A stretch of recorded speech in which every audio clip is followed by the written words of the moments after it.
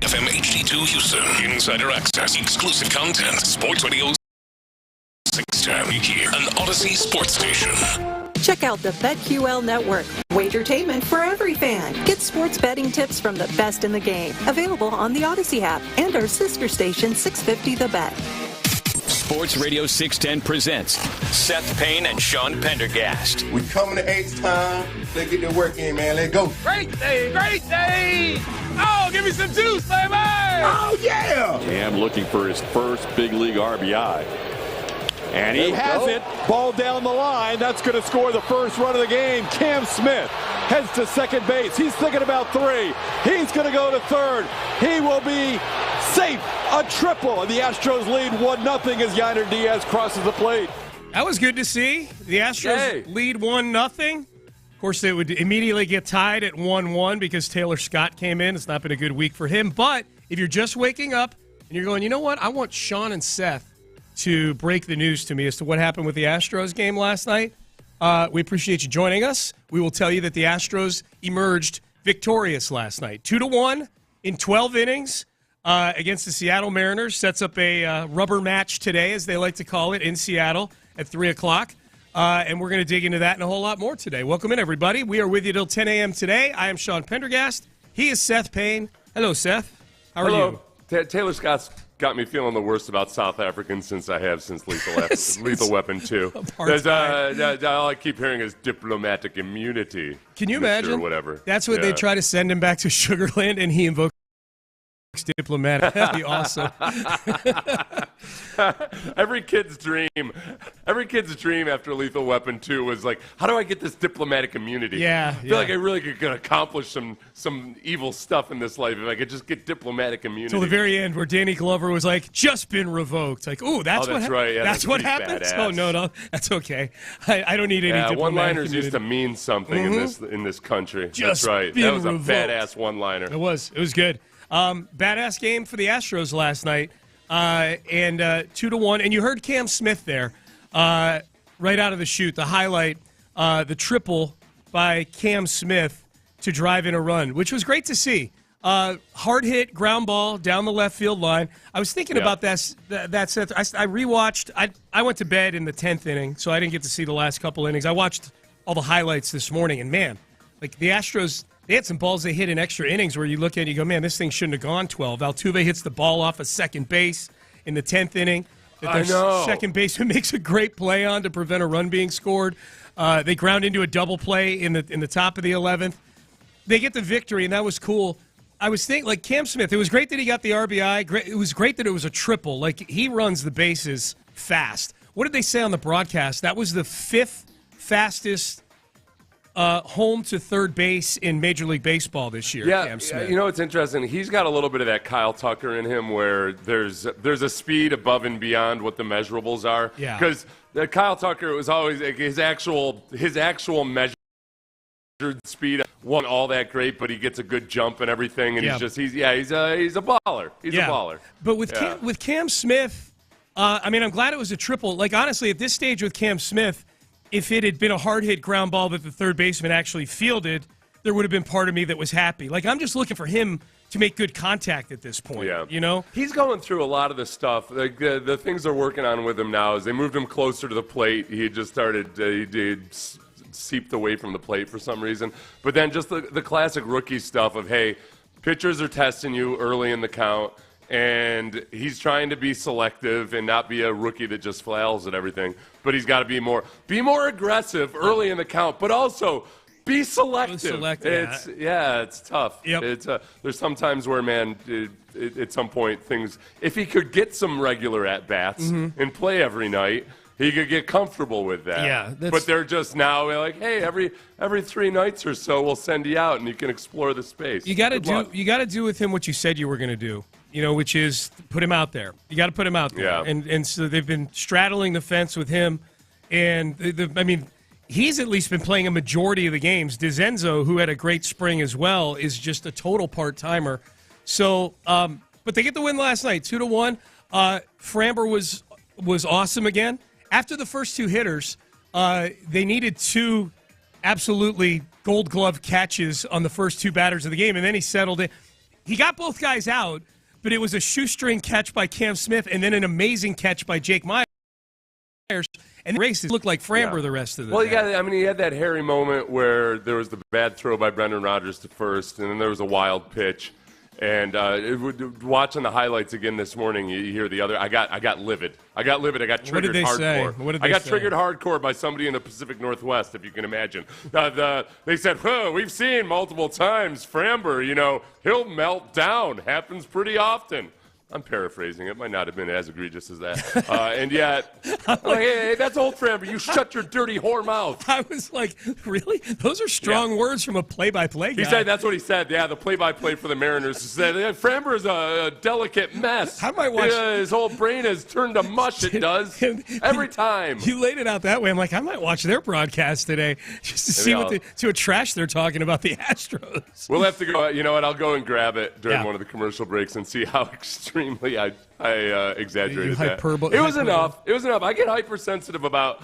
There is that. I get protective over Framber because Framber. I feel that Framber has a reputation that he hasn't really earned or deserved in multiple years now, 4 or 5 years now. Yeah. And yet, when you see anonymous quotes from executives and everything, they act like he's still mentally fragile, Framber, and it angers me. I think it's because, look, the Framber from 2022, where he was a walking quality start, that may never happen again for any pitcher. That was an amazing season. I think it's probably because, and I'm saying this totally off the cuff, this is just total gut feel from Framber Valdez. I think it's because when it's bad, it does have elements of he's flipping out right now. When it still is. It just doesn't happen as often, but when it does happen, there is a bad Framber element to it. Well, and there is part of it too. When you watch the game and you see him he still does all the old stuff he does as far as stepping off the mound to collect himself. But because of the pitch clock, he has to do it at such an accelerated pace that it does feel like you're kind of constantly precariously on the edge with him. Yeah, that was when he stepped off the mound after going 6 last night. We're 3 starts in for Framber. I'm like, God, this is good. He's only had 2 bad innings this year, really. Yeah. He pitched 7 shutout innings in the opener against the Mets, and then he had the 2 bad innings to start off the start he had against the Giants, but then he settled in after that. And then, by and large, he was pretty good last night. He did some good defense in the first inning, and as you pointed out, there was a little bit of a nerve-wracking situation midway through the start.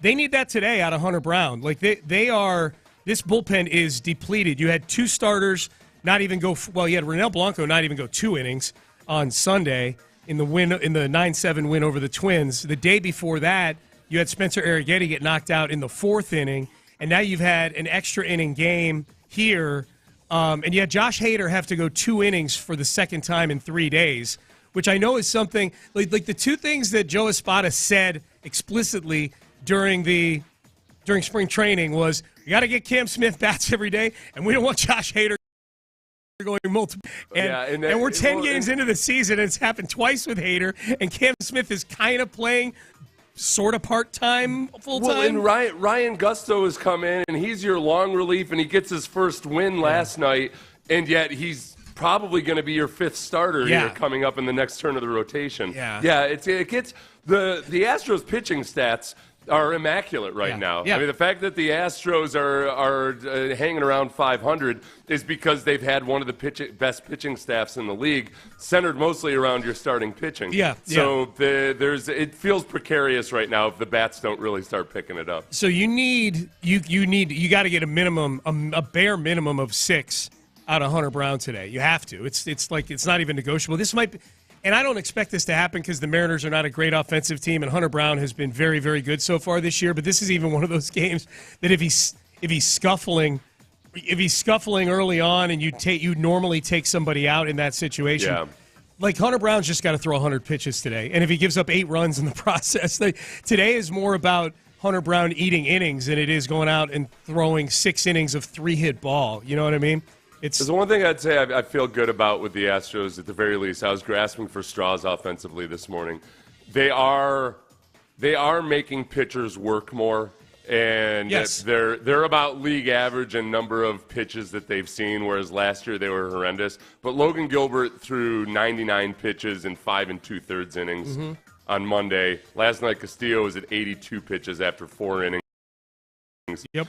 35 in the fourth. So like they're doing a better job with that. If they could just every now and then get a hit with runners on base, that would be great. Just more than 5% of the time or so, they'd be boy. This would be a much different feel to this baseball. Well, this team. this is what they were last year, except they're getting good this time last year. Except the pitching is humming right now. You know, like they had, you know what I mean? They had major issues driving guys in last year. The problem was the pitchers are giving up 8 runs in the first 2 innings last year. You know, I guess, and I see a lot of people frustrated with Alex Citron and Troy Snitker, the hitting coaches, and I just always go back to, those were your hitting coaches in 2019 as well.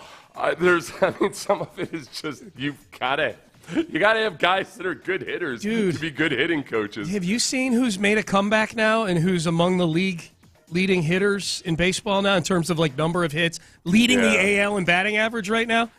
Brandy's guy, George Springer. Springer's having a renaissance right now. To go alongside Bregman Player of the Week and Tucker Player of the Week, Springer is hitting .455 this year. Maybe George can make her happy. All right, great. Brandy's the only wife out there pining for a summer vacation to Toronto. Go catch some ball games. Yeah, especially these days. Who knows what kind of aggression I'll face up there? No kidding. Up there, looking like the damned American that I am. Yeah, that's right. Viral video. Yep. Man and his wife attacked at a Blue Jays game. Yeah, the enemy we didn't know we would have, Canada. All right, Payne and Pendergast with you on Wednesday. Boy, we got a lot to get to today. We are still less than 48 hours removed from the Cougs loss to the University of Florida on Monday. Cougs came home yesterday. It was a cool scene, man. A lot of people out there to support them. We've got some breadcrumbs left over from that loss on Monday, including Kelvin Sampson lost the game as the head coach. Might have been the big loser in the wallet as well. So we've got some crumbs left over from that we will get to coming up next. Don't be a loser in the wallet.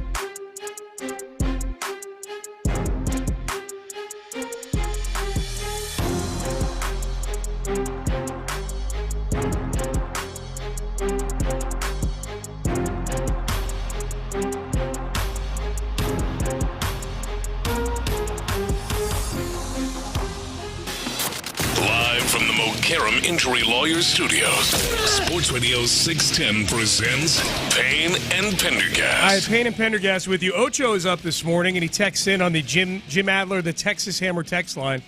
Sean, Emmanuel Sharp is going to take this to his grave. This is hitter, and he knew it in the moment. Of course, he's talking about the final play of the game on Monday night. Ocho drops a scarlet letter reference early in the morning. Dropped a Hester print on him. That was the Ocho. We are not a literary people on this show. Okay, it's just try not to be so highbrow this early in the morning. That is one book that I read in high school that I do remember the name of the main character. The woman who had to don the scarlet letter A for adultery was Hester Prynne. Oh, wow. Yeah. Good job. Good recall by you. Dude, don't ask me for anything else out of that book. I don't know why I remember that. Emmanuel Sharp is going to take this to his grave, says Ocho. This is his scarlet letter, and he knew it in that moment. To make matters worse, that moment will be a permanent fixture in the One Shining Moment montage and the March Madness highlights and lowlights. Tough. Ouch. Yeah. Ooh, and the lowlights. Oh, that would be an agony of defeat moment. Yeah. If they still had that intro running, it wouldn't be on the same network. But you know what I'm saying. Yeah. It is that is an agony of defeat. The ball just sitting there on the court while Sharp just stands helplessly waiting for somebody to watching rescue it bounce. Just sitting there watching it bounce. Oh, that's rough. Yeah. Look, he's going to get another crack at it next year. I'm assuming Emmanuel Sharp still has a year of eligibility. He doesn't feel like a guy who's going to be going pro this year. He'll be back. Yeah, that's the comeback moment where maybe can be part of a montage of, hey, you get punched in the nose, but then you come back and you win the fight. Well, it's funny. I actually thought about that yesterday, and I didn't get a chance to listen to the guys yesterday afternoon. But as I watched repeatedly the highlights of Emmanuel Sharp in those final moments, and Clint doesn't shy away from it at all. They made a 30 for 30 about it. You know, the fumble that he had against Tennessee back in 1998 when Arkansas was a battle of two top 5 teams. And Arkansas had the game sewn up, and Clint had to walk around with that for many, many years. He still has people come after him on social media about it. 30 He's got years. The annoying dynamic like Dan Orlovsky, where people try to end an argument by bringing up a horrible moment from the past. Or if he has an opinion on sports talk radio, they're like, "Shut up! You fumbled in 1998." Stuff like that. Yeah. But a lot of people, they recall that. But the following year, Clint was still the quarterback of Arkansas, and he beat Tennessee. You know, and that was the redemption part of it, is they beat a good Tennessee team the next year. That's why I'm kind of bummed I didn't get a chance to hear the guys yesterday. I'm curious if Clint brought that up. But that's part of Clint's story, is that he took advantage of the opportunity, the same opportunity he took advantage of the following season and was successful. That's my hope. That's part of the intrigue now for me with the Cougs next season, is if Emmanuel Sharp is back with his team, and I have no reason to believe he won't be. He's got a year of eligibility left. Do they make another run, and does he make big plays? He made so many big shots just to help get them to that game. That was the hard part, man. Like he hit those threes against Tennessee in the Elite Eight that kept Tennessee at bay the whole game. He hit the biggest shot of the game, in my opinion, in the Duke game, the three to get them point deficit in the last 30 seconds. The whole thing about the current state of affairs in college basketball is that you look at a team like Duke, and hey, they're going to get 5-star after 5-star recruit. They're going to get all these lottery picks, etc., but they're going to be short-timers. And that ultimately what you end up with is, in crunch time, in big games, you end up with really talented boys going against really tough and gritty men sometimes, like you did in the Houston game the first time. And I guess that's so that's where we had the one listener yesterday who say, like, wow, this proves that Houston's strategy won't work because this, that, or the other. All right, they had a 1-point lead with 2 minutes left, and they turned the ball over 4 times. Right. So, but in that moment where you have one of these older veteran, by college standards players, Emmanuel Sharp, end up with the final 2 turnovers, that's where you hope that, right, with him coming back next year, he's learned some lessons, and he's that much more grisly in those moments.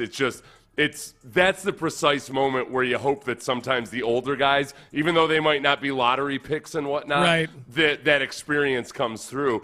The difference next year might be, okay, there might be a little bit more overall physical talent on the floor. Yeah, it'll be You've younger. got a recruiting class with three five-star recruits, and everything might balance out a little bit more. That's the trade-off, and they picked up they picked up a big transfer yesterday too from Creighton.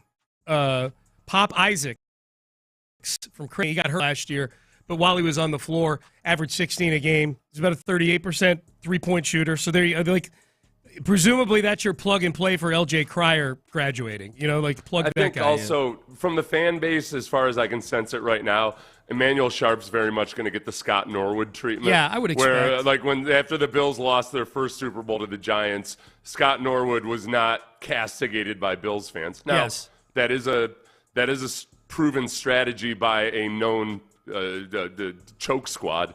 So it's not proven that ultimately leads to success. I don't want that to lead to 4 straight losses in the finals. Right. Yeah, they hadn't shown themselves to be the choke squad quite yet when they took Scott Norwood back in with a big embrace. Yeah. So they need to embrace Emmanuel Sharp, but also recognize that you can't become the Buffalo Bills. That's it, man. That's it.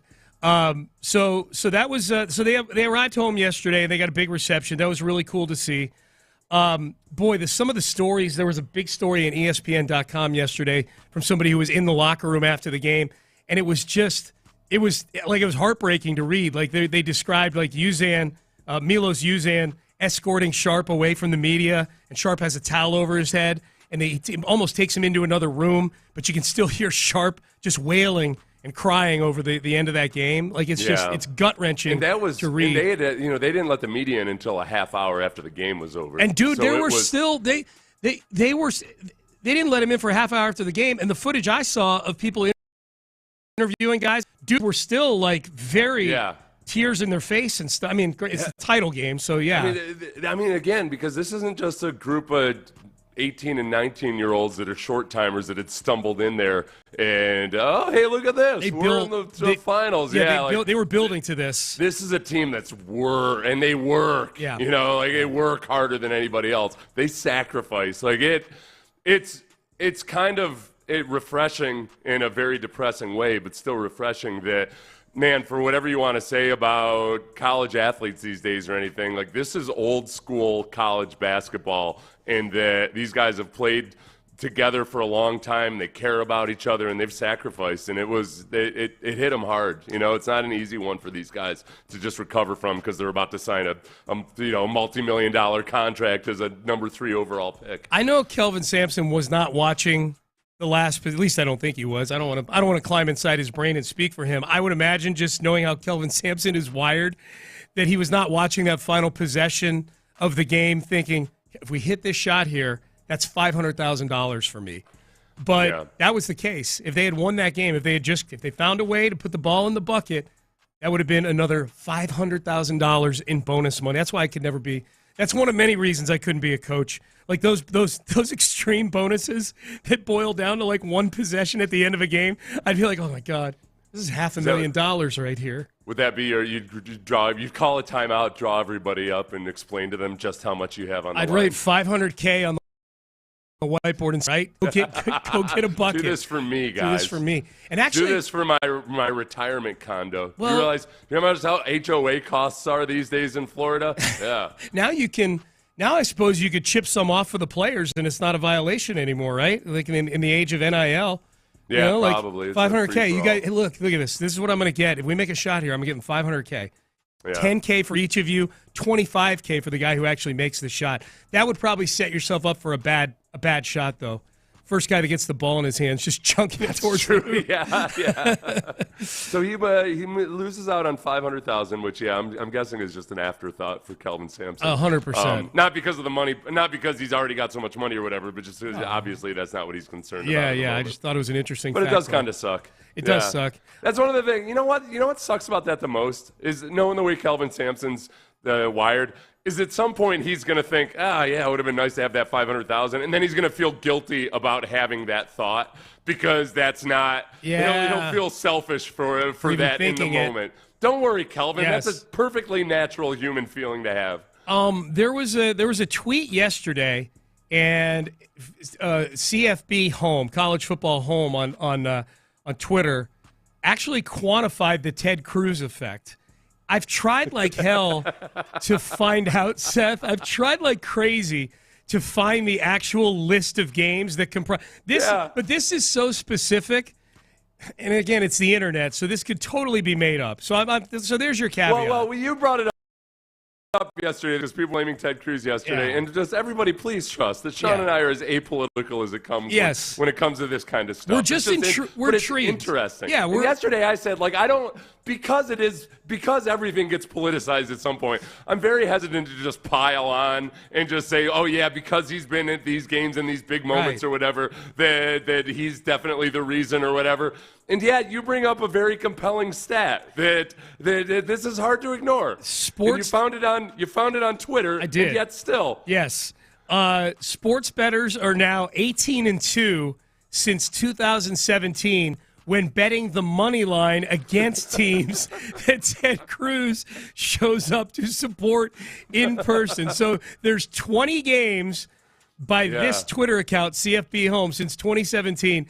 There's 20 games where Ted Cruz has shown up and been publicly acknowledged as being in the corner of one of the two teams, and those teams are 2-18 on the money line. They're straight up 2-18. So if you fade Ted Cruz, this is what you would. This is how much money you would have made just betting $100 against the teams Ted Cruz is supporting in person at these games. $2,926 in profit. I mean, that's a hard one to when you big start impact on the catching cold economy. hard cash to it. Yeah, man. If I were a political advisor, which was a lot of people are always encouraging me to go in that route, but no, I can't. I owe it to the people of Houston to keep talking about nonsensical stuff. That's right. I would say, listen, maybe what we need is anytime there's a big game, henceforth, we've just put you in a bunker. We'll make a big, we'll make a dog and pony show out of it, but make it look like you're working on something really important for the people that you're not even going to be watching. And because for the good, as much as you love sports, because God bless the USA, you're a red-blooded American and everything, you're willing to sacrifice and you're going to go work and hammer out some details with, I don't know, a foreign dignitary or something. That's how much you care about your sports teams, that you're just going to completely ignore it so you don't have an effect on it. Don't look like you're having a good time. He always looks like he's having a pretty good time at the games that he's at. Just look busy doing something else. That's good advice. You should have taken that as your job. What did you say? A political advisor? And you decided to LinkedIn LinkedIn sent me a list of jobs it thinks that I would be qualified for. Hey, if you're thinking of making a career change, or not even a career change, if you're looking for a job, which I'm not. Here are 6 jobs we think you would be good for. I thought this was funny the other day. One of them they recommended for me was MLB Game Day Compliance Monitor. It's basically like a narc at the MLB at a Major League Baseball game. Here's the list of job duties. You tell me if you think I'd be good at this. Arrive at the ballpark no later than 3 hours prior to the scheduled start time. I can do that. You'd be good at that. You're always punctual. Yeah, thank you. Monitor the storage and handling of baseballs. Okay. Monitor compliant use of equipment. Oh, I could totally see me walking around. Like measuring bats and weighing bats and things like that. If I didn't need a clipboard, I would have a clipboard with me and a tape measure. At all times. You probably have some kind of little sonogram type device to be sure the bats aren't corked. A little, I don't know, portable X-ray machine or something. Here's the big one, Seth. Here's the big one. Provide additional on-site support to the enforcement of the sign stealing and use of electronic device regulations. It basically, LinkedIn thinks I would be a really good narc, is what it is. I think I would worry about with you is that because you've got a gambling history that you'd be too tempted to try to work this into a personal edge. That's the other thing. Yeah. I'm like, okay, this sounds kind of cool, right? And it's an hourly job. It's a part-time job. It pays $27.50 an hour. If you're doing it, you're doing as much to say, I've got this gig with MLB, so you got an interesting story at parties as you are the actual wage itself, I would imagine. But I thought the same thing, Seth. I'm like, all right, what are the reasons why Major League Baseball or LinkedIn is making a big mistake? And I'm like, I like to gamble. I would be the worst person to have down there in the bowels of the stadium. I've thought about this before where if I wanted to retire, I like working. I don't think I'm ever going to not work. I like getting a paycheck. Yeah. And it doesn't have to be a huge paycheck or anything. But in retirement, I'd like to have a job that maybe I can do 20 hours a week of or something. And a lot of the trades appeal to me. Yeah. A lot of people have recommended welding because you can always find welding work if you're a good welder. Yeah. But you can also kind of do it, you can kind of call your shot as to what hours you want to work if you want to take it on a totally see you being a welder with that the face shield down, torch out. Hell yeah. The other one, and sometimes I just get bored when I have a little bit of downtime. I've thought about just getting kind of a job where I don't have to think about too much. Yeah. I've thought about getting my CDL and it's got a commercial driver's license. Oh, okay, yeah. You get some kind of part-time, even I'm just like delivering. It is something where I could drive like a big F-350 or something. Yes. Where I don't have to drive a big rig on these on the highways of Houston or anything. Yeah. Yeah, I think I could just listen to podcasts. Yeah, take a 2-hour trip to deliver something out, out I-10 and then come back. And just make a modest wage, which by the time you're doing that, will be something like $314 an hour or something. Right, whatever it is. Yeah. I don't like getting those LinkedIn. I've kind of stumbled into getting those notifications of job offers and stuff. I don't like seeing how unqualified I am for almost everything. For any job of substance or anything, or with a high salary, I'd be like, I'd have to have either you or Meltzer come with me to actually. It'd have to be a package deal. Like, okay, I'm going to have Sean organize things for me and I'll do my job, but I need somebody else to organize things I'm in. The thing about this job, what is it called again? MLB Game Day Compliance Monitor. The showing up 3 hours early for the game that has a recipe for a lot of standing around. Like, I'm here 3 hours early. I checked the bats. I checked the balls, made sure all the sign stealing equipment's working. Now I'm standing around for 2 hours. I don't like standing around. I don't like hey, be there. I need you to be somewhere at 3:30. What time does the event? I don't like standing around. That might irk me. Yeah, but that's where you end up. You like just chatting with people, though. Yeah. You'd end up chatting with people and everything. Maybe. You know what? That would work out. Actually, that would work out really well with your current job. That ended up, maybe that's what you need to do. Yeah, because you'd end up really getting to chat with everybody and everything. You get all kinds of inside information. All right. There's one thing you discover about pro sports teams is that as much as you might think, oh yeah, people are, they got everything on lockdown all the time. People just start chatting. Yeah. They say all kinds of stuff that they shouldn't be saying because they just start chatting. Oh, yeah. Get them talking, baby. All right, Payne and Pendergast with you. Let's do some headlines coming up next here, including the Astros getting a big win last night. Rockets clinched the 2 seed. They didn't have to do anything last night, and they clinched the 2 seed. We'll get into all that in headlines coming up next. Hey, underdog.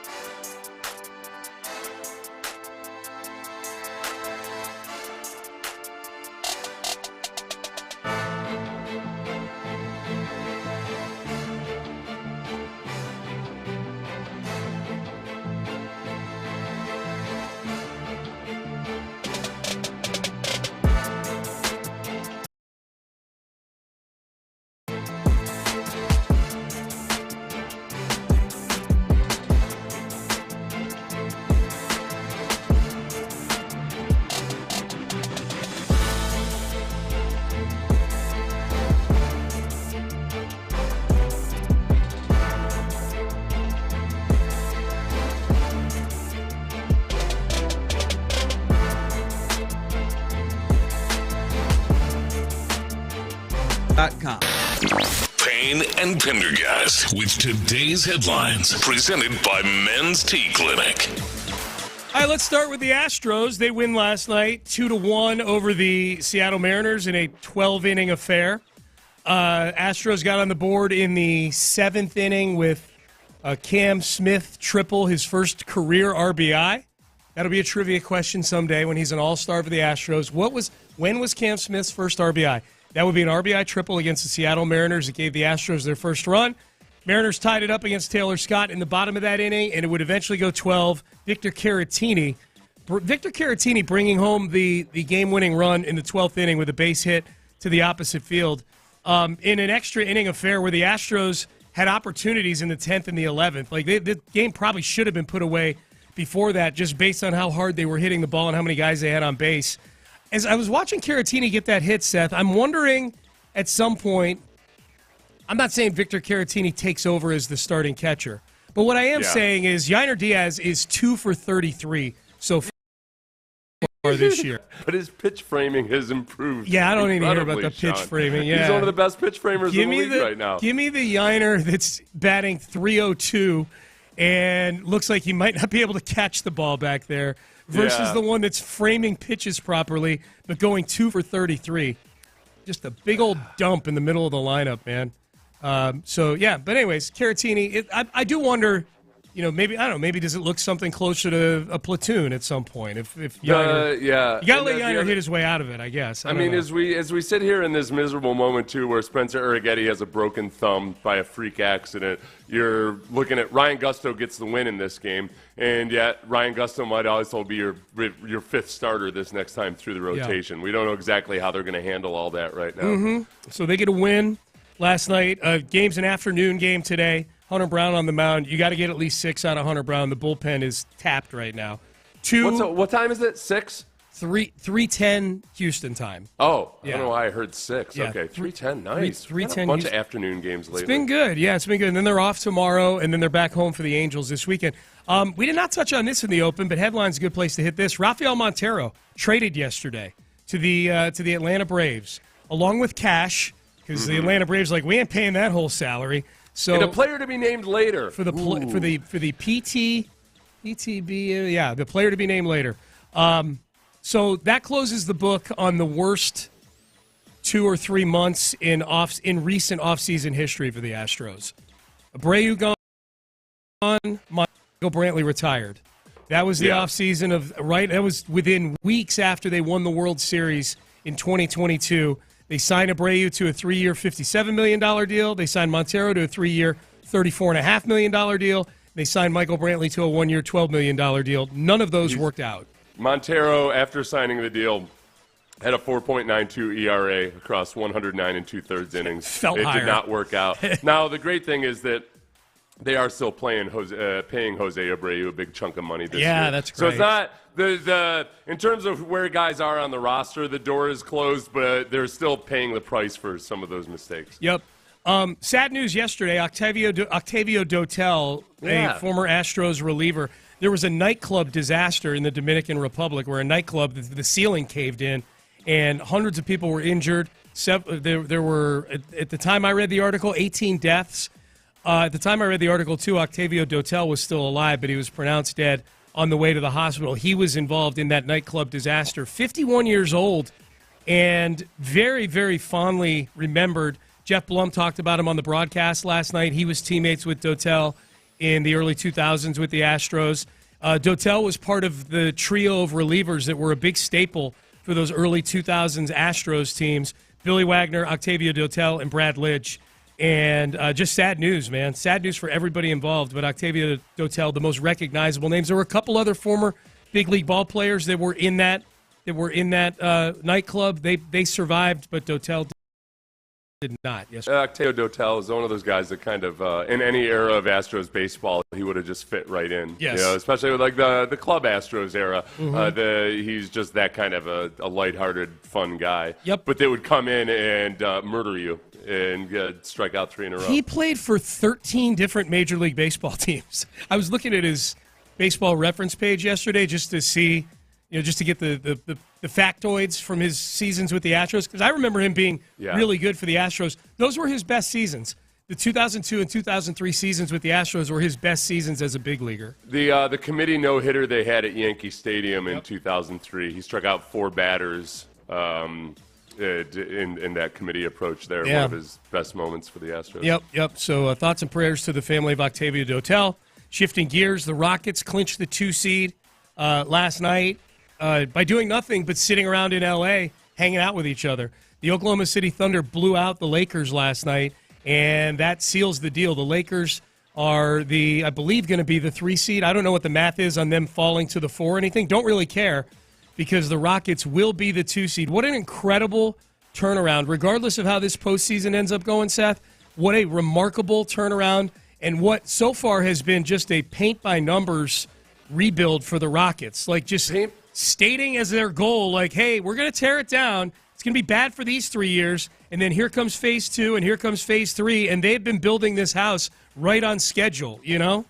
Well, and Sean, and not to mention, is part of this rebuild is discussing about whether or not the Rockets should try to trade for Kevin Durant next year. Yeah. They're up to, because the Suns are failing so miserably, the Rockets now have a 17.3% chance of getting a top 4 pick in the lottery. Yep. Like, it's and I'm feeling less and less along the way, as that would be a Suns pick the Rockets are getting, that I feel less and less like I'm even interested in getting the guy who's a known super team destroyer to come into this team. It's weird to say. It's almost like, okay, they don't even really need this pick. Like, unless that pick is the number 1 overall pick and you can draft Cooper Flagg.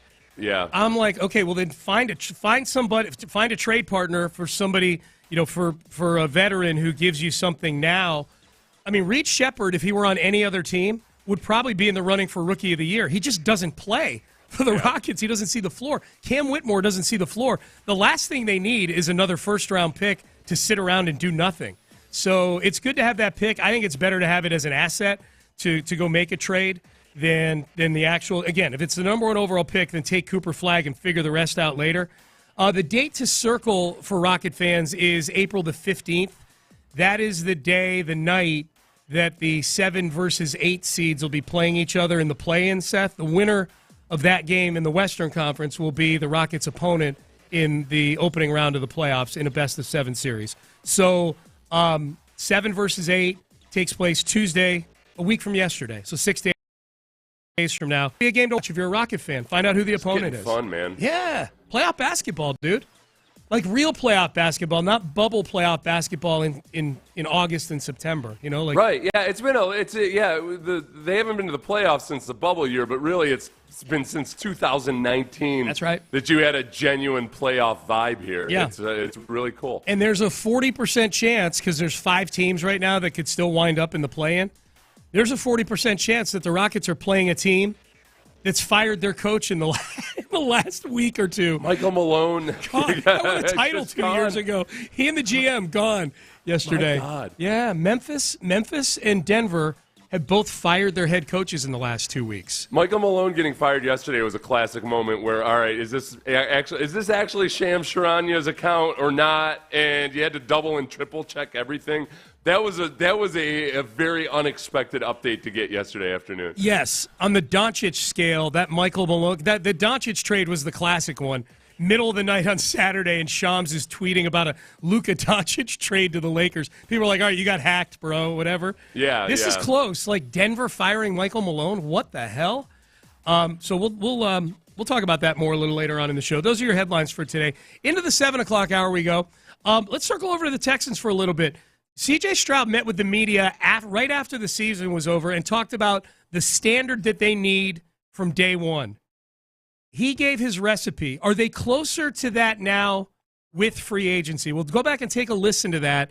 Are they closer to the standard now based on some of the things they've done? Nice long segment coming up in the 7 o'clock hour. Stay there. Hey,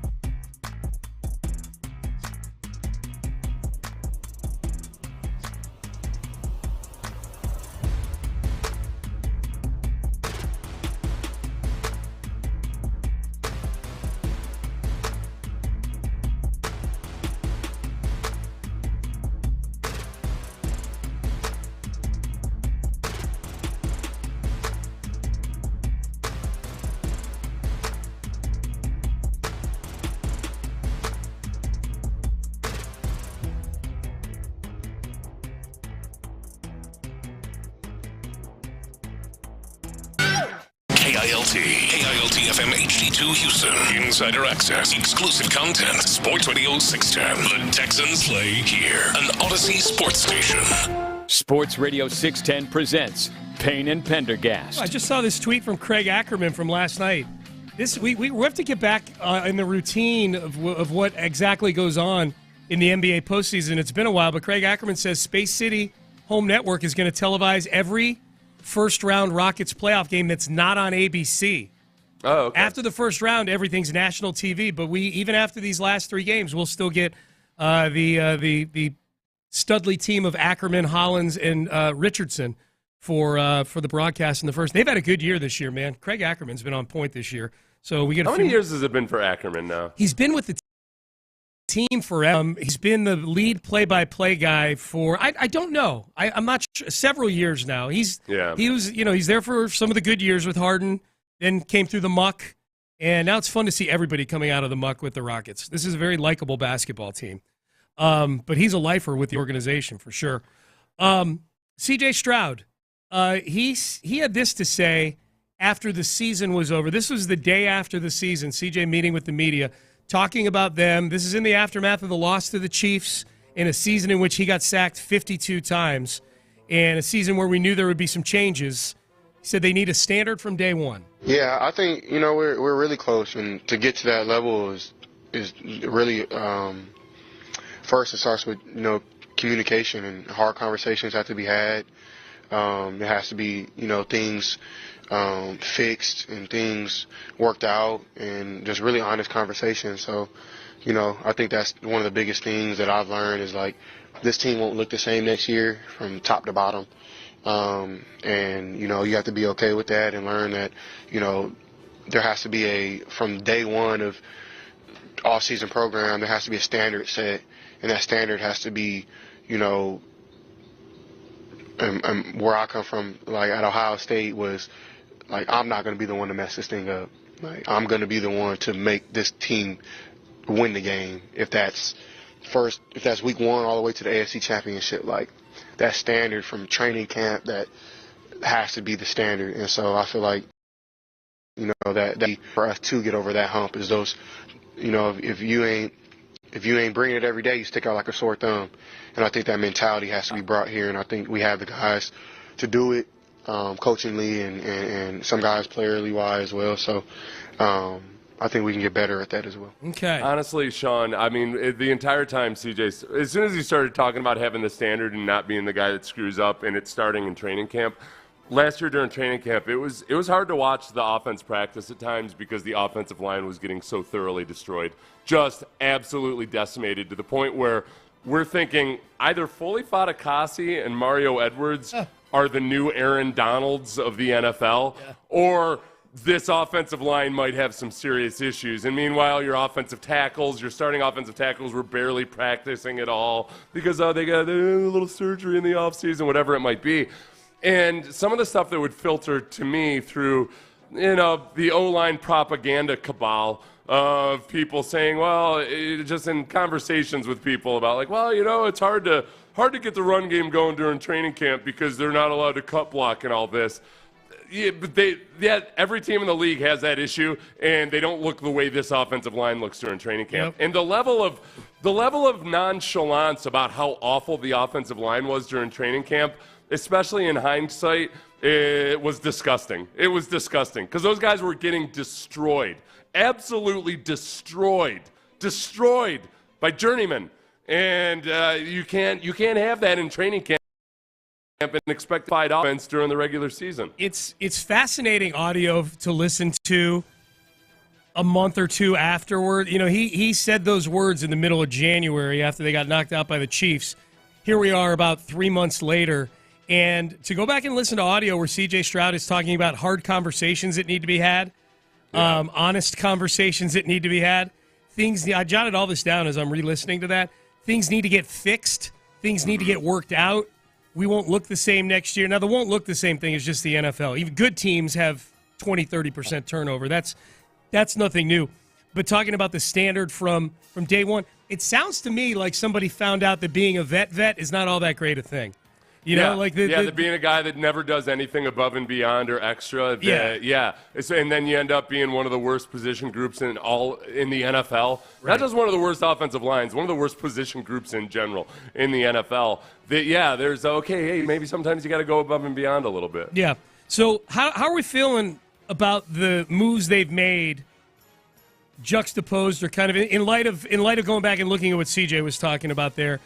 Do we feel like that headway has been made on some of these things we feel like CJ is alluding to here? I think that in terms of trying to establish more of a blue-collar work ethic to the whole shebang, right. I think they've made progress in that. It was just by virtue of having a bunch of guys that have had to fight and scrap, and they know they're going to have to fight and scrap to get their position this year.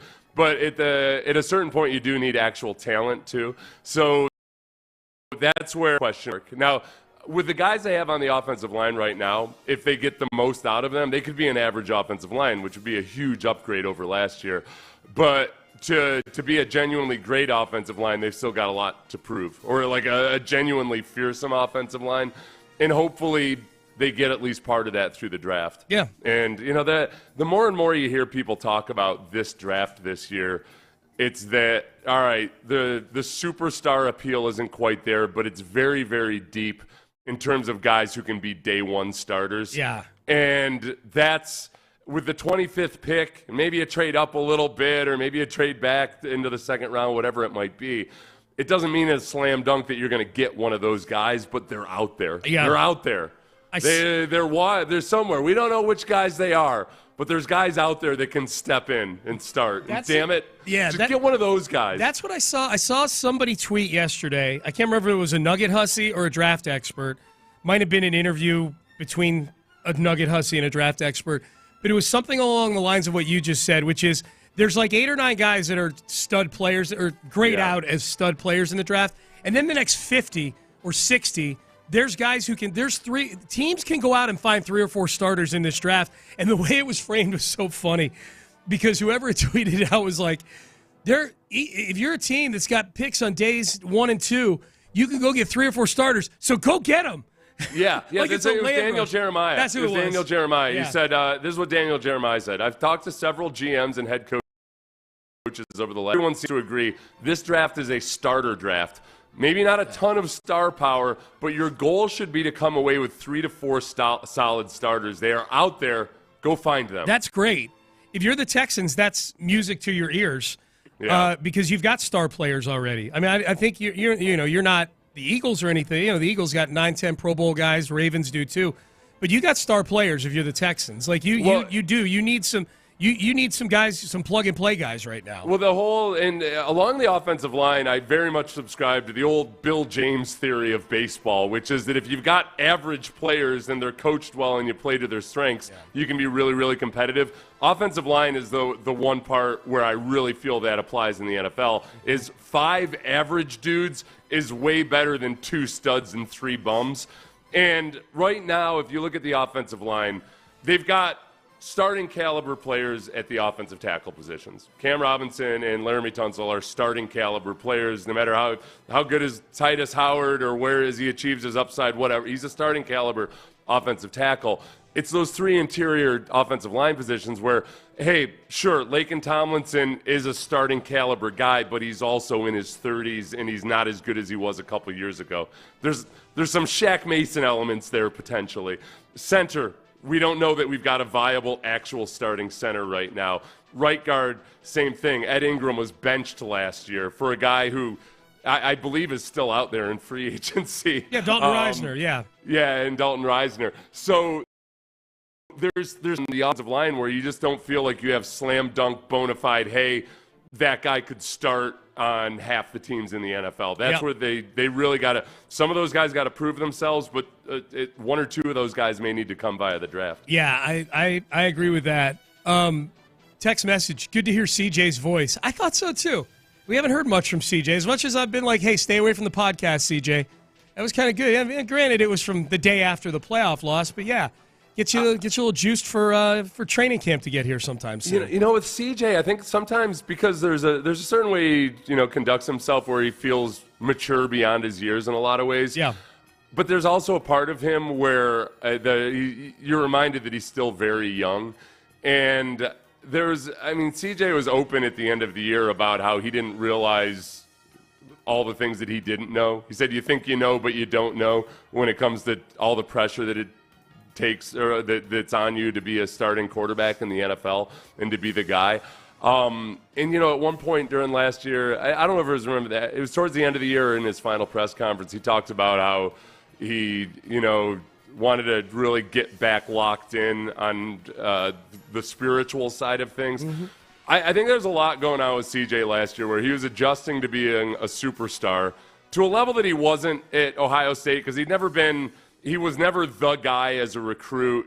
And then even though he was a starting quarterback at Ohio State, it's different than being an NFL starting quarterback. I think he was just sorting through a lot of the stuff that comes both on and off the. And I don't expect to hear a lot of him this offseason. It's not because going on a podcast is inherently a bad thing or anything, but I think he's a guy who at his core just wants to be able to focus on football and not much else. And I think it's going to be a back to basics in a lot of regards for him this year, and it ultimately is going to be a really good thing. Well, it needs to be. I mean, he's got a new OC. He's going to have a new offense to learn. He's it's by necessity. It's got to kind of be that way. I read that book, remember the book that A.J. Brown was caught reading on the sideline? They say caught reading it on the sideline. It was a good thing. It's called Inner Excellence. Inner Excellence. Book by Jim Murphy. Mm-hmm. We had a chance for an interview with him during the Super Bowl, but the timing didn't work out. Oh, that would have been fun. Jim Murphy, not A.J. Brown. But I read the book, and it was really interesting because one of the things that Jim Murphy was talking about in that book is for what he's run into, both with himself because he was a minor league baseball player, but then a lot of professional athletes, is the guys who are very religious, and especially in pro sports, they kind of come into a conflict where a lot of the things that are thrust upon you, or even that you're going after, achieving individual excellence and great wealth, are in stark contrast with a lot of the things that you want to focus on the spiritual side of things. And it's something that, very devout Christians have to struggle with, or very religious people have to struggle with it as professional athletes. It's not the worst struggle in the world to have when you stack it up against other struggles. True, but I could see that. I could see that being, man, you got to really learn how to balance the fame and the money side of things with also what your core beliefs are. Yeah. And when you're genuine about it, when you're not just somebody that's trying to get clicks on Instagram, that's a lot to go through as a young man. CJ is about as self-aware a 23-year-old as you're going to find. Yeah. That's, and you're right. Even being the quarterback at Ohio State, that was not on the same level as what he was experiencing, especially midway through his rookie year when those back-to-back Tampa Bay and Cincinnati games, those last-second wins, really put him on a whole other level compared to a lot of not just compared to rookies, compared to a lot of quarterbacks and players. Period at that time. Yeah. And that's a big adjustment. And you could tell he was going through it. Just from the Tank Dell injury, where it was a atypical, unique emotional outbursts you saw from him. Whether no matter how you feel about it, you concede that that's different than what you usually see from an NFL quarterback. And then he makes some bad errors at the end of that game. He's kind of in a funk for a while, and it felt like everything was almost kind of caving in on him to a certain degree. And he fought through that. Ends up having playing very competitively in the playoffs. Yes. But it was a young quarterback. I think it was a young quarterback stretch for him there. Yep. Payne and Pendergast. Well, how are you guys feeling? 713-572-4610. We played that CJ audio. How are you feeling the team has done in getting a defensive side ball that mirrors what CJ Stroud was talking about in that cut we played earlier this segment? 713-572-4610. There's a lot that's been going on the last couple days with the NFL draft when it comes to quarterbacks. Jackson Dart visited Cleveland on Tuesday, and Jackson Dart and Shedeur Sanders have become very interesting because Jackson Dart feels like his stock is going up. Shedeur Sanders feels like his stock is going down a little bit right now.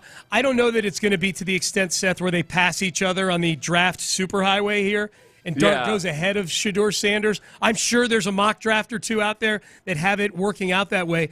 But Jackson Dart visiting Cleveland yesterday was a big deal because there's a lot of talk now. Cleveland doesn't want to take a quarterback with the second pick, but with that 33rd pick that they have, they could get very frisky when it comes to either waiting for a quarterback to come to them or moving back up into the first round, because when you get into the first round, you get that fifth-year option on the quarterback. You have a little more control over them. It's another year before you even need to think about the franchise tag for a quarterback. So with Dart, I'll tell you what. I mean, and it's a weird year where, despite teams reaching for quarterbacks, it's in the past, in the recent decade or so. It also is a weird year where there's a lot of teams that aren't happy with their quarterback, but also you could see them totally justifying, we don't feel like we need to reach for our quarterback. You've got a situation where, the Raiders are one where, okay, if circumstances were different, you could totally see a team saying, yeah, we're going to take a flyer on a quarterback that we don't feel great about because who knows how much, we don't feel awesome about Geno Smith, but, we'll see. And yet, Pete Carroll is emotionally tied to Geno Smith, and Geno Smith justifiably and understandably has a little bit of a chip on his shoulder. So there's a lot of teams like that where I don't see them reaching for a quarterback in the way that teams have in the past. So Shedeur Sanders, it could take he's in that spot where there might be 2 or 3 teams that would feel good about taking Shedeur Sanders, but it just might not work out that way. Yeah. So he could go in top 15 easily, but then I could also see him plummeting. Yeah, we've seen that scenario playing out on a lot of the mock drafts. He's all over the place. With Jackson Dart visiting Cleveland on Tuesday, I started kind of in my brain fantasizing about Nick Caserio dropping a big old deuce on the draft party on draft night where the Texans are sitting at 25. That would be a spot where if I'm Cleveland or I'm a team near the top of the second round that's thinking about quarterback, the Giants could be that team. The Giants may not want Shedeur Sanders at 3, but they may want Jalen Milroe or they may want Jackson Dart, or maybe Shedeur Sanders starts slipping into the 20s. Yeah. And 25 is sort of a sweet spot right there. And I started thinking about Cleveland, and look, those two teams, Nick Caserio's done business with Andrew Berry before involving quarterbacks. And I started envisioning, if out of the stretch, if they flip-flop with Cleveland and move down to 33 and pick up some draft capital to do that, and everybody's out there at the draft party, waiting for the Texans to make a pick, you show up at the draft party and no pick gets made that night.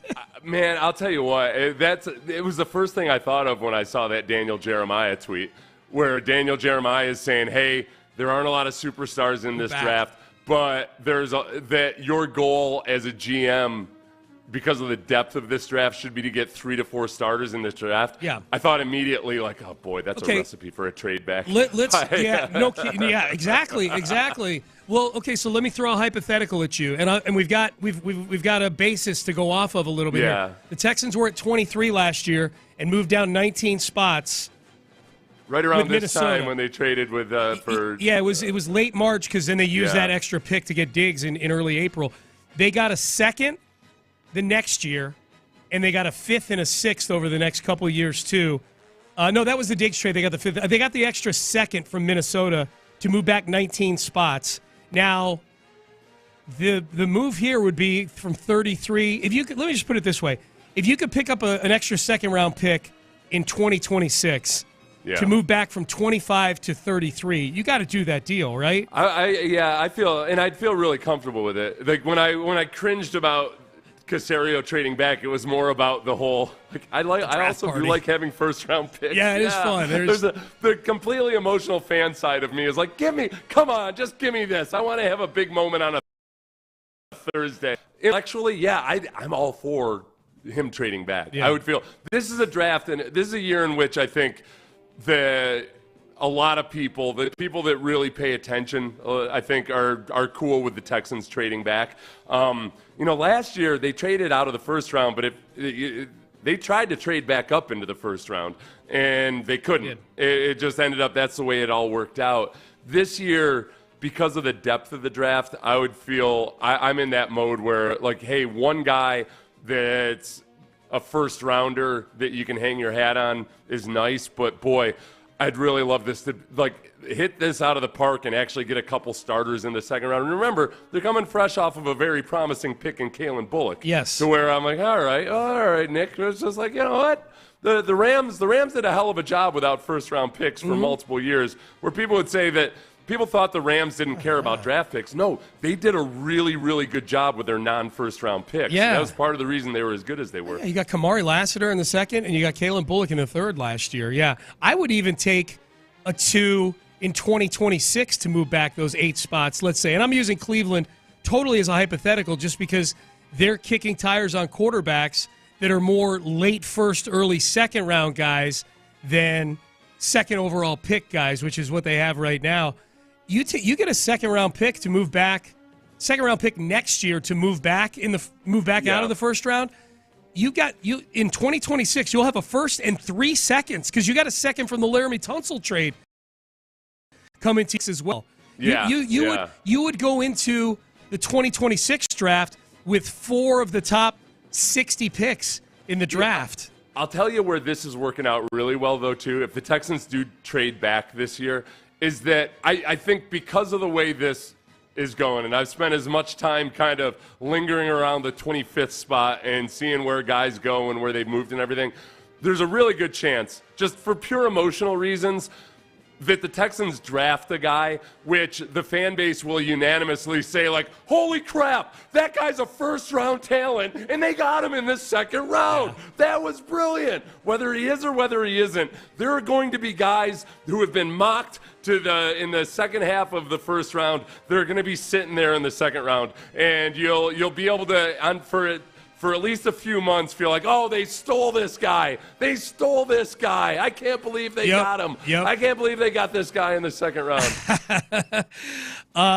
Did y'all hear, this is a text message, Jim Adler, the Texas Hammer text line. Did y'all hear Daniel Jeremiah's comment on Kay Adams' podcast that some GMs text him during the draft about why he graded their picks a certain way or why he thought another team picked better? He also shared Howie Roseman is not one of them. I'm guessing Caserio is not one of them either. Because I think the last thing Nick cares about is grades on draft picks. I'm surprised Jeremiah got duped into the old game of naming who isn't the person, because then it starts to become a little. Then it becomes people start sniffing up the bread. They said that guy wasn't, and this guy wasn't. Yeah. They did say this guy wasn't. Yeah. Who else wasn't, Daniel? Yeah. That's got to be kind of surreal and fun during the draft. Like, as all the picks are getting made, the people making the picks are texting you, hey, why'd you say that about our guy? Jeremiah is in a good spot where I think that he's a former scout, and he talks to a lot of people, and I think they respect his opinion. I think like Greg Cosell is like that. He's in the media, but he's been at NFL Films for so long, and he talks to coaches and GMs so much that I think they do talk to him almost like a colleague or as a source of knowledge. They're not looking for nuggets as much as actual knowledge. And it's a little bit like draft day when Kevin Costner's calling around and be like, hey, how come you calls the GM of Seattle and says, hey, why did you trade out? Like, just come on, be honest with me. Tell me the information. That there is I think a lot of that goes on with Daniel Jeremiah. Like, okay, what did you hear about this guy that maybe you didn't pick up? Yeah. Good source. Someone says they saw an SI article that had the Texans trading up into the top 10 with the Panthers. Oh, send a link. If they're did he say you to take who? No, that's why I'm saying send a link, because it does. Yeah, the texter doesn't say. Okay, if the Texans were to trade up into the top 10, I think the Panthers are picking like 8th, something like that. Yeah. If they were trading that high up into the top 10, who do you think they would be trading up to go get? It could be Will Campbell, the Membu kid from Missouri. Oh yeah, Membu, yeah. From Missouri. It could be. I could see it being for Tyler Warren, maybe. Yeah, that was the other one I was going to say. That would be an interesting one. That'd be sizzling. Especially that puts a lot of pressure on Tyler Warren in a good way. I'm not afraid of that. Yeah. Could be for Mason Graham, perhaps, the defensive tackle. God, can you imagine?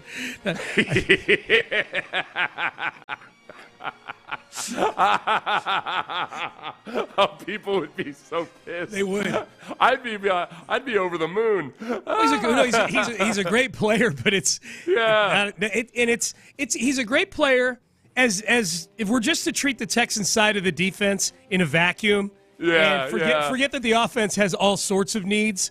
Yeah. If you just look at the defense, you go, all right, well, if you were to do something on the defensive side that involved a big move, I would say interior defensive line would probably be that position group on defense where you would do something like that. Yeah, and that would be the spot where people would think like, oh, that's a D'Amico move. D'Amico gets what he wants. The biggest thing about it would be that people would really, really like the Mason Graham pick, and yet at the same time, they would feel like, wait a second, this is our defensive-minded head coach who's stacking up defensive players. He's already got the defense has room for improvement, but it's certainly not the problem area on this team right now. People would start to have existential concerns about D'Amico Ryans with that if they aggressively moved up for Mason Graham. I'd be in a real tizzy, man. Yeah. And, my reservations about Mason Graham are that so much of his game is that he's extremely technically skilled, like way above and beyond what most young players are. And I get a little bit about what his overall upside is. Yeah. He does stuff technically and with his hands and with his body positioning and everything that are like veteran NFL caliber things. But sometimes that can fool you a little bit because you still to be a genuinely great defensive lineman, there's a twitchiness and there's an athletic dynamic there that, like, I don't look at him as the same as an Aaron Donald or a J.J. Watt or one of those types of guys. But, man, it's impressive to see him work. I love watching him. I love the way he plays defensive That's tackle. really interesting. So because he does grown men stuff, not like grown men dad strength stuff, but like technical stuff so well that space for improvement doesn't exist for him. It's almost a check against him. He's there already. Yeah, he's there. Yeah. Well, it's like what you hear sometimes. Scouts would say that about like Alabama guys versus like say from some other big school where they're not quite as well coached. You know, you get an Alabama guy, and this is probably close to what he's going to be. Yeah. Whereas you draft another guy another guy equally talented from a big school who was maybe also productive in college. There may be this next level of productivity that he can get to because he just hasn't gotten good positional developmental coaching yet. Yeah. You know? Yeah. That's really interesting. Text message, Vontae Mack, no matter what. I'm so glad you know what these references are now. I know. I love it. I honestly, like, if you look at Mason Graham, and this isn't like, because he's a white guy that I'm saying that he's not that physically talented. When you look at his measurables, it doesn't pop. You look at J.J. Watt's measurables. Like, if we're going to go white guy on white guy, J.J. Watt's measurables were really, really good. People underestimated just what an athletic freak he was. Mason Graham's measurables, even just going down to just hand size and arm length and all that stuff, not to mention some of the athletic measurables, like it's not as impressive. And that's where when I look at him and I see how well coached he is and how much you can tell that he's worked at his technique, it just makes me wonder a little bit of like, okay, what's the real upside there? He's probably got a very low bust factor. But, yeah, right, yes. Like he's not going to be out of the league in 2 years, but is he a guy, you're using the 5th overall, but you're Jacksonville, and you're using the 5th overall pick on him. That's a guy that you're looking to wreck shop and make C.J. Stroud's life miserable for the next 10 years, you know? Yeah. Payne and Pendergast with you. Keep texting in. We're getting some. What will we have to give up to get Will Campbell? I don't know what you'd have to give up. That's a text message. I don't know what you'd have to give up. I do know you'd probably need to get into the top 10 to get him, the tackle out of LSU. Is he worth trading up for? Is he worth giving a lot to go up and go get? How much have you watched of him? Yeah, I like him a lot. Some of the concerns about his arm length, which were those, I went back and fact-checked it. People were talking about his arm length before he ever actually had his arms measured. I don't worry about them as much because he does all the things that you need to do to make up for it as long as he cleans up his hands somewhat. But the way he ties he moves and his feel for the angles and everything, I'd feel very good about him. So, yeah, I'd 100% be cool with moving up for Will Campbell. Yeah. Aside from the Titans taking Cam Ward at 1, this is from the Jim Adler Texas Hammer text line. Aside from the Titans taking Cam Ward at 1, are the Jags and Colts projected to take one of those D-line prospects? That would be concerning. I've seen Mason Graham mocked to the Jaguars. I mean, that's where you get, like, I don't mean to be a Debbie Downer or anything. You do have to remember that the mock drafts are valuable show where guys go generally in the draft. But when it comes to the specific team that picks them, it's a crapshoot. Yeah. Like, the mock drafts don't really know. Like, but the vast majority of people are just looking at it and saying, okay, here's a need for this team, and this makes sense. So, yes, it's very, very possible that one of those teams I don't think the Titans, if they were drafting by need, they don't need interior defensive linemen. Correct. You'll recall the Titans did just fine with their interior defensive line versus the Texans last year. Yeah. The Jaguars would be the team where it would make the most sense. Yeah. It could be a huge upgrade for them. All right. 713-572-4610 if you want to weigh in. Okay, yeah, and the texter who said you saw on SI.com the Texans moving up into the top 10, please send the link. I need to see yeah, that. and again, where it goes with mock drafts, one of the mock drafts we did the other day, I was looking back through it. I think it was Chad Reuters. I'm kind of like figure out his logic and his reasoning, and then I see that he had Quinn Ewers going at the top of the second round. Yeah. Which I'd be very surprised by. I would too. Mostly because I've watched enough of Matthew Golden and wondered what he might have looked like with a different Ewers. Yeah. I'm like, I'm watching Matthew Golden fight back through traffic. Like, people say, how come he doesn't win deep more? And I'm like, I'm watching him on vertical routes have to fight back through three defenders to get to an underthrown Quinn Ewers That's ball. so funny. Yeah. Okay, we've not played any Xavier Legette audio in a while. Xavier Legette, wide receiver for the aforementioned Carolina Panthers. I saw him on a podcast yesterday, and, of course, he made a lot of waves a couple of months ago talking about eating raccoon, to which we got a lot of replies from people who said, guys, raccoon is pretty good. Yeah, we got a lot of, we ended up spending a lot of time trying to figure out which non-traditional or non-mainstream we got a lot of squirrel dishes we need to try. A lot of raccoon. If you want to invite Seth and I to a raccoon roast or boil or whatever it is at some point this summer, we'll take the invite, man. We'll take the invite. My father-in-law's had a lot of these, like, because he lived back in the day where they would, they ate a lot of what they killed, and he ate squirrel and he ate porcupine at one point. Porcupine. Oh wow! Yeah. And you've had none of this, huh? Because you've lived the far more rural life than I have. Especially like rural North Carolina, which is I was around people that ate stuff like that. My family never did. But, around Xavier Legette's, the Xavier Legette's of the world, So this was his recipe. He was asked on this podcast, how do you prepare the raccoon? I know that you eat raccoon, so if I wanted a perfect raccoon meal, take me from start to finish, what I got to do? For yourself, right? First you need to go in the woods. You gotta have some coon train. Once you pass that point, you just skin them. You cut a hole about the size of your pinky down behind the back of his head. Pull that thing on. What can I say? A leg sleeve on the leg. You see what I'm saying? Pull it just like that. And once you do that, right, you just cut a hole right across the chip. Just take your 2 fingers, pull the guts and everything out of them, strip them out. And then after that, man, you just wash them out, put them in a pressure cooker, let the meat fall out the bone. After that, it's gonna be like chopped up meat. And after that, man, you just put some crushed peppers on. We got our little own thing of seasoning that we mix up, man. We can't give y'all everything now. I was about to say, what type of seasoning we put? Man,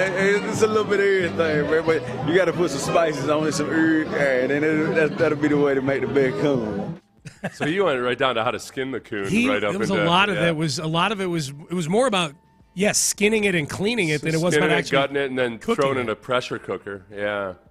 I might have to go with my crock pot. Yeah, I was a little disappointed about the whole pressure cooker. I was hoping there was more of an open flame thing going on with the raccoon there. Oh yeah, like put it on a spit or something. Yeah, and you're spinning it on a spit. Yeah, I like to think about him out in the woods. Yes. Just like go out, skin it, clean it, and then just put it on a spit over a campfire. Like we put it in a pressure cooker with a meat processor and plug it into the wall.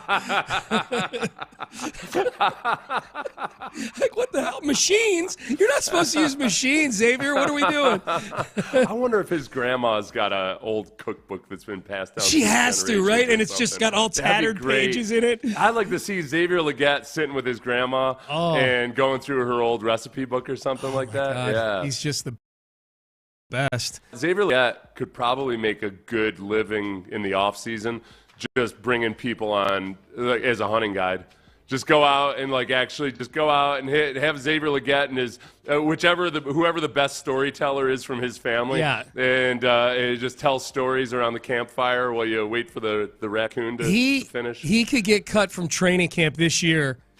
Even if he were to get cut from training camp, he should never want for any income ever. Like, you're right. You're totally right. Well, like, there should be people wanting to line up and pay him $5-10 grand just to go out on excursions. Well, my friend Brant Boyer, who's an awesome special teams coach in the NFL, he was the Jets special teams coach through 3 different head coaches, and now he's with the 49ers.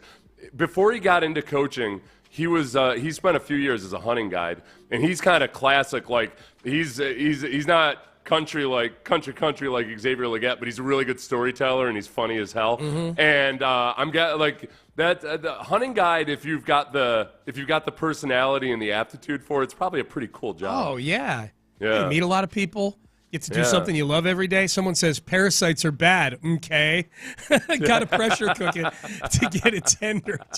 I don't know why. I don't know why MK doesn't bother me. I find that really funny. MK. Is that the safe? Yeah. What's the safe? Is a pressure cooker the safest way with game to avoid parasites? Text in. I know we've got listeners that know all this. Oh stuff. Yeah. Every time we talk about this, I'm blown away by the knowledge of our listeners. Cooking coons with electricity. What are you? Yell. That's a text. All right, Payne and Pendergast with you. Mock draft injection time. We do it every day at 7:45, and we've got some audio to go with this one. One of the premier offensive line coaches of the last couple decades weighs in on the player the Texans are taking in Mel Kiper Jr.'s 2-round mockaroo. We're going to do that coming up next. But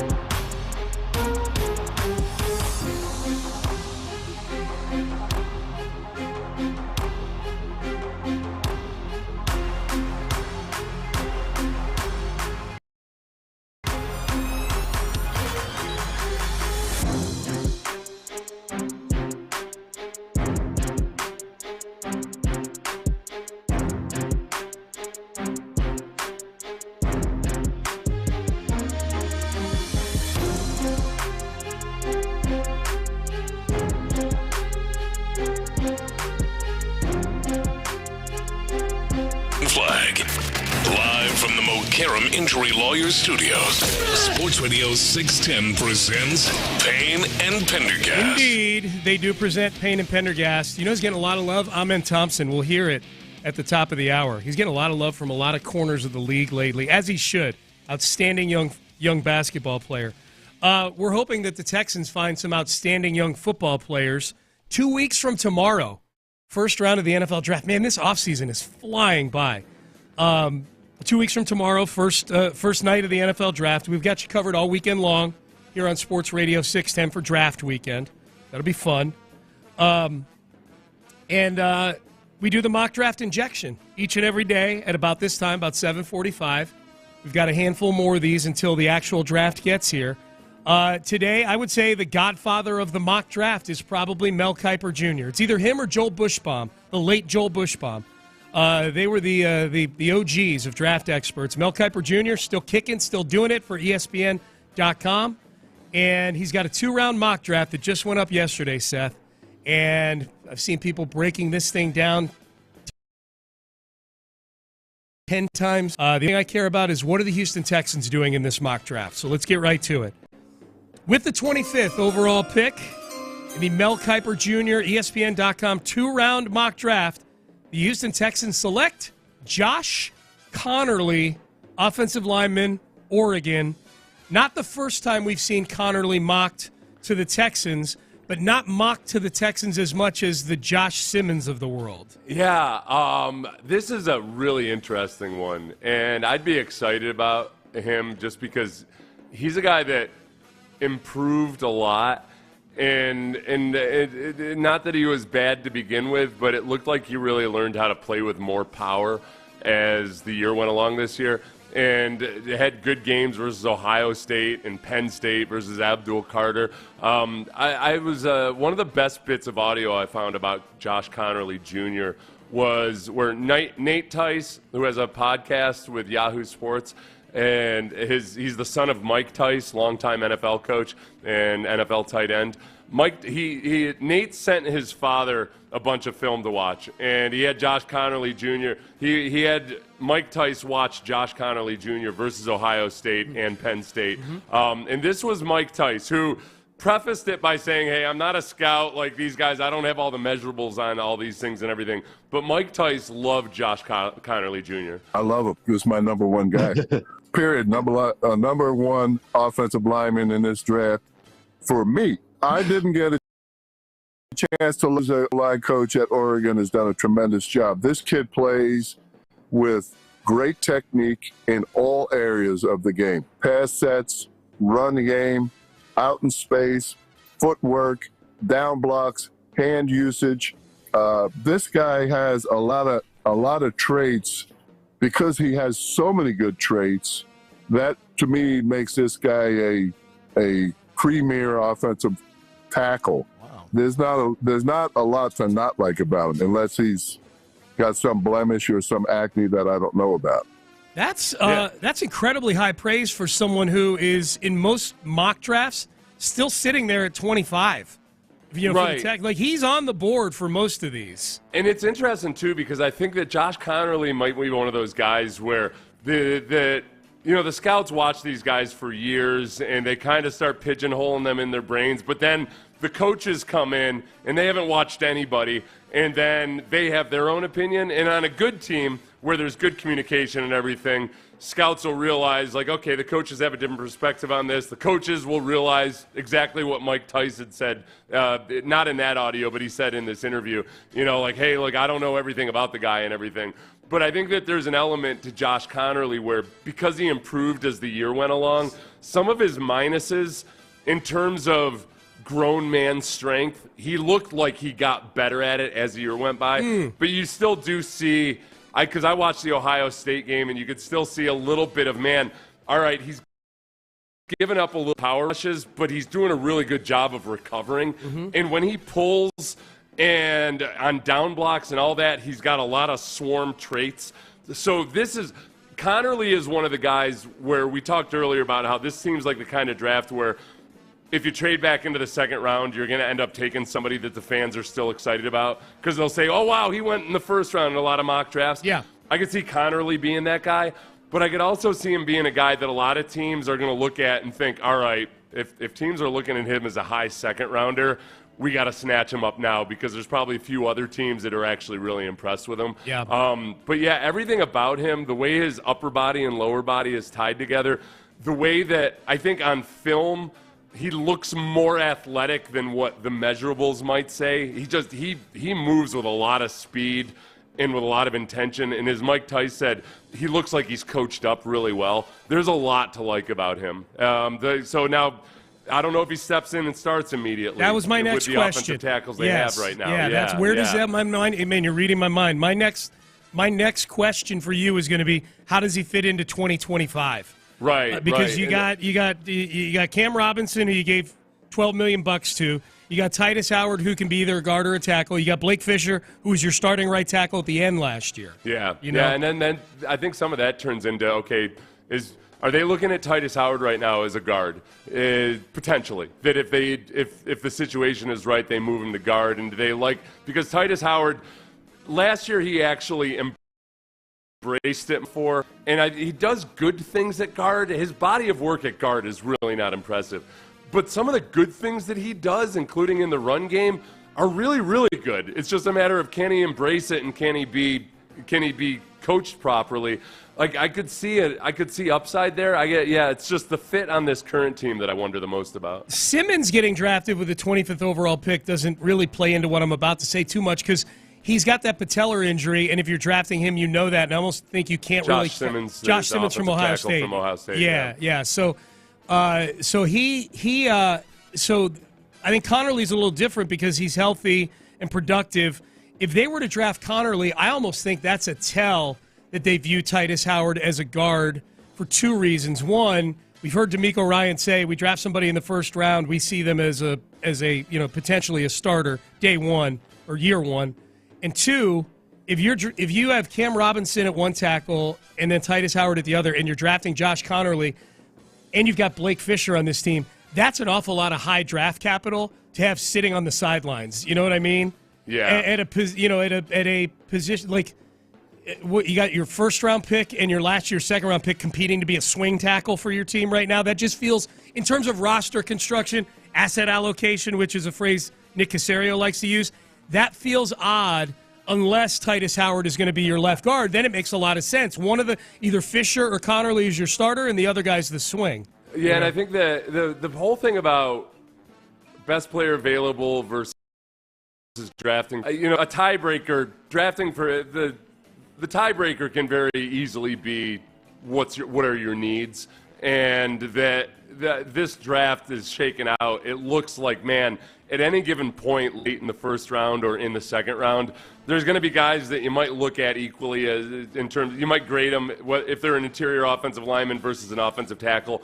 They're graded out similarly, and you choose the interior offensive lineman there. So unless they end up feeling like they see Josh Connerly at a spot, and he visited the Texans yesterday. That, all right, boy, we like him way better than these interior offensive linemen, then by all means go with him, because I think his upside is really good. Like, He moves very, very fluidly. Yeah. He moves in a way that you want your offensive tackle to move. You'd like this pick, it sounds like. I like it, except that I still want an interior offensive lineman. Yeah, Who are the interior offensive linemen still that available? are still on the board in this one? Let's see who goes right after Connerly here. Connerly, next pick, Jackson Dart, Malachi Starks. I usually do this. I didn't do this for this exercise. Josh Simmons is there at 31. Interior offensive. I'd be totally lineman. cool with it. Yeah, I'd be Zayball totally cool. Zayball goes ahead of him. I will mention that. Zayball not on the board right there, who I think was also in the building this week. Gray Zayball with the Texans. He was visiting. Somebody had some footage of him, I think, in the locker room. Well, somebody was taking Caleb Johnson, the running back for Iowa, was shooting footage. He was visiting also, and he was panning around the locker room. You know they got that basketball hoop? I think Zayball was shooting baskets in the background. Oh, okay. Yeah. That is what I could gather. Hey, real quick. What was his shooting percentage? On the shot that I saw, I think he went 1 for 1. They were just kind of panning, and they caught him. It's a winner right there. Well, that's a competitor. Yeah, is he going to be a basketball? But you got to worry. If you draft him, is he going to say, no, I'm going to go to the NBA instead? Yeah. I made 2 buckets in the Texans locker room. It's a 2-round mock for Mel Kiper. We'll do this very quickly, Ben. With the 58th overall pick, the Houston Texans select in the Mel Kiper mock draft Jalen Noel, wide receiver, Iowa State. He's one of 2 Iowa State wide receivers that are going in this range, Seth, that middle of the second round. Extremely versatile, reliable slot target with good hands. Okay, well, I don't know if that makes a ton of sense for 2025. They've got Christian Kirk on the roster, so we'll see. But he's got him taking a wide receiver. Mel Kiper does. All right, into the 8 o'clock hour we go. Payne and Pendergast with you. Man, all of a sudden, Ahmed Thompson's been getting a lot of love really all year long, but that lockdown job he did on Steph Curry on Sunday night has really caught a lot of people's attention. Probably too late for a Defensive Player of the Year run, but man, take a listen in the next segment to people heaping praise on Ahmed Thompson. We've got that for you coming up next. I'll heap praise.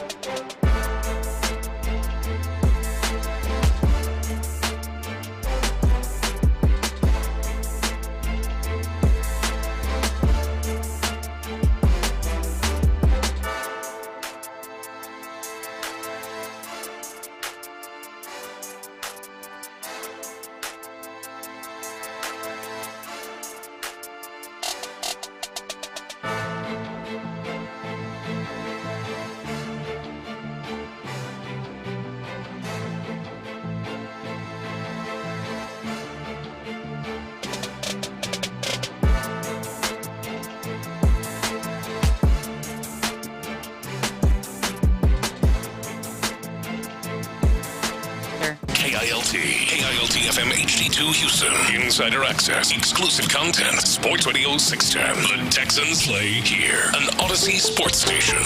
Sports Radio 610 presents Payne and Pendergast. The Rockets, their half-court offense is only so-so. It's trended better as the season's been going along. They've found something with this Adams, Şengün, just beat the hell out of you, double big lineup. Yeah, it might be flawed, their half-court offense. Their shooting is so-so. Their spacing is so-so. They are just freaking good and tough. Their defense is legit, and they are going to beat the crap out of you for 7 straight games, and you're going to feel that whether you win that series or not. They can beat any of these teams 2-7 they could win any series. And they reminded everybody of that last night. I didn't realize how much I missed Zach Lowe until he sat there and heaped praise on the Rockets. Zach Lowe, formerly of ESPN, he's back now. I believe he's working for Bill Simmons in The Ringer doing a podcast. And that was Zach Lowe saying, yeah, man, this ain't some paper tiger 2 seed with the Rockets. This is and I feel that way too. I feel like this NBA thing, I know that OKC and Cleveland are way out in front of everybody record-wise. The Rockets have beaten both those teams twice in the regular season, man. Like, this thing is wide open. I'm not saying the Rockets are going to win the whole thing, but I feel like they should win a series, and it wouldn't shock me if they won 2 series in this. No, it's really, so much of it is that in the NBA, just in any sport in general, but especially in the NBA, I think people just get accustomed to looking at and seeing and expecting the really good teams to look a certain way. And if it's anything that's atypical, they just don't feel like that's built to last or anything. The Warriors, like, nope, jump shooting team. Yeah. Nope, jump shooting team can't win a championship. Yeah. Certainly not 4. Yeah. So it's always a different flavor, a different type. But when it doesn't meet the by the book, this is the way it is. And in the NBA forever, it's felt like you got to have 2 superstars. And if you don't have 2 superstars, you're a bum. Yep. So there's a lot about the Rockets that just your typical prototype, this is a team that can succeed in the postseason. Well, so that's I think Zach Lowe and other guys acknowledge that they don't look like what you want, and it's easier to pick out with those teams exactly how they will fail or how they might fail in the playoffs. And I'm not denying that those aren't actual concerns for the Rockets, but the fact that now they've beat really good teams, not just throughout the season, but as of late, and teams that are playing for positioning or play-in status and all of that. Yeah. It matters. Yeah. You can't deny it. Golden State's trying to stay out of the play-in. They were trying on Sunday. The Rockets beat them by 16 in their place, and Amen Thompson held Steph Curry to throw them. Rockets as a team did, but Amen Thompson did a lot of the heavy lifting. Harassed the hell out of Steph Curry. Yeah, and held him to 1 field goal the entire game.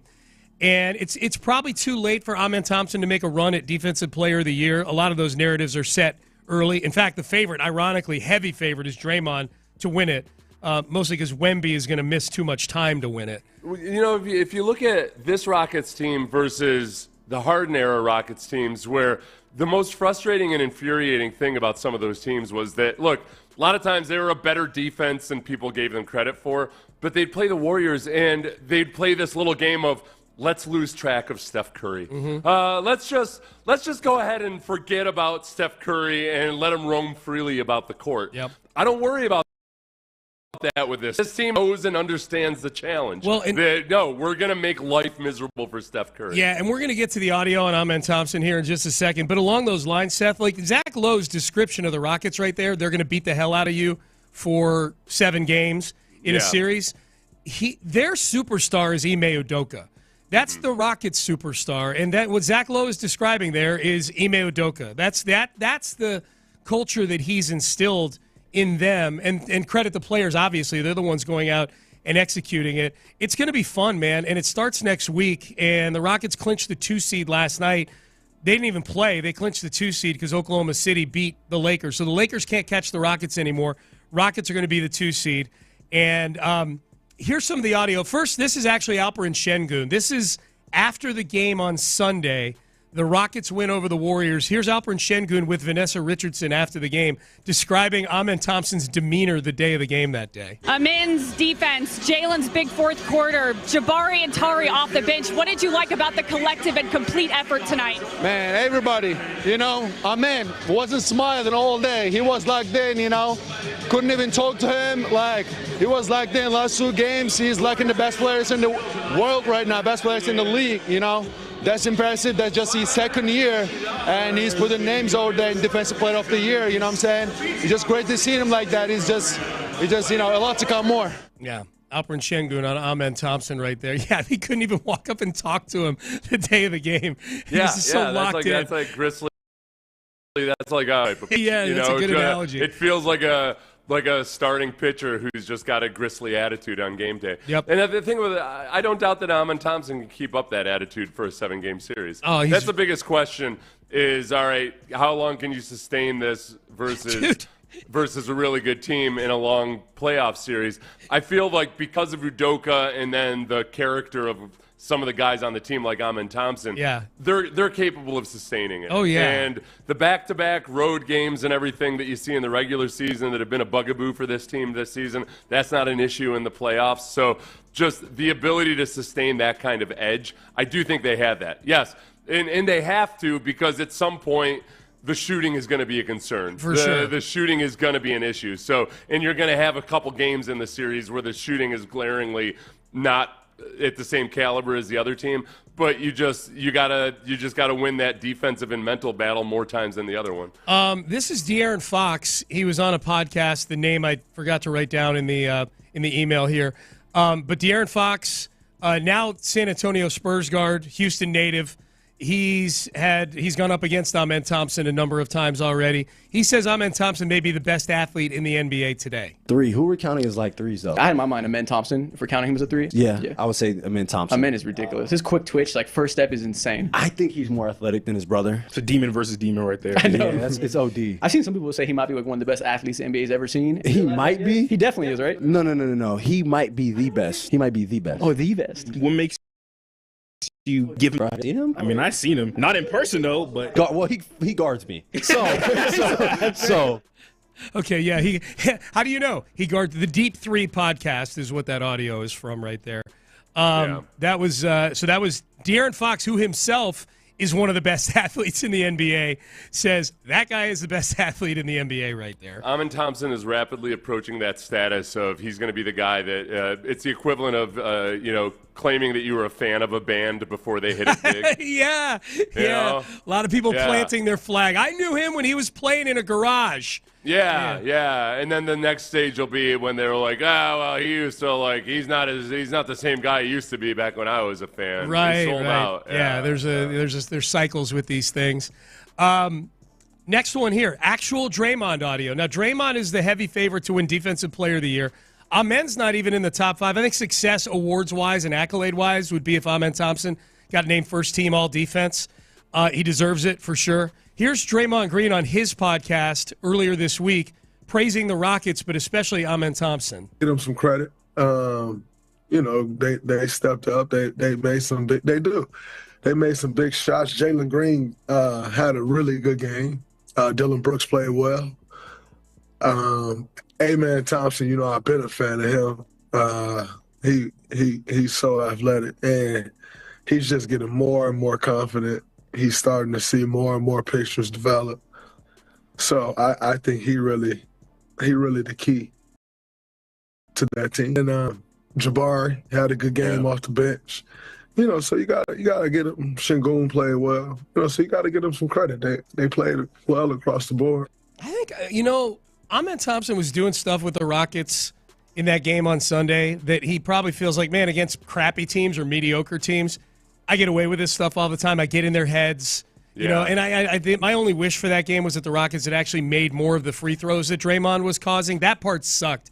Every technical or dirty foul that Draymond had, they would miss the free throws. I'm like, this is what mentally weak teams do, and I know you guys are not mentally weak, Well, him screaming at Şengün. Right in his ear. Yeah. Şengün ended up and went off on the very next play. Draymond's 35 years old. Yeah.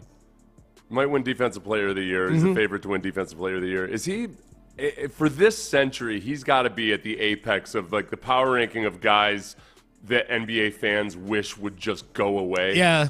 Yeah. Because, I mean, you could look at any number of Spurs. You could look at Ginobili or Tim Duncan or whomever else, and you're saying, like, why don't you just go away? Why don't you just retire? Guys that were playing really well into their 30s. Yeah. But because they were so good, you were sick of them. But with Draymond, it's that you're just so sick of his act. Well, he's a villain. I don't care how many nice things he says about the Rockets in podcasts. No. I just want him to go away. He's a villain. Like, none of those guys, you hated them because they were so good. And Draymond's a good player, obviously. But there's way more hate that goes into Draymond doing the things he did on Sunday in a game where he scored 2 points. Right, You come away hating Draymond way more after a game like that than one where he 16 points, 12 rebounds, and 7 assists or something like that. You know, like you come away from a Draymond game, Seth, way more times calling him an a-hole than you do going, God, I wish he'd go away. He's so good. You know? Yeah. Jason Kidd might be up in that category where it was the guys you were just sick of. You're like, why don't you follow the old rule and be washed up by the time you're 29? And he was on the Mavericks at the end too. Man, Amen Thompson. Only time Steph Curry's been held to 3 points or less when he played in a game 30 minutes or more. Amen Thompson holding all-star guards this year to 41% from the field and 26% from three. All-star guards. If he keeps this up, as long as he keeps this up into next year, I think he'll be. It's one of these things where there's a lag. He's got to earn. Yeah. He earns the widespread respect this year, and then next year he'll be one 100%. Of the favorites to win Defensive Player of the Year. Yes, he will be in the top 3 or 4 guys on the odds board to win Defensive Player of the Year. Jaylen Brown did a podcast, and we played some of it yesterday, where he told the parlay people that if you come up to me, I'm going to punch you in the face or whatever it was he said. Those are my people, Jaylen. Be careful. This was Jaylen Brown on that very same podcast on Dylan Brooks. Who get on that court with you and piss you off the most and make you say, I'm putting 50 up today? Who be talking the most to you? When you get on that court and you playing the team and you be like, yeah, okay, I got you today. You see them, you know they coming. Nobody really talk trash. You know, only person that really be like trying to do like weird stuff and talk trash. Yeah. Dylan Brooks, he's like, that's just like his gimmick though. Like that's some players, you know, they do whatever they need to do to stick in the league. So they like to, you know, talk trash, try to get under your skin, try to do like push you a little bit for no reason and all that little type stuff. That's the only person that's really done that to me. The part that was intriguing to me that I don't know if there's a follow-up question, that was $1 million worth of game podcast, by the way, was when he used the word weird stuff. Weird stuff, like how weird, like it's like pulling at your pants a little bit or something. The weirdest thing that I can remember in NBA circles of a guy doing to get under another guy's skin was when Lance Stevenson used to play for the Pacers, would go up to other team star players. He did it to LeBron, I remember, and would blow in their ear.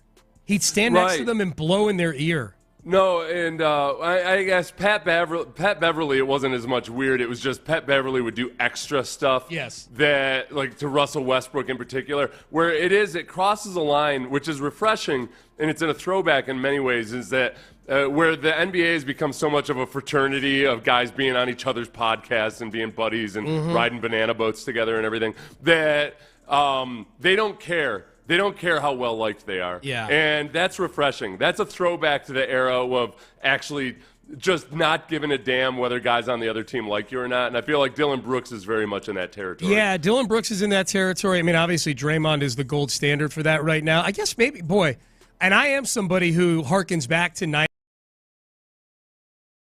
basketball each other. So that part of Draymond, I should, and I guess I do respect that he at least legitimately seems to have animus for the team against whom he's playing. I guess my biggest glitch with Draymond is that he's so over the top in the berating of the referees. That's my issue, is that there's a sliding scale for what he's allowed to get away with in terms of arguing and and getting in the face of the officials. So when was the signature move of a tough guy at any point in his career the nut kick? That's the only problem I've ever had with Draymond Green, was that his signature move for a long time was the kick in the nards. The nut kick. That disqualifies him from any of lumping in with the all-time badasses. Text message, Jim Adler, the Texas Hammer text line. The 2024-25 Rockets are what I envisioned for the 2024 Texans. The Rockets may have faults, but they're gritty and they can hold their own against anyone. They have that edge. Even if they don't win it all, they've established themselves as a dangerous team that demands respect. That's fun as a fan. This is what I'm hoping now for the Texans in 2025. I want them to be, quote, dangerous. Well, one of the things that D'Amico talked about in his sit-down during the breakfast interviews there at the owners' meeting was somebody asked him about what are you looking for from your offense, and he said, as a defensive-minded coach or a defensive player, you're looking for offenses that put you into tough binds. Mm-hmm. And D'Amico watching that offense last year, especially as a linebacker, had to be thinking the entire season, we don't care about the run one bit. We're not one bit concerned about it. It's not an issue. So, great, you've got these three guys loaded up at wide receiver. We can focus on those guys. We don't care. We'll sit our linebackers 9 yards deep, and we're not concerned with the run, and we'll play cover two, and you guys don't put us in a bind. Yeah. And that's, like, first and foremost, I think the grittiness and the toughness and all of those things, it was completely missing from the Texans offense. If you just have that at least, if you can be credible as a run offense, then it puts the defense in a bind in a lot of regards. And they just didn't do that at all last year. All right, Payne and Pendergast with you on a Wednesday. Good to be with you. Astros afternoon game today, rubber match against the Seattle Mariners. They got a big win last night in extra innings. And one big development, one big play in that game. Could this be a sign of things to come? We have that for you coming up next. Oh, you want to leave?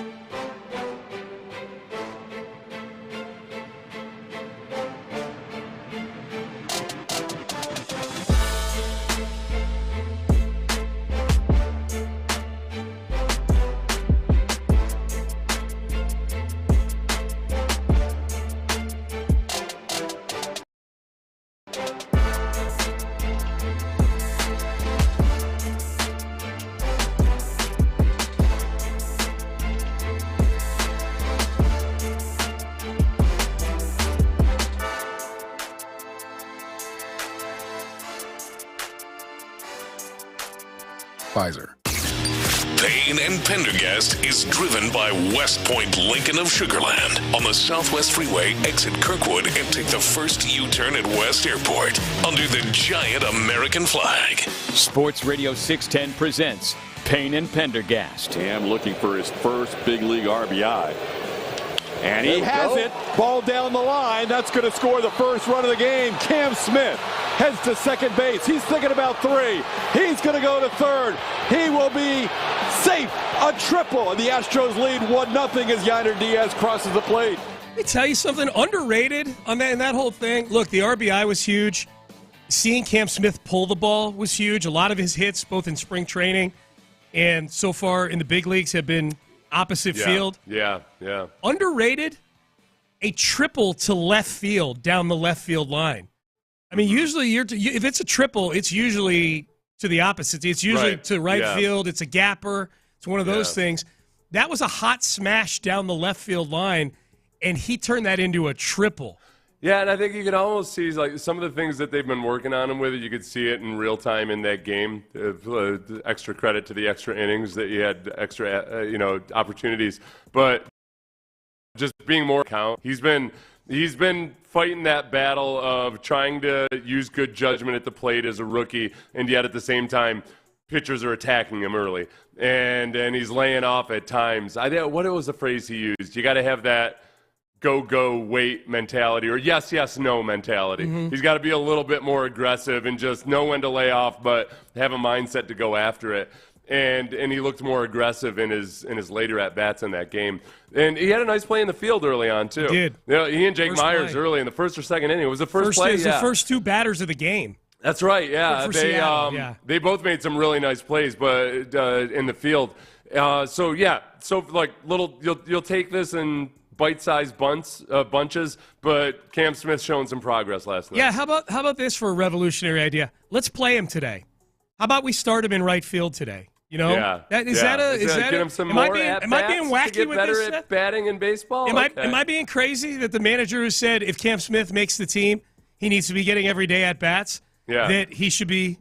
I know it's a day game after a night game. I know that that fatigue sets in, but he is only 22 years old. Yeah. Do you remember there was a promising young prospect who one day would become the AL Player of the Week in 2025, Alex Bregman, who didn't do all that well in his first few at-bats in the majors, and they just rolled him out every single night, and he played. And guess what and he played through that. Now, is Cam Smith not good enough of a prospect to treat him like Alex Bregman? Look, this Astros, maybe they're a victim of their own success, and that in 2016, it didn't hurt as much to do that with Alex Bregman because they weren't a made team yet.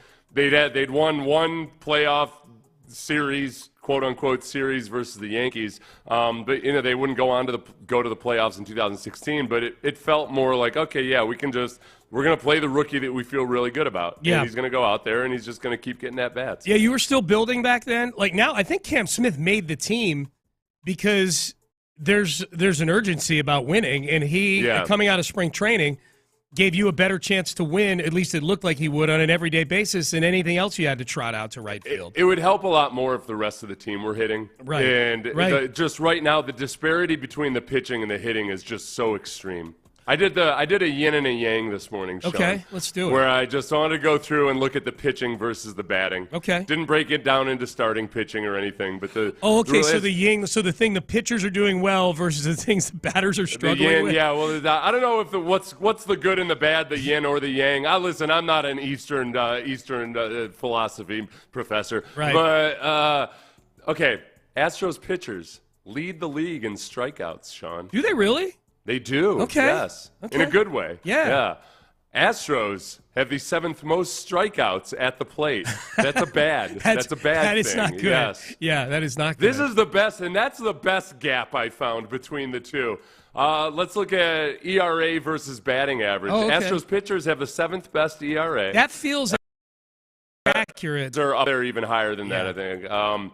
The Astros batters have the 5th worst batting average. That passes the 5th worst feels a little high actually right now compared to some others. Let's just go with let's go straight on base percentage. Okay. Make it simple, okay? Yeah. Astros pitchers have the best on base average. Allowed, yeah. Yeah. Okay. And the third best whip. The Astros batters have the 5th worst on base percentage. God, man. The hell? Give me more. You want to get super technical? Yes. Hits. We'll go super advanced analytics. How many hitsians got? Huh? Do you like how you hit the ball and you get on base because of it? Mm-hmm. Astros pitchers have allowed the fewest hits in baseball. Astros batters have the 4th fewest hits in baseball. Okay. I mean, this is the opposite of last year where there was just yin and yin.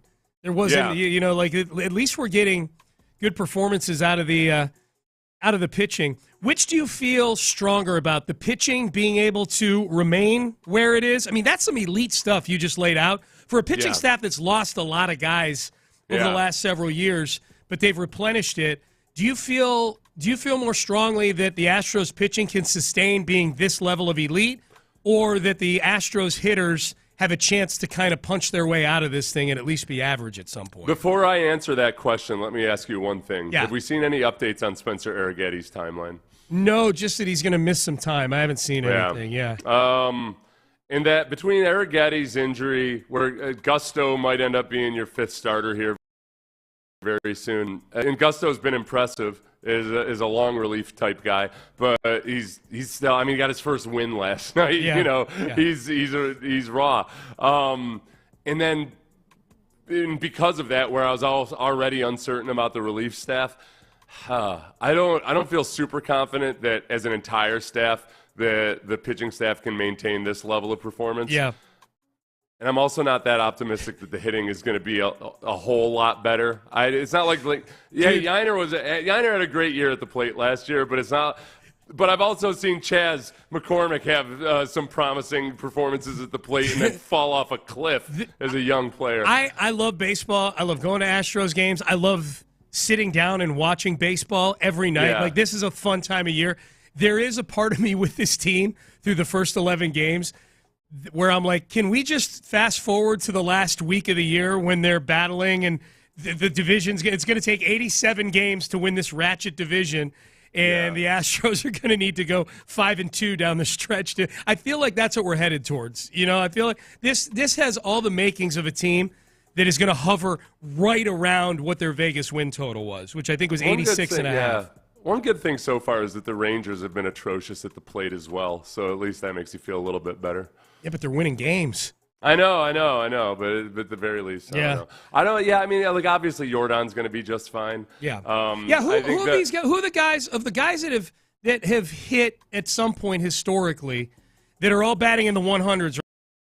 Right? Like, obviously, right now he's batting 3-something, but of all the other guys, is there one in particular that worries you more? Like, I'm not worried. Like, Jake Myers doesn't count. Like, he's just not a good hitter. But, like, Yainer Diaz, his body of work so far, he's a good hitter. Jordan's a good hitter. Christian Walker is a good hitter. Isaac Paredes, good hitter. Jeremy Pena, I would say, is a cut below those guys. Yeah. But I was very confident in an improved Pena coming into this year. Like, where are we on these guys? Would you I don't know the last time you just looked at the team stats or not. Would you hazard a guess at who's got the second best OPS and batting average on the squad right now? Is on the Astros is I knew this last night because it was like, it's that guy. It's Jake Myers. Jake Myers has been your second best hitter in 2025. It's bad. What are the? It sounds like you got it in front. What are the exact numbers? What are the? It is funny. Not funny necessarily. What are the numbers? What's his OPS? Jake Myers' OPS is 717. So he's about an average major league hitter. And that's the number 2 guy on the team right now. And number 2 guy, yeah. And then you're down in the 600s for everybody else. Brendan Rodgers, third best. Victor Caratini, big hit last night. Best. Chas, fifth best. Two of your top 5 hitters at this moment are Jake Myers and Chas McCormick. For OPS. Yeah. Yeah. Oh, great. Then you get Paredes, Jordan, Christian Walker, Jeremy Pena. The more absurd it gets, the more I'm like, all right, well, that's going to turn around. Like, that's not going to stick. By the way, Paredes and Walker, I think that's going to be a lot better over time. Paredes has started to do something. Paredes is. Yeah. I'm not worried. Paredes had the 4-hit game on Sunday. They had runners on last night, and he smoked a ball to third base. Yeah. He hit the same ball Cam Smith did, except the guy was standing in position to get it at third base, you know? No, and honestly, Cam's was a triple, and Paredes isn't out. Listen, if I'm going to be calm, cool, and collected, steady Eddie, even Steven, even keeled baseball fan, I'd say, look at the guy's historical averages, and you're going to end up getting more of that. Paredes and Christian Walker, those guys are going to be, Pena is going to be better than a 154 hitter, all of that. I guess the thing that concerns me most is that Jake Myers and Chas McCormick, well, Jake Myers especially at least, I don't know if he can sustain being an average major league hitter. And yet, he's been a rock for you so far this season. 717, is that what you said? OPS? Yes. Oh. He's in 280, Sean.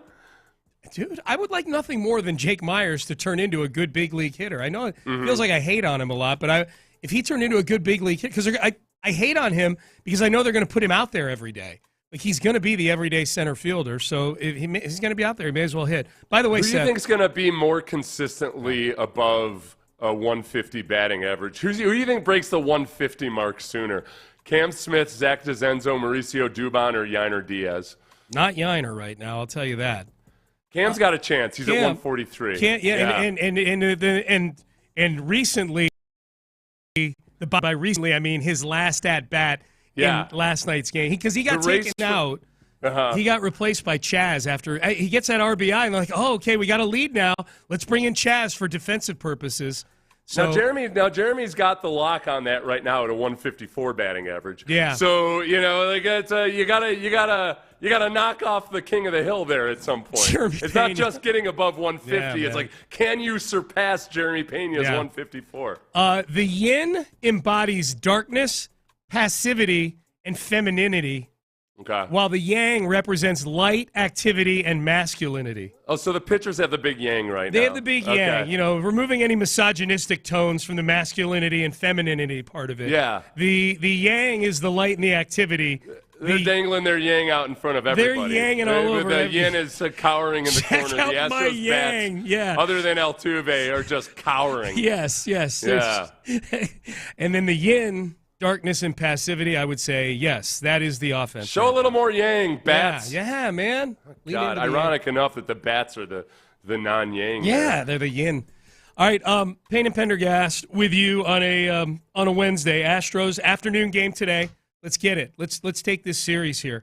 Deshaun Watson, anonymous exec Anon, and anonymous agent Anon, weigh in on whether Deshaun Watson will ever play football again in the National Football League. We've got that for you coming up next. Oh, but first, yes, Academy.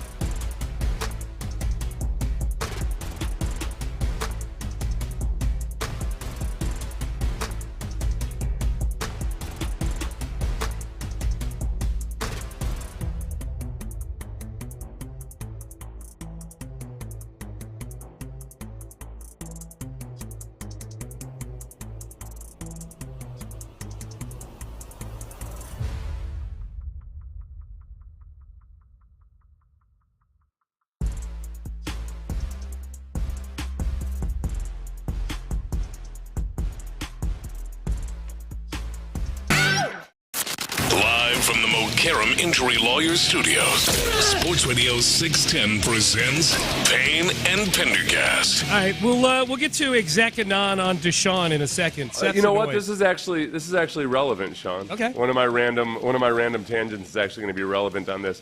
Yesterday, I was scrolling through. I was looking for some stuff on Twitter, and somebody, one of the fantasy football people, had put out like a computer-based model for how their top 50 prospects are, et cetera, et cetera. And it was good. It was interesting. But the thing that always annoys me is that in the comments, somebody would be like, it's amazing to me that NFL teams don't do this. Why don't they have somebody that would do this on their staff? And to which I politely replied, actually, on average, an NFL team has analytics staffers. Yeah. And then it gets interesting because, like, the line is meshed. Like, the whole analytics versus non-analytics debate is so stupid and antiquated because, by and large, almost every single professional franchise in sports has some kind of an analytics bent to it. But when you look at the Texans, the one article I had found that said that they were on average 5. They cited the Browns as having the most. They've got 11 staffers. Yeah. You go to baseball. In baseball, there's a lot of teams that have 20-plus analytics staffers. But with, like, the Texans, I would argue that the Texans actually have more than 10 analytics types because when you go into a lot of their departments, they might not be called analytics, but, like, they have a football performance research department. They've got 3 people in it. And then they've got a football technology and decision science. They've got 4, 5, 6, 7, 8, 9, 10, 11, 12 people in that. Boy. And those are like football technology assistant, football data analyst, football technology lead, assistant director of football analytics. So we're already up to 14 there. And then on the sports, even on the sports performance side, which is separate from strength and conditioning, they've got 4 guys in their sports performance, and that's like director of applied sports science coordinator, applied sports science apprentice. Like, so, and that's separate, but they work with the strength and conditioning staff. So they got over 15 people devoted to like a scientifically oriented type of approach to things. It's just the old argument of, it just still boggles my mind. They're like, why don't football teams do this more? They're doing it, and they're doing it pretty heavily. I'm fascinated. I wonder what what I'm about to say, if it were transcribed, it would look really, really condescending. But I'm legitimately saying this. I wonder what they do all day.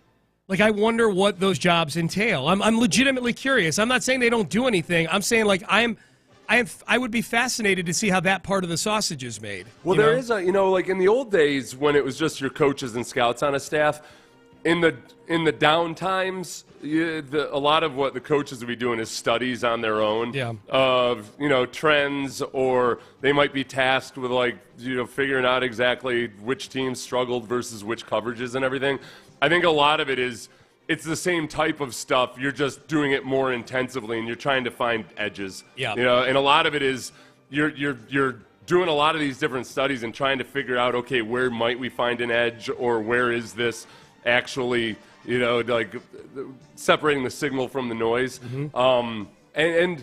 It's a good question. Like, what do they do all day? Because it does get to a point where all of a sudden, like, wait a second, like, how many resources are we spending to find how much payoff versus if we had spent our time doing something a little bit simpler or what have you. It's a hard line to draw. Well, in a league where there's really only 17 data points in the regular season, you know what I mean? Yeah, like it's as opposed to baseball where there's 162 of them, Well, I don't want to get too nerdy here, but like a lot of it is honestly, it's a quest for sample size as much as anything. You might only have those 17 games, but you also on any given football play, you've got way more individual battles than in any other sport. Good point. So all the different variables and everything, there's an exponential effect just because you got 22 guys on the field. I just want to walk the floor over there in that department with a clipboard on my arm, not writing anything down. I just want to look like a consultant, look official. Like, so what do you do every day, sir? That's a pretty good Jack Easterby impression. Yeah, thank you.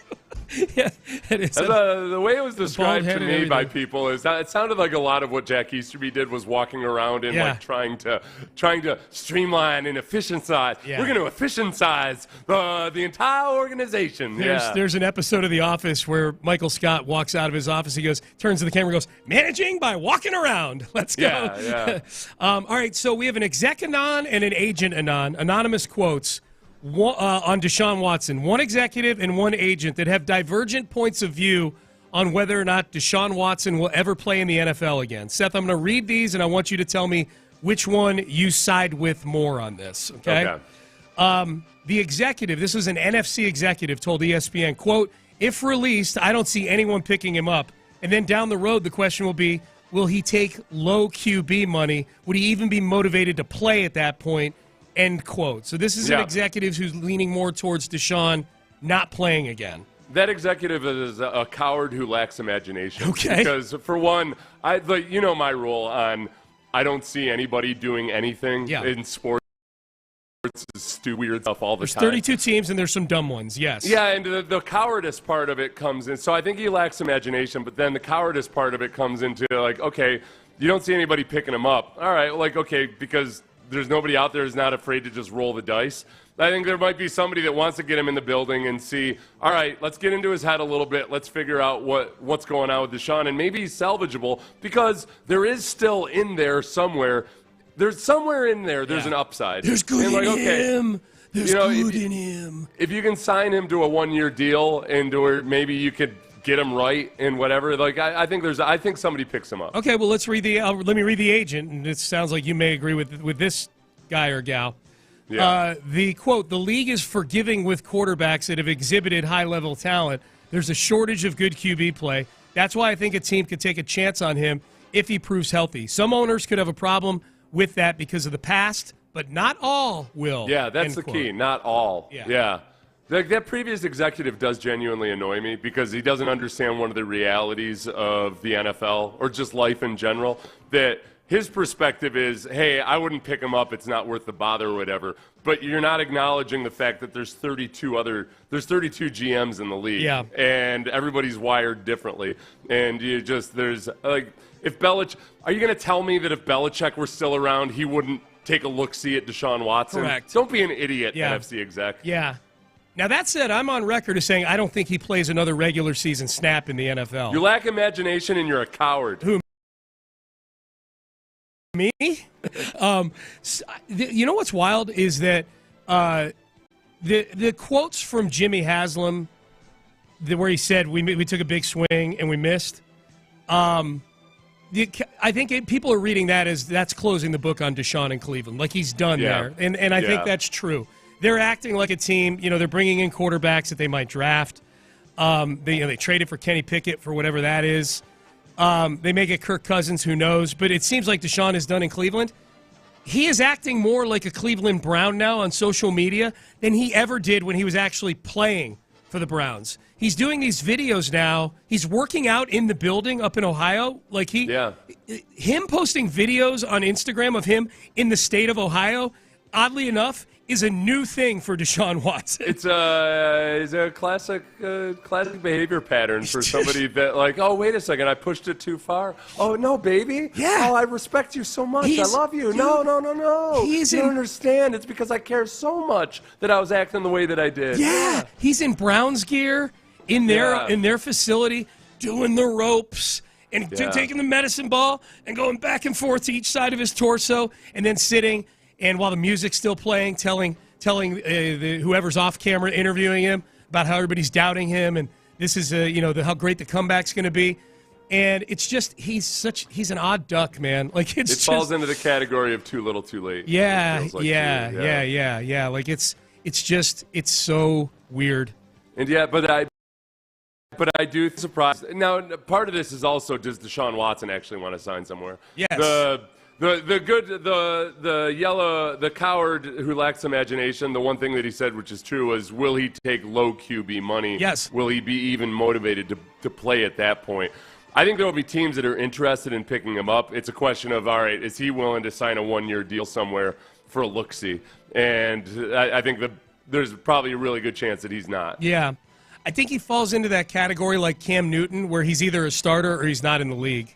You know, and maybe that's where Aaron Rodgers has started to skew towards too. You know, like you're either a starter, like it's just a guy who you look at and you go, that guy just doesn't seem wired to be the dude who's giving advice to the young quarterback as he comes to the sideline and that kind of thing. Yeah, which is, I think that's true of a lot of really good starting quarterbacks. Yeah. They're not wired to be backups. You hear the stories about Tom Brady when he was a backup, and he actually sounds kind of like a bad teammate. He's talking smack about Drew Bledsoe behind his back, talking about how he's going to take his job and everything. You're like, that's it. If you don't end up having the career you do, that just sounds like your classic jaded backup quarterback. Yes. Like, I don't think it's a character indictment that a guy who thrives in that A1 role wouldn't be a good backup quarterback. I think that's just the way a lot of those guys are wired. All right, Payne and Pendergast with you. You can text the show 713-572-4610. Speaking of the draft, speaking of the Texans, the comp for the one player that I've got for the Texans, who is their comp? If you draft this guy, would you be happy if his game mirrored this current NFL player? We will have that for you coming up next. But Daily in Black is what I want to tell you.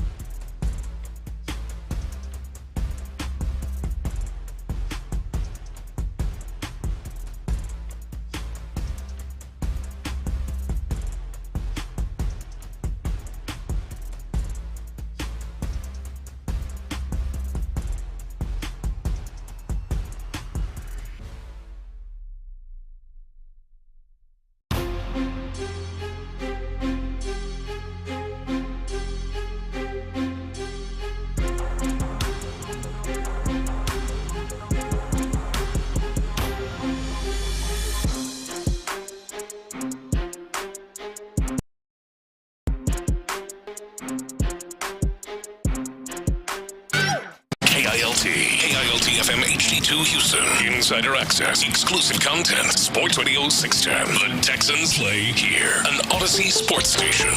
Sports Radio 610 presents Payne and Pendergast. Payne and Pendergast with you. Into the 9 o'clock hour we go. Matt Miller is a draft expert for ESPN, and he had this comp for Texas wide receiver, I would say Texans draft prospect, and my favorite guy on the board. If the Texans are picking at 25, this is who I'm hoping is there.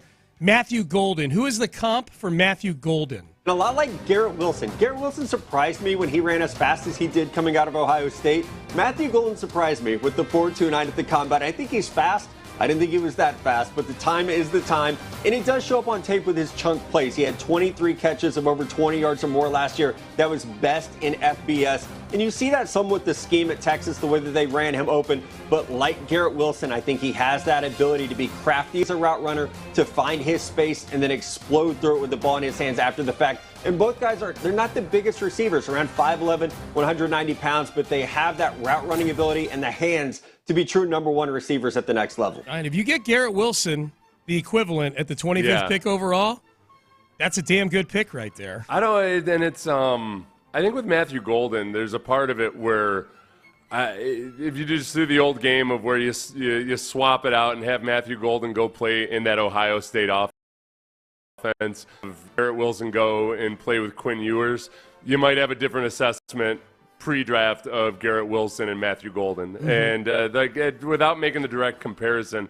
I think Matthew Golden wasn't able to really capitalize or showcase a lot of what he can do, and that's the part that's the great unknown. And because people will say, well, yeah, he ran that 40, but it doesn't look like it on film. That's fair, but I also think there's just so many times where he had to come back for the ball, where he was dealing with underthrows. It just wasn't the same as if he was going to a place that's known for consistently churning out wide receivers the way Ohio State is. Yeah, and yet Golden led, according to Matt Miller in that clip, led FBS in chunk plays. Right. Yeah, no, and I feel like there was like a little bit of meat left on the bone with it. So the biggest thing about Golden, where it just seems to resonate with what the Texans want, which is to be more swarm-like on offense and on defense. Golden just looks and feels like a guy that plays with a certain amount of grit to him and comes up big in big moments. He plays with an edge. All of that stuff, that's more of what you want on that offense. So it feels like he's not a current Texans offense type of receiver, but what they would aspire to. Yes. And then also, I guess a part of it, too, is I've seen some people say, all right, I just don't look at him as a genuine wide receiver one. I think it was Daniel Jeremiah talking about a conversation he had with Kurt Warner. Mm-hmm. And Jeremiah's right, but that's not as much of a thing as it used to be. Right. But if you look at him as a guy that can complement Nico Collins, I think, and play alongside Nico Collins, he 100% fits that bill. And let's remember, we're talking about a potential 25th overall draft pick. Yes. We're not talking about a guy that checks off every box and you take him in the top 5. That's what you're looking for with a 25th overall pick. That's it. He's not Marvin Harrison Jr. He's not Jamar Chase. He's getting picked in the 20s. That's where the analogy I came up with yesterday is I was trying to figure out what it feels like in selecting your guy at 25. Mm-hmm. Is you got to remember you're like a 35-year-old single woman who also wants to have a child. You gotta open up the field a little bit, okay? Yeah. You gotta change your expectations a little bit. There's plenty of viable candidates out there, right? But it's not going to be your Prince Charming from your dreams as a youth, okay? It's not perfection. So just relax a little bit, right? And stop having such a high opinion of yourself. You got the 25th overall pick. Oh no, he's got a receding hairline. Get over yourself, lady. Yeah. You're too good for Luther Burden? I think not. Right. Yeah. I like that. You're going to die alone if you don't reset your expectations a little bit. Some of these receivers are short, okay? Yes. Some of them are short. Oh, man. Travis. There are cures for halitosis. Yes. Thank God. Travis Hunter, who it's still fun. Some teams have him as a receiver. Some teams have him as a cornerback. I'm anxious to see what he gets introduced as when he gets picked. Because Roger Goodell says, with the pick, with the second pick, the Browns select Travis Hunter, position, Colorado. I'm anxious to see what position he gets announced as. Maybe both. Travis Hunter was asked about the possibility of playing both ways in the NFL. This was pretty funny. This was his philosophy on it. What are you at the next level? Both, just like you saw me play. You want to do both. How many snaps in a football game can you play? All of them, if they give me the chance and the opportunity to do it. And so we were talking about the challenges that come with it. You got to be in offensive meetings. You got to be in defensive meetings. You got to be in wide receiver meetings. You got to be in defensive back meetings. How is there enough time to do all that? How did you prepare for that when you played college? Well, we kind of got 24 hours in a day. We probably sleep for about 8 of those, so we probably got 16 more. So the 16 and all that I'm I'm dedicated to those. Yeah, all of them dedicated to football. Okay. Yeah, I think. Well, with Travis Hunter, I think the big thing is that the only thing I'd be concerned about if I were going to draft him is just to be sure. I would want to hope that he's in the headspace where he's not so hung up on being a guy that plays both ways and plays so many snaps in a game that's his primary goal. And I don't think it is. Yeah. But that would be my concern is that let's take this one step at a time. Let's be sure we're not trying to reinvent the game before we actually just establish you in a position. Just from some of the things he said public, I think he understands that dynamic. Mm-hmm. He doesn't. It seems like he's going. I don't want to say he's going out of his way, but I think he genuinely understands that. Look, he might not necessarily have a lot of control over how the team that drafts him wants to use him, so he's open to the possibilities. Yeah. But I do admire that. I think that just by virtue of doing what he did in college, I think there's a level of commitment there, and also probably an ability to suffer. Okay, a lot of times guys that are high draft picks, you just wonder sometimes, all right, do they have the capacity to suffer because they've been so physically dominant their entire lives?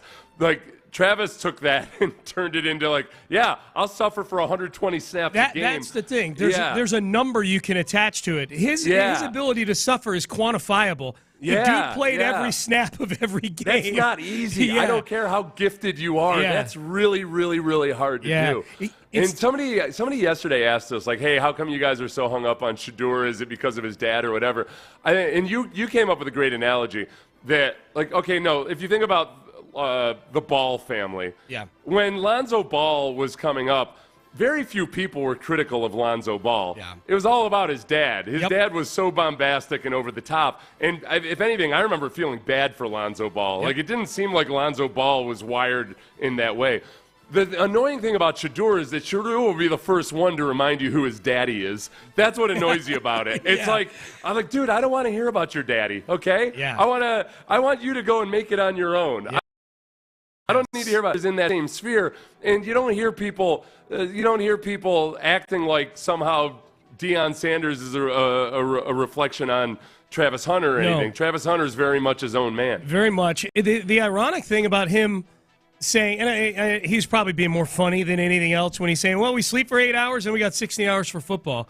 But if we were to take him literally, I learned this week about Travis Hunter, which I did not know. He's a first-team academic All-American. Yeah, the intellectual part about learning two positions. Yeah, it should be the least of their worries, I would presume. He's a psych major with a 3.64 GPA. He's not a basket weaving major that happened to seep into it or he's whatever. He's taking an actual kid. academic subject. Yeah, that might be maybe the biggest and I shouldn't say misconception about Travis Hunter because I don't think there's people out there saying clearly not people out there saying he's stupid or anything like that. But no, it's he's very, very smart. Intellectually, he can handle probably two playbooks. And then Deion, I think the misconception is that this Colorado is this football factory that's all about football and that's it. Deion works those guys. I think Travis Hunter is a reflection of what Deion's looking for in all the Colorado players, which is if you're going to come play, I'll be happy to play the transfer portal game and swap 80% of the roster out and bring in a new 80%. But the new 80% that comes here has to go to class, has to practice hard, all of those things. I would think that there's probably an element to University of Colorado football players that's kind of how they would look at Nick Saban coached players, is that you almost just accept coaching. And that's the interesting part about Shedeur, too, is that for whatever Shedeur says publicly or when he throws his O-line under the bus or anything else like that, I don't think people doubt or question that he's going to be able to accept hard coaching. Right. Like Deion is probably hardest on Shedeur than anybody else growing up. So that part of it, I don't think that side of it is as much of a concern for coaches and GMs as it is in the sports media world. It's more about just the entire the scrutiny comes with him being one of the top quarterbacks in this draft and not being actually a guy that looks like he's not your classic second best quarterback prospect. He's a little imperfect, like we were just talking about the wide receivers. He's not the perfect prospect. Speaking of quarterbacks, Camp Gruden is underway. John Gruden is under the Barstool umbrella now, and he's the best PR tool that ever was for up and coming quarterback. Because John, you watch an episode of his QB camp, and you will be convinced that hell yes, this 6th round draft pick is the next All-Pro quarterback in the NFL. Brock Osweiler came across well on Camp Gruden. Yeah. Gruden can't stop gushing about any of these guys. Yeah, so this is just a funny clip from it. Will Howard, the quarterback for Ohio State last year, they showed, you're going to hear it in a second, they showed footage to Will Howard, Gruden did, of the Tennessee Vols running out to warm up in the horseshoe for the playoff game. The Ohio State played Tennessee on campus in the first round of the playoffs, and it was cold. It was December in Cologne. All the Vols players were running out of the locker room for warm-ups with no shirts on. Like, no shirts. Oh, yeah. So here's what that sounded like. Playoffs start, and here comes the Tennessee Volunteers. It's a cold night. It was. In Columbus. It was. And you see these guys come roaring out of here, the SEC, the Tennessee Vols, without their shirts.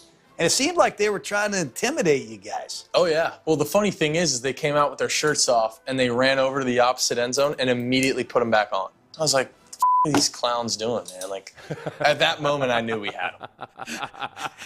I kind of like Will Howard a little more after that. It's like washing off your tattoo or something. Wow, look at that.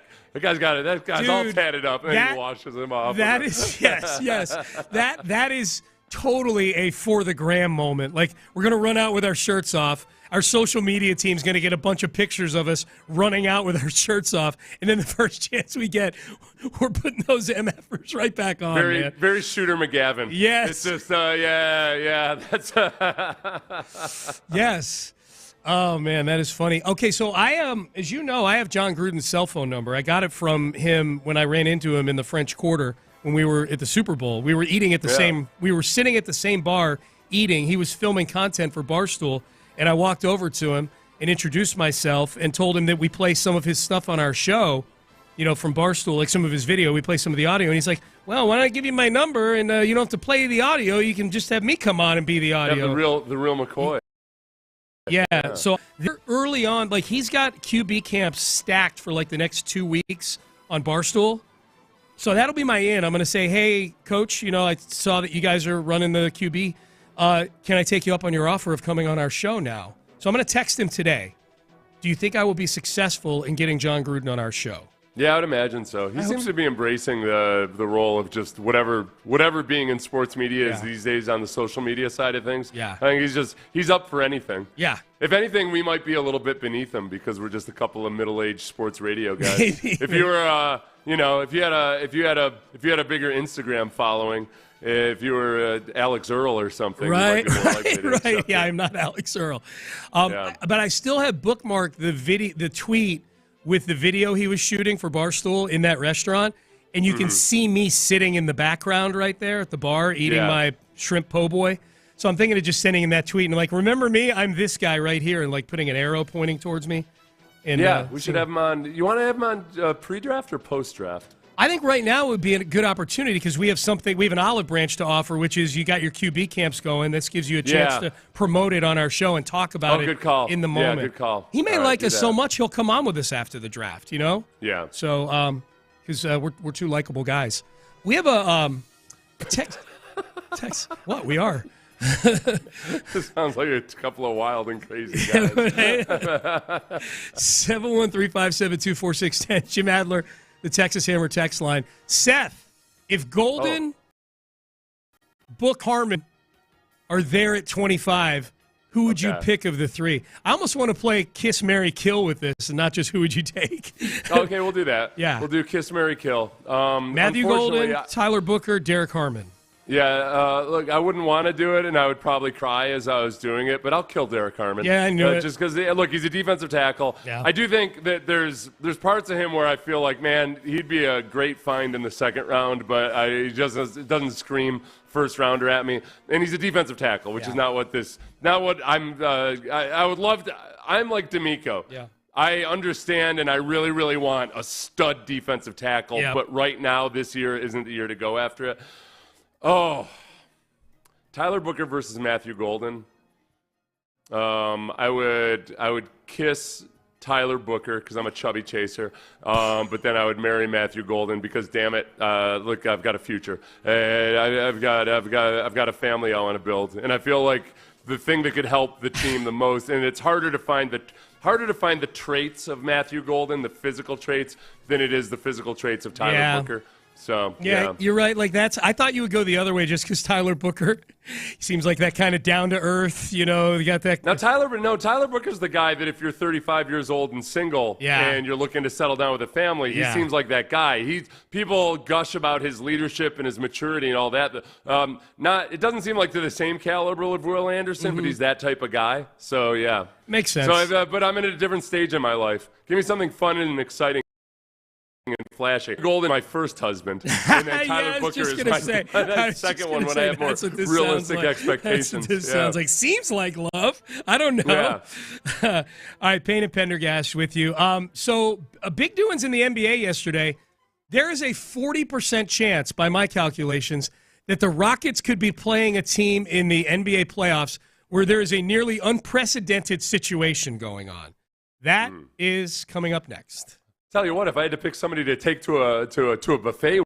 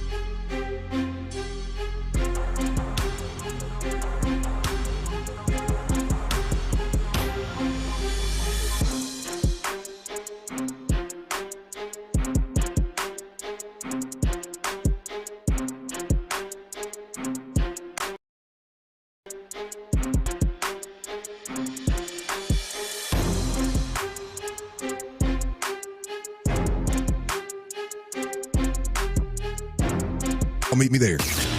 Payne and Pendergast is driven by West Point Lincoln of Sugarland on the Southwest Freeway. Exit Kirkwood and take the first U-turn at West Airport under the giant American flag. Sports Radio 610 presents Payne and Pendergast. Payne and Pendergast with you on a Wednesday. Man, Reggie gave me these. They're called Diana Power Mints. They're lozenges. Yeah. I don't know if the audience has noticed. I've been struggling with a bit of a throat issue this week. Yeah. It's all the pollen in the air. And I've been everything. worried about you because you know I have the same. When my allergies kick in, I lose my voice completely. You don't seem to have the same problem. I was struggling yesterday, man. I was battling yesterday. I was reaching the point where I'm like, man, I might need to take a day here. But I was by the end of yesterday, I just didn't talk. I didn't go anywhere yesterday. Felt good. But Reggie gave me right before the final segment yesterday, and I just snagged another one, and I ordered a huge bag of them on Amazon. They're called Diana Power Mints. They're from Trinidad and Tobago. Ooh. And this lozenge it's like they stuck two blowtorches in my mouth and just hit on, and they shoot right out my nose. Like it has cleared out my skull. It's really, really good. Hold on a second. I got to look at the tariff situation with Trinidad and Tobago. $13.99 for 2 bags. I don't know. Yeah. Okay. One so bag. you're going to pay a third. The whole thing when we're talking about what a lady looks for when it's time to settle down. Mm-hmm. Yeah, I feel like Reginald's got very good spouse potential. Reginald, solid guy, man.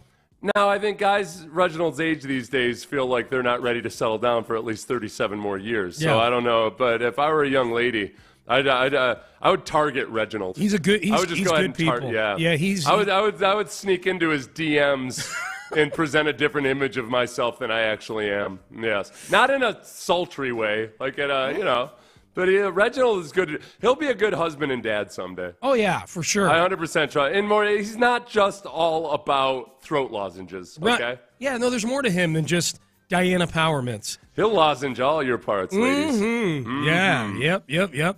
You can catch him at 10 a.m. today, ladies. Yeah. Actually, like 9:55. Yeah. So the Rockets, they've made the postseason. They're going to be the 2 seed. They have overachieved expectations by practically everybody. I don't think there's I don't know if I can go back and find anybody who predicted the Rockets would be the 2 seed in the West. The 2 seed with 3 games to go. Like they literally they can do some serious load management here if they so choose. You know, guys like Tari Eason who have been banged up this year, you can really manage that. Amen Thompson's ankle, he's still been playing. He's been playing well. Obviously, he shut down Steph Curry. But that's something you can relax if you want to. I don't think Jalen Green takes a day off, so I think he's just going to – they put themselves in a great spot. And now, Seth, they will play the winner of the play-in game on April 15th between the 7 and the 8 seed. And we had a few people asking earlier, why is it not – it's 7 through 10 play in the play-in. Why is it not 7 versus 10? It's not a mini tournament. It's 7 and 8 play. Whoever wins that game is in the playoffs. The loser of that game plays the winner of the 9-10 game. So that's how that goes. But there is looking at it right now, there's 5 teams it looks like that could be in the play-in, maybe 6. I got to see if the Lakers mathematically could still, but at least 5. Denver, Memphis, Minnesota, the Clippers, and I'm missing one. But 2 of those 5 teams have fired their coaches.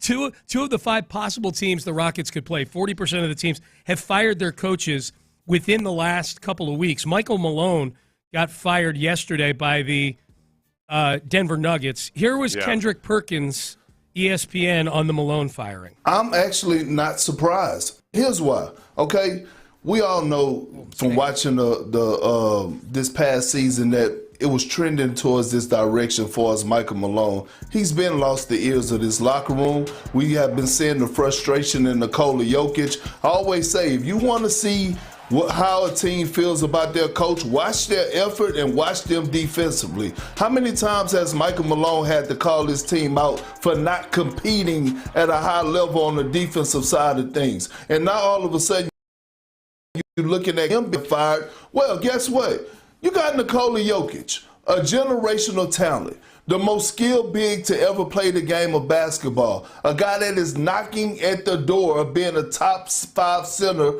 of all time. Guess what? Over this past week or so, he's had a 60-point triple-double. He's had a 40-point triple-double, and a few other triple-doubles that has came in results of L's. Okay, so that was Kendrick Perkins. So I've got the standings in front of me now. The Lakers, Clippers, Denver, Golden State, Memphis, and Minnesota all are separated by 2 games. The Lakers have won 48 games. Minnesota's won 46. All those other teams are right in between them with 47 wins. They've all got 3 games to go. So any of those teams could be playing in that 7 versus 8 game. Yeah. A third of those teams have fired their coach in the last 2 weeks. It's the whole the soap opera surrounding this is just fascinating because Jokic, this is how it was reported. Jokic did not approach Nuggets ownership to request changes, but he was notified of the moves in advance. So at the very least, there are no stories that Jokic put up a big fight in this scenario and said, no, wait, don't fire him or anything. Plus, Jokic's agent, who's from Serbia, had visited the Nuggets last week. So I'm not buying that I'm not buying that Jokic's hands don't have some blood on. Well, they flew him in to get the guys whacked. Oh, it can't be easy to fly in from Serbia. No. I don't care where. Yeah, it is an interesting dynamic where what have you done for me lately and how are you performing given what your talent level is right now? You got to have your head on a swivel as an NBA coach. Guy won the title less than 2 years ago. The Denver Nuggets were NBA champions, right? I mean, it was 2 years ago that they won the championship. And now Michael Malone and Calvin Booth, the GM, both fired. And apparently it is such a strange dynamic because I've seen 2 things regarding this, Seth.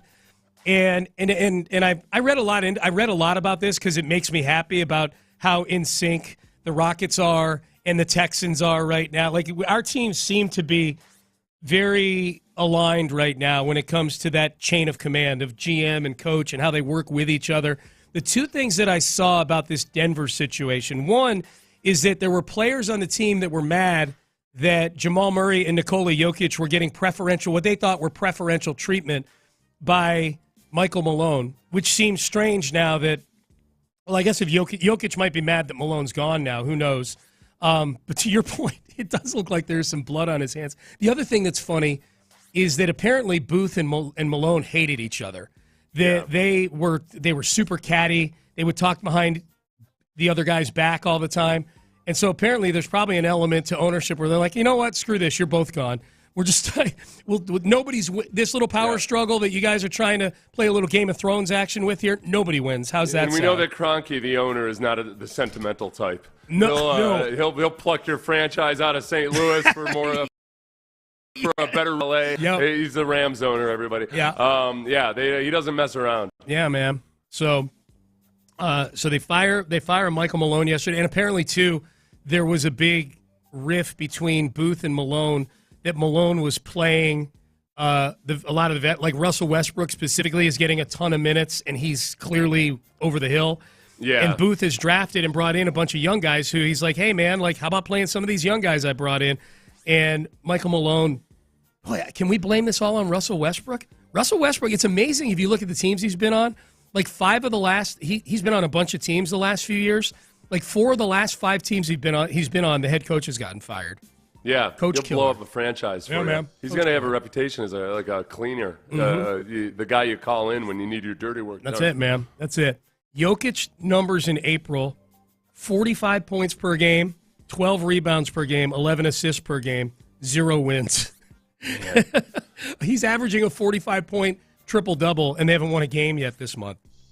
Hey, just to bring it back to your health condition and issues, yeah. Framber had been under the weather the last few days, too. It was kind of dicey as to whether Framber would even start last night. Really? So he's got something that, I don't know, whatever illness I had last week, it seems like it's still with me to a certain degree. Mm-hmm. I know I didn't have a stomach virus, but I know there's a stomach virus going around that's kind of nasty right now. Yeah. So just take care of yourself, Sean. We don't know what. None of your night clubbing and all the other stuff. No, man, I've been good this week. I know, man. I've been good this week. Got a meeting that'll keep from getting in trouble. Got the.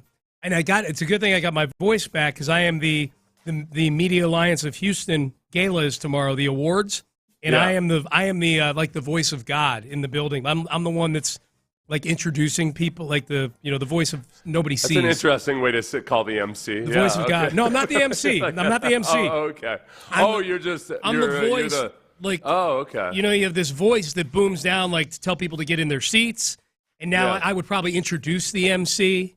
That kind You're the mighty Oz. Yeah, I am. I'm the great and powerful Oz. Yeah. What's the meeting this afternoon, and why wasn't I invited? What is this? It's for What's a client. going on? It's a client talking meeting. About me? No, okay, I mean we probably right. will. We always do, but it's a client meeting. It's all good. Yeah, it's all good. I'll let you know if they're big boss.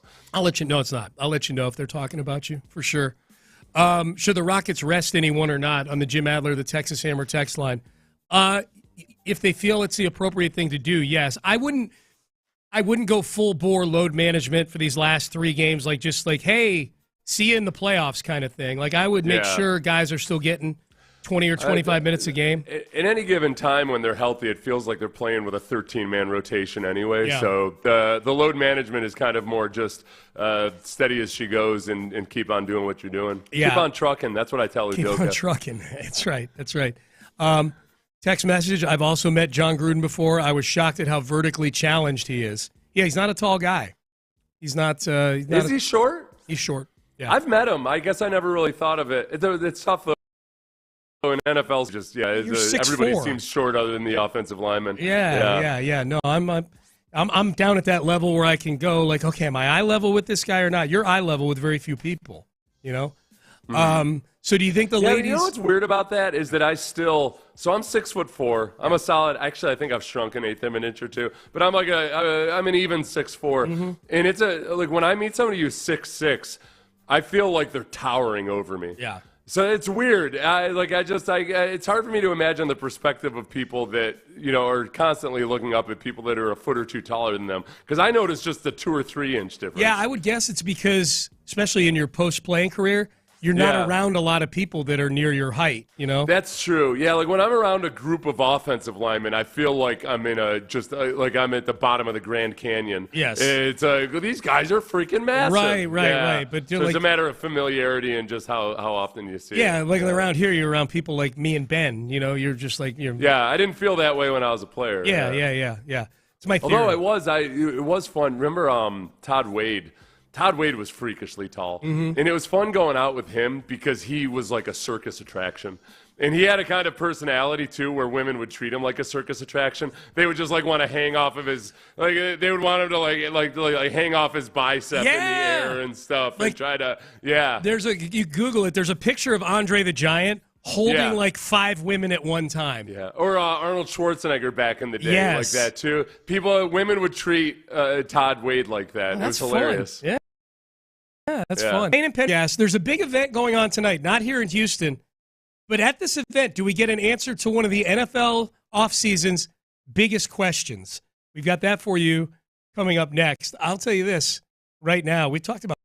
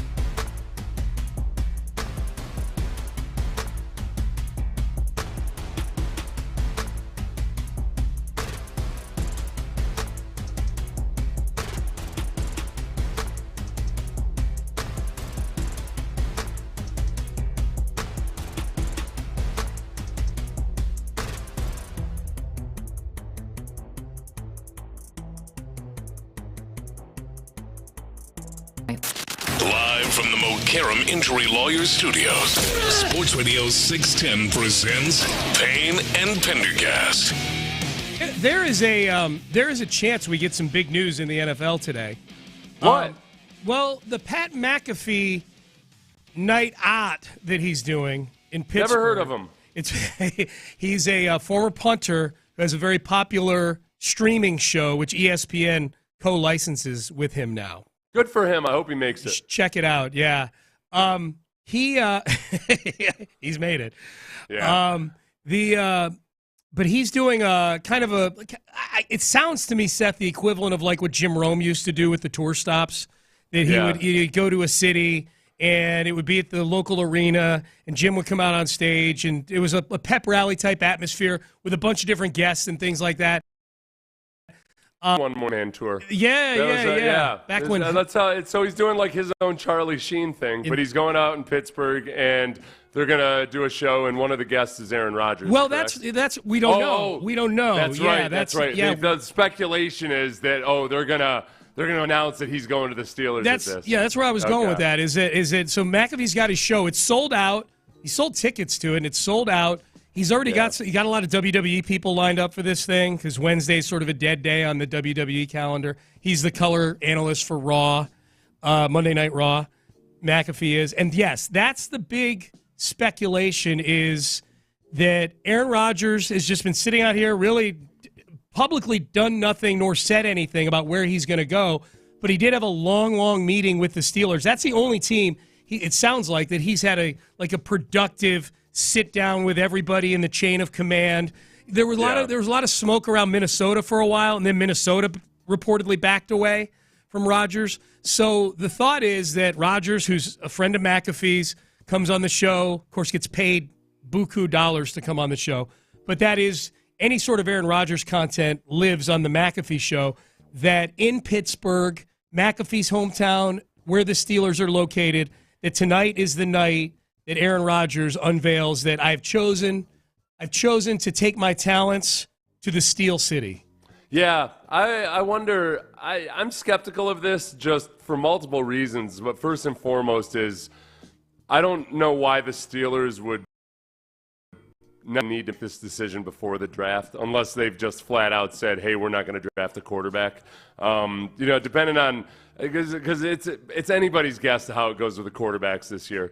And the Steelers, maybe they like Jackson Dart or something. Mm-hmm. Maybe they think that maybe they really like Shedeur Sanders, but they don't. They want to see if perhaps he falls or whatever. I just don't think that Aaron Rodgers, given his recent body of work, is anybody that you feel like you need to lock down before the draft. Yeah. So there's that, and then the other side of it is just, if I'm anybody advising Aaron Rodgers, I don't know what kind of a reception you expect to get, but there's a lot of variables here to where it could turn ugly, man. It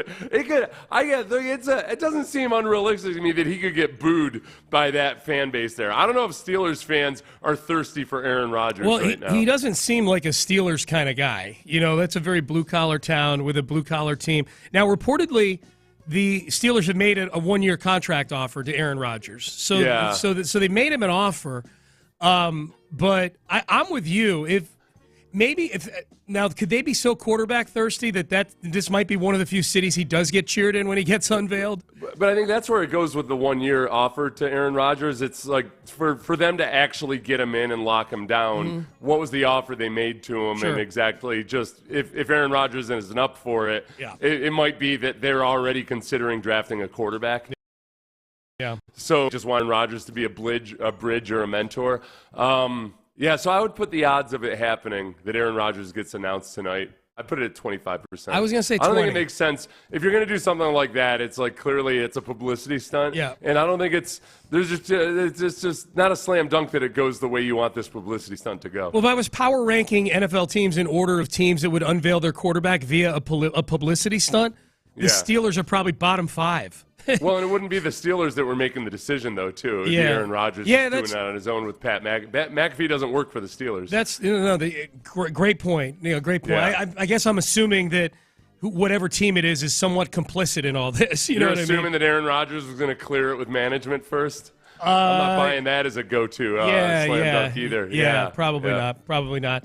I don't know. That's what I don't get is I saw – who was it? It was – I think Florio kept hammering that, like, hey, Aaron Rodgers is a much better option than Russell Wilson.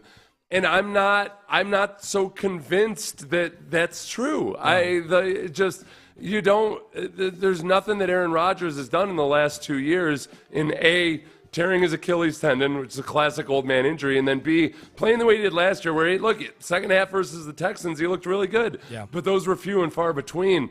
I don't think it's a slam dunk that he's a better option than Russell Wilson. I don't think so either.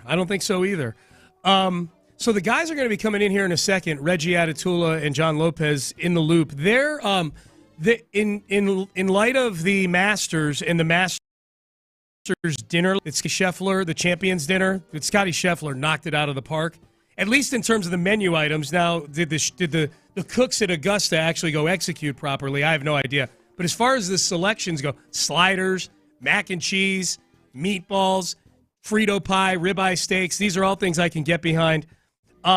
Their question of the day is going to be centered around that. Like, what would be your Masters dinner?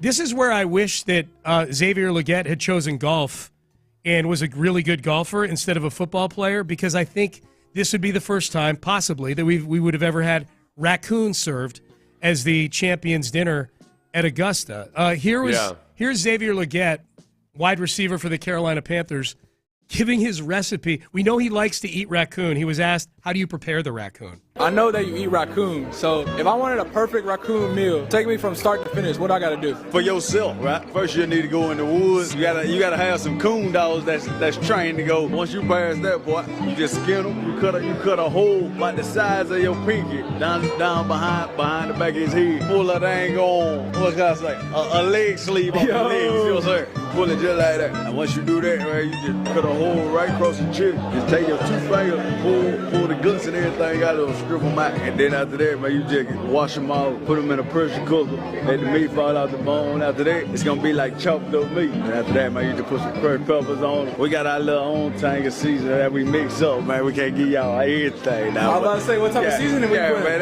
it's a little bit of everything, man. But you got to put that away to make the big come. Mm-hmm. That's the pressure cooker. Our listeners have backed that up overwhelmingly. That if you're cooking game like that you got to hit it with a pressure cooker for parasites and whatnot. It's a must. Yeah, it's a must. I'm starting to get I've heard him talk about raccoon enough that I'm actually my mouth was watering a little bit there when he started describing that raccoon. Yeah, the actual preparation of it got me intrigued. Like, the skinning and the skinning and the gutting. Skinning, gutting. Yeah, because then there's. I'll tell you what, Sean. There's something about skinning an animal that for whenever I've helped people skin things, it's hard not to think about the fact that you could do this to a human too. It's really it's hard to get out of your mind. From growing up watching Predator as a kid, and then every time I've helped my father-in-law skin deer, I just it just keeps going back to that. Man, this someday when the aliens come, this could be me hanging from a hook by my Achilles. Yeah. They're just stripping the skin right off of me, and there I am. Yeah. Skeleton with some muscle hanging off it, like it kind of looks like Seth. Yeah. I don't like it being just ripped down to the bare essentials like that. The very beginning of that, where he's like, well, you got to get some coon dogs. You got to have dogs. Like, there's specific dogs, I guess, that go get them. Yeah. Blue ticks a lot of time. My brother used to hunt coons, and he never ate one, but he was, So Buck is coon dog. Okay. We had a coon dog named Buck that would, he was a rambunctious one. He would get off his chain quite a bit, but every now and then he wouldn't get off his chain. He would just drag his entire doghouse with him. So we lived near school, and there were a couple times where Dan was out at football practice, and there goes Buck running across the football field with his house behind him. Doghouse? Yeah. He'd have to go and grab Buck and take him back to the house and then show back up to practice. It's like what Snoopy would have been if you chained him to the house and turned him into an alien. Like, he just dragging his house everywhere. That's funny. John Lopez, Reggie Atatula are here, so we were just kind of leaning into your question of the day. Gave us a chance to play Xavier Leggett again, which is always fun. Yeah. But, what would be on and the difference menu? between Seth and I became very obvious in that I've never thought about, how humans could be skinned like that, too.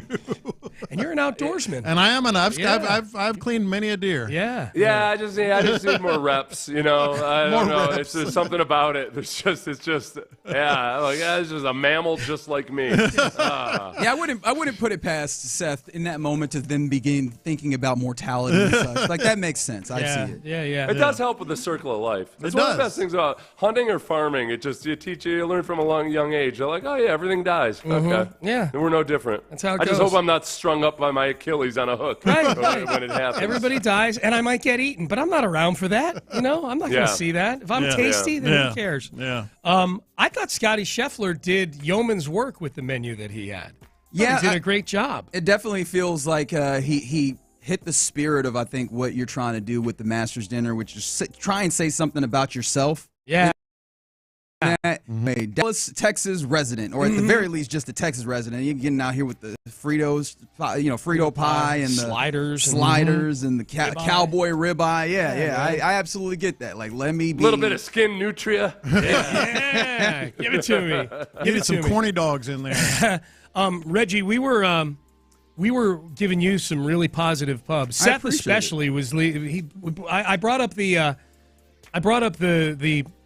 Power Mints? lozenges that Yes, you sir. gave me. Yeah, and I ordered a big bag of them from Amazon. The Diana Power Mints. Yes, I swear by these. Very good for clearing out the sinuses and helped out with the voice. So thank you very much for that recommendation. You're very welcome. Pretty sure they're like 120% menthol. I don't know how that works. But I think that's how that works. You're right. There's like some alien menthol on there too. Yeah, it's crazy. Yeah. They're really, really good.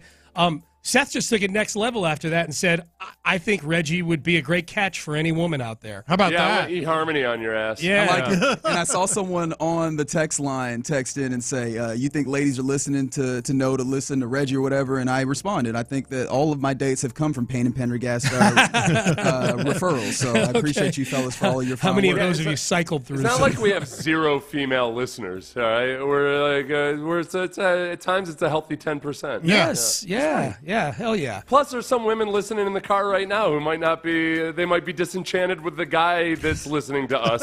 Hey, ladies, Reginald's an option. Right. Like, Better than that doofus you're sitting next to. What does that do for the Sports radio listening, creep. I don't like what we're doing now. Like now, still you'll go. Like I How'd you feel like meet that's not Reggie? going to do well Kind for of our through my numbers. husband. Yeah.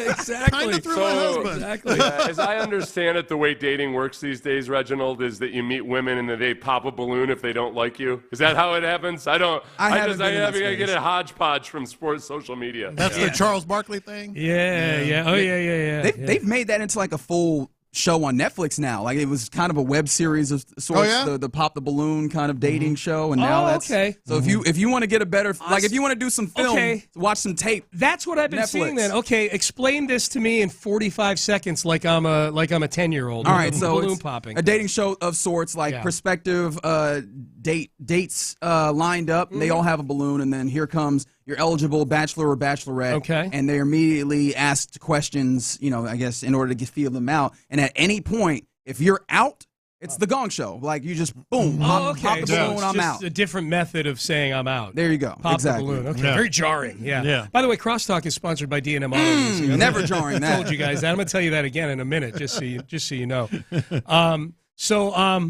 And we got a win last night with the Astros. That was good. Are you frustrated with how Cam Smith is being utilized right now? That he's not playing every day? It's a big source of frustration on Payne and Pendergast. I know that. We're going to actually talk about that at noon. Yes, sir. Okay. Regarding Cam Smith, but I will tell you this: no, I'm not frustrated. You're Are you okay frustrated that Jake Myers is the second best batter on this team? Now that right I am. Now that I am. Yeah. Well, yeah, the idea that he, even if it's for a short blip that he's doing this, I'm like, I love this. Like, this is making me very happy. Well, he's going to be out lean there. into the hope. Yeah, he's going to He's play. been an average hitter so far. That's a win with Jake Myers. That's a win. And Deeply good necessary. for second best hitter on the Astros. Yes, that's not a win. He and Altuve are carrying you right now. We all said that the outfield was going to be what was going to carry you. Yeah. We all said that. Yeah, I know. I was told that he's on the team so he could play every day. That's what I was told. I feel like I was lied to. You were, but that you do have to bring him along because you're not going to send him down. Yeah. You're not? Give him some times. Yeah. Yeah, well, we'll get to that. No, I want him to play. Let me be clear. I said how he's utilized. I want him to play every day. That's the frustrating part for me. Yeah. So, by the way, Crosstalk, sponsored by D&M Auto Leasing. Yeah. All right, fellas. I'm looking forward to being hungry at 10:40 and listening to all these Masters meals. My Masters menu is so good, you're going to change yours. It reflects you. It reflects you. Okay, and it reflects you, Reggie, as well. Yours I hope does. so. Let me ask you, fellas, do you think it's better if we put together individual Masters dinners, or should we do a show Masters dinner? I think both. Yeah, that's what I said. Okay. Yeah, I think both. I think both. It's a 4-hour show, man. Yeah. Double dip on the Masters dinner. Hell yeah, dude. Come on. Let's go. All right, Seth, antibodies to you, my friend. Antibodies and bland potato salad at your Masters dinner. I like potato salad. Fuzzy Zeller loving ass. All right, we're done. We're out of time.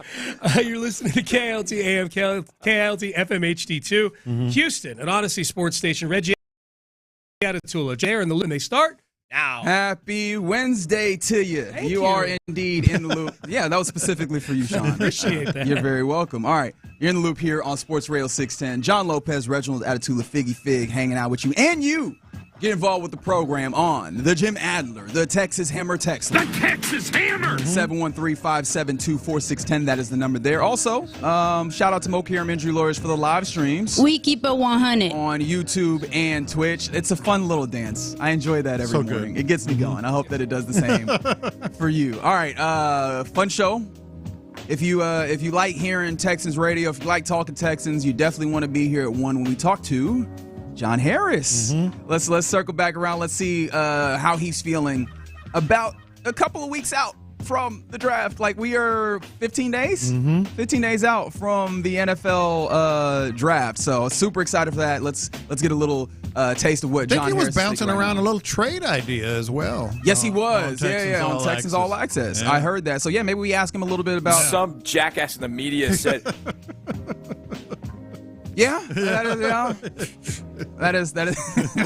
is fair. So we'll get to that later in the program. Also, shout out to the Rockets making sure to get the number 2 seed without even having to do nothing on their day off. Yep, getting stuff done. So shout out to the Rockets. They are officially going to be the number 2 seed. It makes it so that you can train your attention strictly on the play-in games in a couple of weeks or in a week here as well. Man, we're barreling towards the end of the NBA season, and we'll talk as we go. But we start with the thing that kept me up to the wee hours of the morning. And of course, I say that probably I'm lying because I'm always up to at least 1 in the morning. It's not a good thing that I do. I probably should sleep more. You probably should. But nevertheless, I had a good reason for it this time. It wasn't just me messing around. It's because the Astros were playing on the West Coast against the Seattle Mariners. And by golly, they got a W. They did indeed get a win. They beat the Mariners. And how did that feel for you? Like, because, I mean, the win was absolutely necessary. You went to extras for it all the way to 12 innings to make sure you got it done. Well, let me take you to what I was telling myself as I was finishing up last night, getting a little tired, watching the Astros. I'm like, why am I staying up for this? Because it was just miserable to watch. That's right. So I went to bed. And then I set the alarm for a half hour early just so I could catch up on the game as I'm getting my coffee, et cetera, in the morning. And as I was watching it, I was like, why'd I get up extra early for this? Because it was a nice win. It was a nice win. I mean, you don't ever criticize those, but man, I was asking myself that, or telling myself, that should have been a great pitcher's duel. Fromber against Luis Castillo, and it was for 5 or 6 innings. Absolutely was. Fromber went that 6, no earned runs. Yeah.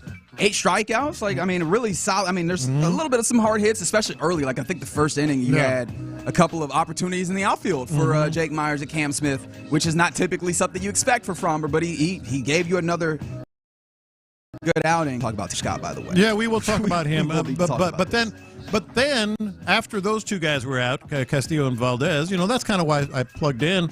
And then I woke up this morning. I'm like, this is not great pitching. It's bad offense on both sides. Keep in mind, what do we always say about the Mariners? Ooh, what good pitching they have, but they can't hit a lick. Correct. Astros look like them. You think that they decided that let's make this a fair fight? Let's do what y'all do? The Astros look like them. And I know that sounds harsh. All I'm saying is it comes back to the same thing with me Like, I still have the same worries 11 games in now about this offense. I mean, the winning run came on a drawn-in infield. The Astros were 3 for 15 with runners in scoring position. It was just not great. Maybe you want to give it to the pitchers. That's fine. It just looked like a team that was still scuffling, you know? For sure. Yeah. I mean, and that's the thing is you got to win, but I don't think that you have any level of resolution or any level of like hope for immediate resolution when it comes to finding some offense. There were some hard hit balls though, right? Like, and we've had some games where they did that. Definitely earlier on in the season, I felt like we were doing the hard hit ball watch with Christian Walker, where it's like, oh man, if these find space. You had some hard hits, but you didn't find a lot of grass necessarily. Although you did have 8 hits in this game, like you the expected batting average. I know that you love it when I give you expected. I don't mind it so stats, much in baseball. It was when you fine. go dynamo that kind of irks me. Oh wait, no, okay, all right. So where is there is a line and is not is it okay to then have advanced stats? Because it seems you're I said I don't mind up and it. down. I said I don't mind it. All right, fair enough. Especially because I noticed y'all didn't respond to that text that I sent. Oh yeah, I saw it when Collis was making that mention in that first inning on Space City Home Network of the expected catch percentage on those two and flyouts. that is an eye roll when he do that. Okay, all right. I just want to make sure y'all consistent. I'm gonna make sure y'all weren't just being jerks to me. Yeah, Reggie Callis. Reggie Callis. All right, I see what we're doing here. But no, I mean, like watching this game, I'm still in this place where I have some concern for this offense. But you feel like there are very specific places where that concern. It shouldn't. You're not in a place where you're like overall concerned because 11 games. Are we doing marathons, not sprint? Is that what we're doing there? Right. But where are the specific places that you have? Well, let's set aside Cam Smith. We're going to talk about him later specifically, and the ups and downs of a very young rookie out there. This offense, they struck out 12 times as a team last night. The Mariners struck out 19 times. I mean, think about that. That's a lot of strikeouts. They are not they're flailing at the ball. They're not seeing the ball. They're not getting their hits. Specifically, 3 guys that you got to count on. Like the 3 guys that you especially with, no more Bregman, no more Tucker, whatever, you feel about the rest of the team, you had to have Christian Walker come in and produce. Now, maybe it's just an 11-game slump, but he's batting 156 with a 418 OPS. Yeah, that's not great. That's 11 games. Jeremy Pena, what were we saying the whole spring? If he can just get back to what, some semblance or maybe even hopefully better of what he was recently, protection for Pena now up and down the lineup, and he's batting 154 with a 518 OPS. And then Yainer Diaz, man, that might be the biggest question mark that we have left. That's a great point because those other guys, like they've had a moment here or there. Like obviously with the Christian Walker, if you want to try and wipe that away, we can go back to the thing that I mentioned earlier. Just as he's making some contact in decent amount. It seems like he's getting unlucky at times. Jeremy has been up and down. Got on the base paths a little bit as well. But yeah, the Yainer Diaz just looks like that one looks abysmal. That one feels like he's pressing, he's expanding the zone. Like he that one looks like very different than what you saw last year from him, especially because like it's not even the same MO on the ways that pitchers are getting after him. It's just it looks completely different.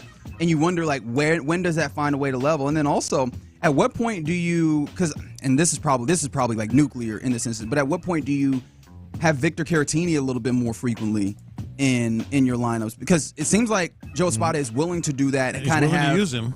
Well, absolutely willing to use him, and of course it's necessary when you have this particular bench and you don't really have left field bats or left-handed bats rather to throw out there. But I mean, he's willing to kind of move some things around, move and shake some things in some positions in various other places. Obviously, for some certain reasons like defensive adjustments, those types of things, youth to give guys rest and stuff. But I mean, he's just got Yainer Diaz in there, and it seems like he wants to just let him. I think it becomes more elevated and more heightened when you look around the entirety of the roster and you just aren't getting anything. Yeah, and the other thing with Yainer, and just for the record, he's batting .061 with 199 is what I saw, 200 OPS. But okay, if you're going to do that, you better be Martin Maldonado. And I know that's been a bad name in this city, but everybody was like, oh, the way he frames pitches. Diaz is not framing pitches. Day before previous game, There was one that should have been a strike that he just didn't frame right, Ray. He's not getting guys out on the base paths. I'll defend him a little bit on the framing. I feel like that's more the individual anecdote as opposed to like the overall. I think he's doing a decent job framing. But I have no defense on him when it comes to, like, people are running on him. Like, I think he's up there when What it did comes Chandler Rome tweet out last night? I missed that one in 15 out of particular. 16 runners. Ooh, that's not good. 15 out of 16 runners have advanced on him. And he literally has the slowest pop time. Like, he has the slowest by Baseball Savant. Like Mitch Garver got his third career stolen base last night. Mitch Garver has 3 career stolen bases, one last night, ended up being the tying run later. Maybe that was, some people would blame Taylor Scott on that because he wasn't keeping him on well. But regardless, he's not, this is going to sound weird, Figgy, but, at least you could always counter-argue Martin Maldonado's horrid bat with what he could do defensively. And he's not even in the same hemisphere. Yeah, that's fair. Like, that's one of the ones that I'm really, really concerned about. And to be fair, like, the pitchers aren't getting the ball to him quick. Like, they're slow to the plate. Last night was bad with Taylor Scott. And also, like, in a way, Framber Valdez, like, I don't know if you noticed in the second inning, and maybe I need to look more into this, and I'll ask you to see if you had any level of recognition. Was he working out of the windup with runners on base?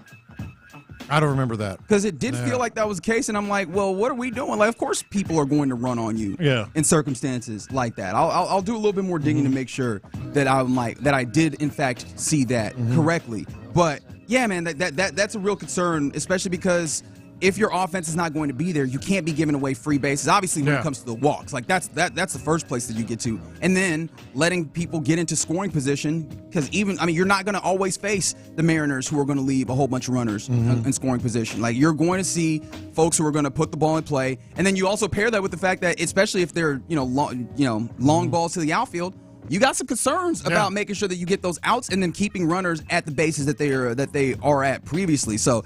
Yeah, that has to get better in some degree, and just the defense in specific needs to get better from that position. But you definitely want to make it, I guess, taste a little bit better with Yainer swinging the bat. Seth brought it up. Jake Myers is the second leading hitter on the team. You know who third is? Brendan Rodgers. That can't be. That's not the recipe. No, and that's why hey, take the win. Happy with the win. Whatever they're still, what are they, 5-6, I think, whatever the record is. They're still scuffling altogether. But Jake Myers and Brendan Rodgers cannot be your second hitter on the team. All right, so this text is coming in on the text line. Yainer is a streaky hitter. Some of you just going to have to live with him. And I can hear that. Was that an oversight in building this roster in that it feels like there's a lot of guys that were saying, all right, well, there's just going to be streaks in. And it's baseball. You're going to have. Everybody has some streak. Some level of streak. Yeah. But if everyone is like more further along on the streaky hitter spectrum of sorts, is that an issue? Because at some point you have to have some people that are metronomic, like some people that you can lean on a fairly regular basis to be those guys, and then you get your pops of your guys who end up being a little streakier. It feels like everybody's in that streaky space. Except Altuve. He's been pretty consistent from the get-go here. No, look, I feel like if you're going to have a bunch of streaky hitters, that's another ingredient to a bad recipe, You can't have a bunch of streaky hitters. You got to be able to rely on something. The one thing that I can lean on in this game, you managed to get a win. Like, you just toughed it out, and obviously your pitching has been pretty good at the top. How are we feeling about this pen right now, though? Because Taylor Scott, we got, 2 2/3 of an inning of work, and he allows a run that ultimately ties this thing back up at 1. It's the thing that kept us up late in the night because then, we got into extras because of that run, and this is the day after he also gave up runs that were important in that game. In fact, that was ultimately what lost you the game last night or yesterday against the Mariners. And so how are we feeling? It feels like he in particular, this isn't like a good space for him, and I have concerns about where he is in your feeling about the bullpen as a whole, because Brian King came in and was solid, and then Josh Hader did what he was supposed to do, which is funny. When he's in that instance where he's just kind of holding something down, it's great. It's when Hader was great. It's when you have that save situation that it ends up being kind of funny for him, right? No, I actually feel pretty good about the bullpen, but I think there's some tweaks that are happening. Rafael Montero gets traded for the old player to be named later, and the Astros are going to have to eat about $7 million of his contract. they're trying to find something on the back end, in the middle, or whatever you want to, wherever you want to put it. But I don't feel bad about the bullpen altogether. Taylor Scott is probably, if I had to guess, not long for the big squad. Yeah. But and we already see Van Wy coming up. Somebody said, will they use him? I feel like they have to. Have to. They feel he pitched well in spring. And I mean, I think also looking at the reporting, I think it was Chandler Rome saying that they were shopping Montero. The start of the season, him being decent, probably made it more palatable for him to then be sent. So it feels like maybe that was always in the cards. But yeah.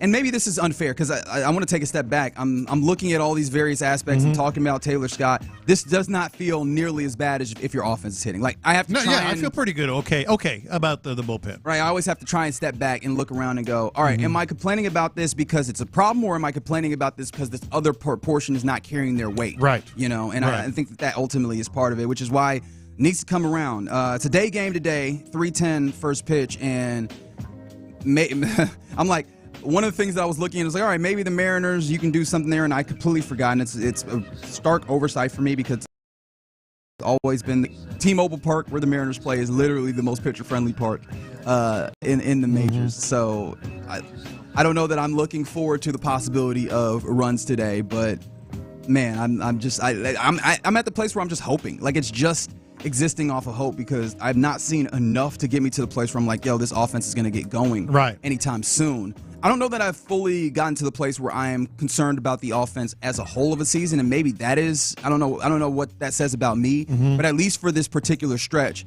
I'm concerned. And I should be also because you did the miracle last year of climbing back out. I don't know that you want to put yourself in a situation where you have to climb out again. Now, of course, right now, you're right around 500, but it could very quickly go the other way if the bats don't go. Well, yeah, if the bats don't get going. That's why I think your point on, we wouldn't even be looking at the bullpen that much. In fact, we might be saying how good it is, and I'm good with it altogether. If Diaz was batting okay, if Jeremy Pena had a better start, if Christian Walker was, so those three guys, getting back to how we started this, those three guys right now, I think are the biggest part of the problem of why this team is where it is right now. Yeah. And 713, great point. Talking about the AL and NL rather. Players of the week. Look at Tucker and Breggy having success when they were here. It was a slow start. It was more Bregman, and that was the last 2 seasons. I mean, before that, the starts weren't particularly bad. Even Bregman wasn't that bad. Yeah, it was just the last couple seasons, and then Tucker. I don't think he had that thought. I guess more of the problem with Tucker is what you talk about later in the season, right, and into the postseason is where I think sometimes people had criticisms of him, but that people popping up about the bad and right, everybody's popping up about Centron. And I don't know that I'm immediately jumped to that place, and I know that's more than just this start. The real thing is it just feels like you need your guys that you're the guys that you're paying, the guys that you pay to be there, to be that, and we'll see how that comes along.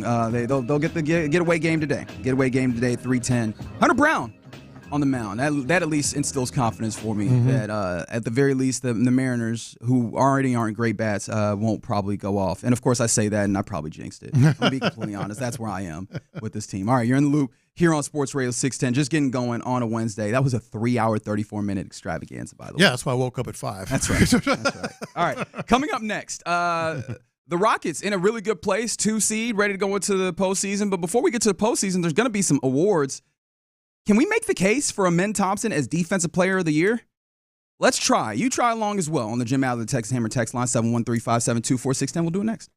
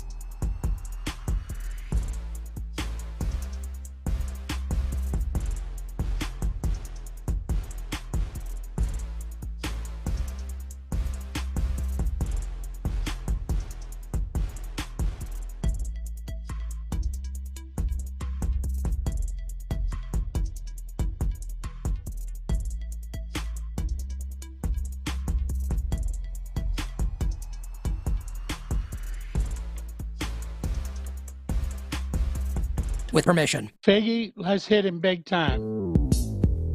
Houston, let's get in the loop. You better get ready because we're going to show up and show out. With John Lopez. It is what it is means nothing. And Reggie Atatula. And that, my friends, is a scoregami. Always live, always local. 713, what's the damn number? 572-4610. You're in the loop on Houston Sports Leader, Sports Radio 610.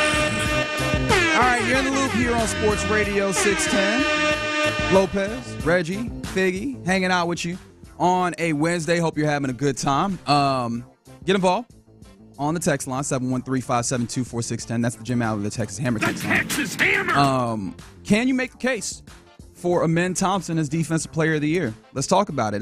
We are a mere 3 games away from the end of the regular season. The Rockets are solidified in their playoff berth and solidified as the number 2 seed in that playoff berth thanks to a Lakers loss last night versus the Oklahoma City Thunder. Shout out to Oklahoma City Thunder. And so we move. Like the regular season looking like it's fairly done for. Like you've accomplished your goals and more at this point. And now we can move to kind of individual things. I think everybody in this club is very much in on the collective goal, right? The whole mantra of sometimes you, sometimes me, always us. It reigns. But let's get into the sometimes me, right? Like let's get into the individual awards of this because Amen Thompson has been incredible this year. A lot of people have been heaping praise on him. You heard yesterday when we heard from Zach Lowe. Well, welcome back to the NBA podcast space, buddy. And he immediately wanted to make it known that the Rockets are really good, that they just get the thing done. Amen Thompson, really, really good. There's been a lot of praise for men. And how far can we take this praise? Like, can we get him into Defensive Player of the Year? Let's try and make the argument, Lopez. Well, I think he's going to be maybe the most important player in the postseason for that reason alone. So making the case for him for Defensive Player of the Year is actually, it sounds kind of ludicrous because it hadn't even really been mentioned that much, in mainstream. But there's an opportunity there. Yeah. There is no real shutdown. That guy's Defensive Player of the Year. Yeah, and I think that's the place where you start. There's no absolute. Yeah. Especially with Victor Wembanyama hurt. Well, he was going to be it. He was the presumptive favorite. Yes. 100%. But you get 5 games? Yes, 65 game minimum. Yeah. And that actually is huge because I think I heard Sean mention this earlier today on Payne and Pendergast. And this is where I'll actually disagree with him. He was like, narratives have formed largely, and that's going to, it's hard to break those, which I don't think he's wrong in that regard, but I don't think it's as heavy of an impact as you kind of would think because in years past, the award ballots, and I'll lean on you actually as someone who has been in these spaces, right? Like I think you've voted on end of season awards for about 5 years. How did that process work for you before? They sent you a physical ballot at that time? Back then they did. You had to do it. I think eventually email, but still. And they sent it to you. When did they open this up to you? It was actually after about the All-Star break. You got them, and then the way it works. And so, I'm actually with you on this one because when it comes to NBA MVP, that's where the narratives really carry a lot of weight. This guy is so good. He's a good year in and year out. When it comes to these other individual awards, Defensive Player of the Year, guys like me, guys who are on the beat that watch the game, every day at that point, every team at that point I was watching because that was my full-time job was covering the NBA. You get to start more on that particular season. It's not like body of work, career, accomplishments and all that. And so what you do is the way I would do it is I would start calling coaches and players from other cities and just get their thoughts on certain players. So it's not like the narrative is already built. Oh, this guy's going to be the defensive MVP or defensive player of the year. No, you have to build it on that particular chance. I also think the thing I was ultimately getting to is like you get it, maybe you said after the All-Star break, maybe and you turn it in 20, 15 games to go. You turn it in. It had a deadline of like right at the end of the season, as I remember it, maybe after the season. This year it is after the season. Yeah, this year, especially because of that 65-game minimum, and not just this year, in the last couple of years since they've instituted that rule, they don't even open up the balloting. So there's no chance of someone just putting down their vote. with 15 games to go, ignoring those final 15 games. They're going to see it out. And what you're seeing of late is a Rockets team that's surged, a Rockets team that's getting a little bit of love because of where they're finishing the season. And when you do that, when you watch that, you see like somebody who made the case on from the 8-3-2 held Steph to 3 points. Like you see that game, and that's fresh in your mind here down the stretch. And I think that can help him. On top of that, can I ask you, former NBA award voter John Lopez, what did you, especially for Defensive Player of the Year, an award that there's not as many metrics that you can lean on, or at least not as many that are universally held? Like what did you tend to, base your votes on? I know you said you would kind of call and talk to some of the people that knew. Look, 100%. As much as basketball as I think I know, I don't know what those guys know. So I would lean heavily on what coaches were telling me, and then you bounce it off from what other coaches are saying, and not about players from their own team, about players from other teams. So, like, if you were to talk to an assistant with Golden State that you happen to know, they would talk about Amen Thompson, just pick another player, Lou Dort, whomever, and they would say, well, this is what this guy does and gives us the biggest problems. It's really more research, and then you also trust your own eyes, right? And so with that, like some of the guys that are kind of in the pool, Jaren Jackson Jr., his Grizzlies are on a massive skid. I don't think he's going to be in that great. And I'm not trying to fully negative campaign, but I'm trying to set the landscape, right? Jalen Williams of the Thunder, Lou Dort of the Thunder, even Shai Gilgeous-Alexander's gotten a little love of the Thunder. Those guys, I wonder if their ability with a really good defense, if they're going to kind of knock each other out, because I think they are one of those teams that has an incredibly high defensive rating when we start talking about those things, right? When we start talking about defensive rating, it is the Thunder up there with the best one. The Clippers are up there as well, but I don't think, maybe you go with Vika Zubac as the back line. I don't know that he is as sexy of a pick. The Magic up there, none of those guys are going to be in there. And fourth is the Houston Rockets, right? So the best defender on a Rockets team that has the fourth best defense, and he's not going to be cannibalized by some of his teammates, is Amen Thompson. Now, the question I'll ask you is, how much would you make the argument that Amen Thompson is what this defense is built off of? Because I think that would be the one thing that I'd be scared about. Absolutely. He's the heart and soul defensively, and he can do so many different things, which is always good to have. But I will say, as much as advanced analytics and defensive stats and all that is a big part of the way people and voters look at this thing now, it's still good to have the sexy numbers, the steals, the block shots. The things that are so obvious to so many voters and to so many really coaches as well. So you start to look where that's why Wemby was gonna win before he got hurt, and I think that's where Draymond Green, along with the name recognition, is going to be able to have an advantage, and he is the odds-on favorite. Yeah, and by a good margin, especially because of late. He's been doing a thing where he's utilizing his media presence to also lean in, right? When they added Jimmy Butler, the Warriors got better, and I think they catapulted back into a little bit more of the mainstream of NBA discourse. And he has his own podcast. I think he was on NBA Today on ESPN, and he basically was campaigning, right, in a way that we see college coaches campaigning for their quarterback for Heisman or what have you. So maybe that leans in, and I do wonder, especially in a landscape where there's a lot of kind of guys and maybe not one that you specifically go to. Yeah. Do media members then lean on who do I know is a great defender off of not just reputation but years past? I think he might have a leg up there. You mentioned raw stats. Dyson Daniels, a name that maybe not a lot of people know of, young guy out of Atlanta for the Hawks. Just to give you a little bit of an idea, he's an Australian player. They call him the Great Barrier Thief, elite NBA nickname, and that's because he averages 3 steals a game. That's the thing. Those are the sexy numbers. If you're gonna get a wing or a guard in a what has been a big dominated award in Defensive Player of the Year, usually it's something like that, like a Gary Payton when he has those kind of steals. So I do wonder what that feels like for men. But I think that Gary Payton's the best example. He is very much, him, Tony Allen is another one. There's not a lot of, guards that have been, all defense or have been like Defensive Player of the Year. Marcus Smart is another one. But I do wonder if you get, because he is so important, he is such an athlete. Like you see him doing these chase down blocks, so you have the highlights. I do wonder if that sticks visibly in people's minds. And you hear other players in the league giving him praise for how difficult he makes things and the ways in which he adjusts things. Just yesterday, he's getting a lot of flowers from around the league. I think what's going to help him the most is the postseason. if they can make a little run. Yeah. So maybe for next year. Yes, exactly. Yeah, because I think, a lot of people in the game, if I were a writer, I think there's like 70 or 80 people that vote in it. I think it's like 2 from each city and then some others and broadcasters and stuff. A lot of those people have heard about what Amen Thompson can do and hear and read all these things and see all these things, et cetera. But until they see him in person, because all these writers, especially as you get into the conference semifinals and the conference finals, they go to every game. Yeah. Or at least used to. Budgets can be a little different these days. But you used to go to every game, so you kind of get to see it up front.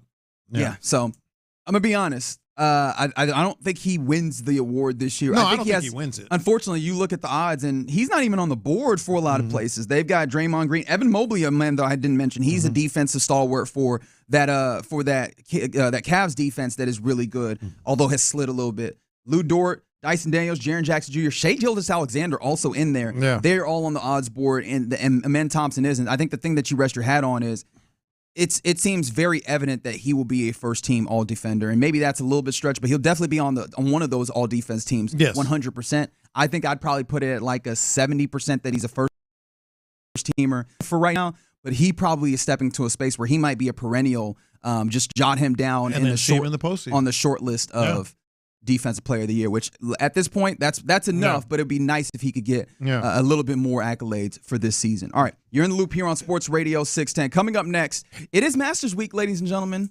Tradition like no other. Included in that is the Masters dinner, the Masters Champions dinner that happened last night. Scotty Scheffler had his menu together. What would your menu look like? That's the question of the day. What would you have to have on your Masters dinner? 713-572-4610. We'll do that as the question of the day. Next. All right now let's talk about Driftwood Shores at Wolf Point coming up Saturday.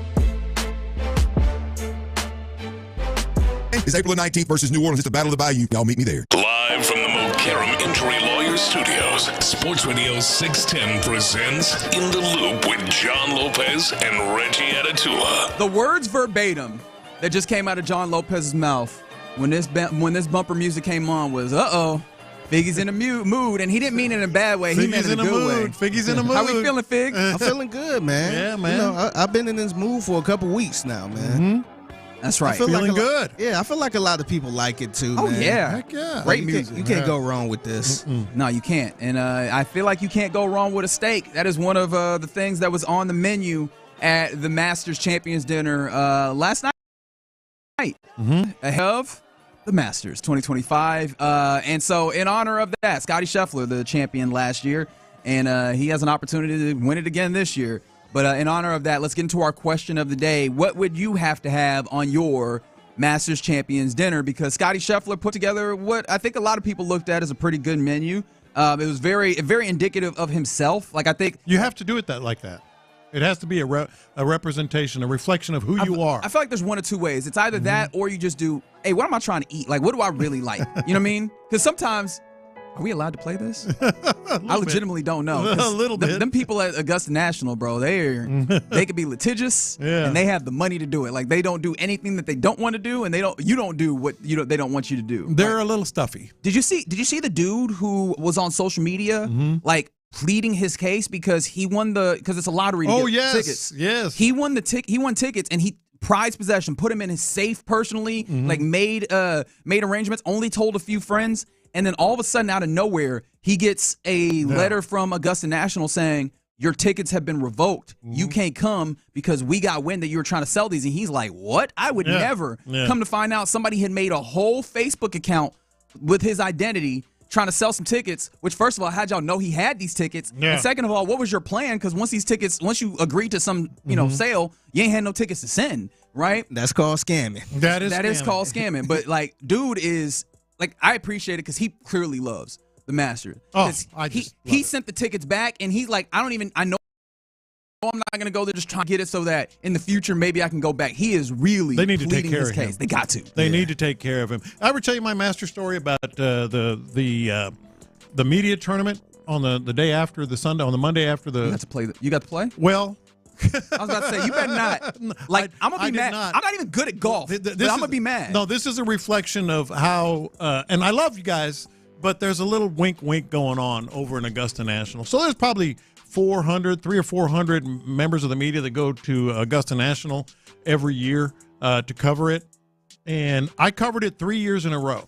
And I got wind from the previous person that was there, take your golf clubs. They have a lottery every Saturday of Masters Week, and they pick, I want to say it's like 12 members of the media that can play on Monday morning. With the flags still where they were on Augusta Sunday. Same pin location, everything. They have this lottery. I took my golf clubs all 3 times. No pick. Never got picked. But are you familiar with the name Dan Jenkins? Yes, I am. Got picked every year. Okay, all right. So it's a lottery. All right, I got you. Lottery. Got you. That NBA lottery type of feel too. It's like David Stern was picking Dan Man, Jenkins. This name is kind of cold. I went, oh, look, it's Dan Jenkins. I saw Jenkins the last year, and I barely knew him. I knew him a little bit, but it was enough to be able to say, man, you just leave your clubs here?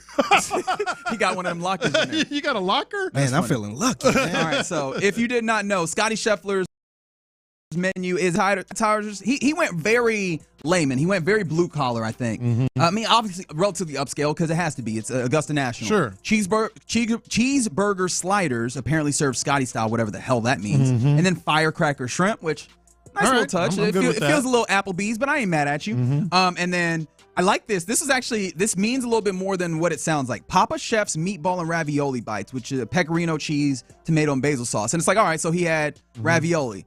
That's actually a little good-natured ribbing from himself because he missed some time earlier this year or late last year, something to that effect. Yeah. When he hurt himself, he stabbed himself in somewhere. He cut himself with a broken wine glass when he was making ravioli. I completely forgot about that till you reminded me. Yeah, so I thought that was funny. But then the first course is basically a Frito pie, Texas-style chili, cheese, jalapenos, corn chips, and then the main course is a cowboy ribeye steak or black and red fish, mac and cheese, cream corn, Brussels sprouts, and sweet potatoes, and they finish it off with a warm chocolate chip skillet cookie with some ice cream on top. Everything good except the cookie.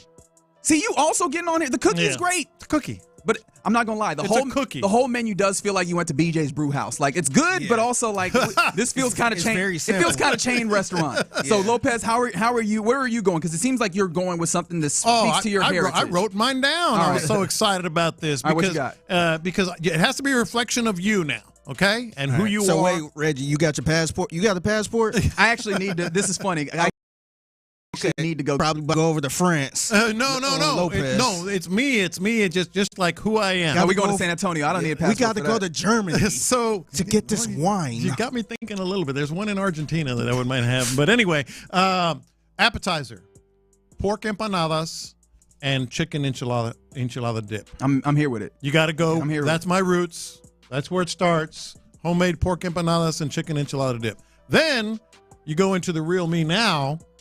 Smoked beef ribs with spatchcock chicken glazed in OG sauce. Because you got to have the barbecue, and the best bite in barbecue is beef ribs. Like, remember those big ribs we had at the tailgate? Yeah. That is the best bite in barbecue.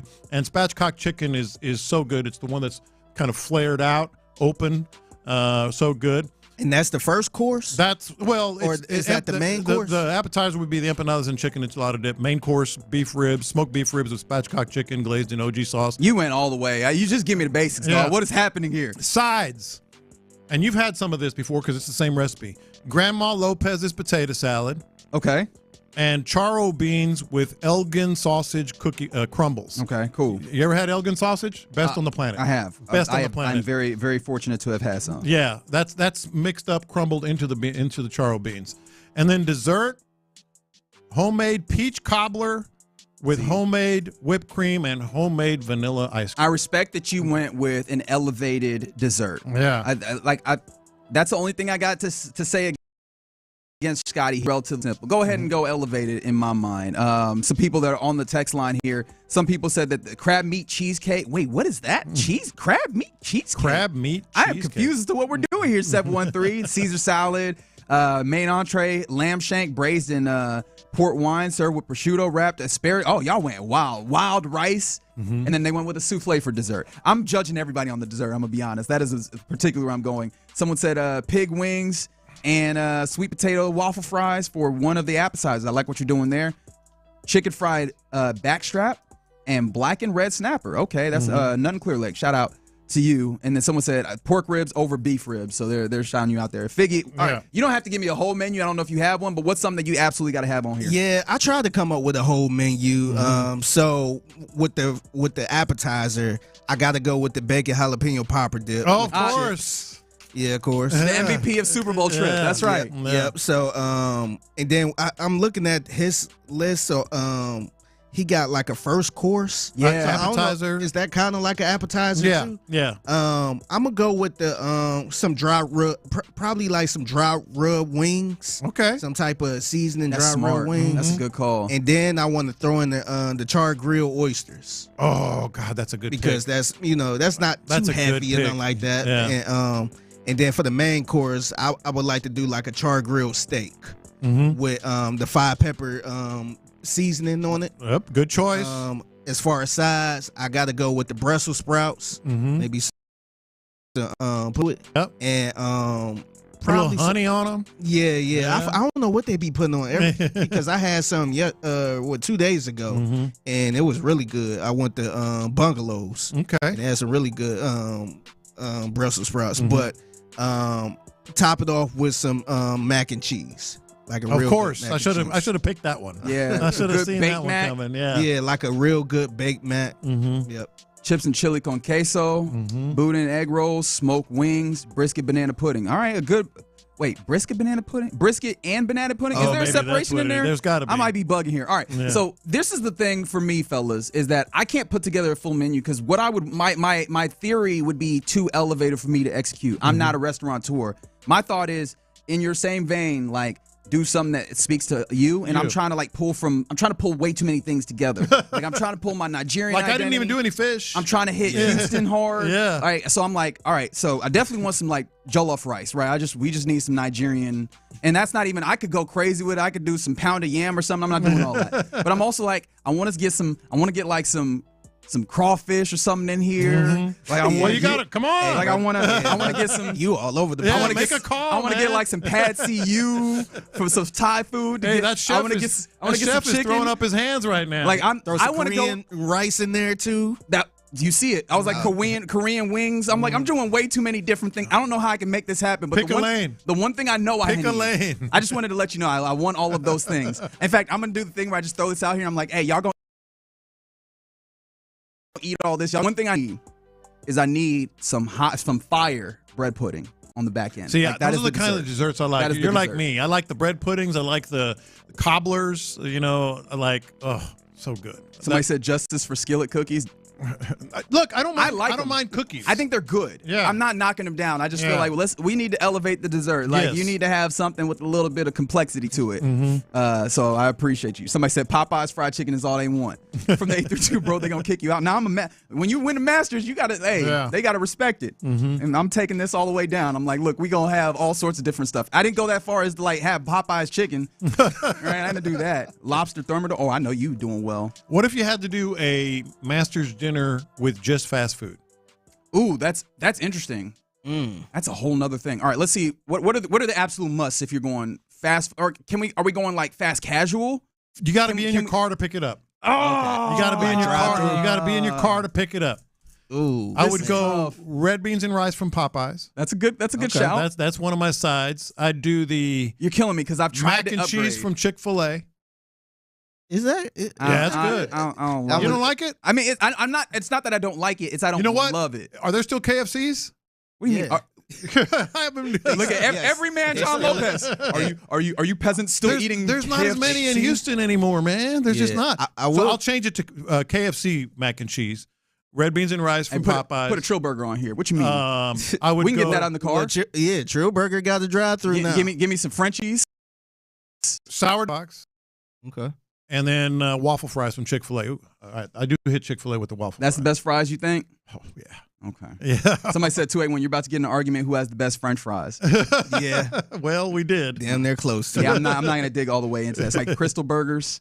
Somebody said they need a tuna nigiri. Where you live at? Crystal Burger. Oh, and I appreciate our Filipino brethren who in said the Midwest. Where's he at? I know, right? It doesn't matter as long as you're listening. We appreciate you. But somebody said you need to try Jollibee chicken. I've tried. Well, actually, I haven't had enough Jollibee chicken. I had one with a place that was just opening, so I don't think that was a fair look. But yeah, shout out to our folks from the Philippines with the Jollibee chicken. All right, yeah, that's the tough part is if you're trying to make a Houston-centric one, it gets hard because we got we got so much diversity. It's gonna be hard to make that happen. Anyways, we need a Houston golfer winning this and doing that for us though. Oh, I got you on the Masters, man. Okay, all right, I got you. But yeah, Scotty Scheffler is expected to be up there. Scheffler will be up there. Rory's got a lot of really love. hot right now, and I put him on my pool, which means he's probably going to lose.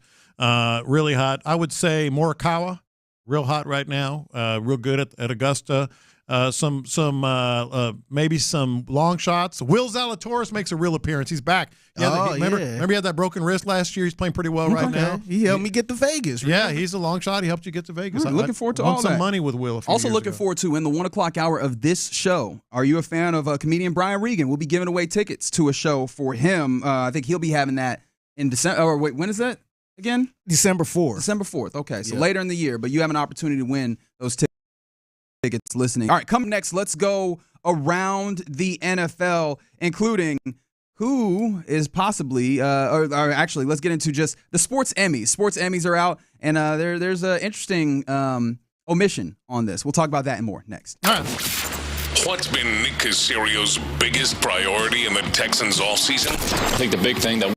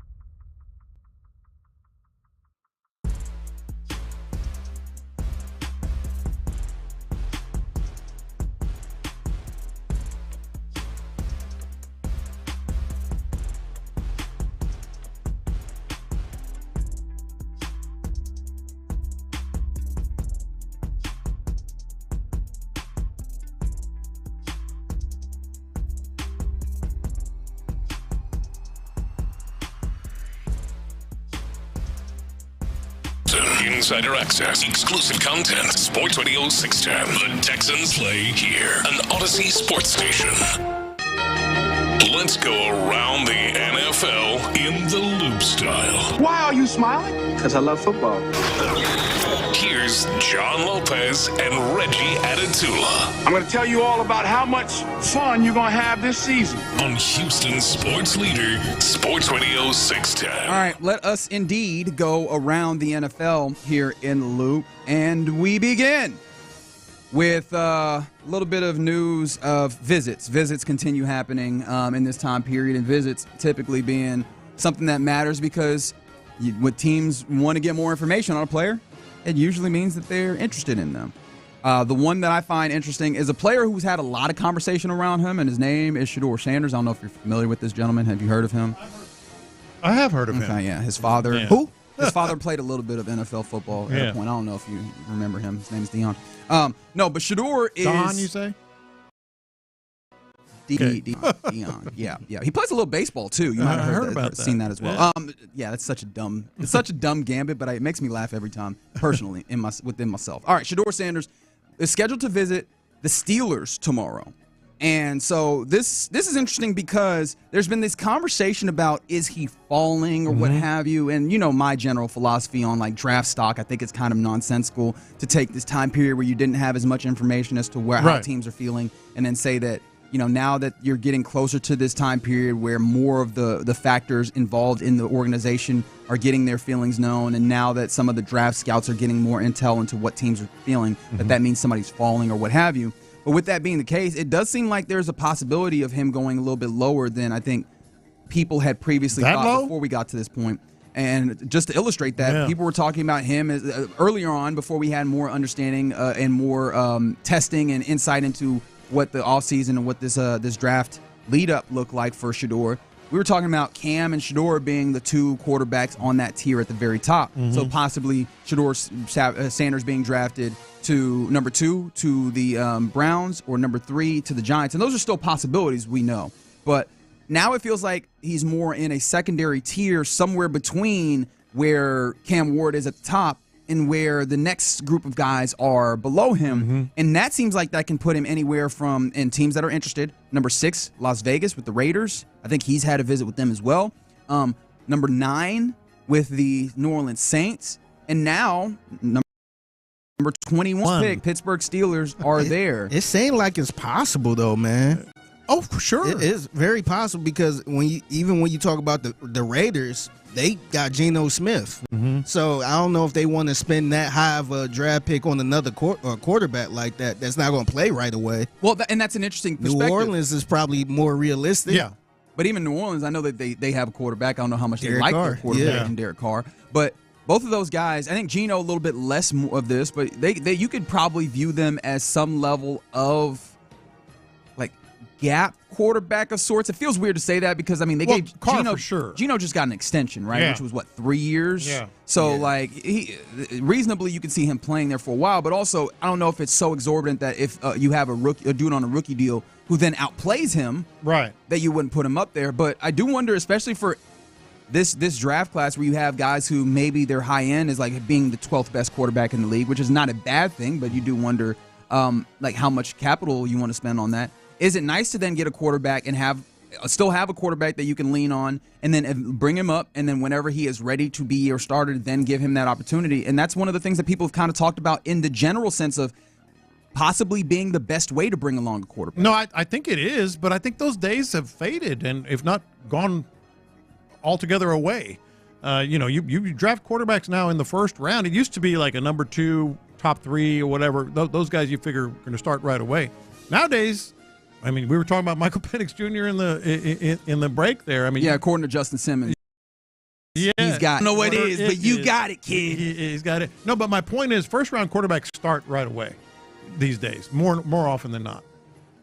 Well, and then especially if you drafting them that early, it's like, do I pass up some talent that could start right away at other positions, or draft a quarterback that's going to sit for a little bit? And I don't know. I don't know if like the Raiders or even the Saints are able to do that or want to do that.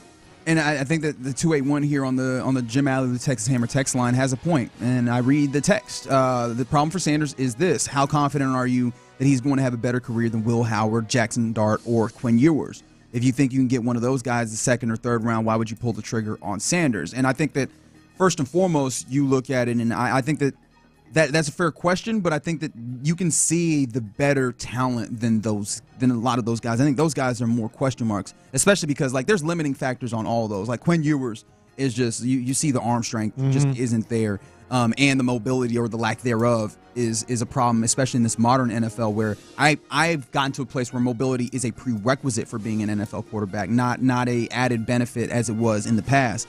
Dart is an interesting one because I feel like you take him if you have a quarterback and if you have the comfort knowing that you can wait for him to get along because he probably needs more seasoning. Will Howard, I hate to say it because went to K-State. I like him as a dude. I just don't know how high his ceiling is as an NFL quarterback. I think but here's the thing with Shedeur Sanders.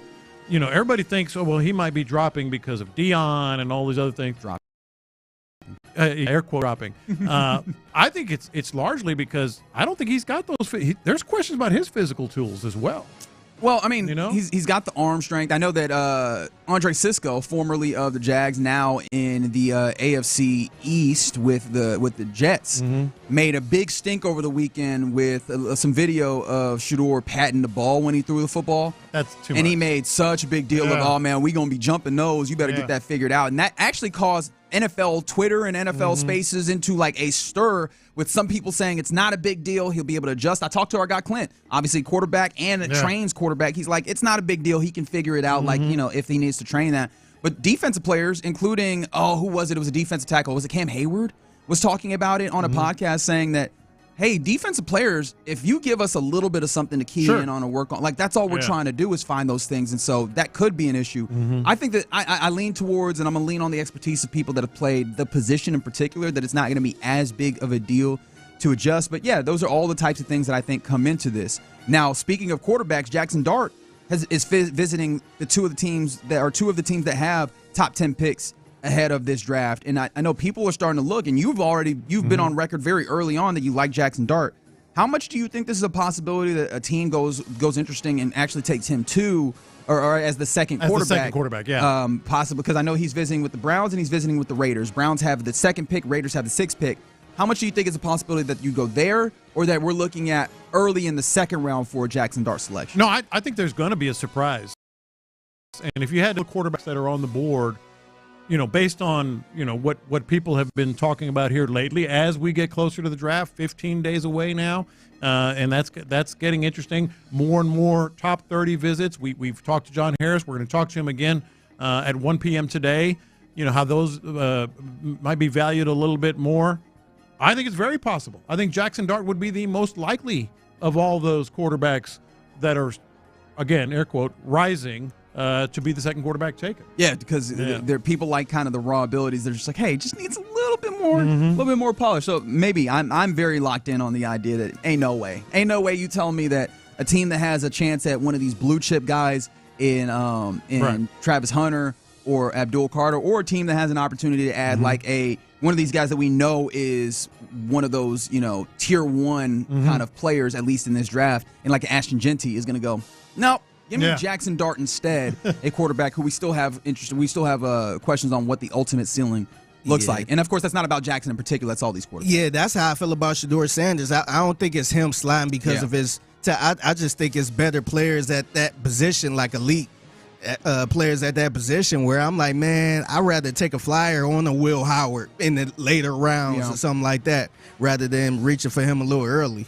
Yeah, opportunity costs and so on and so forth. All right, some more things around the NFL. Sports Emmy nominations came out, and one nomination in particular I thought was interesting. The category is Outstanding Personality / Event Analyst, rather. So your options here, and you should probably understand where this is going to go because it's going to be the top analysts for these various outlets when we talk about particularly probably football or whatever the sport is. Troy Aikman for ABC and ESPN, of course, Monday Night Football. Peyton Manning for the Manning Cast, ESPN2. Bill Raftery, CBS, TNT, Fox, obviously doing a lot of stuff, including the tournament, which we just saw him in. John Smoltz of Fox for their baseball broadcast, and Greg Olson of Fox for the NFL broadcast. Yeah. So the number 2 analyst for Fox is the one that ends up with the nod or for the nomination of an analyst on. And who's the number Sports 1? Emmys. That'll be Tom Brady. Oh, that's right. That's right. So, he earned it. He deserves it, right? I think so. I've always felt he's good. I just wonder if I don't think Fox backs down at all. I think that the benefit of having Tom Brady there is like the name recognition and really the sales opportunities, the advertising and stuff that you can do with Tom Brady, the opportunities to have him on various other Fox platforms and lending that credibility. But this has to make you look a little bit more at this decision that you've made and the fact that even in various different capacities for a nomination and for awards that people are looking at and be like, actually, the guy that you have second is better than the guy you have first. Yeah, absolutely. You know, the other one that kind of, I don't know, I mean, it's not that big a deal, but did you see Nick Saban got nominated? I did see that. I'm like, really? Nick Saban? Saban is one of those guys who phenomenal. There's a lot of these dudes who, as coaches, kind of annoying. You get them into these spaces to actually talk about the sport where you get to see the passion that they have for the sport. And you're like, oh, I actually like listening to him. Bill Belichick is the same way, where he's this big ornery dude. We're on to Cincinnati or whatever, and you just sit him down and let him talk ball. And we've seen this, obviously, we've heard this multiple times, and he just lights up. And all of a sudden, he's having fun with it. I think Saban ends up in that space, and I think that's what they're highlighting. Emerging on-air talent was the category. That's right. At how old? 60-something, 70-something? Yeah. Emerging. You got a bright future, buddy. On-air talent. That's right. You're going to be around for a long time. Actually, who do you think wins this one, fellas? Ryan Fitzpatrick. Ryan Fitzpatrick of Prime Video, Jason Kelsey at ESPN, all those various things that he does. Nick Saban, as you mentioned, at ESPN. Richard Sherman on that Thursday Night Football broadcast, and Jay Wright, CBS, covering basketball. Yeah. Who would you select? I would say Ryan Fitzpatrick. I would think Jason Kelsey. 100%. I think Jason Kelsey's the one that they picked. And I know they ain't put this on the list, but that podcast and all the podcasts he do, and is that a factor? I think so. I think so. Might be. That's a popular ass podcast, man. I was walking in with a salesperson here one time, and she asked me, "Did I listen to the podcast?" Yeah, and I'm like, "Not really." She's probably a Taylor Swift fan. No, she said she wasn't. I mean, she said she liked her, but she really loved the Kelsey brothers, man. I'm like, damn, really? Like, she ain't got no connection to them. Like, damn, okay. They're entertaining. You get the people going.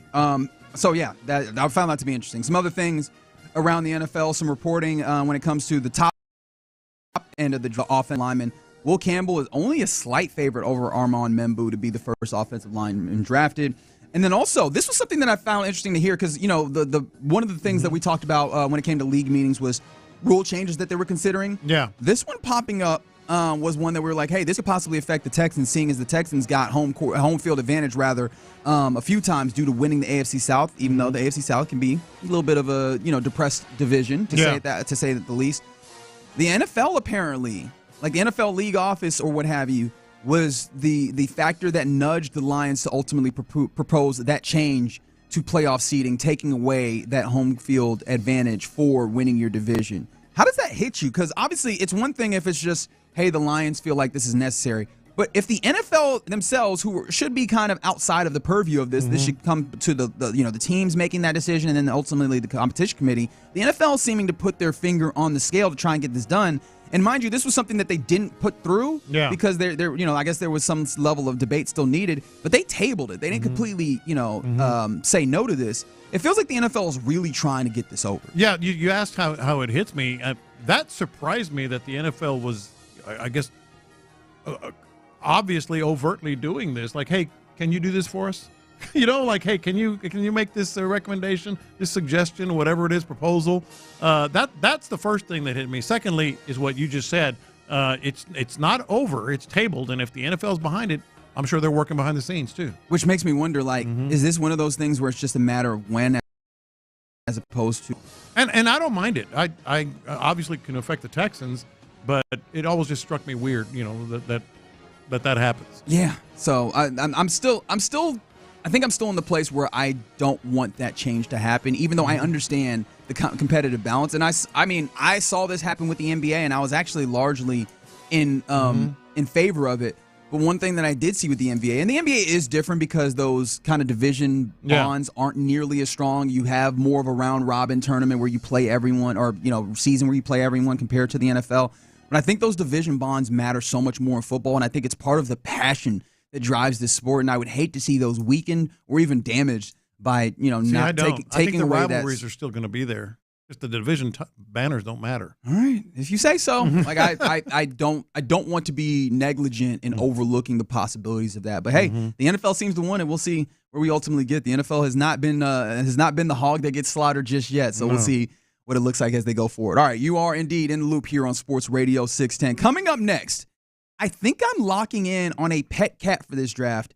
And now I've got the support of one of the best draft experts in the land. I'll tell you who that is next. All right, Ability Trees, guys. Let's get your trees taken care of with Louis Flory. Good friend, good dude, and you're going to agree when you meet with him. And you will meet.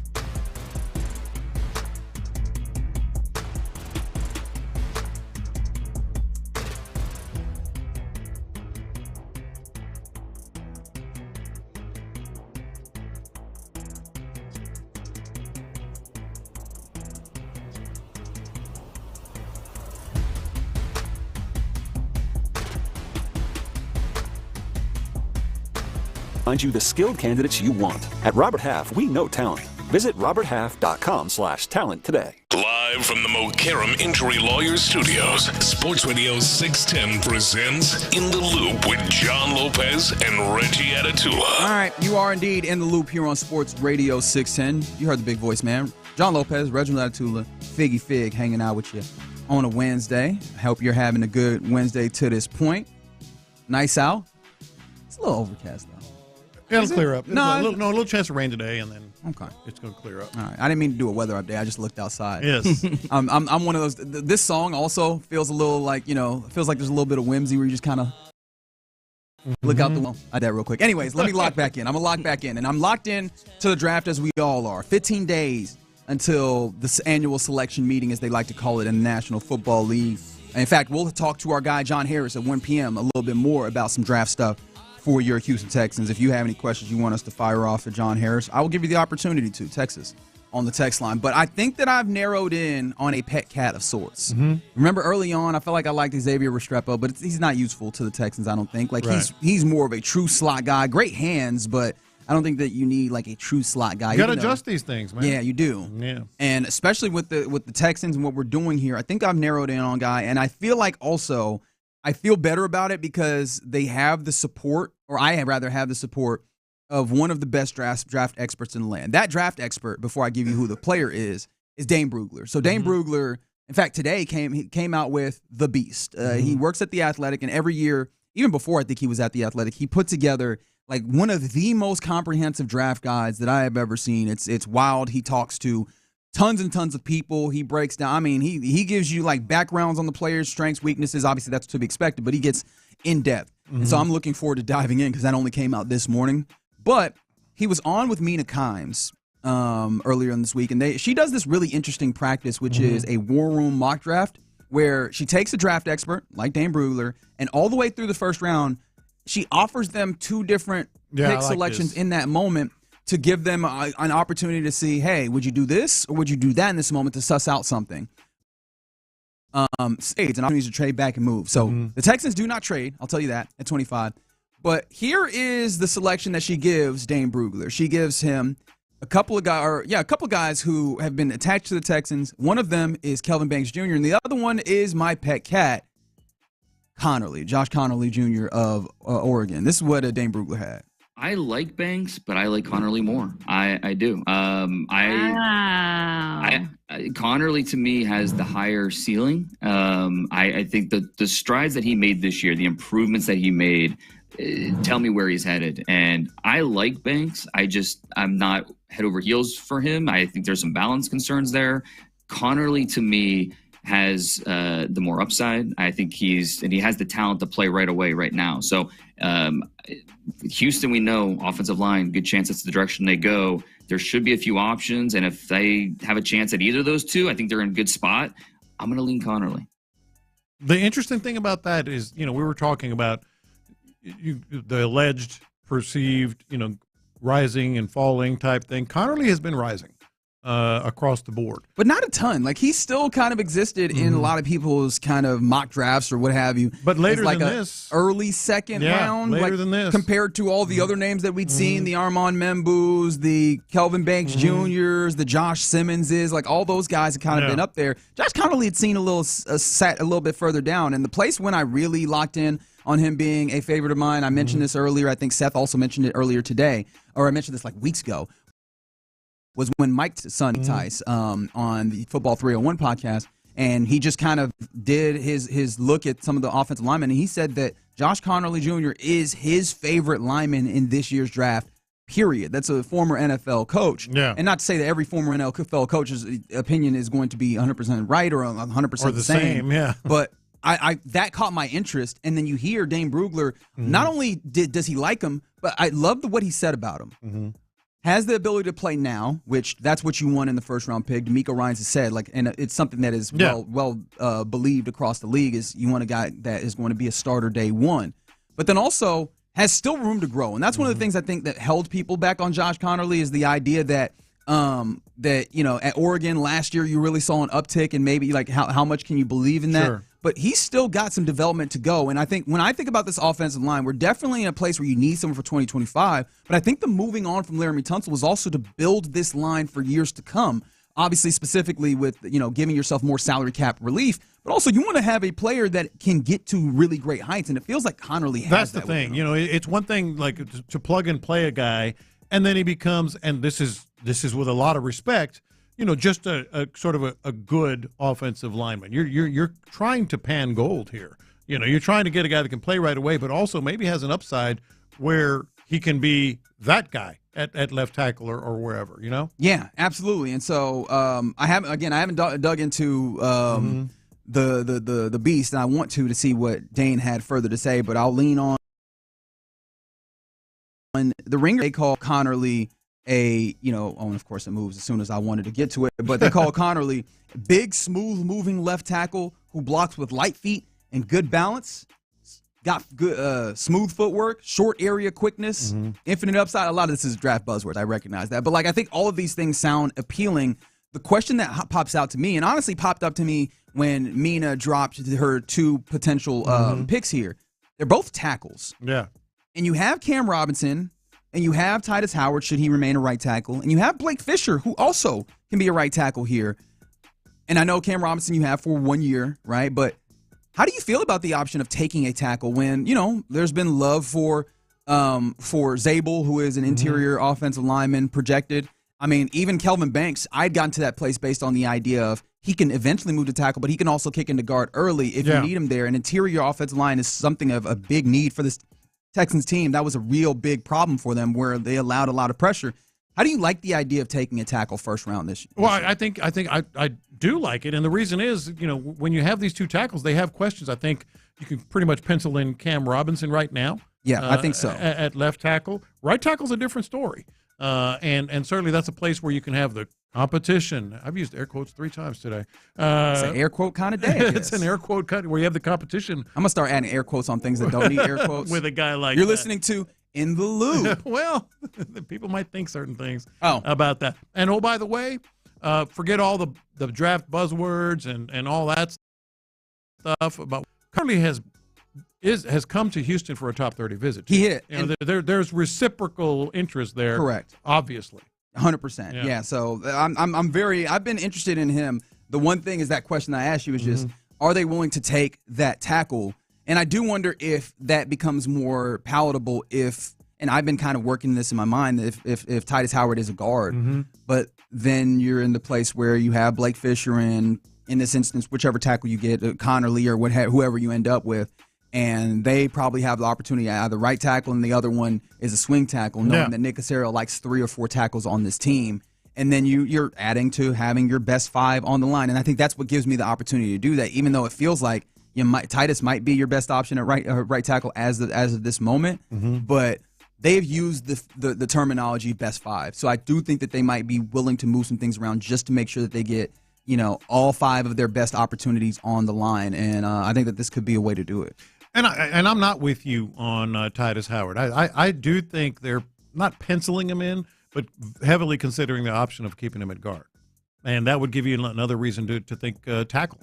Yeah. From the 713, it's going to be a defensive tackle. Look at D'Amico's history with the first round front 4.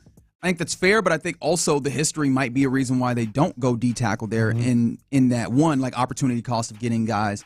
But 2, you have so much talent on defense right now. And not to say that you let need fully dictate this, but I do wonder at what point it becomes counterintuitive to load up sense of war test when you clearly have strong needs for really good players on the offensive side of the ball. Even if you don't go, right? Because some people are talking about you need to add speed to the offense. You need to add and support your franchise player in C.J. Stroud with talented players, right?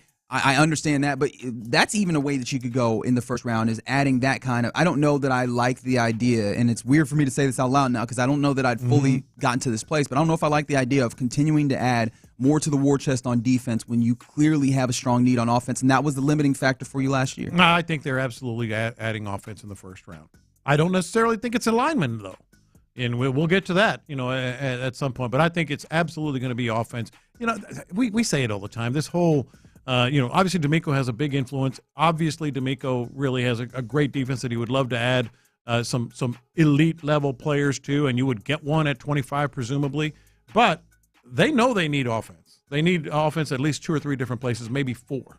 And they definitely know it because they have a couple of visits. Yesterday, Iowa running back Caleb Johnson was in the locker room. He was visiting in a top 30 visit. And also, was it South Carolina wide receiver? Kyle Williams is visiting today. Both of those guys kind of interesting. Neither of them are like day 1 picks, right? Those are kind of day 2 picks possibly for this Texans team. Kyle Williams, another one of those guys, if you are inclined to believe in like draft risers or what have you, he's been getting a little bit more love of late, and he's definitely been linked with your Texans, rightfully so, as evidenced by him visiting. And if you're today. counting, that is now 6 running backs that have the Texans have met with. There you go. 6. Damien, you better be ready with that gap scheme, baby. You better show something. Let's get it because they're adding some more talent, I believe, to that running back core. You know what? We'll talk more about that with John Harris when we get him on at 1. All right, you're in the loop here on Sports Radio 610. Coming up next is getting to what's popping, including a celebration of the Rockets clinching the 2 seed. And did the Texans really get sued? We'll talk about that more next. Texans GM Nick Caserio joined.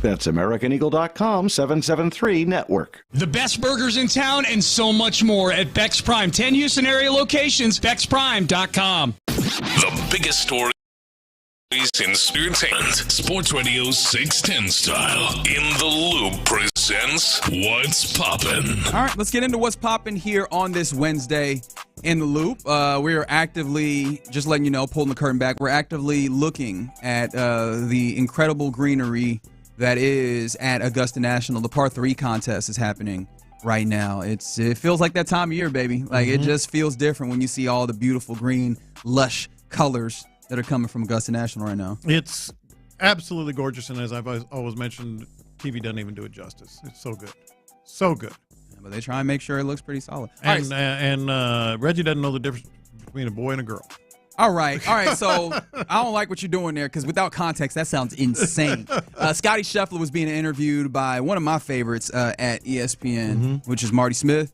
And so Marty Smith has the microphone there, and Scotty Scheffler is holding his child, who has like the full caddy outfit on with Scheffler across the back. It looked cute as hell. And the child is just like, the child is probably what? 2, if that? Pushing it, right in that neighborhood, yeah. And so the child don't give a damn about what's happening here. The child is just fascinated with what a child is. And in this moment, it is, what is this microphone thing that you got here? I would like to touch that and maybe pull off the mic cover. And that's what I was rooting for in that moment. And so I said, she's going to pull it off.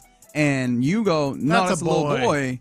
And I completely forgot what the gender was of Scotty Scheffler's child, so I did a quick Google, and yes, it was a boy. But I mean, when they that age, they look about time. You can kind of sometimes yes. That was a boy. You out here wild. That was not an easy tell. Yeah.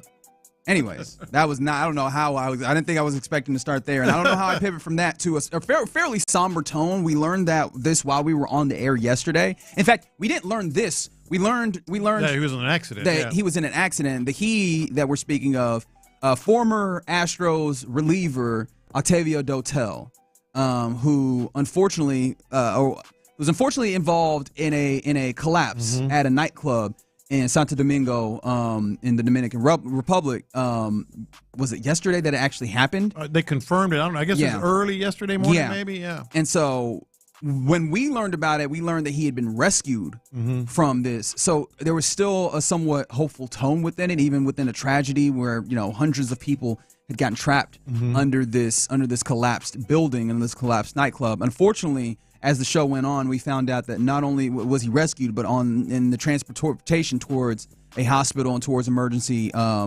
medical help, he did in fact pass away. So at the age of 51, Octavio Dotel passed due to just an incredible tragedy of a collapsed building. And it was really, really sad to learn because, I mean, that is a great Astro, but also seemingly a really good human. Yeah, and, Astros fans will remember, the glory days before these latest glory days. Were the 2000 the early 2000s Astros, and there was no better 7, 8, 9 relief pitching trio than Octavio Dotel, then Brad Lidge, and then Billy Wagner, who just made the Hall of Fame. Brian McTaggart was telling or shared an interesting story. He actually called Dotel and got a hold of Dotel in the Dominican, asking him about Abreu and Presley and Hader last year. Oh. And he got some insight on that, et cetera. And then at the very end, Dotel told McTaggart, yeah, but they're not us. They're not what they're not what we were. And they weren't. I mean, he wasn't wrong. Yeah, he was not wrong. That was vicious 7, 8, 9 guys. Yeah, for sure. Yeah. And I mean, shout out to McTaggart, who wrote a really nice piece on MLB.com about Octavio Dotel, and he reached out to various other pitchers, including obviously Brad Lidge and Billy Wagner. Obviously, their hearts were broken by it. And one of the things that I loved about reading it is that, I think it was Brad Lidge said, honestly, I think he was a completely unique teammate. I can say from anyone I ever had in any bullpen. He kind of lived and he kind of played baseball like he was a kid. That was joyous just to be playing baseball, which is how we should all play, but it's not the reality of it. Major League Baseball is very stressful, especially if you're a bullpen pitcher, but he seemed to not feel that stress. He seemed to be playing with house money his whole career. And just like, I am always so envious of the people that can live life in general, but do their particular jobs with like a childlike whimsy, and just take it from that perspective. So a crazy level of respect for that portion of it. Obviously, respect for an incredible player, but then also, a lot of love and condolences to her affected by his passing. Look, and there was argument. People remember this too. After Wagner moved on, should Dotel be the closer or Lidge? I mean, he was that good. I mean, and they were that good. Yeah. So again, at the age of 51, Octavio Dotel passed away. And again, condolences to everyone for whom that hits with them. All right, some other things that are popping. I guess salute to some Houston basketball in a couple of different places. Obviously, unfortunately, the Cougars fell in the national championship game, but they immediately got on their work to try and make it back next year. Because remember, they've had some fantastic additions, including a 6'10" center that is probably set to immediately jump into a starting lineup next year. Of course, I'm sure Kelvin Sampson will make him earn it, as he does for everyone. Yes, he does. And I'm feeling that this man will have to earn it as well. The Houston landed yesterday a commitment from Creighton transfer Pop Isaacs. According to the Field of 68, Jeff Goodman of them. 6'2" junior guard. He averaged 16 points, 5 rebounds, and 4 assists last season before he had a hip surgery last year. So he is coming off of an injury, which is a little concerning. However, the ability to be a scorer has got to be really interesting, especially as you're losing L.J. Cryer. The thought was before this was that maybe Terrence Arsenault would step up into that L.J. Cryer role. Now maybe you get this transfer come in and immediately bring some instant offense to what was a guard room that you expected to be offensively inclined. On top of those 3 recruits that we talked about yesterday, one of them a 5-star, a great point guard from San Antonio. But I was telling you when I've seen that before, because some of these players you just know by name and numbers, and as the course of the season goes on, I was like, oh, I saw that game. Okay, so if you saw him, he could score. All right, give me the John Lopez scouting report on Pop Isaacs. I know he can score because he played against the Aggies. That's the game I saw earlier this year in a tournament, I believe, and I watched the game. I was like, man, that kid is lighting it up. It's like, good thing the Aggies won against Creighton, but I think he put 25 on their ass. So, okay. He is a scorer. Yeah. All right, so go ahead and bring that around. Yeah. I would like to see that. So, yeah, man, already adding some stuff. And, yeah, they did add a gentleman from Sam Houston State. I have to apologize because I don't recall his name. But the Cougs, man, like, this is one of the benefits of being a team that's in this level of limelight, consistently being in the Final Four, being around that, like having success in March. Powerhouse is the word we landed on yesterday. There we go. That is the operative word that we use for the time being. And I think it gets to a point where when teams are looking, or when players are looking for a place to play, you become that much more appealing. And I think that success breeds more success in that way. And hopefully you continue to see these guys coming through. From the 832, they said they saw a mock draft and it had the Rockets taken Maluak, the 7'2" center that was zeroed by. Can he get a rebound? By the Cougs against. Oh, he can. Just not against Jaywan Roberts. Not against JoJo Tugler. Not against those guys and the Cougars in the Final Four game. But yeah, that's interesting. And of course, they get that right. They may have an opportunity at that because the Warriors, the Suns today. So the Suns continue to plummet, and thank you for that. And they officially locked the Rockets pick that is delivered to them via the Suns into the lottery. So you are going to have an opportunity to maybe move up to the top 4. It's relatively shallow. I think right now I think it's ninth best odds in that instance. But yeah, man, the Rockets continuing to have some good looks through the Phoenix situation, and it was a great night for just watching the association. In Rockets, with Rockets eyes and Rockets glasses, because also the Rockets are officially the number 2 seed for the 2025 NBA playoffs. It came via a Thunder victory over the Los Angeles Lakers, 136-120, in which Luka Doncic gets ejected. Yes, JT Orr is the name to know. You don't have to know it too much because y'all know JT Orr, don't you? You're not gonna have to know it here in a week or two. JT Orr gives Luka Doncic both his first technical and his second technical. The second technical comes with 7 minutes and 40 seconds left after Luka Doncic takes the lead for the Lakers 108-107. Luka apparently looked towards where the ref was and said something that the ref didn't like. Apparently there was somebody behind him that was talking. It was a fan. They interviewed the fan, and the fans agreed. And the fan agreed. The fan said, "Yeah, I was talking mess. He was talking back. He made that shot and said something to me, and they even quoted him about what he said." Oh wow! It's not a great way. Here's how Jeff Ireland felt about JT Orr. Jeff Ireland is the play-by-play man for the Lakers radio broadcast. This is what it sounded like. Luka throws up an 8-footer, good, and the Lakers lead 108-107. Oh, Luka just got thrown out. Why? He was talking trash to a fan, and the referee thought he was talking to him. Oh, this is an absolutely horrible decision by JT Orr, by the official. Absolutely horrible. You cannot throw a star player out of an NBA game for talking to a fan. No, the referee thought he was talking to him, and that's why he threw Luka out. You cannot do this. Oh, my gosh. This is unconscionable. You cannot do this in a game that's this good. This is one of the worst pieces of officiating I have ever seen, and I've done this for 25 years.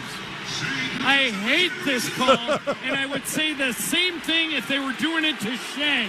You cannot, Michael, throw a star player out of the game for talking to a fan. He didn't think he was talking to the fan. I don't care. The referee thought he was talking to him. That's why he threw Luka out. They had 3 Lakers explain it to him, and he still stuck to his guns because his ego is bigger than Luka staying in the game. Dude, that is he laid perfect. it on thick. It's perfect. Yeah. He laid it on thick, though. It's perfect, though. The NBA might have to step to him like, yo, you got to pay something. You got to get a fine. He said that is the worst? The worst? The worst? The Look, single? I loved every second of that because he finally said what a lot of people kind of dance around. He's right. No, it was a great can. Luka Doncic, the Lakers, all of them have a valid complaint. Mm-hmm. I just love that. Also, did you catch how Jeff was like, JT or the official? Because he's like, oh, I'm not trying to dox this man. I'm not trying to put his name out here, per se. Well, you did. And the Lakers were talking afterward, like, this is a guy, JT Orr, the official, that has had, like, a grudge. Apparently, he was talking with all the Lakers except Luka over the course of the game before that point. So, and then the thing that really bothered me the most was, you know how they get the pool reporter whenever there's something controversial? And I'm trying to remember the name, exactly the head official there, but the pool reporter asked the head official about it, and he goes, no, he looked directly at the official and made, come on. They're going to cover. They're just lying now. Yeah. Now, shout out to our guy Adam Spillane who tweeted out JT Orr has been an NBA official for 13 years and has only worked 1 playoff game. Yes. JT Orr has been spent 13 years as a college official and worked 1 NCAA tournament. And the reason why that's of import is generally working in the playoffs, they try and only take their absolute best for the higher stakes games. He has not been the absolute best in any of those circumstances, and you probably saw that a little bit. So. I mean, that is what it is. Ultimately, it benefited the Rockets, and the win was Oklahoma City's 65th win of the season, which is the first 65-win team since who? The 17-18 Rockets. There you go. A team that had, Chris Paul and James Harden and Ryan Anderson all the time. But shout out to the Rockets clinching the number 2 seed, and now they're in a place where they're set for the regular season and they're off to the playoffs. So, excited to see what that looks like. All right, you're in the loop here on Sports Tony Brothers, Radio. Thank you, Show. Oh, was that a Tony Brothers That was a Tony Brothers special? joint.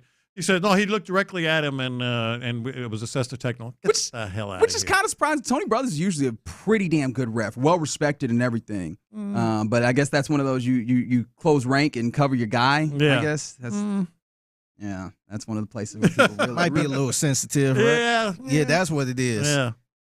All right. Coming up next in the loop here on Sports Radio 610, Cam Smith had a little bit of a rough go. A good night last night with the triple and which was an extra base hit and an RBI. Like all that was nice. However, I think the question still remains: did the Astros make a mistake in calling up Cam? Yeah, I know we clamor for it, but did they? Let's talk about it next. The Cougs came up just short in their bid for a national championship.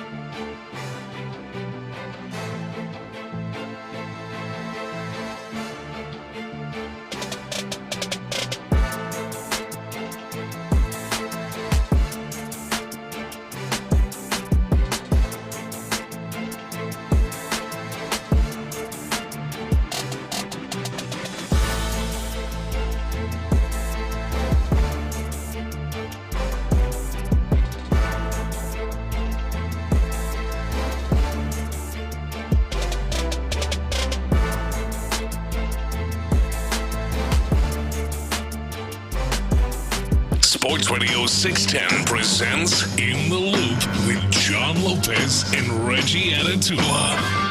I love it. I like where we are. All right, you're in the loop here on Sports Radio 610. Maybe don't love where the Astros are offensively with the bats. It's been a little so-so from time to time, and well, not even from time to time, the whole time. Yeah, pretty much the whole time through here, which has been at least some level of solace. It hasn't been as fun as we discussed yesterday to watch it happen, but hey, stay attached and hope that the bats can come along earlier, sooner rather than later. But I kind of want to narrow down a little bit quicker, or a little bit more, because the talk of spring training on these airways, and I think even well beyond that, was what, Lopez?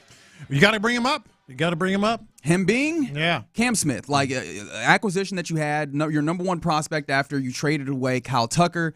And it was kind of, at first you were like, all right, Isaac Paredes, and then you got this guy, or you got Hayden Westnesky, you got this guy in here, like maybe he'll do something. And as soon as you got to meet him, as soon as you got to see him, especially when he got out here, it was very abundantly clear, oh, this guy, there's a reason why he's now your number one prospect. He looks pretty good. And then you're right. It came to a conversation where we were going, when do you bring him up? And we acknowledged early on that we were in that place where we were like, all right, we're doing a little too much right now, but we want to see him up with the big league club. And as spring training continued, he just kept, good approaches, hitting the ball well, seemingly handling right field, or not even right field, because that was early. It was before that. He was playing in the infield and third base and such. And then when you moved him right field, it seemed like he was okay. And you're like, all right, I think you need to bring him up. And ultimately, Dana Brown and the organization agreed.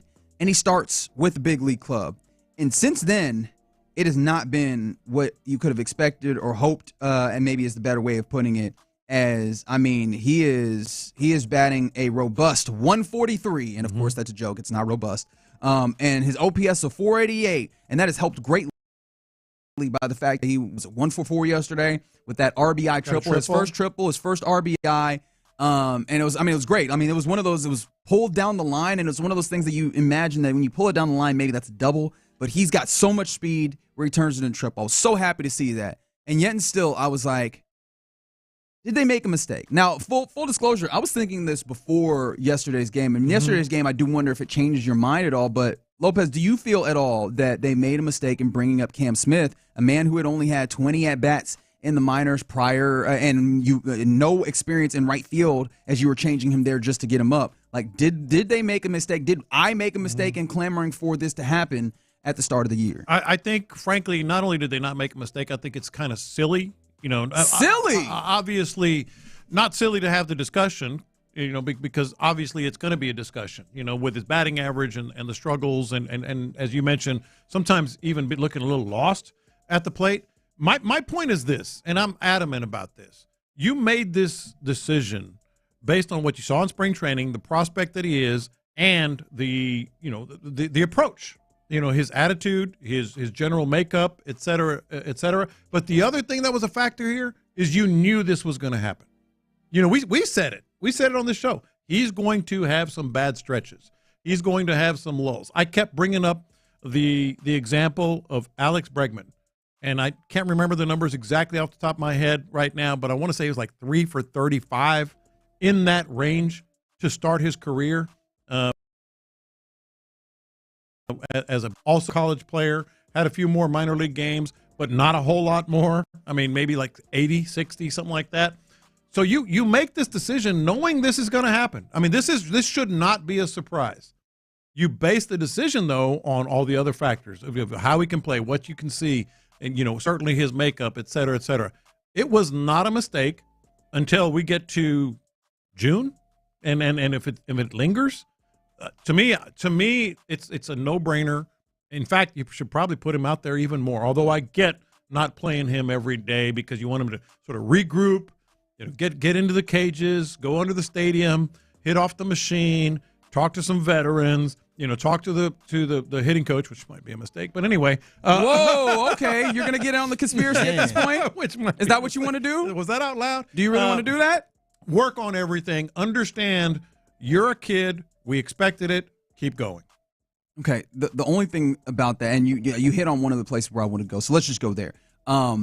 He has been in games 7 of the 11, and one of the big kind of quotes that we got from Dana and the brain trust of the Astros before this decision was ultimately made to start him up with a big league club was this decision is going to be made based on the idea that we want him to be able to play every day. And they already, within 10 games, 11 games, they already have not lived up to that in a way that's pretty substantial, right? I'm not saying that he's playing half of the games, but not playing 4 out of 11, that's significant, especially for a guy to get into the rhythm of doing these things. And I do wonder if that was in some ways an acknowledgement that we might have rushed him up, even if we're going to hold with him in this point, because that's an interesting question. He needs the at-bats, he needs the opportunities, but I think that inherently maybe comes back to that question of should you have given him a little time in AAA, even without like the idea of service time manipulation or anything, just so that you have that opportunity to play every day and work through some of these things and figure out some of this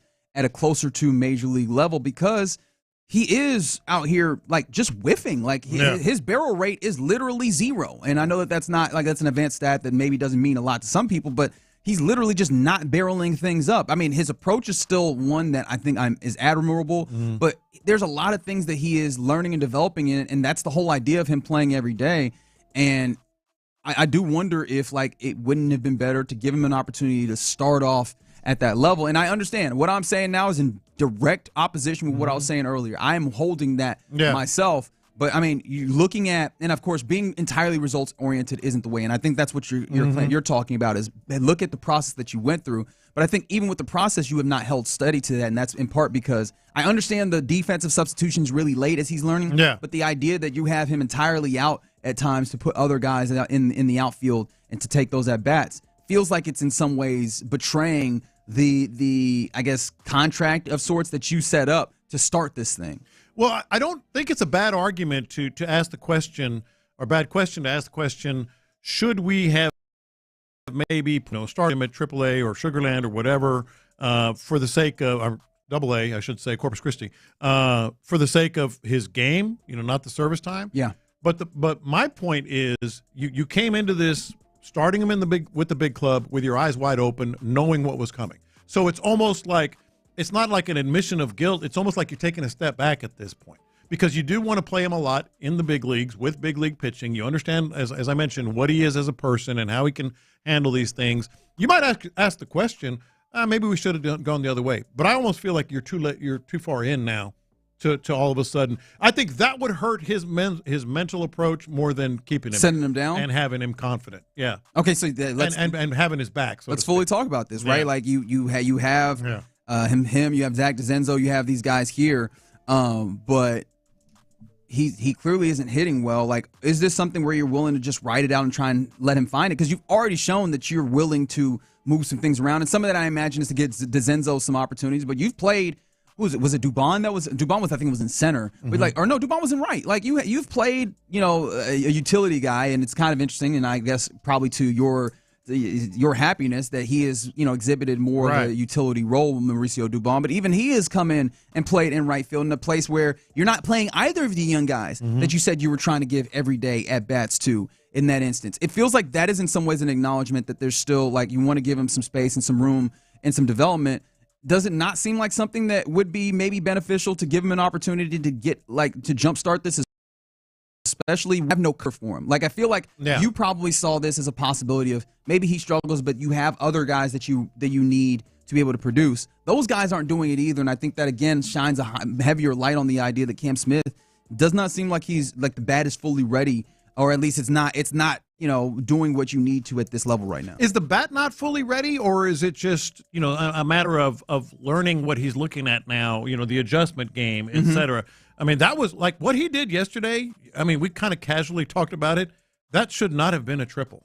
No, that was a double every day of the week. That's the raw speed that shows up there. And obviously good base running. I don't want to take that away.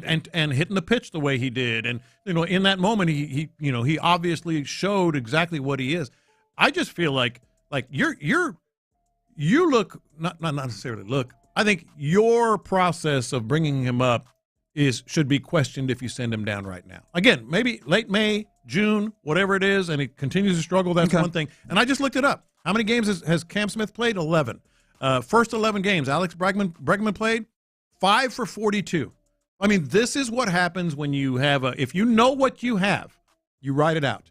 If you know what you have, and I think they know what they have, because if you send them back down now, then the argument becomes, man, they only gave him 11 games. All right, so and I mean, it's worth also noting 10 strikeouts early on, right? Like that's also another part of this. Alex Bregman, 12 strikeouts. Sure, but it happens. You're also in a different you're in a different place in your organization. But okay, should you be looking at this from a perspective of making yourself right or wrong? Is from a perspective of what's best for the dude. And I want to ask you the question again from this perspective. What do you think from here is the best for Cam Smith in this moment to get him as soon as possible to his best level of play? I think it's what's best right now. I really do. Like you had to come into this with your eyes wide open. I can't reiterate enough. We talked about it. I know I said it. Like he's going to struggle. It's going to happen. Well, it's happening. Okay. But if you know what you have in Cam Smith, and I think they do, and you know the prospect that he is and what's in there and his approach, his mental capacity, his mental approach, and what he can handle and how he accepts adjustments and scouting and tips and everything else, then you write it out. I don't mind the question. No, I hear you. I don't mind the question. Was it a mistake? Maybe they're sitting there going, like I said, maybe we should have done that. But I don't think at this point you do it. Okay. Yeah. And I do think I was encouraged, maybe less about the triple, but more about, did you see the defensive play that he made in the top of the first, right? Like the way that he came on nice to, I can't remember who hit that ball deep into right field. But he came on nicely to it and, made a good grab there. And we've seen some kind of iffy play in the corner there. Obviously, in the other corner, we've obviously seen some iffy play as well from Jose Altuve. But we've seen a little bit of iffy play, understandable for a dude who's just picking up outfield. But seeing that immediate, like the point of growth and seeing like the benefit of the speed that he has out there in right field, I was encouraged by that so that, all right, maybe the defense also is getting to a place where you feel better and you're getting closer to like an average level of play out there. But space is going to be worth watching to make sure that not just like the results, but the actual process and like him being at the plate, being able to like not be an easy out in those instances, being able to make pitchers work, like that continues because at some point, and I think you want to be very careful about this. You don't want to leave him up here if it feels like at any point that it's not the weight like mentally, but like literally just the power that you're going up against with some of these really good pitchers. And some of the different instances of playing at the major league level, if that doesn't become overwhelming to his development, I think I'm with you that you stay the course for the time being, but I think you have to be very, very attuned to what's happening to Cam Smith. And I probably think that play the damn dude, man. Well, here's the other thing. He's not getting much help. That's fair. That matters. I mean, Christian Walker has batted right ahead of him a couple of times, and Christian Walker isn't doing much or in the same neighborhood of where he is. Whether Jeremy Pena, Christian Walker, the three guys I mentioned earlier, sure, it would be nice to get some help around you, Yeah, and there's a number of people on the text line who seem to be with you. The idea of, play him like it's fine. And then one of the things that the kind of refrains that keeps coming up is, well, the whole team isn't hitting. And I agree, and I think that's not giving him cover, but I think you have to consider those things when you're making your decision. That, hey, can you afford this with the larger, context of what's happening? But I think also for him, it's a level of individual kind of difference here, which is, hey, man, even if everybody else was hitting, if this is going to be an issue for him being at the major league level, then you probably need to do what's best for him. Yeah. Look, nobody all the guys that made the decision. But you've got, man, it's not like remain calm, stay the course. No, you're watching it, but you're not doing anything too hastily. And, of course, as we're talking about this, the Astros put out their lineup against Luis F. Castillo. That's what's happening. I forgot. Oh, the other They got two Luis Castillos. I was pulling my hair out today like, wait, didn't Luis Castillo go yesterday? There's two of them. That's right. There's two of them. Altuve's DHing, which means Jordan is in left. He's batting third after Isaac Paredes, as is expected. Caratini behind the plate today.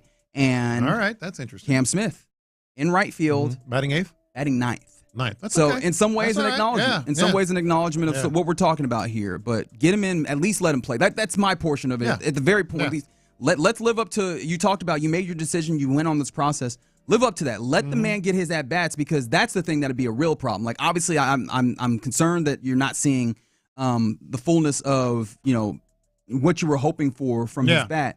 But let him work through it, because I think it's even worse if you have him at the major league level and he's not out there getting opportunities to swing the bat. All right. You're in the loop here on Sports Radio 610. Coming up in the next hour, keep it locked because if you are a fan of Brian Regan, the comedian, we'll have an opportunity to win some tickets to a show for his in December. You definitely want to see that through. But coming up next, it's about the time where we get to our lunchtime confessions presented by the Men's Clinic. We will do that next. All right, let's talk about your dream.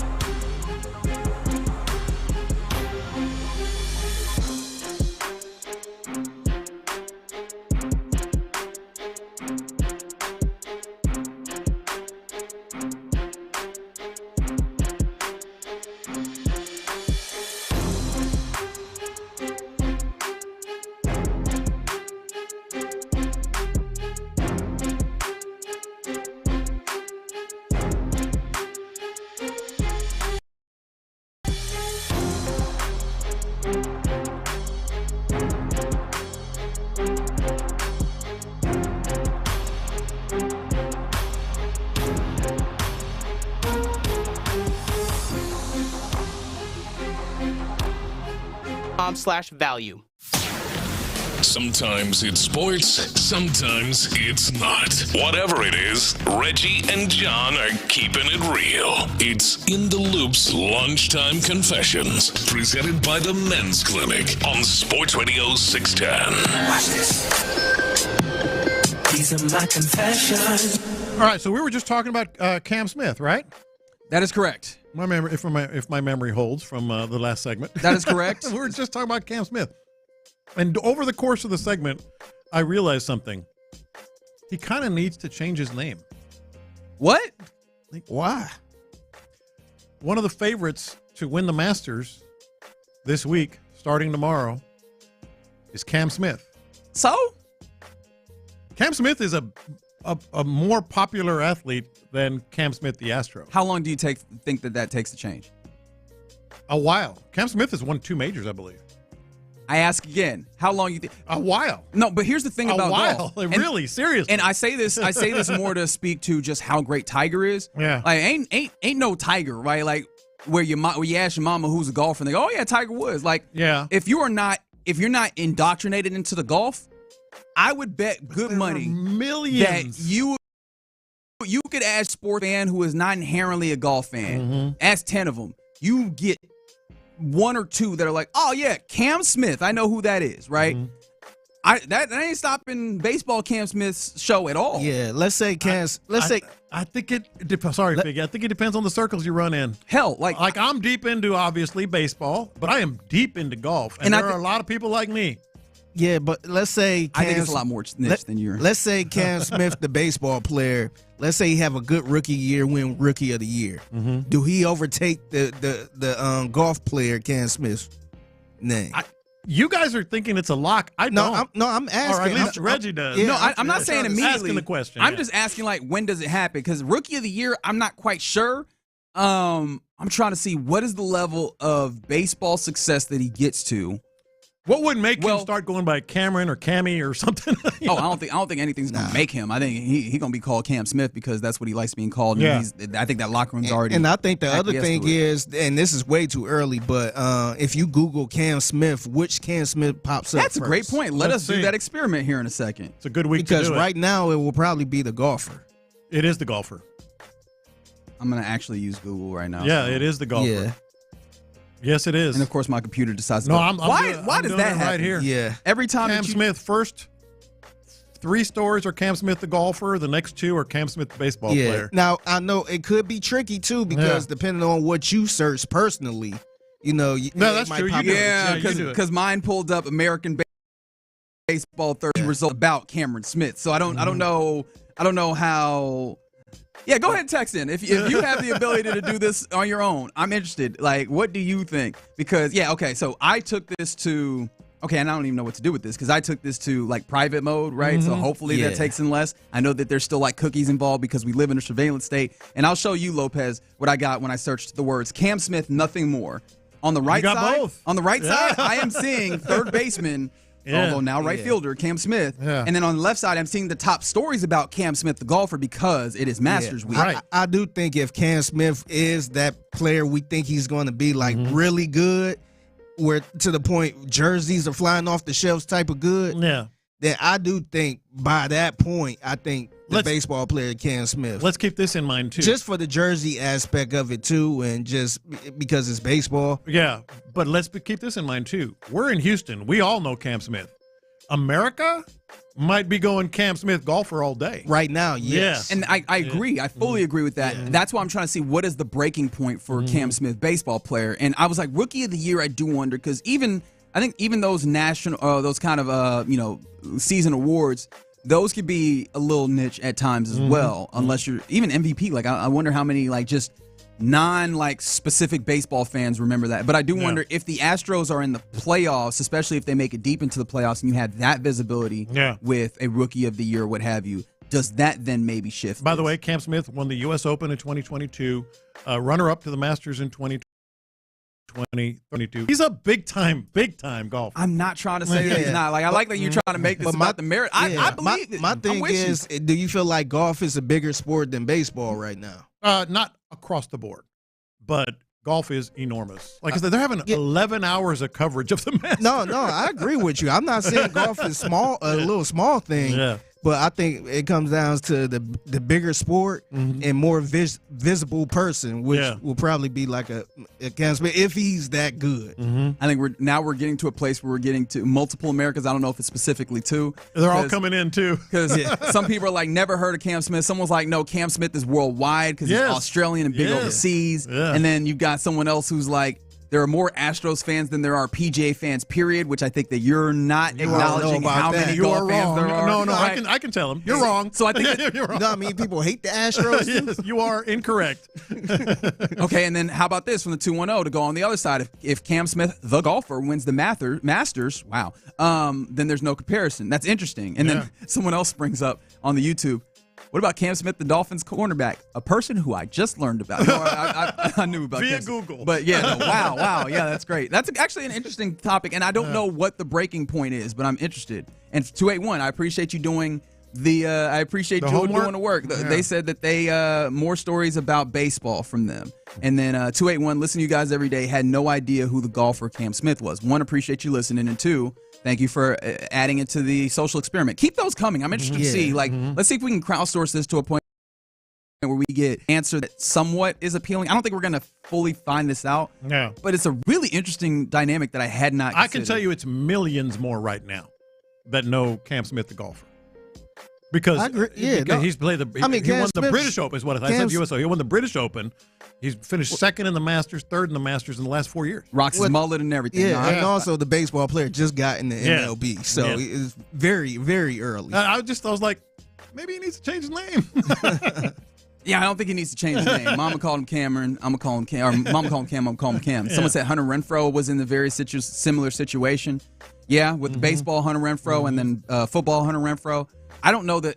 Yeah, that's weird. Yeah. I know it just depends on what circles you run in, I imagine. Because one of them, and that's crazy because Cam Smith, again, like international perspective, but I guess we're being American-centric in this point, in this situation. I feel like one of them would just have to hit one of the major touchstones that hits the American cultural zeitgeist, which I guess would be Cam Smith winning the Masters and having that run. Now watch him win. Or, maybe go ahead and put a little bit of money on it. He's been in the hunt for 4 years. Or it's going to have to be Cam Smith, Astro, doing something major on that national stage. Correct. Or something like that. Interestingly enough. These are my confessions. I didn't realize, speaking of baseball, I didn't see that coming. I didn't realize that the Rangers actually have the worst team average in baseball. Because they've been winning games. They've been winning. Right? They lost yesterday. Last night, right? They did lose yesterday to the Cubs. Shout out to Seiya Suzuki doing that.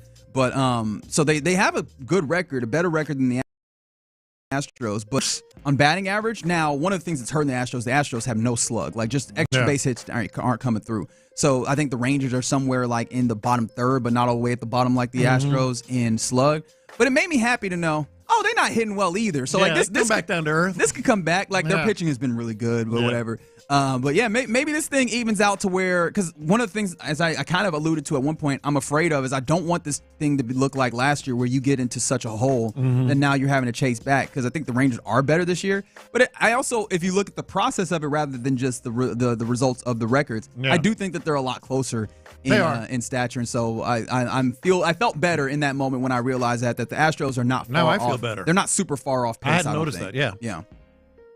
These are my confessions. I'm going to keep my eye on baseball, too. So before the Astros game, I was watching another game. I was watching the Guardians and the White Sox. And talk about a snooze fest. This game was a snooze. Like, nobody was really hitting or scoring in this game. And I got to confess, I kind of like the way this game ended. So tell me if this is, I don't want to call it ironic. I'll let y'all decide.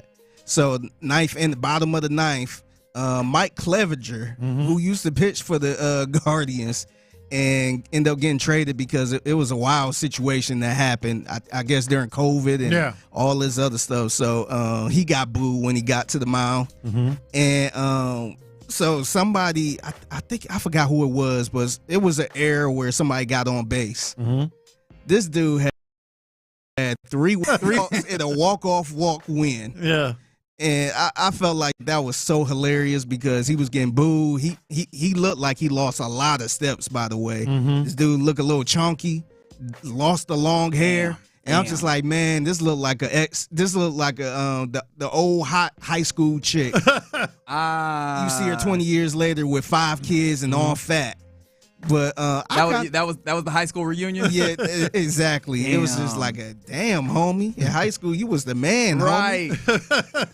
I'm not gonna lie though, like baseball pitcher when it goes atrocious is one of the places in sports where I actually have the hardest time getting into my Schadenfreude bag because you're just out there alone. Like, ain't nobody come and save you. Ain't no clock that's gonna come save you. And the best thing that can come save you is the most disgraceful thing is that manager come and ask for that baseball. Like everything else, you just out there and you have to try and figure out a way to get these outs. Dying on the vine. Just there. It's a very uncomfortable thing when people are struggling that much. By the way, did you see that minor league team that gave up 22 walks last night? No. 22 walks, a minor league team. I don't have it in front of me, but I was reading it this morning in one game. Damn. That's why you're in the minor leagues. Yeah. Did you see it? Yes. Who was it? Jupiter, Florida, who got a lift over Dunedin, and I didn't know. Dunedin, is that how they say it? I'm sorry, I ain't never had that one in my bag, to be completely honest. So the Dunedin Blue Jays got a victory over I hope they did. The Jupiter Hammerheads, 19-5 in a record-setting walk fest. No, you don't say.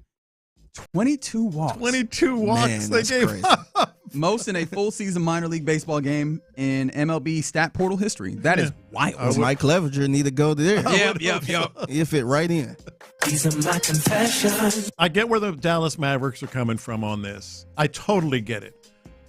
But I don't know if this is a confession or just whatever, a thought. There is no way that their tribute to Luka is going to work. It's going to. Are they trying to do it? It's going to backfire. Now, you used to live there. Correct. There is going to be somehow, some way, this is going to be about the general manager. They're going to be throwing they got shirts on every seat, all right?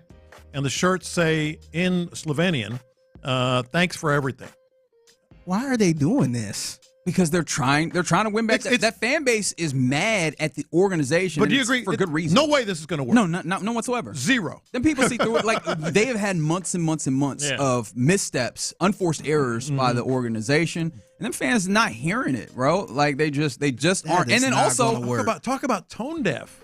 On top of that, like, after they went and made that trade in the dead of night, they got out here slandering old boy. Yeah. It's not going to make him feel good. You're not going to win with the fans. It's what you're kind of supposed to do, except you done already poisoned the water on the front end. Like, they're SOL. Now, to be fair to them, I don't know what you're supposed to do once you've gotten to this place. Ignore it. Act like it didn't happen. Just get through it. I think not this year. You can't do it this year. No, I think let the fans applaud him, but don't put a T-shirt. Yeah, don't do that. That's the mistake. Just say, hey. What, so now you could be the organization that doesn't, like, they're damned if they do, damned if they don't. Well, sure. Yeah, no. But this is going to be worse. No, I think it's worse if you don't do anything. No, I think it's better. You let the fans say, love you, man. No, not your fault. I think they should have just kept it simple. Yeah. Just a video tribute or something like. Just keep it simple for this year.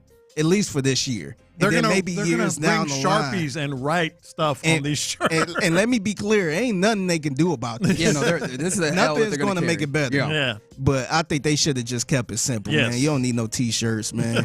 It's people. Hell, LeBron James won a championship in Cleveland. Yeah. They ain't do no T-shirts. Like, nah, you ain't got to do all that, bruh. I'm with you. All right. These are my confessions. Real quick before we go, I guess I'll do this one. We was out was that last week that we were out? And you have to do you pay and you sign the little thing. these like electronic signature things are the dumbest things now, because does anybody actually do their real signature on these things? You just do a little squiggle and hey, we off to the races. Like at this point, it defeats the whole purpose of signing for things, doesn't it? I've gotten on a big. Speaking of, it took me so long to get an iPhone.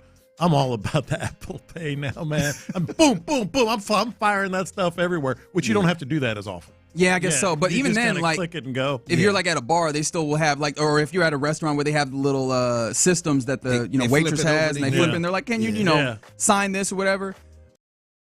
I'm like, dude, that's not really my signature. Like, they're not gonna. This ain't gonna do nothing. No, this you is the just dumbest thing. scribble. You just kind of scribble. Yeah. It doesn't even pick up well enough, and I'm using my finger as opposed to like a pen. Like, it's not gonna look. My right. name looks like just like a line. Yeah. And I think half the time I do that is because I try to hurry up and get the waitress on about their business, because I want to sit there try to write my neat handwriting. You can't. It's like physically impossible. Yeah. And the worst part, I tried to hurry up so she could go on because I know she got to do something else. Yeah. Last thing I'm about to do is like clear and try and do it again. That first attempt is what it is, whatever it looks like. So there you go. All right, those are our lunchtime confessions here in the Lou, brought to you by the Men's Clinic. On the text line from the 832, regarding Cam Smith, Willie Mays had a miserable start, 1 for 26 to a Hall of Fame career. Not saying that Cam Smith is Willie Mays, but neither was Mays at the very beginning. I mean, a fair point. Early. It's a fair point. It's early. It is. All right, where's my bell, damn it? All right, you're in the loop here on Sports Radio 610. Coming up next, all right, we're there. The Rockets technically don't have anything to play for, but they've got 3 more games against some good teams. So how should the Rockets approach this? Yes, we're doing a Russ versus Russ conversation. Let's have it next.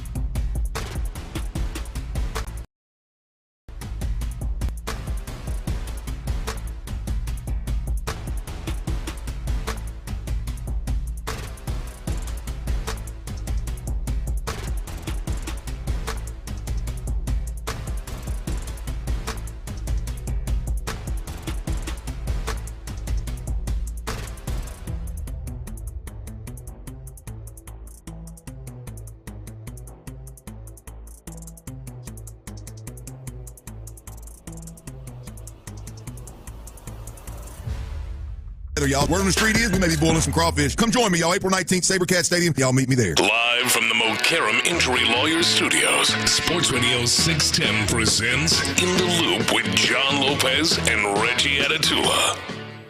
All right, you're in the loop here on Sports Radio 610. Hope your Wednesday has been going really good. We're very close to the 1 o'clock hour where a couple of things are going to happen. One, we're going to give away some tickets to see Brian Regan later in the year. So we'll give away the tickets in the 1 o'clock hour. The tickets will be to see Brian Regan later in the year. There we go. I think that's clear enough. We'll do that. And then also at 1 o'clock, we'll talk to our guy, John Harris. Excited about that. Excited to talk to him about some... Work on a jugs machine? Yeah, that part. Absolutely. In fact, we've got to ask him about that. I don't think we'll ask him about that, but we'll ask him about some Texans draft things as we're just over 2 weeks away from the NFL draft, or the first round at the very least. But yeah, the Houston Rockets, number 2 seed, locked down yesterday, courtesy of the Oklahoma City Thunder getting a victory over the Los Angeles Lakers. Ref A matter, still a victory. And so, you're locked into the 2 seed now, and there's really not any more moving for the Rockets to have. And that made me think about this with a couple of games, 3 games remaining, including one tonight against the Los Angeles Clippers. I believe that's in L.A., isn't it? That's in the Intuit Dome? Yeah, they got 2 in L.A., then come back for... that's right, and the final game is here. Nuggets. It made me think about it, too, and I know where you're going. How do you approach these final 3 games of the regular season, right? These are good teams that you're facing off against. These are all playoff caliber teams. But you have a lot of your health and you have nothing to play for, and you have an opportunity to try and do something special. Like, how do you go about this, Lopez? You play them. I don't think you blink. I think you play everybody almost, not full, like, if they go to overtime or, somebody gets into 38 minutes or something like that, you start measuring a little bit. But I think you go full bore. And the biggest reason. Full bore. Okay. Full bore, full complement. Everybody go, and there's a couple of reasons for it. I think foremost, you're gonna get your rest. The reason that you would, the argument that you teased, rest versus rust. I'm not worried about rest. You're gonna get rest. You had 2 days off. Before this game, it's been 2 days off since you last played. Then you're gonna have, at the end of the year, you're going to have play-in games. Which you will not be playing in. You'll be able to watch and obviously get a little bit of rest there. More rest. So that's the first reason. The bigger reason to me, more with Rockets the rest of the way, is I'm not going to use the M word, Thank you. Momentum. Boo. But you are clicking, and you've got things figured out right now. And you're on a 15-2 run over the last Sound like momentum to me. Oh, yeah, wink, wink. Figure just between you and me, it's momentum. But I didn't want to get him all riled up.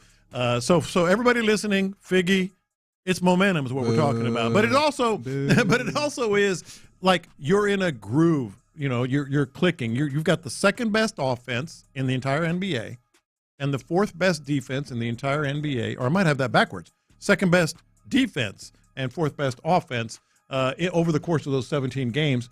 And you're figuring things out. I mean, Ime Udoka has been repeatedly talking about this. Like, physicality is up, or comprehension, intensity is up. Why change that?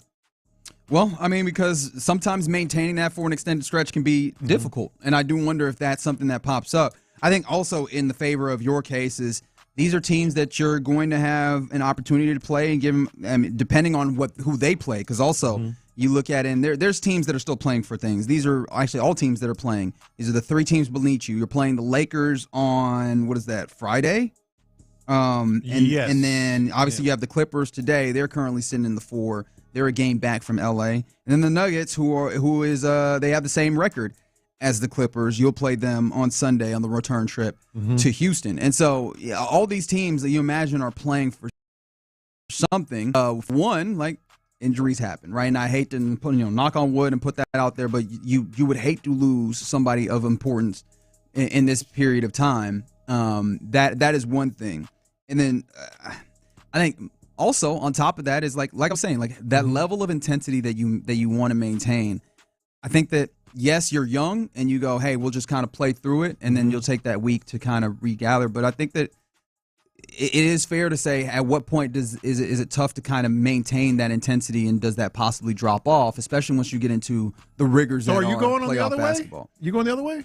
Not fully. I don't think you go to the place. You do have the like roster to do it though. Mm-hmm. You have the stay ready crew, stay ready all-stars or whatever that you have, that when they play, they can compete at a high level too. The Jay Sean Tates, the Jeff Greens, right? Like the Aaron Holidays, that if they have an opportunity to play, they play at a very high level. But I do think that you probably need to keep a certain level of continuity.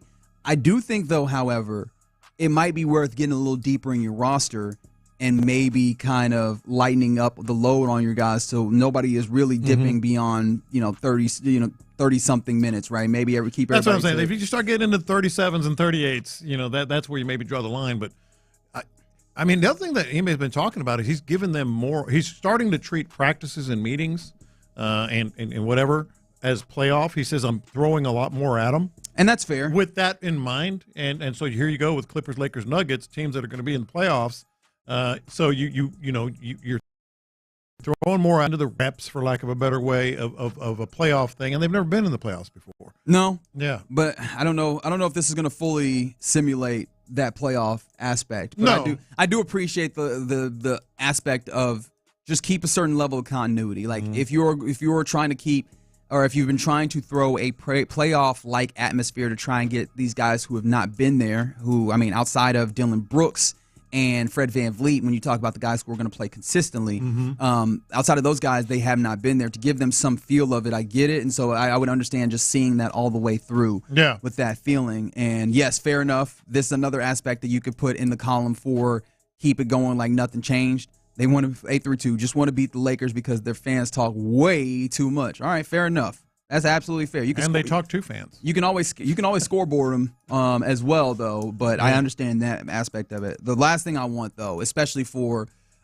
this team that has so much of a lean upon each other aspect of it, is to have one of the cogs, even like a small injury, like not like a major one that takes someone out, but like a turned ankle that nags or something like that. That's the last thing that I would want. You know what I mean? I get it, and you know what I'm going to say. I never like to play scared like that. Fair enough. It's just not what you should do. I'll be the scaredy cat in this instance. I understand it. In my view, never play scared. But the other thing is, as much as it's an 82-game schedule, and all that, they're really just kind of defining their roles better now. They're all sort of fitting into Jalen Green, obviously Şengün. We talked, maybe he's even a defensive player of the year guy. Those roles have been sort of out there and formulating and forming all year long. I feel like they're in them now, Can I give you just like the one kind of additional kind of thing I had in my pocket on the idea of maybe not ramping down, but ramping back a little bit? I would love to see some more Reed Sheppard minutes in these last few games. Yeah. Like when you gave him a little bit of minutes, he went off for 15 points in that. This was supposed to be a year in which you saw Reed Sheppard flourish and you saw like some development, and that's been limited for no other real reason than there just haven't been a lot of minutes and an ability to work him in with what you have going. And he did start slow. He did start slow, to be 100 to fair, but I think also some of that was he did not have the greatest opportunity to fit well with what you were doing because you have to play him next to Fred VanVleet, or you didn't really have a good, or he'd have to be on ball and have a lot of responsibility, probably above what you want for him at this early stage. I would kind of just love to see some more opportunities for him to develop and get more minutes in a place where it seems like you could afford them. But I think a lot of people are in the place that you are. Like, go ahead and keep this business as usual. Continue to get yourself prepared for the playoffs. I don't think that that's a bad decision in this way. I think I'm just being a scaredy cat, which is fair. It's fair if you want to call me that. No, I think it's a strong argument for teams that are maybe a little older, a little more established and know what they are. Like if you're the Lakers, you might, even though they're kind of thrown together here, in the second half of the season with Luka and all that, they all know what they're doing. They all know. They know how to scout most of the teams they're going to face. They know what to expect. Ooh, I do wonder how much, because this the Lakers is an interesting one. But not even just the Lakers, but I think when you mentioned the scout, I wonder how much the entire organization, the coaching staff goes into kind of playoff mode because they haven't had a ton of experience doing that. If they don't just throw entirely themselves into the feeling of. They got to scout 5 different teams. This is how we do it. Did you see the standings this morning? Yes, I was looking at them. That glut right there below. 4 teams are 47 and 32. Correct. In that same space. And the other one, the 5th one, is 46 and 33. We still have no idea the teams that are even going to be playing for the opportunity to play you in that first round. Definitely that feeling. And yes, I feel you 832.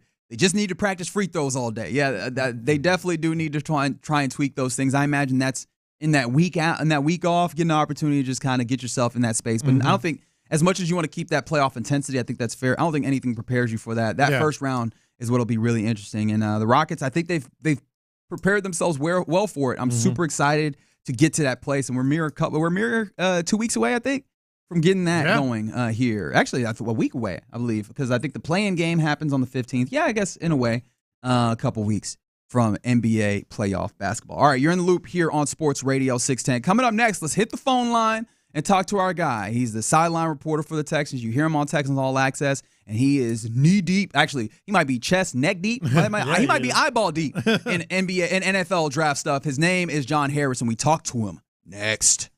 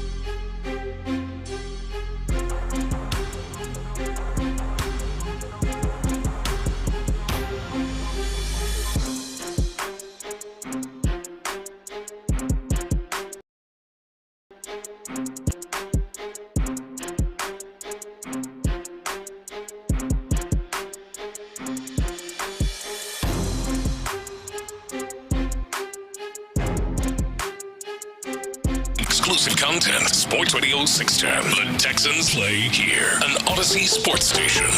Sports Radio 610 presents In the Loop with John Lopez and Reggie Atatula. Yeah, you're in the loop here on Sports Radio 610.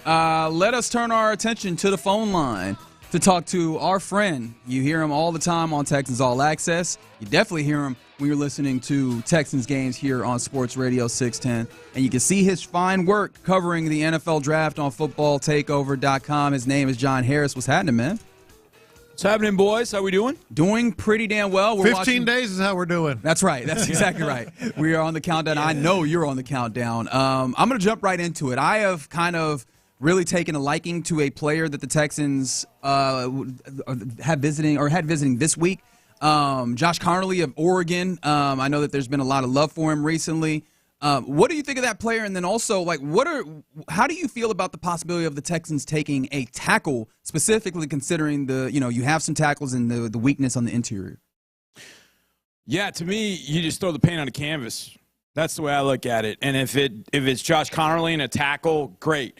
I do think Conerly could probably go into guard if you wanted him to do that, but I think eventually his long-term position, I think, would end up at tackle. That's kind of the way I look at it. But I do like that he's got some guard position flex. But I just think you get to a point where you draft really good football players that hopefully have a swarm mentality. Now, there are a few that I would look at and think, okay, well, that guy's only a guard or that guy's only a tackle. But I do think Kelvin Banks Jr. could be a guard and a tackle. Conerly could probably play tackle and guard. Josh Simmons is only a tackle from Ohio State. Tyler Booker's only a guard. You don't rule them out for that, but you just draft, to me, really good football players and then bring them here and figure it out. Because I think that's kind of what they've done with the offensive line. Like, we want to get the 5 guys that exhibit the swarmiest of attitudes that fit the best with what Nick Caley and Cole Popovich want to do offensively. And if that means that you draft a guy, you leave Titus Howard at guard, and Cam Robinson's the left tackle, and then you draft a guy that's more comfortable at guard, he plays the other guard position, and away you go. If you draft a guy that's strictly a tackle, then he better be pretty darn good to beat out Cam Robinson and or Blake Fisher. So I just think what you've got to do at 25 is find a guy that has the mentality that you're looking for, because that's one of the top 3 reasons why you've blown this offensive line up, because you didn't think you had that. You didn't have that kind of we want to put you in the dirt sort of attitude. So if that's Gray Zabel and play tackle or guard, great. If that's Booker who plays only guard, great. If it's Conerly and he plays guard to start, but then he moves out to tackle, fantastic. I love Josh Conerly. I remember seeing him when I was studying him during the spring, and I had not really watched Oregon much. From that standpoint, I mean, he was not draft eligible, and then in the summer, going into his 3rd year, he was. I'm like, boy, I really like this guy. I really like the way he moves. I think he plays with really good technique. Like, I think his technique is really, really good. I feel like he's been coached very well out of Oregon. I think he's a good athlete. I thought the Senior Bowl, there were some really good moments, and then there were a couple he would have probably wanted back, especially when Mike Green from Marshall decided to bull rush him. But other than that, I thought Josh Conerly is I think a pick at 25 that makes a lot of sense. Now, are we going to know how swarmy he is? Are we going to know what his attitude is, his football character is? That's stuff that our Texas scouts are going to find out. But I think all indications are that he is a guy that would fit well in this locker room. I would be very happy with Josh Conerly Jr. from Oregon there at 25. All right, let's get into some maybe a little more abstract stuff here, John. I know you guys talked about maybe floating some trade ideas that are out there potentially. How much more likely is that? Because and a lot of that has to do with just intel at this point, and I know it changes on the day of the draft, but it does seem like maybe you're a little bit more warmer to the idea that the Texans might do something. Yeah, I think to me, and I just asked the question to Mark. We were just kind of sitting here, kind of chopping it up. I said, trade up, trade down, or stick and pick. And I just feel like Nick gets kind of that itchy trigger finger and is like, I got to move. But I feel like the way this draft is sort of unfolding, to me there are a couple couple of guys, or Von Mack, no matter what, you draft that guy. And there are two of them in my mind that I feel are like that at 25. I think there are others. It's going to come down to when you look at kind of pods of players and you're like, hey, like the one that I suggested the other day, and you could see this when I did my team building article on footballtakeover.com of the New York Giants, because I don't think the Giants are going to take Shedeur Sanders at 3. And I don't know that Shedeur ends up going at 3. He might go at 9. But if it's not 9, then maybe it's 21. So I was kind of coming up with all these different scenarios. What if Shedeur or Jackson Dart are on the board at 25, and the Giants are like, look, we got to get up. We got to go get a quarterback. We want him on a fifth-year deal. You get first round. You get the fifth-year option. We want him on that deal. Hey, call Nick and see if Nick will make a move. And I had basically come up with swap 25 and 34, and the Texans, in addition, get the Giants' second-round pick and the Giants' third-round pick, I think, next year to move down 9 spots. And I wasn't totally sure how I felt about it, but just kind of coming up with the deal, I was like, I kind of like it because I think a guy that you could consider at 25, you might be able to get at 34 in this draft in particular. I think there's just kind of that glut that kind of starts. To me, there's 3, maybe 4 elite players in this draft, and none of them are quarterbacks. So I feel like there's going to be this kind of group of guys from 10 through maybe 50 where you can, you could swap 10 and 50 and it's kind of, almost one and the same. I feel like I would be very conducive to moving down in particular if I can pick up a few. What I'd like to be able to do is I'd like to get a high 4th-round pick. We don't have a 4th-round pick. We got the 2nd and 2/3. I won't mind coming up with a 4th-round pick. So if I got to move down a little bit, pick up a 4th this year, maybe a little lanyap for next year, I'm not opposed to it. But if one of my 2 guys that is Vontae Mack, no matter what, is there at 25, then I'm sticking and picking. Lanyap is a great word, as we're talking to John Harris here in the loop on Sports Radio 610. I mean, you alluded to it. There's 4 picks in the top 89. And I've been really leaning on the idea of taking 2 offensive linemen in that first 4. I know that, obviously you want to be pretty flexible and allow yourself the opportunity. Does that feel like something that you would be in on, is like 2 offensive linemen that early with those premium picks? I like it. Now, it obviously depends on who those guys end up being and what kind of position flex I get out of them. But I feel like, it's funny when you said that, Reggie. I had 2 names that kind of popped to mind, like, okay, this guy in the 1st, this guy in the 3rd. And the irony in that is I think both of them, one being Tyler Booker, he's just a guard. And then Jared Wilson from Georgia, I would say is just a center. Now, I don't know that he can move over to guard. He might be able to do that, but I really he's the best center to me in this draft, and he's one of the best centers I've seen in a while. Those guys don't have much position flex. They are a center and a guard. But those 2 are the best at those 2 particular positions in my mind. So if I end up with Wilson, man, I could do some things now. I can leave Booker at one of the guard spots, maybe leave Titus at one of the other guard spots, put Wilson in between them, let him compete with Jared Patterson, Drew Scruggs to figure out who's going to be the center. I got a feeling that one of those guys is going to end up being a really good center in due time. But I love Wilson from Georgia. I have no qualms, none whatsoever, taking 2 offensive linemen in those 4 picks. But I think the way that the Texans have gone about building this offensive line this offseason, they're not pigeonholed into doing that, as opposed to, say, the Jacksonville Jaguars. You look at the Jaguars' depth chart, first of all, their starting 5 on the offensive line is not excellent, and they've got 7 offensive linemen in-house right now, 7. They have to go out and get 2. But you don't have to go get 2 in those top 4 picks, but if you end up having the right guys, to me, Booker is the right guy. I think Jared Wilson at center would be the right guy. If Donovan Jackson somehow fell to me at 58, which I think is going to be a pipe dream, and I went Booker and Donovan Jackson, hell yeah, let's do it. I just think the more talent and competition you add to the offensive line, the better you're going to make that group not only this year but on into the future. So, Reggie, I'm with you. If you took 2 of those 4, hell yeah, rock on. Let's go. Let's get to, because if you wait too long, the drop-off in the top part of the offensive line group at both tackle and guard is pretty severe. Whereas the drop-off from receiver, I'll put it this way, receiver 8, 9, 10 is going to be a whole hell of 10. Yeah. So I might want to get one of those offensive linemen early. If that makes me get 2 in the top 4 picks, I'm fine with that. All right, let's talk my little pet project here, and that's running back. Because I've just been saying Joe Mixon, great, awesome. Still don't know, as much as we're hopeful with Dameon Pierce. I just feel like they need a running back. And, oh, look, they've had 6 running backs in on Viz, or had interviews with 6 different running backs. You seeing something there?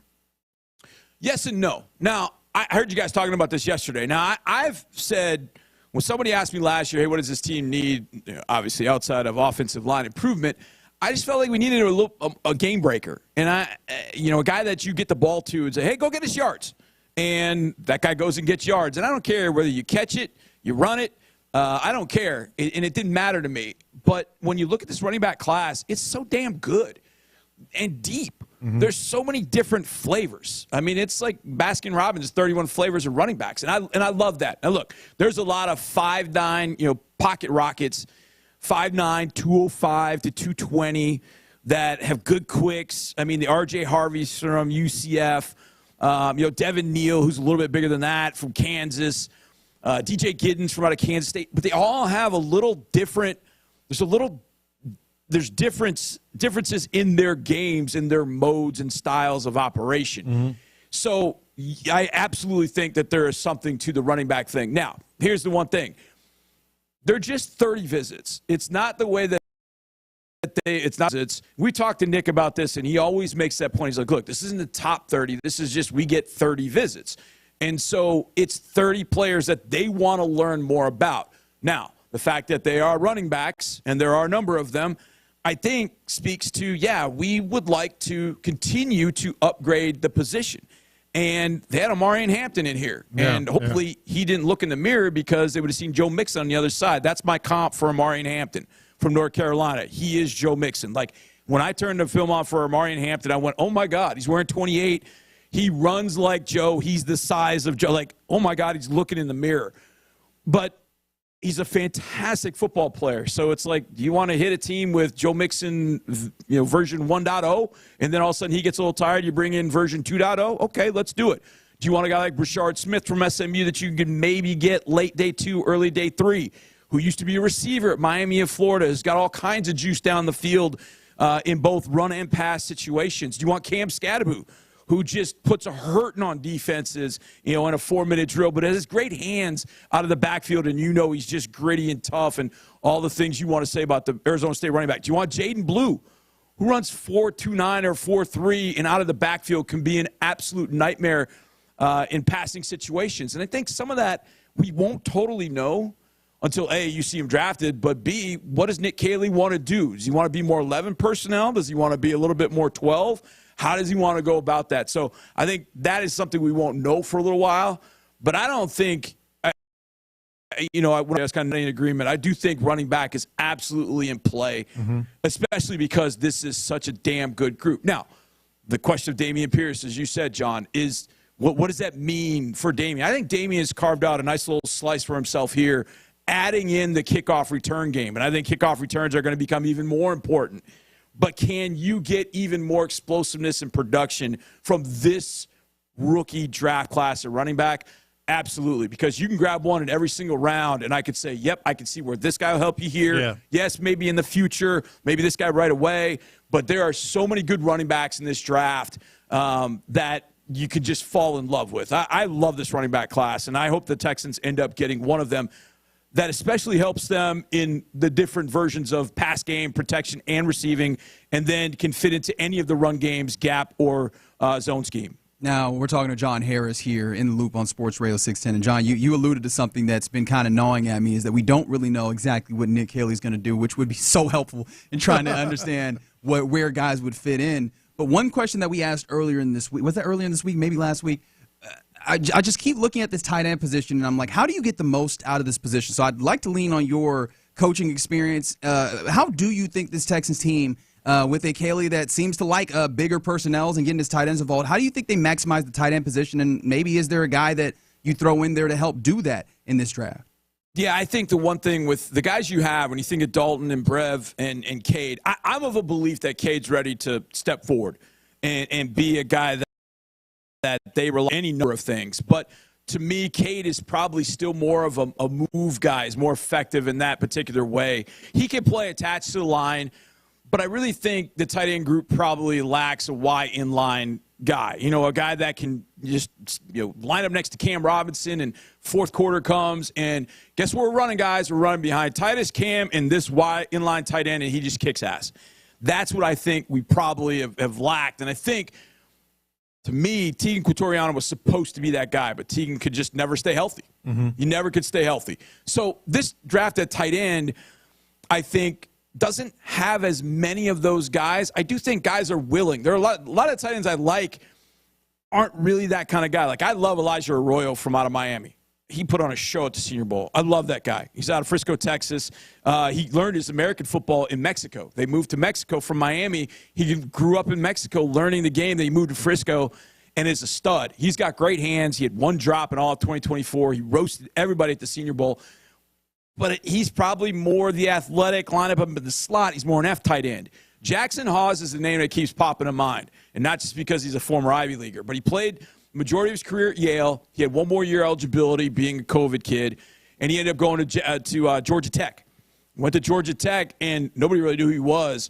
And all of a sudden, he started mauling guys. You're like, man, who's this? So I expected at the Senior Bowl, like, I'd see some of that. And then you look up, and it's like, well, he's burning linebackers in pass coverage. He's got good soft hands. He's probably a late day 3 guy.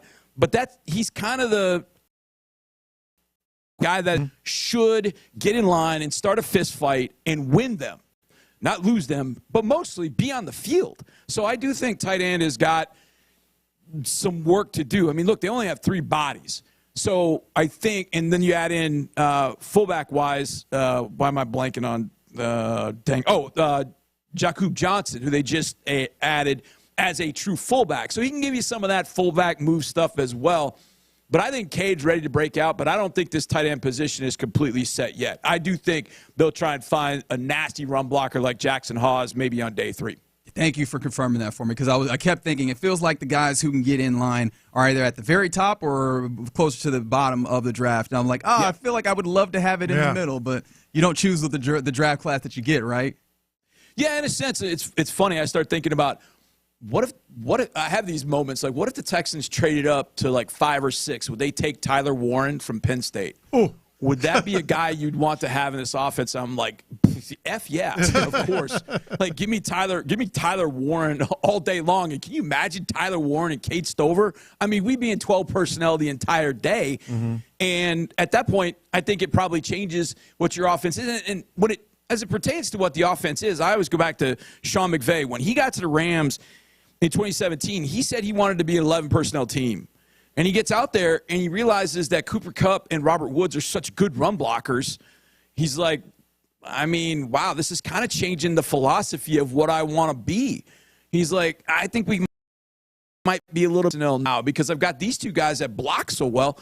So what you go into as an offensive coordinator or play caller, what you want to be, when you get on campus and see what you have, you're like, whoa, maybe that's not what we want to be. Let's do this. Let's kind of change course, but keep the same thoughts and ideas, your ideology about how you run your offense, but maybe let's change the way you look at it. Man, we traded up and we go get Tyler Warren. My God, this offense would go to a whole different level. Yeah, you're not alone in that. We've seen many people say, I think it's pretty good.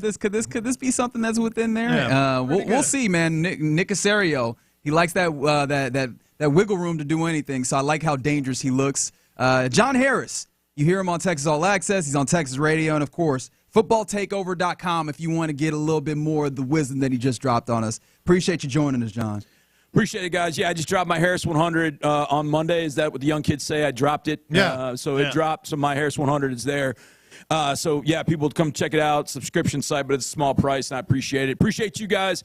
And literally, I will hang up and listen. We appreciate you, my man. Right, love you, boys. Love you, Figgy. See you soon. Bye. There you go. Right. John Harris. Harris 100. All right, I'll need to double check on that. He published it. It's a John Harris joint. He was like, him and Spike Lee, huh? Yeah. All right, you're in the loop here on Sports Radio 610. Coming up next, we turn it over to Figgy after John Harris for Figgy's mixtape. What you got for us? Yeah, so we got a QB that we brought up earlier in the show in this draft, and teams not named Tennessee probably should be looking at him if they need a quarterback.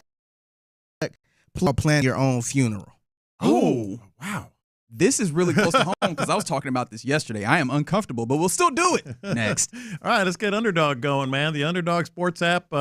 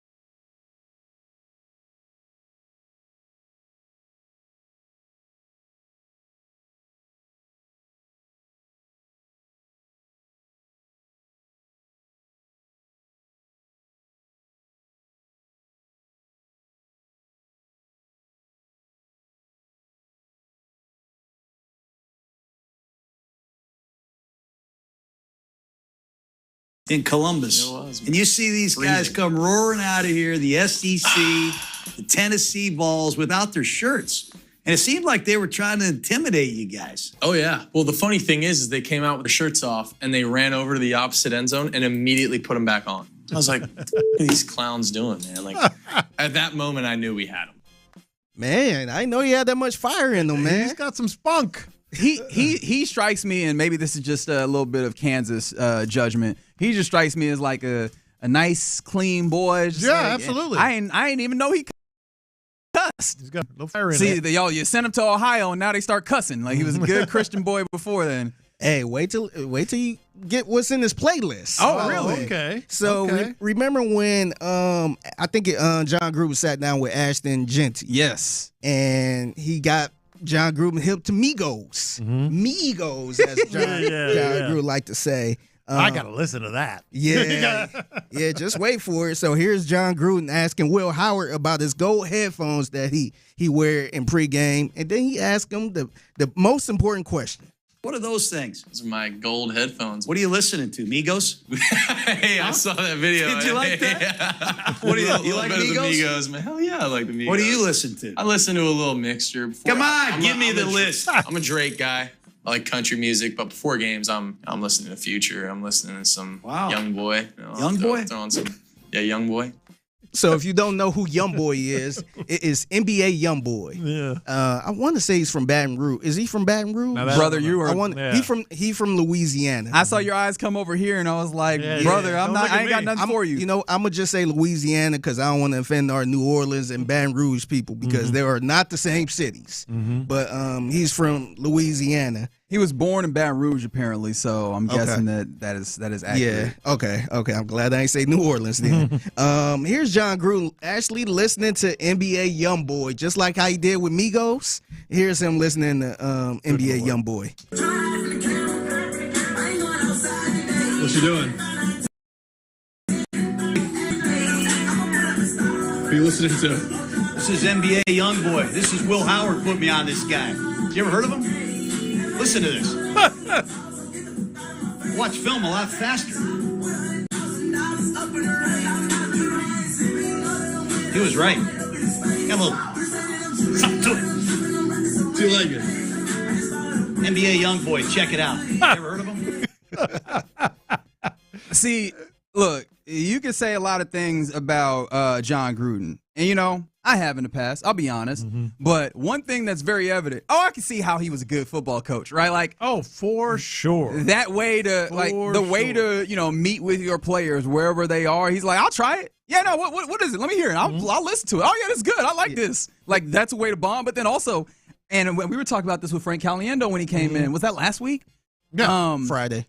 Yeah, there's something about Gruden where everything he does is enthusiastic. I feel like he ain't never did nothing that he was not super excited about doing because he throws that energy into it. Let me hear it. What is it, man? Like, I want to hear it. Young boy, NBA young boy. Yeah, let's listen to it, man. I'm like, all right, dog. Yeah, the crazy thing about this video, though, when he was listening to NBA YoungBoy, he was watching tape. I looked on the screen. It was I seen the Texans logo on the field. Okay. So he was watching. I don't know who the Texans were playing or anything, but he's watching some tape on somebody. The other thing that's so funny about that is, like, it has, like, it's just a bit written all over it, but I don't think it was. It probably really was like, hey, I want to hear this. No, I think it's a skit, but I think he's legit, like, trying to see what you listen to, and I'm going to listen to it and give it some play. But, yeah, so shout out to Will Howard, man. I wanted to ask y'all this, too. We kind of talked about it a little bit. So the Browns, Giants, Saints, and Steelers are probably the ones that will take a quarterback a little early, I guess, or sometime in the next round. Where do y'all see Will Howard fitting in between one of these teams? Because I have an answer. Oh, you do have an answer? Yeah, I'm not looking at the skill set, but just the way the city fit and the feel. Is that what you're doing? Just kind of the feel, because he got Steelers written all over him. Really? You think so? I think so. And I want to say, you know what? I think so, because he don't have to me, he don't have the talent as the other quarterbacks we named earlier, but I feel like he got enough to just win. And I ain't trying to make this a Tim Tebow type of thing where he just win, but he's also got that he kind of tough. Don't judge a book by its cover. He's a workman. He's a real Steel City type of guy. Like, wait a minute, Will Howard's doing that? Yeah, that kind of thing. He's kind of like he's a winner, and even him going to Ohio State and losing to Michigan, but coming back and just running the table, winning a championship, and I feel like he got Pittsburgh written all over him. If Pittsburgh don't take a quarterback in the first round, and I don't think they have a second round pick, but I could see him going to Pittsburgh in the third round. I don't know if he's going to start or anything, but just come in and play. I'm like, damn, he's playing pretty good. Yeah, I could see that. That's a good fit. Especially with the pieces around already. And not the trite cliche, oh, he's a winner. I'm saying he's just one of those guys that sort of, steal all that tough. Yeah, that I ain't gonna sit here and say, oh, it's arm strength. No, all this other stuff. But I can see him just going to Pittsburgh and just kind of balling out just randomly. Can I be completely honest? Yeah, I had not given real consideration to Will Howard playing anywhere. I mean, to be completely honest, like I had not really considered it. Put my mind to where would he fit. I was just like, all right, whoever gonna take him, I guess. But see, I never thought about it either until I listened to some of this Gruden, him kind of breaking down, how he kind of talking trash to the Tennessee and all that type. That's of when stuff. I knew we had him. Yeah, I'm like, man, you know what? I can see him coming in somewhere randomly and just kind of balling out. What a hilarious quarterback room that would be this upcoming season if you have Will Howard and then eventually Aaron Rodgers actually does the thing. And Mason Rudolph, which is I feel like they kind of the same type of player too, a little bit. Kind of like I don't view them. Although I think I might have liked Mason Rudolph more out of college than I do Will Howard. With all due respect. I like Will Howard. I'm not saying he's not that I'm any level like I just great like the way expert. I liked him as a college player. That's for dang sure. Yeah. All right. So when I thought about this, I read this as a headline, and I guess at first I thought it was sad just reading this headline. I'm gonna read it, but after I watched this video, I kind of felt okay about it. So I came across this video, and the headline said, "Woman battling cancer planned her own funeral right before she passed." Oh, so the first thing I thought about was like, "Oh man, that's kind of sad to do." Yeah. But then I played this video. So first of all, rest in peace to the Kivia Steed. I think I'm pronouncing the name right. But rest in peace to her, who sadly passed away from cancer. And it was a video going viral of her planning her own funeral, kind of sitting around. I think she was in a bed, like a hospital bed or something like that. Okay. And this is how that sounds, her planning her funeral. No, I want a black casket, and I want to wear pink. Okay. I want to wear pink, and I want to wear pink. I want to be pink. Oh, your flowers. As far as y'all, I want y'all to wear black with the pink trimmings. Yeah, like a big pink bowl. And I want y'all to really be glam. Pink gloves I wear here. Yes. Oh, so you want Met Gala pink and black? That'd be nice. No, but at the end of the day, I want y'all to we talk about this, but that's just something that you have to do. Yeah. I'm gonna put it in the book. It is sad to say it's going to get to that point, but I want y'all to come around with Dee Dee to go over the book. I want glam to be glam. I want y'all own little truck or whatever. I want it to be So after I watched this video, I'm like, I think it's not so bad. Like that sound actually kind of cool to, kind of plan the way you go out. Now I'm just kind of sensitive a little bit because don't nobody want to talk about death or anything like that. But like I don't know her state of mind or anything, if she was sad or happy, but she was very passionate about, hey, I want my casket to be this. I want the trimming. I want pink. I want y'all to wear pink. And I'm like, I wonder if I would want to do something like that. Now obviously it'd be a little troubling if it's later on in life or something like that, but let's say just right now, just kind of plan your funeral. Like, would you feel comfortable just planning how you want your funeral to be right now in this moment? I think so. I think so, but for some people even more so. I mean, if you absolutely know, and she absolutely knew, that she was going to pass, I think it's kind of comforting. At least this is going to be the way it is. I kind of have an interesting. I know that I don't want to have like I don't want to have something that's me-centric per se, and I know that's weird saying that, hey, it would be your funeral. It's kind of like planning your birthday party or something like that. Well, not even that. It's like, in a way, I am not attending, right? Like, this is a party about me, but not necessarily for me per se.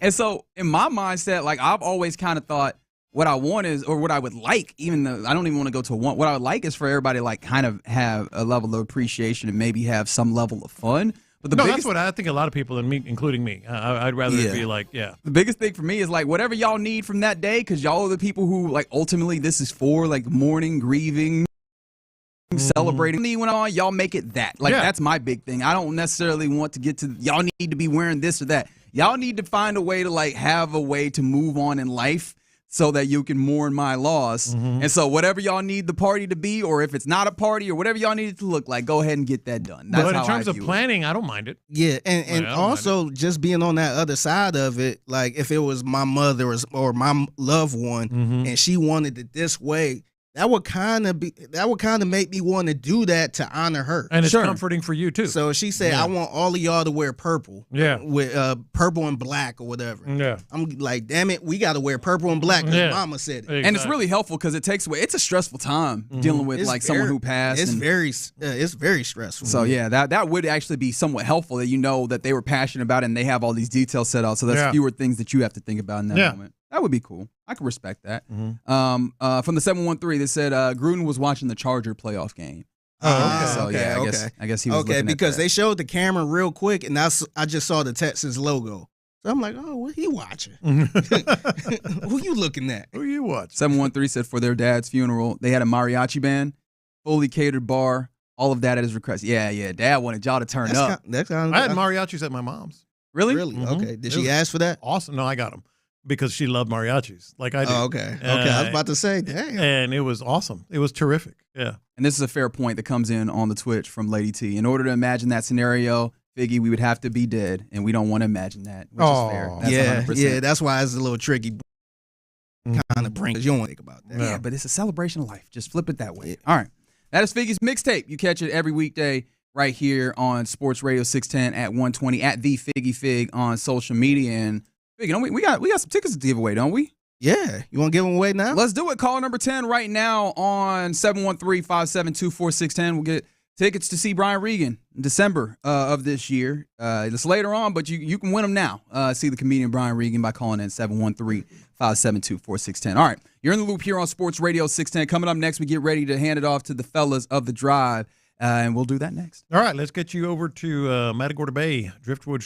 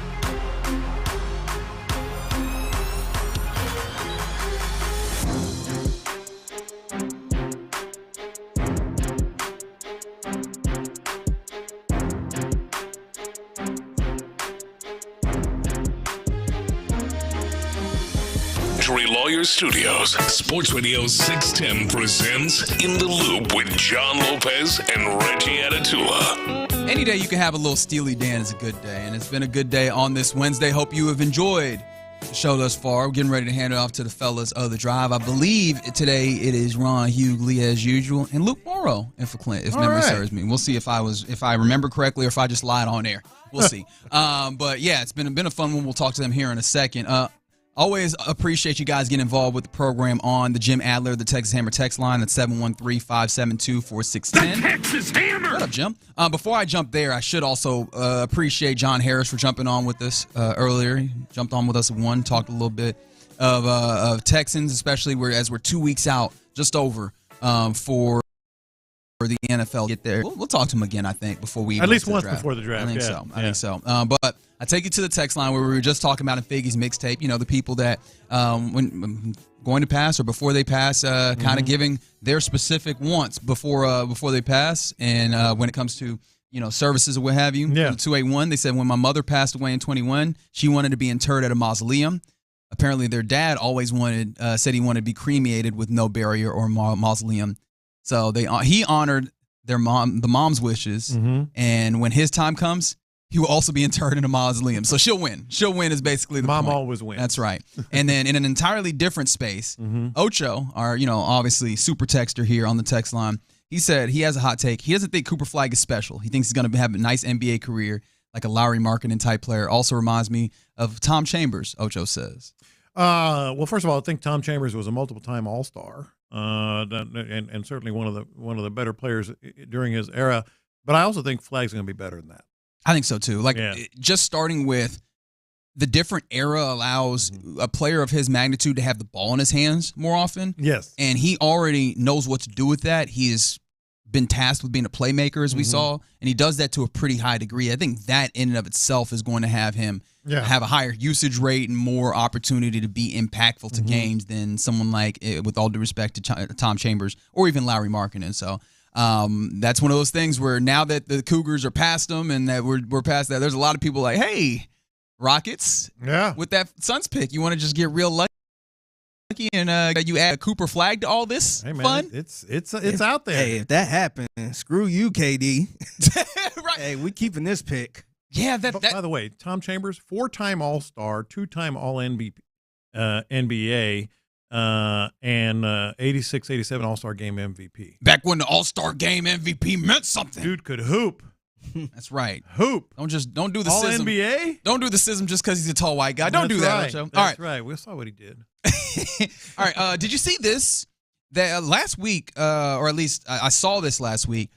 There's a group of ticket brokers that are suing the Texans for a total of $1 million.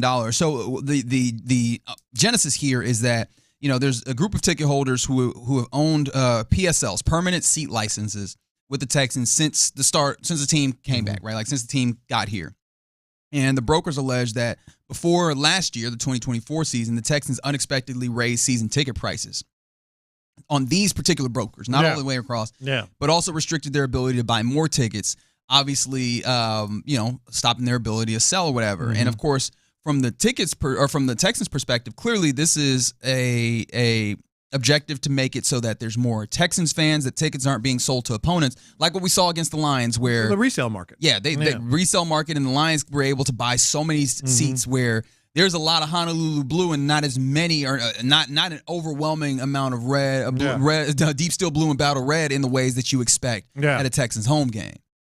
I've been wanting you to get to this, and I've been meaning to get to it myself, and we both keep forgetting. It's an interesting topic, simply because love the Texans, we all do. I understand their point. You want to, put butts in seats. You want to fill it. You don't want ticket brokers to do all this. It's not even just butts in seats. It's you want to create the environment. Well, yeah, but your butts in seats. Your Texans Yeah. fans, butts in seats, so to speak. I got to be honest. I don't see a lot of a great chance for the Texans to win this. You side with the ticket brokers? No, here. I don't. I side with the Texans. I'm just being honest. I think it's a tough. Because like the Texans attorneys, I guess, said, whatever, that they feel strongly about it and all this other stuff. Here's the thing. These are PSL holders. You mentioned it. And that came out in 2002. Permanent seat licenses from the beginning. That means you have the license for that seat. Are you going to raise the ticket prices on all PSL holders? Because you did on these. That's where they're going to lose, if I had to pick. Yeah, the Texans' argument here is that the team revoked the broker statuses as tenured season ticket owners. Based on what? Because they're selling tickets to the other team? Because they were selling too many tickets on the secondary market. Okay, they got a PSL. What are you going to do with the other PSL holders?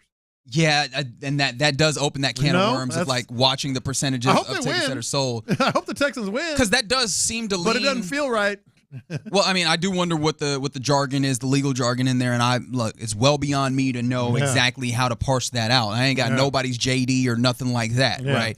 But this would be a very interesting thing to watch because this helped dictate whether or not the Texans can kind of cultivate and try and push further towards something that I think we all want, which is more of a home field advantage. Absolutely. At the home stadium here in Houston, right? And you want to have more people locally, and yes, of course. You can do that in an organic matter of just like having the team be so damn good that the people locally want to get here. But even that alone is not going to, counteract a team being so good that now those tickets are worth more and people want to selling them on, right? So I feel for them. I'm in the same place as you are. I don't know if I'm in the place where I think that they're going to have or that it's so much more of an opportunity that they'll lose it. But I understand where they're coming from here. This is a tough dilemma to be in if you're the Texans. I'll put it this way: it's a tough row to hoe. It's a tough row to hoe.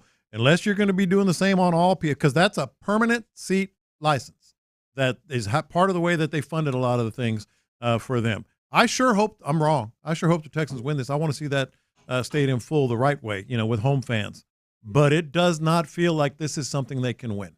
Unless they do treat the same thing with all the PSLs. Yeah, that'll be, or maybe it'll be that this is not the way to go about it. They might have to come up with a more artful workaround to try and find that space. But one thing that's evident is the Texans are committed to trying to have like that environment. I think that's also in some degrees what some of the remodel is for. I mean, again, we saw all those various mock-ups that have been made by the various architecture firms. Like it seems like a lot of that, while yes, is geared towards kind of not structural necessarily to say that it's not, the integrity's intact, but like making operational that are better at the stadium, but then also that the experience is good so that you continue to have that environment. It all seems to work in service to that. So I do appreciate that. But yeah, that's going to be a very interesting, I guess, legal matter to watch when it comes to the Texans. All right, you're in the loop here on Sports Radio 610. And thank you to D&M Auto Leasing for bringing you, as always, the crosstalk with the fellas of the drive. Today's iteration, we're on the show, Hughley.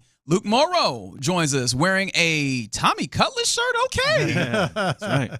As I said before, I got to represent the people, my fellow paisans. There you go. No, put on for your people. I ain't mad at you. Should I go morbid here? Because we were just talking about like planning for your passing. Yeah, Luke, how would you plan your funeral? That was the question. Would you want to, like, because I think in Figgy's mixtape there was a woman who was dealing with a terminal illness, and she kind of got to a place where she wanted very specifically these things to be. And I'm kind of an opinion that that's less about me and more about the people that are still here. Are you a person who's like, I know what I want it to look like? Is it going to be Cutlass is it just going to be a whole bunch of food at the wake? The rest of the family hopes so. That'd be a good time. I haven't thought about that yet. If I were to be of a certain age, I think that's a good idea. Actually, my grandmother did do that. She unfortunately passed away, but she took care of everything for when the time would come, and I know it made it so much easier on the rest of my family. So when I get to a certain age where that's on my mind, yeah, that would be nice to do. But right now, I'm not really thinking. Ron, you seem like a planner. You seem like you know exactly what you want. Hell no. Listen, I don't give a damn what y'all do. Hell, what is it gonna matter? That's to what me? He says. That's where I'm at. That's what he says. Hell, I'm gone. Yeah. My thing is, if it makes you feel better, a little more comforting, then go ahead and plan it. At least I know this is how I'm saying goodbye to them. Only thing I will is I want a mariachi band. Is what I'm wearing. See, that's a good call. Don't have me. Don't have me in. Don't have me in nothing silly. You're not wearing no suit, no tuxedos, nothing like that. No, I mean it's cool. Like you had me, but like just don't have me in like some Stacey Adams or something. Oh yeah. Just have me, yeah. Something that was beneath you in life. Don't put me in something that's beneath me in life. Something that I would not have worn if I had selected my own clothes. I used to rock some Stacey Adams. Just don't have me in there. Like my wife got mad at me the other day. Well, it's been a couple months because I said, when I die, put me on my side because I sleep on my side. Put me on my side. Nobody who sleeps like this.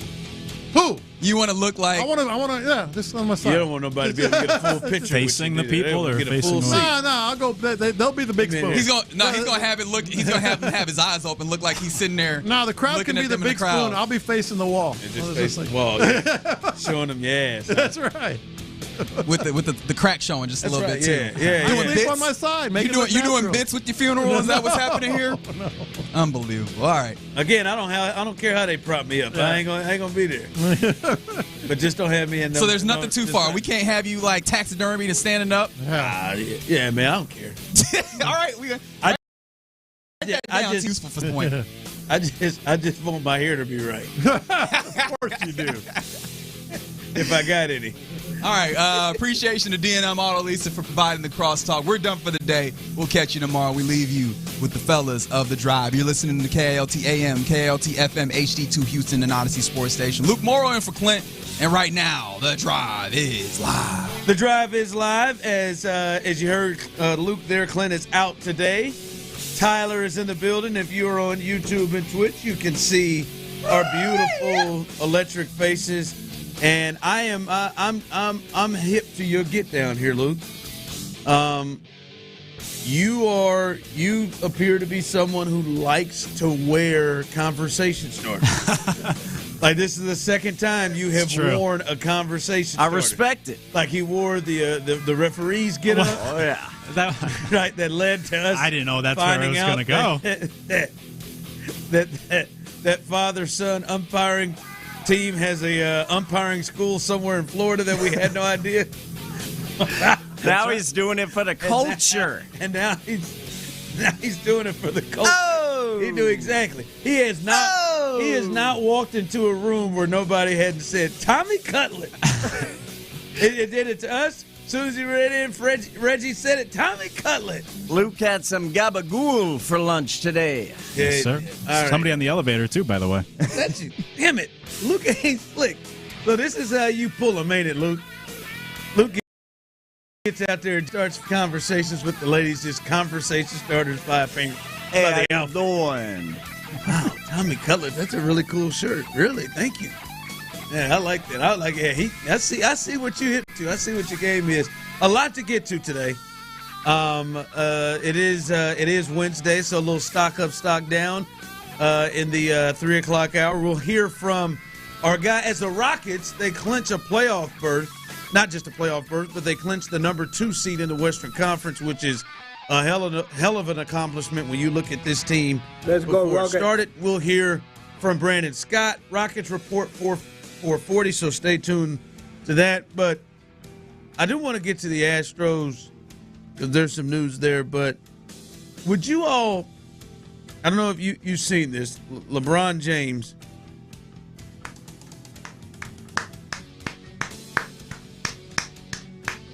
Sorry. What are we doing? Just clapping for greatness. LeBron James becomes the first male athlete to become a Ken ambassador. He is the first male athlete to have a What are we doing? Ken doll. He's got a Ken doll. Like, would you judge me if I tried to purchase one? Yes. I'm already judging you for bringing this ish up at 2:03 like on Houston's #1 show. You would. Well, this is why you would judge. Like you would judge me if I bought. Like I mean, like I'm not gonna play with her or nothing, but I just like it be a. Makes it worse. Why? Just to have up? Nah, man. People have posters, things like that. This is the first. This is history. Poster make more sense, bro. I'm like you. How much is this? I'm thinking about it before I think any harder about making this purchase. You would judge me. God, it's the first thing that comes up. How much is it? Price. Well, like someone texted, and that's where they're starting to show. You're damn right. Okay, $75. That's a little more than I'd like to spend. But You can get them at Target, Amazon, Walmart. Hold on, so I'm thinking about it. Do you think it becomes a collector's item? Yes. I think it's. I wouldn't judge you. Yeah, I think it's. Now worth I don't know if I would give it away. So will it come with little hair plugs? Nah, they got a hat on him. I don't know if the hat comes off. He does have a watch in it. He does have. Someone texted Ron, you better buy a new phone before you buy that deal. That is a tremendous point, listener. Great point. You better. Now that we have found out the way to turn them up and down, again, I have lost both of the volume buttons. You're welcome. On my phone. But we have found a way to turn it up and down. I've got another 6, 7, 8 months out of this. $75 for this doll? This is as you said, I didn't even think about that. The collector's item? Mm-hmm. Oh my goodness. I'm thinking about getting it. 75. I've been investing in that thing. There you go. Get that. Invest. Someone said, get you one show. Pause though. No pause. He ain't naked. I'm gonna put it up in my little office. Have it like I've got the signed football thing from JJ Watt. I've got a couple of other things, and I'm gonna put that right there. That'll look real good, bro. Because how different is it from getting a bobblehead? Is there a real difference? When I was a kid, I collected bobbleheads, dude. Who's your all-time favorite athlete? All time? Brett Favre? Yeah, Brett Favre's Tyler's all-time favorite athlete. He's up there, but not number one. Probably Craig Biggio. Craig Biggio. If you got a chance to get a Craig Biggio bobblehead doll, you get it, right? 100%. $75, not bad. Same thing. Much better hairline. If they made a Craig Biggio, if he was number 2, the second one to get a Ken doll, Craig Biggio got it. You would think about putting that up? You got a man cave. You got your little Astros. You would put that up? Yes. Yeah.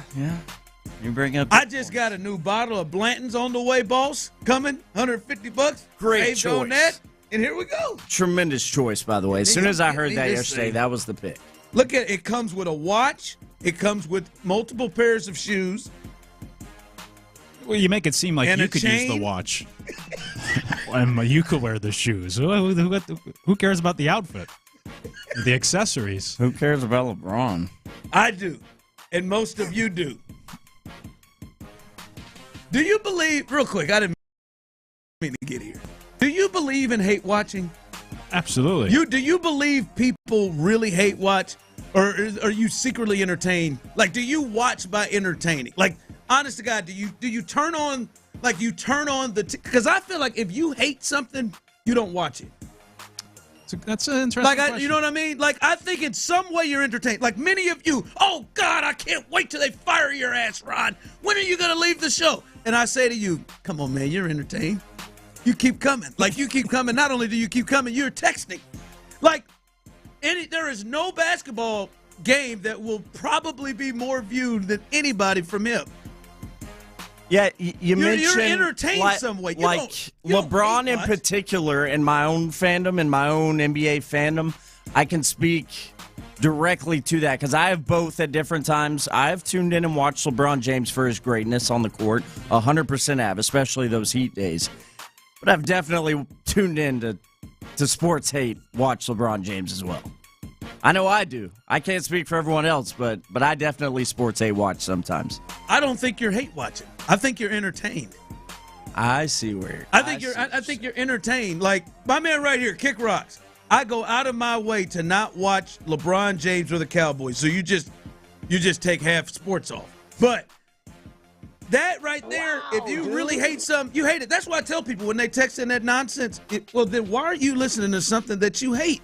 You're not. You don't hate it. You're entertained. I used to say I hate watching Duke. I'm entertained, and I may be rooting against him, but I'm still entertained.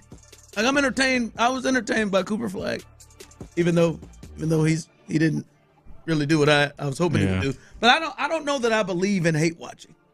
I think you've convinced me. I think you've brought me around because I think for myself, not necessarily sports, because with sports I'm entertained at least by the other team, I could say. But like I think of trashy reality TV I watch where there's some that I just refuse to watch and others I'll hate watch, but because there is a certain element of entertainment they provide that the other shows I refuse to watch do. So I think yes. I think you've convinced me. I think you've brought me in. Like like Tyler, you won't go and buy an album and listen to an album from somebody that you hate. No. Yeah, I won't Like, torture my own ears. Or like I don't think I'd go watch a show or like I'm trying to think of an actor I hate. Jeremy Irons, just because of his role as Scar. I have always hated Jeremy Irons, and I won't watch a Jeremy Irons movie. Damn. His role in Scar, and maybe he did his job so well that I bought it. I hated him, and once I found out who Jeremy Irons, who played that role, that no good son of a bitch, had what he did to him, pushing him off that, and then making Simba think he did it. Once I found out that was Jeremy Irons, I was done. And Just from The Voice. Yes, from The Voice. You didn't even need to see him. And I found out who is this person, and I'm like, no, nope, I'm done. I'm done with Jeremy Irons. So I won't watch his movies. Even if Denzel's in it, I won't watch his movies. Damn, that's strong. Unless Denzel's killing him. All right, that was a little strong. All right. To get to, wow, I don't know how we pulled off the side of the road on that, but I'll take it. The Astros, we lost one. You out there at your desk, wherever you are, pour one out for Rafael Montero. Somehow he was able to swindle the Astros and Jim Crane out of a 3-year deal worth $11 million per that he had no business getting. No business whatsoever getting. And they finally found a suitor to take him, the Atlanta Braves. We've lost Rafael Montero. I'll pour one out for Raf. There's a little bit out there. I'll drink some too. But yeah, go ahead, man. Man, so many great memories with Rafael Montero. There was that one time when he was really pitching well when they won the World Series, and then he saw before his very eyes, as we all watched, Brian Abreu just pass his ass up. He was pitching well, and then he won. We watched him get that 8th inning yanked from him, and then he went to the 7th, and then it was really shaky. And then the next year, somehow he was able to get that contract. And I mean, he sucked from the very start. They didn't even, no team would even pick him up when he cleared, and he just had to come right back to AAA Sugarland, and now he's gone. So long, friend. Shout out to Rafael Montero. You still will have that $34 million. It's the end. It's over. It's over. And Lord knows they could have help in the middle relief. Lord knows they could use help right there, Taylor Scott, but that's all right. Go on. It's over. I'm watching this game last night as they continue to be offensively challenged. Yeah. And they come up with 2 runs. I'm watching this game last night, and Clint is somebody who refuses, and many of you fall into this camp. Clint is somebody who is in refusal to acknowledge the captain, Joe Espada, as even a real manager. I'm trying to do the best I can. Clint still views him as a number 2. And there are many people there. I can't, like some people I've seen this text come in, I hope we just go ahead and lose this year so we can get rid of the manager. I will say this. If the Astros get their way to postseason this year, the captain, as I call him, Joe Espada, he deserves all of his flowers. And nobody should be saying anything else. You've watched these teams, Tyler. Luke, you've watched them. Those listening, you've watched them. Those of you on the Jim Adler, the Texas Hammer text line, 713-572-4610. Kick Rocks, Lauren, Magic, all of you on YouTube and Twitch, you've watched this Astros team. You tell me if I'm wrong. This right now is by far the worst Astros team that there has been in this run. For sure. Like in this run. Now, Will Snell sparks, but this is the worst the Astros have been in this run, right? They've got some pieces. Like I think there is still a possibility and a chance for them to get to the postseason.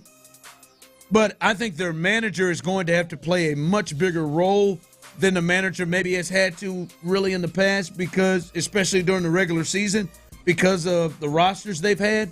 But right now they are struggling with multiple people in the order, and not a lot of them have history to make you feel comfortable. Like, all right, if Jordan or Alvarez were struggling, like they're putting up 2 runs a night. It seems like maybe 2, maybe 3.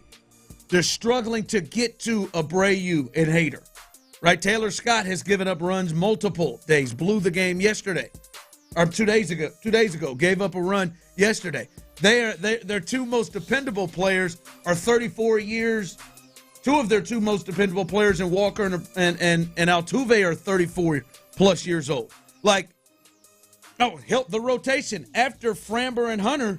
Like, and now injuries here. You don't really know what. If he is able to guide this team to the postseason, I don't want to hear it from Clint. I don't want to hear it from anybody else, because Joe Espada will have deserved his flowers, and you can't take it away, because Dusty didn't have a team this bad. A.J. Hinch didn't have a team this bad. Like, I'm not saying they suck, right? I'm not saying they're the Rockies, but they haven't had teams this bad. I do agree with that part. Before I would offer up my retort, I would ask, just simply based off of these first, like, say, 2 weeks, has that altered your projection? If you go back and think of how many wins the Astros would get this year at the start of the season, how much would you change that number now? Oof. I probably had them in the upper 80s. I'd say probably 2 or 3 to 5 games lesser. You have a bigger jump. No, I actually have them kind of at the same. Because I'm one of those cliched guys of it's still too soon, where I'm not worrying just yet. And, I like to bet on the NFL like most people do, I'm sure. And, like, if you look back at last year, the New York Jets were one of these teams that Vegas was very high on. Yeah. And then the Jets were favored all year, and it took them a while to come off that spot. And you can kind of find some weak lines in September because it takes Vegas a little while to adjust. The reason why I bring this up is because they do all the work all offseason, the smart bookmakers in Las Vegas, and they don't alter those plans based off of the first few weeks of, in this case, the NFL season. I'm going to look at the Astros as the same way, that whatever I thought about their plan and the players they brought in and the roster they constructed, I'm not going to come off of that just yet. I think it's still too soon. I do agree with your overall point that this is definitely the worst roster we've seen for this Astros team. I'm not saying, Luke, they can't make their goals, whatever. I'm just saying, and mind you, this was something walking into it that you knew, right? I don't know. We'll see. I thought Diaz would be somebody more early, but right now he is really struggling. But you could just look up and down it, man.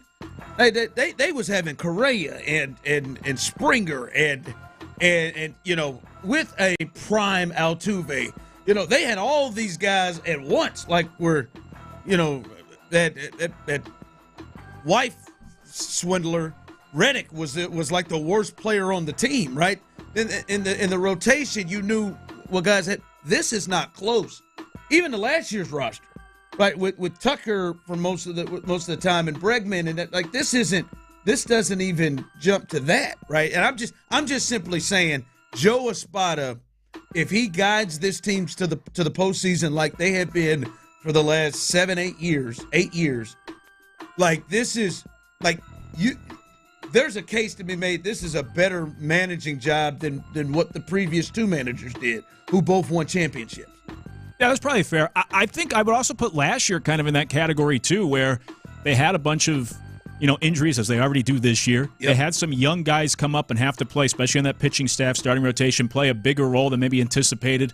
So to coax those guys, to a successful season. And then also, for example, like, he used more pinch hitters last year than the Astros have used in nearly a decade. So he's going to have to use more of them this year. For sure. Like, they bring him into the fold where he has to do more. Like, you have to depend on his managing and decisions more. Right. There ain't, like, he's just ain't got a lineup right out. No, right. Right, like, He wants to tinker, and there's reason to tinker. Even just with the positioning, like Altuve's in left field. Now he's going to be in second. Jordan's playing left field today, but we got a DH, right. Altuve's DHing today. We got a platoon, Smith and, Descenzo out there because they're both young guys and dealing with a lot. Dubon's moving all over. So, for sure, I think you're requesting more from your manager than the Astros have had to in the past, and that most teams are. Like the Yankees, the Red Sox, probably even the Guardians. Those are teams that are more set ready to operate, and it makes the manager job a lot easier. You just plug and play. Where right now, Espada, he's the puppet master. He's going to have to be the puppet master, pulling the right strings here to get the most out of this roster, because it goes back to even the start of the season. It might have been when I was on In the Loop at the time. I don't remember what show, but I was confused by some of the roster construction, and I think that makes it harder on the manager right now to get the most out of this roster and the weapons he has available. My man said, text line said they got two managers, him and Dana. That's probably why it ain't working as well so much. All right, off and rolling here on The Drive. Coming up, Mel Kiper has his latest mock draft, and we'll go through who he has going to the Texans at 25. And I got to hear what your reaction would be if that was the pick. We'll discuss that coming up next. All right, y'all. Breathing is one of the most essential parts of living. I tell you, this is damn sure real, right?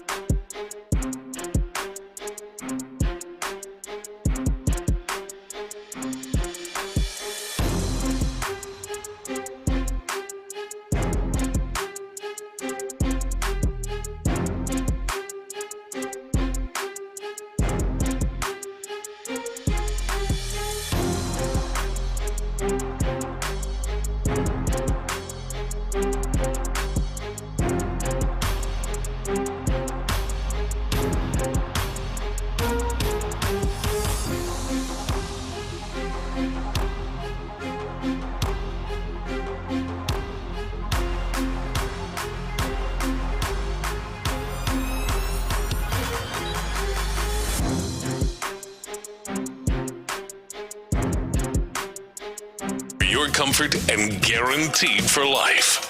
The Houston Texans are on the clock. Live from the Montero Injury Lawyers Studios, Sports Radio 610 presents The Drive with Stoerner and Hughley. Luke Morrow in the building as Clint is out, but the drive is still live, and the draft is upcoming, and yes, nobody will cover it better than we will here in Houston on Sports Radio 610, so stay right here with us.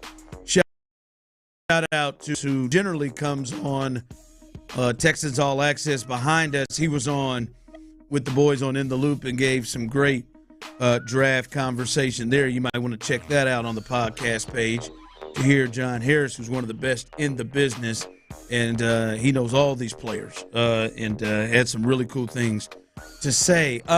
But Mel, who has this unique ability to make others that are working at his network that cover the draft morph themselves into start to look like Mel. I don't know if you've seen Phil Yates, but Phil Yates is starting to slowly morph with his hair and everything to look like, I don't know if this is a homage to Mel. I don't know, but he is. They put Field Yates up into that split screen with Mel, and Field is starting to adopt the same looks as Mel Kiper. But Mel Kiper put out his 4.0 mock draft, and he has the Texans drafting Josh Connerly Jr. from Oregon, 6'4", 315. We've had some people have some mixed conversations about it. We even heard John Harris earlier say he showed some really, and he was there at the Senior Bowl, showed some really, really good moments, then had some really, really tough moments. Also, in particular, a bull rush that he got with him. But I'm just wondering if they go up there and that is the pick. If Commissioner Roger Goodell walks up there and says, with the 25th pick, the Houston Texans select Josh Connerly Jr., tackle, Oregon. What's your reaction to that pick? 713-572-4610, YouTube and Twitch. What's your reaction to that pick if it is Josh Connerly Jr. from Oregon, the tackle? My reaction would be, wow, Mel actually got one. But that's unnecessary. Oh, well. You missed a Trent deal for one time, and that's... Yeah, something like that. No, I would like the pick.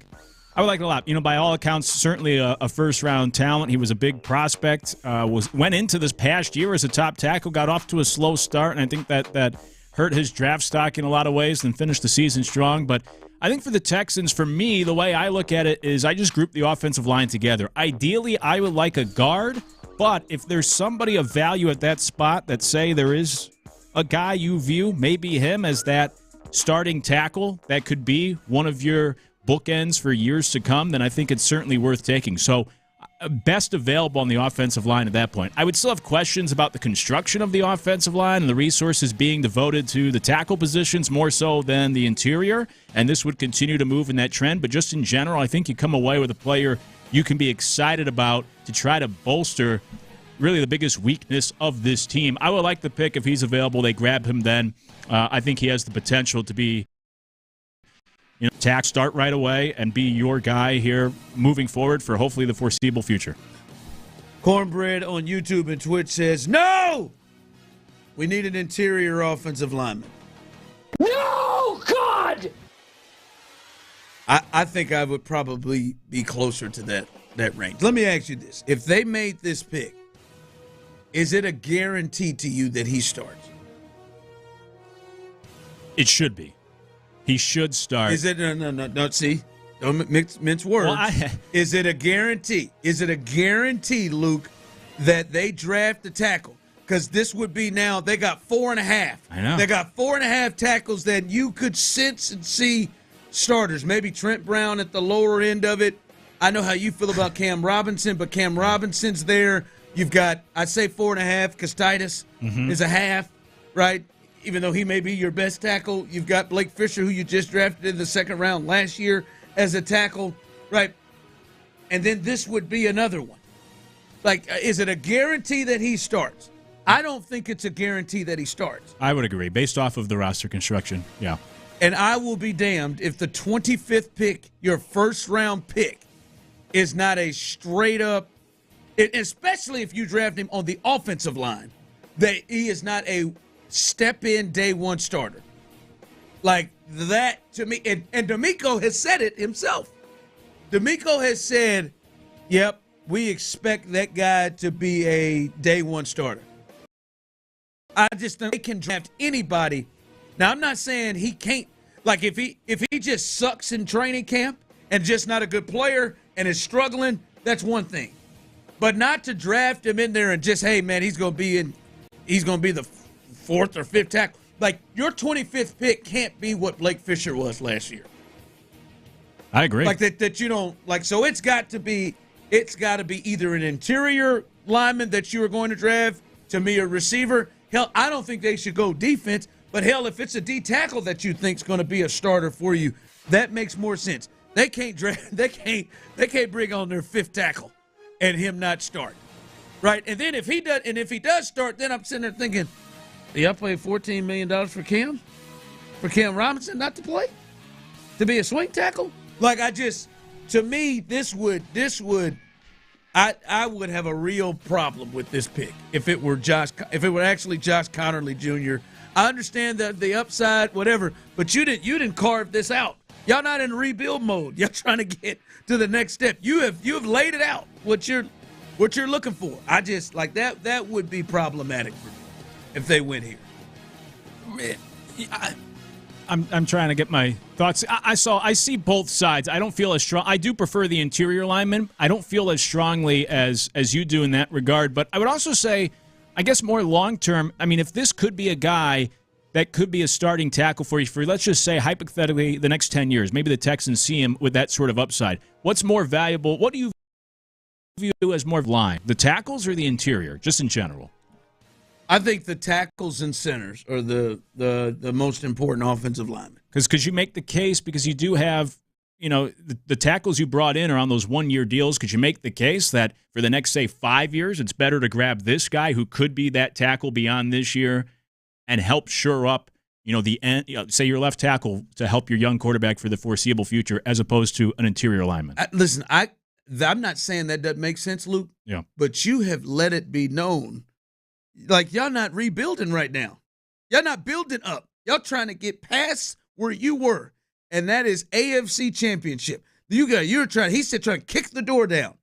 You have made this decision that, like, hey, maybe the second round, that's a guy that's a future, but not right now. That first dude has to be. You got too many issues that you can feel to be a team that has aspirations to get to an AFC Championship game, to draft somebody with your most premium pick and say, man, I don't know if you're going to start.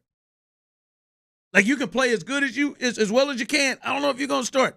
That to me can't be it. Your thoughts, 713-572-4610, YouTube and Twitch. Where are you at on that? We'll get you ready coming up for the Astros. They got a little day baseball. We'll give you the lineup. And, yes, where is Altuve? We'll let you know. He's playing a different spot than he has played all week. So we'll let you know the latest there and the latest on Spencer Arrighetti. All of that coming up next right here live on The Drive. All right, I got to tell y'all about Twin Peaks, man. Look, if you love watching.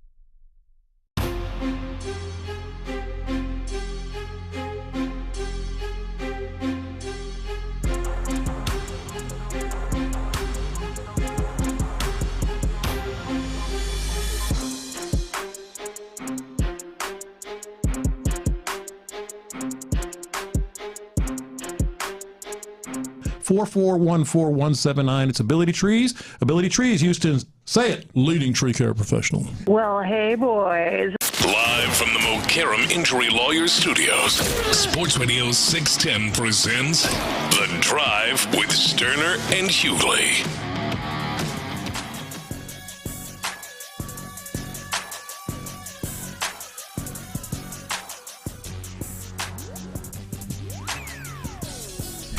From the text line, I didn't get you, Tyler. We'll get to and get you set up for the Astros as they got a little day baseball. Stay right here. We'll keep you updated. What if you heard them go tackle from Oregon, Josh Connerly Jr.? Your reaction to that if they went tackle? My reaction, I feel like maybe a lot of football fans. Did you given the position and real quick? Did you make like plural there? Did you say I didn't? I felt like I thought. Yeah, you know. I feel like I just want to make sure. Keeping you on your toes on a hump day, you know. But no, I think it'd be meh. Like, it's a need. I would be hoping the best for this kid joining the roster. I guess maybe it's a future need. Yes, maybe it's a future need. Sorry, Blake Fisher, but maybe it's a future league. But if there's fans out there like me, and I think there are, because, I mean, I'm awesome, first of all, but it's just any time a tackle or any O-lineman's drafted, it's not exciting. Never will be. But I know their importance. I know their role is quite important to success for a football squad, but it's meh. You would have drafted a tackle in the second round last year and a tackle in the first round, and there's not a guarantee that either one of them would start this year. True. Which is weird. Which I would think one of them would, but there's not a guarantee. Someone texted in, I usually agree with Ron. Thank you. But they have quality interior linemen you can draft in the second or third round. Yeah, what I'm saying has nothing to. Yeah, you can draft them in the second. What I am saying is the first round pick cannot be somebody that has a chance where they won't contribute. But maybe he'd be better than anything they have, and he comes in and starts. He might. But like right now, as we just established, there's a real chance that Josh Connerly Jr. isn't the starter week one. And what I'm saying is I don't care if you get a guard, whatever. I'm just saying the person that is drafted at 25 needs to have every opportunity, and not even every opportunity, damn near should be penciled in as a guy that is starting. And I'm saying if it's a tackle, and all of a sudden they say, hey, we want to go with Cam Robinson, who we gave $14 million to, we're going to go whatever. You would then have somebody who's not contributing at all. That was your first round pick with your most premium pick. That's all I'm saying. You can get interior lineman in a second. I'm not saying it has to be a guard. It could be a receiver. It could be a D tackle. It could be a tight end. It could be a lot. It needs to be somebody that is going to contribute and not be potentially waiting on the bench. How would you feel then? Let's say hypothetically the Texans view him as being their one or second best tackle on the roster if they draft him. That's why they take him. Moves Blake Fisher to the bench. He's the backup for the year. Does that change? That's better. Yeah, that's better. But still a lot of resources on that tackle position. Yeah. You got 4.5 tackles right there, baby. You got 4.5 and that half might be your best. In Titus Howard, who you'll be moving to guard. All right, the Astros are looking to finish this thing out, the rubber match of this series with the Mariners, as two tight, low-scoring games of the first two games of this series. They're going to get started here. Clock is the lineup as they will face Luis Felipe Castillo today. Yesterday, they faced Luis Miguel Castillo.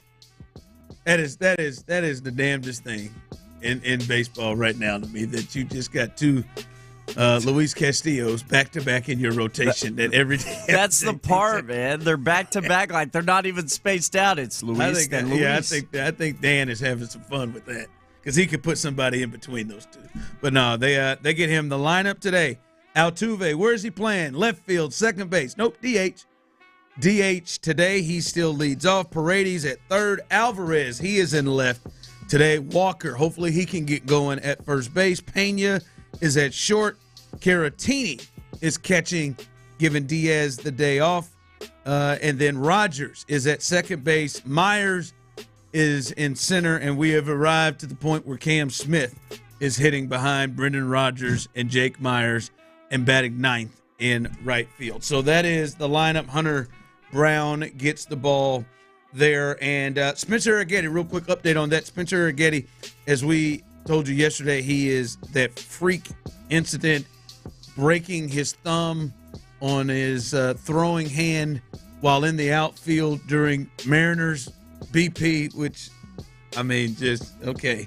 But he will not require surgery on the fractured thumb. The captain, Joe Espada, said Arrighetti will be in a cast for 2.5 weeks, after which he will get a follow-up. So this is going to be longer than 15 days. He is going to be on.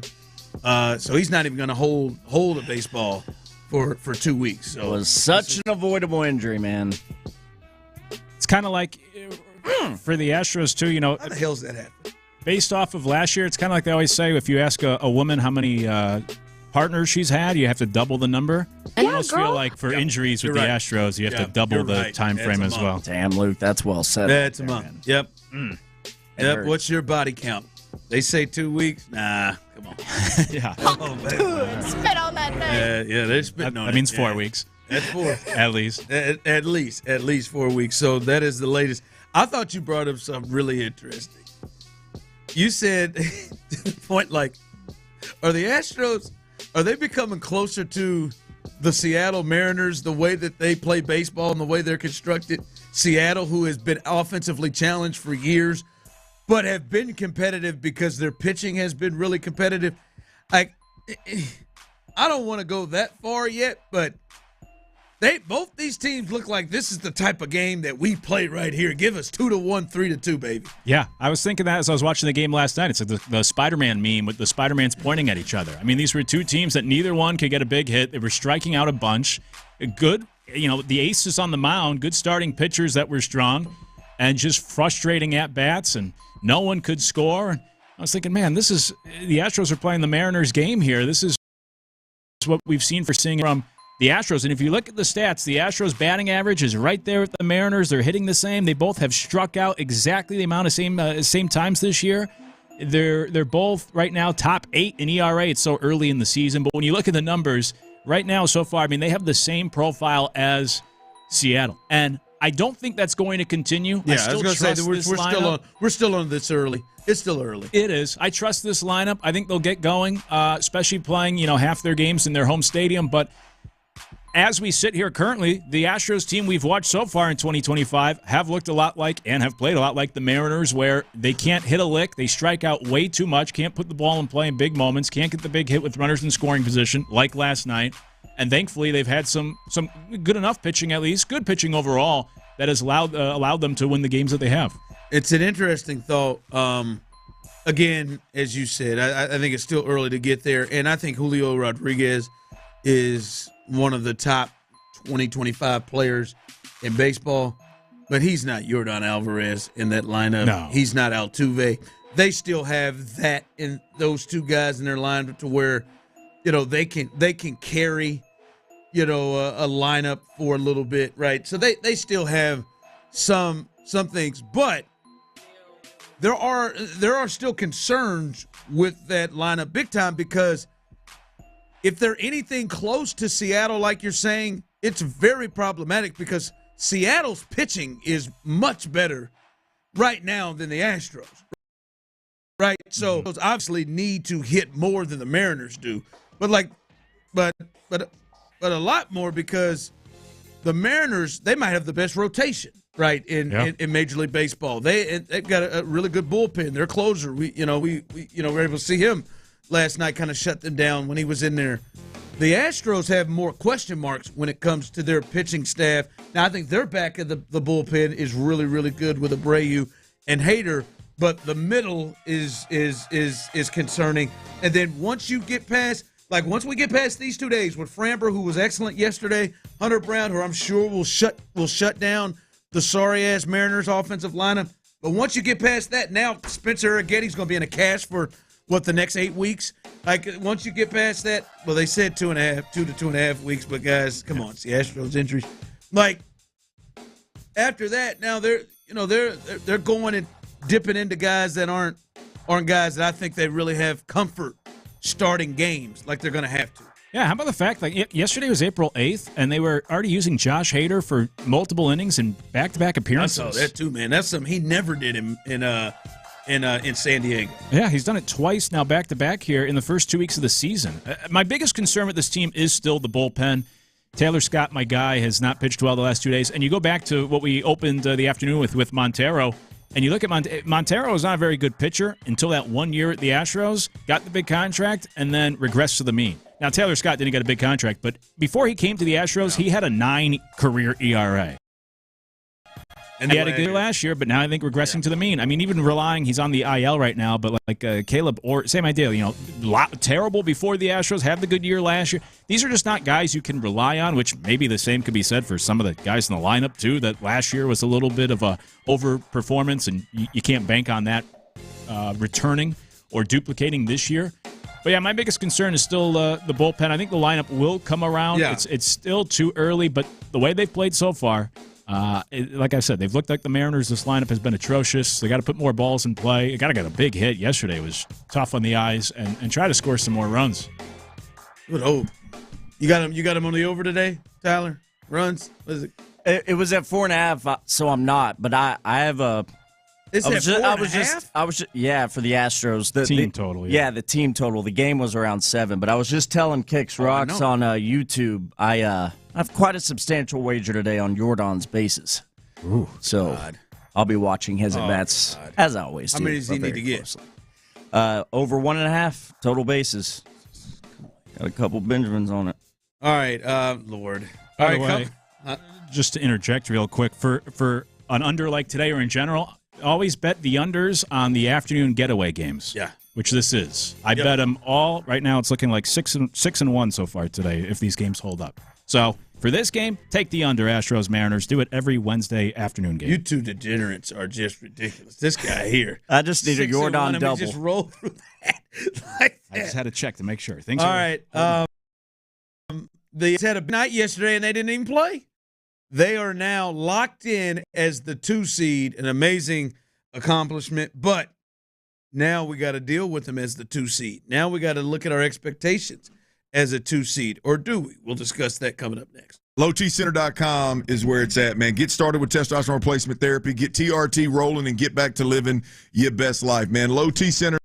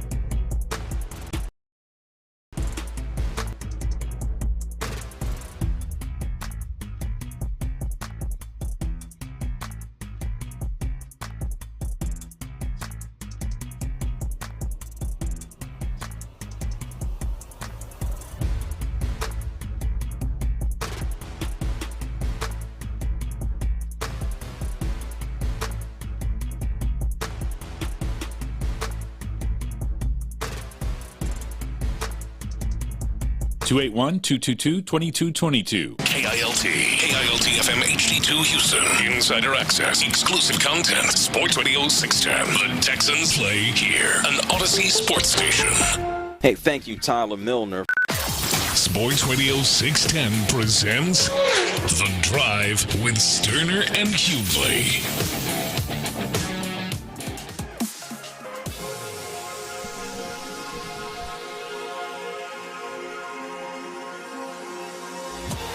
All right, welcome back into The Drive as Luke is in the building. Luke Morrow is in as Clinch Stoerner is out.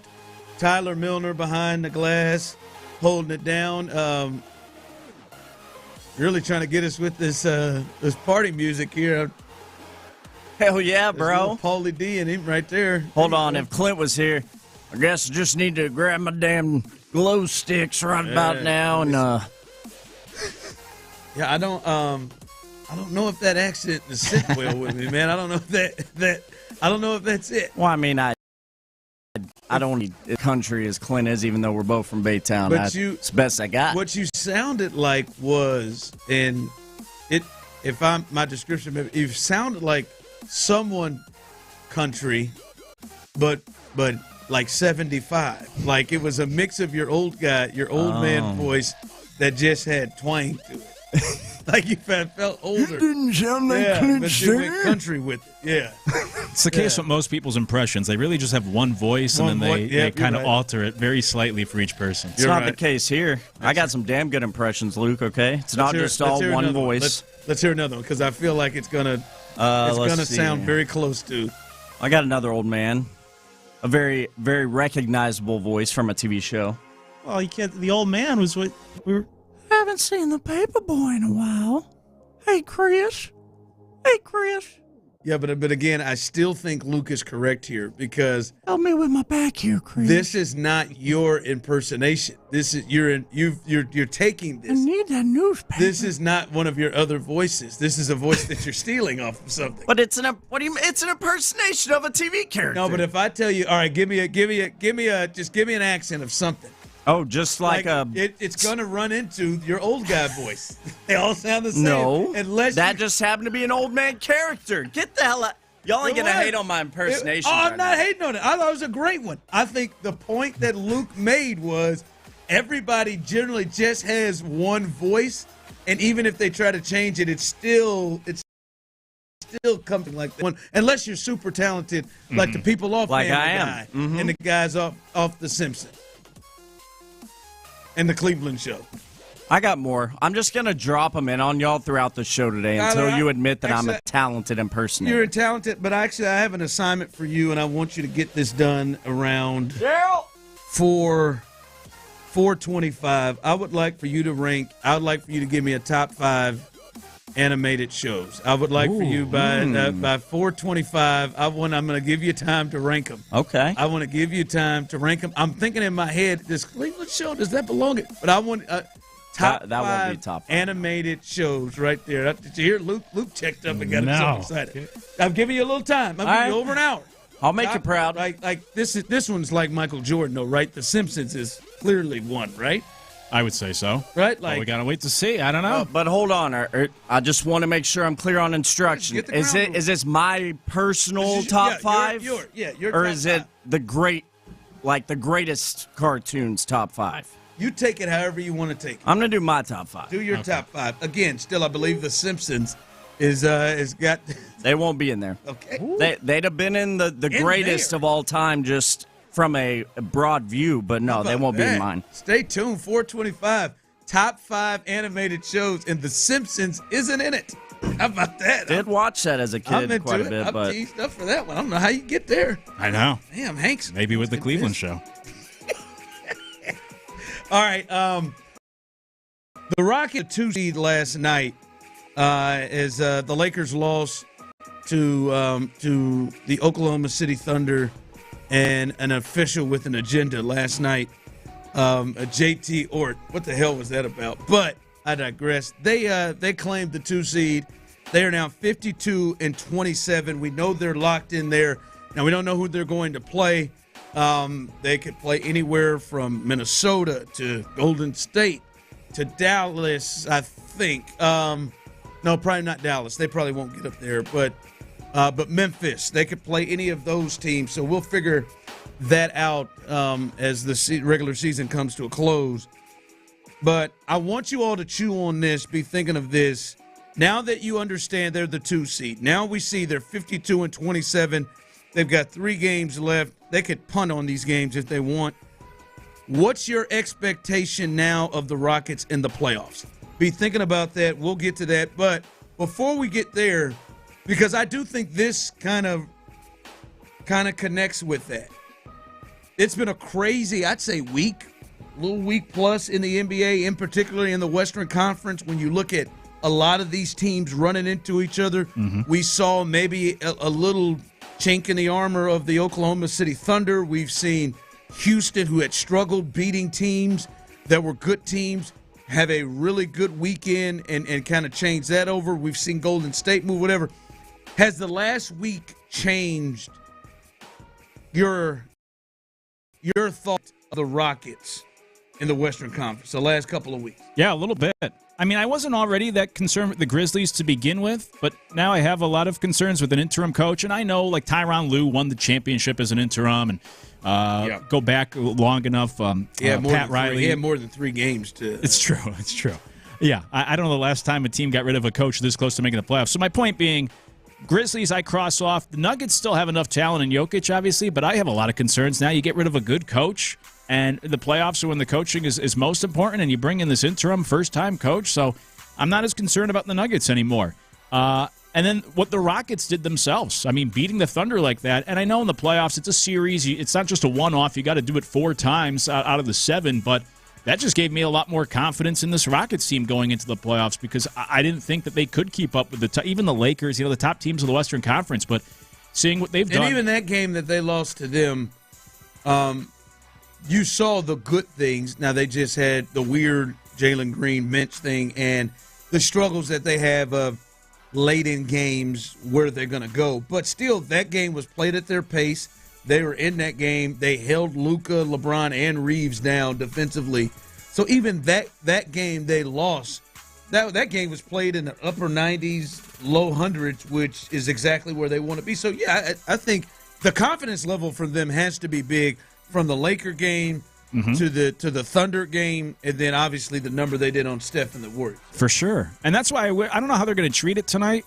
I would like to see. I know it's meaningless, but just for my sake, my confidence, see how they match up on the road against a really hot Clippers team too. But I don't know. They might handle this like a preseason game. Yeah. So and which they could. The rest of them should. They might. Yeah, they probably should. But just for my sake to know what we have in this team going into the playoffs. But to answer your question, I do feel better about the Rockets in the Western Conference than I did just 2 weeks ago because of what they did, and then because even the Lakers have played 500 basketball here the last couple of weeks. The Thunder, like you said, look moral, look human. So I think that's the biggest thing in the West is like the Rockets just tore into them. The Lakers then followed that up by beating the hell out of them, and then they were down 108, 107, or 109, 108, and they scored 17 points in the third quarter, and then Luka got ejected for going at it with a fan, and the referee thought he was talking to him. Right, and they were playing right there. So I think that's a big deal because they just seem so far above everybody. Yeah. Telling the league damn near. But they've come back with their last 3 performances. So, no, I'm with you. So with that then, and 713-572-4610, those of you on the Jim Adler, the Texas Hammer text line, YouTube, and Twitch, what is your expectations now? And I think Luke just made a great point with everything that has happened here recently in the conference. They're the 2 seed, 50-plus wins. What's your expectation now for the Rockets going to the playoffs? I still struggle with this. So I would have told you previously it was to be round, and then anything else is gravy. Give me one series, you lose in the second round, I'm good with that. Oh, you're up from that?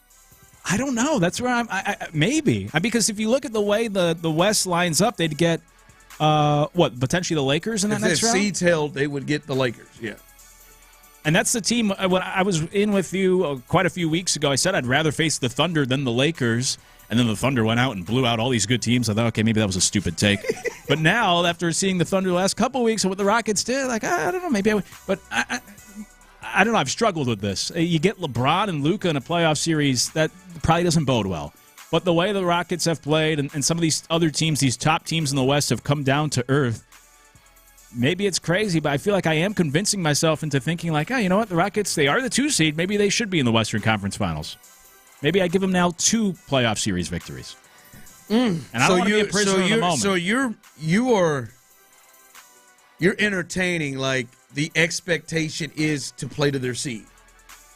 Because I don't know if that, like for me, my expectation, my thing was a couple of weeks ago would have been get in and compete in your first round series. Mm-hmm.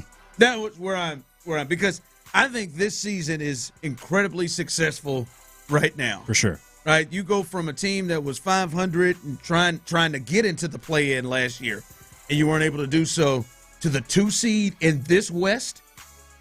In this West, like the 2 seed in this West, it's insane. So I would have said what they've done the last couple of weeks. To me, I think it's a grave disappointment if they lose to anybody that is not Oklahoma City, Los Angeles Lakers, and still the Denver Nuggets. I'd probably agree with that. Like I know I should actually let me change that. Let me change that to Golden State. I still the Golden State thing is still iffy. I do think they match up incredibly well with them because of the wings they have. So maybe when I say a grave I am disappointed as hell if they lose to Memphis. I'm disappointed as hell if they lose to the Timberwolves, who just gave up a 24-point fourth quarter lead to the Bucks last night and losing their game. I'd be disappointed, obviously, if the Mavericks or the Kings or whoever it is that they would run into. I think those are disappointing. The Clippers too. If they lost to the Clippers, I'm disappointed. Even though Kawhi is looking like old Kawhi, I think I would be disappointed. The Lakers, Warriors, probably Nuggets still, and the Thunder, like, just compete big time in it. But if they draw any of those other teams in that first round, like that to me is an expectation to win, and then compete in the next one. I don't think I haven't reached the point where Western Conference Finals or beyond is it. Semis, yes. I think they should get to the semis if they get those teams. Yeah, it probably shouldn't be my expectation. I wouldn't say just give them – I move up the ceiling now. I give them a greater chance to get to the Western Conference Finals. But if they lose in the second round, I think I feel the same way I would have a few weeks ago, even at the start of the season, where for me that is kind of the pinnacle. Just win a playoff series. It's already been a great year. That'd be the cherry on top. And I shouldn't expect anything more. But what they've shown and the craziness in the West, that I give them a greater chance now to get there. Which game made you check up the most? The Thunder game or the Warriors game? Definitely the Thunder. I didn't think they had that in them. I certainly did not see that coming. Warriors, I know the Warriors have been a lot better at Jimmy Butler. Is on the road. The Warriors have been a bugaboo for the Rockets for years. But just what they did to the Thunder, because as I said, I was down on the Thunder a few weeks ago. Then they blew out the Bucks, the Nuggets, the Celtics in like a 2-week stretch. I think they beat the Nuggets twice in that stretch. And I thought, oh man, maybe this team is really that good. And then to handle them like they did, that was really impressive. So by far the Thunder game. For me, it's the Warriors, because the Thunder game, to me, like, I do feel there's a bit of, with the Thunder, hey, we've had like a 15-game lead in the West. That's fair. Like, we know where we are. We've won 60-something games. We know where we are. I feel like there could be a little bit of, like, maybe we're not giving you everything or complete focus. The Warriors needed to win that game. They were at home. They're coming off of beating the Lakers. They're coming off of beating the Nuggets. They're coming off of beating a road trip. They beat the Grizzlies. Of winning those games, they needed that game. Steph was going off. Steph had 52 against the Grizzlies, 37 against the Lakers, 30-plus against the Nuggets. And he gets 3? Like, he gets 3. Him and Jimmy Butler combined for 16 points in the game. And they go on the road and do that to a team that needed it. Like, their focus was probably up You got Draymond out there trying to be Draymond, and Şengün and the Rockets didn't bite. That was really, I would say I leaned more where I checked up like, oh, look at the Rockets. Look at them. Because they tried, and that's what Draymond in the 7-game series is going to try to do. Is going to try to do that, and they checked up. Yeah, and also just the consistency, like to have that big win against the Thunder and then not have the emotional letdown on the road against the Warriors. That's impressive too, because obviously that's what you're going to do in a playoff series when you're playing multiple games. The Nuggets are I don't know what the hell's going on there. They're out of the play-in round right now just because of a tiebreaker. So say they get into that play-in round and the Rockets face them in the first round. Interim coach, if the Nuggets beat the Rockets in the first round but are competitive, you're okay with that? Yeah. Jokic and Murray and Porter together. That's a team that's battle tested that won a championship 2 years ago. That one. If the Rockets got swept or gentleman's sweep, then that'd be disappointing. But hopefully that doesn't happen. But they're reeling. They've lost 4 in a row and they've just fired it. So we'll look at that. All right, coming up, it is Wednesday, which means we got a little stock up, stock down. We'll do that. Final Four edition, stock up, stock down. That's coming up next right here live on The Drive. Power outages, man, they can happen around these parts anytime.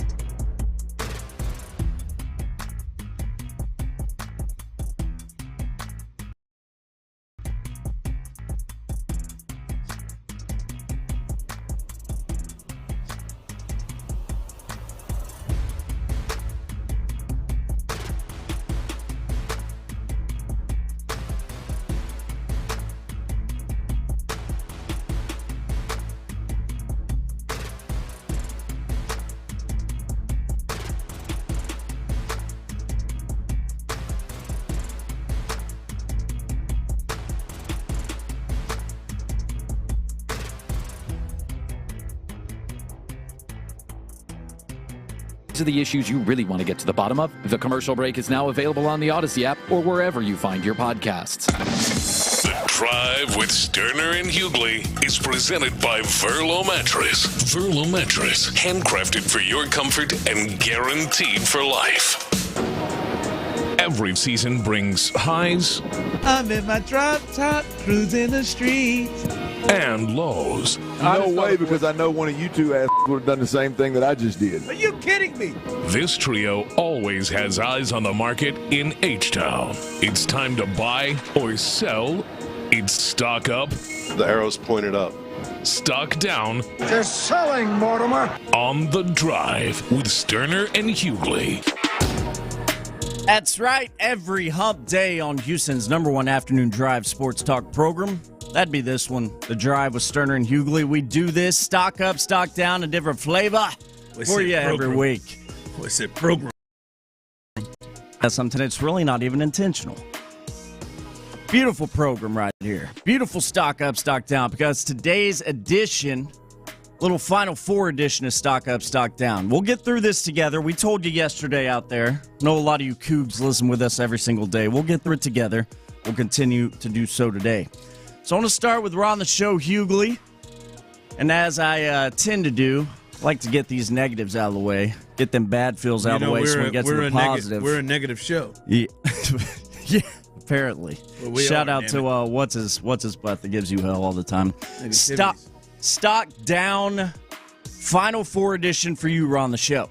Stock down Final Four edition for me is these, and it's not just, I guess, the Final Four. We see it a lot, but the media rules, and I know I'm going to get called soft here, that's fine, but the media rules of the players having to go to the podium after situations like that, especially these college kids. And I think it should be voluntary. And to be honest with you, they shouldn't be forced to have to go up there. Kelvin Sampson shouldn't be forced to have to say, man, we need to get 2 players.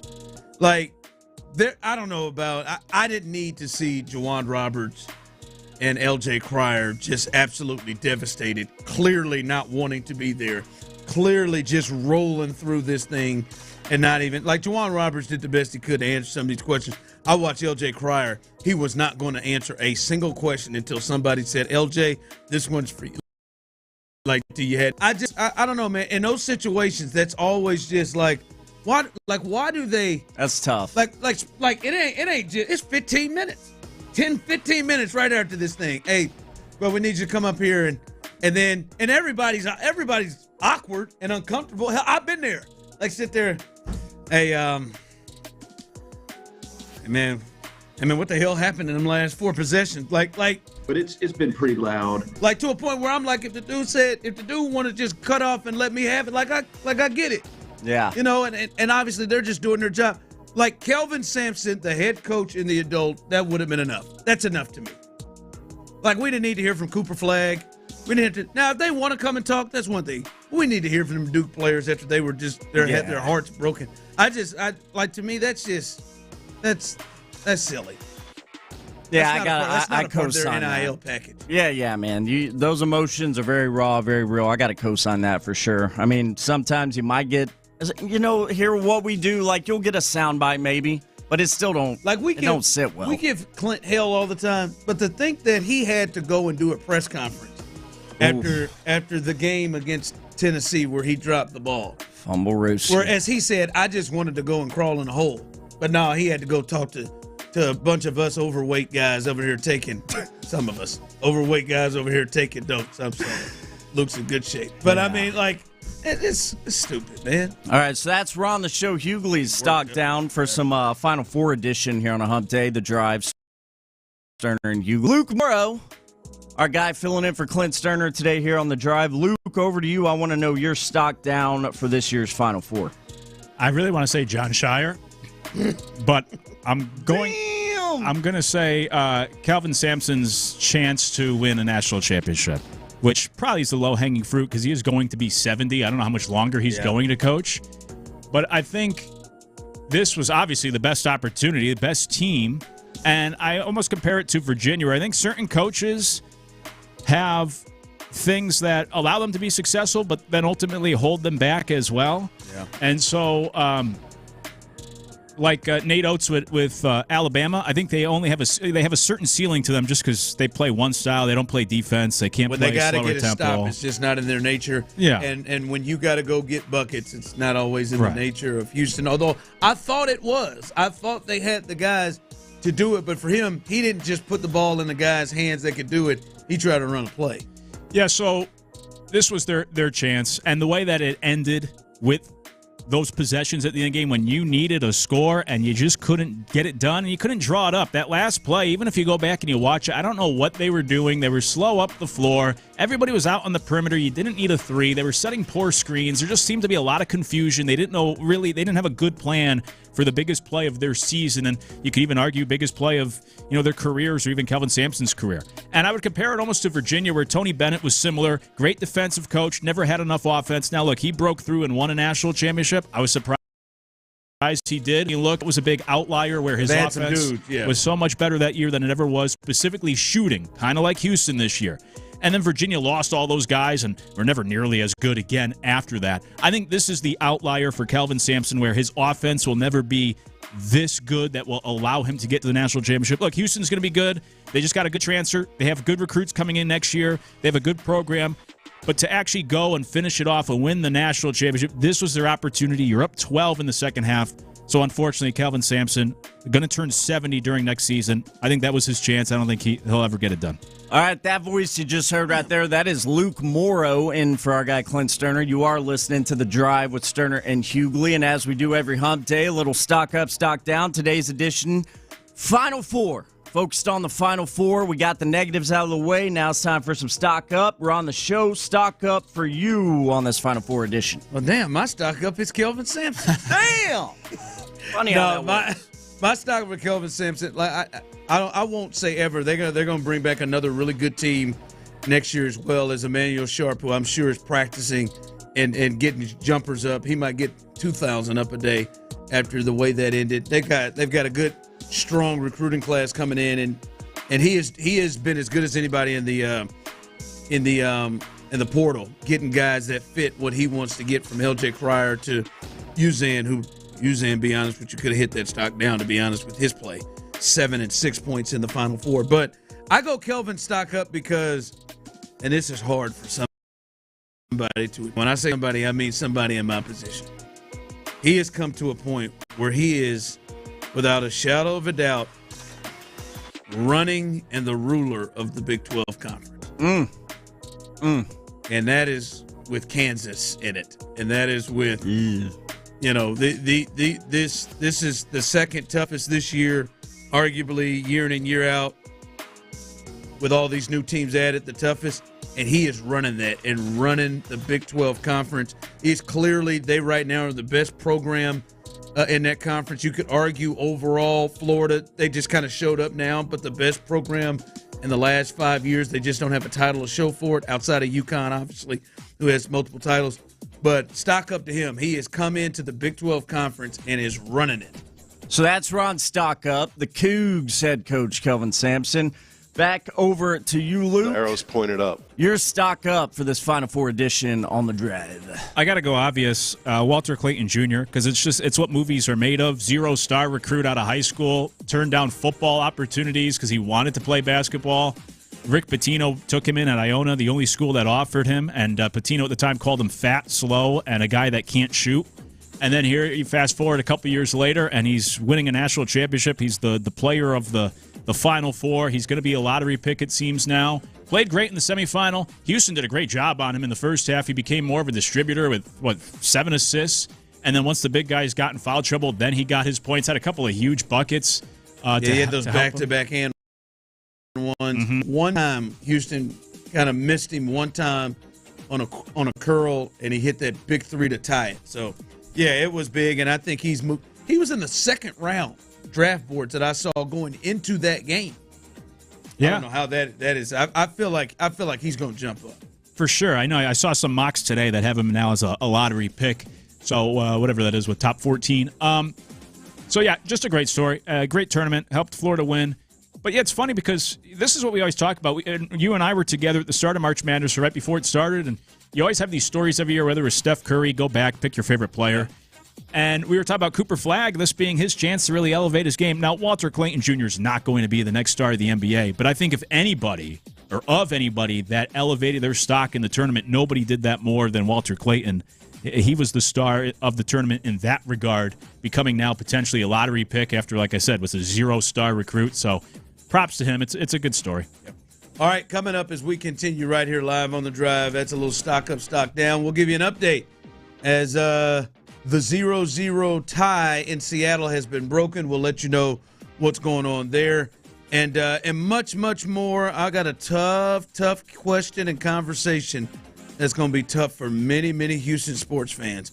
We'll get to that coming up next. But before we do that, fellas out there, if you're struggling with ED, first off, don't ignore it and don't act like life's over and you are just throwing in the towel when it comes to that. Nope, because the men's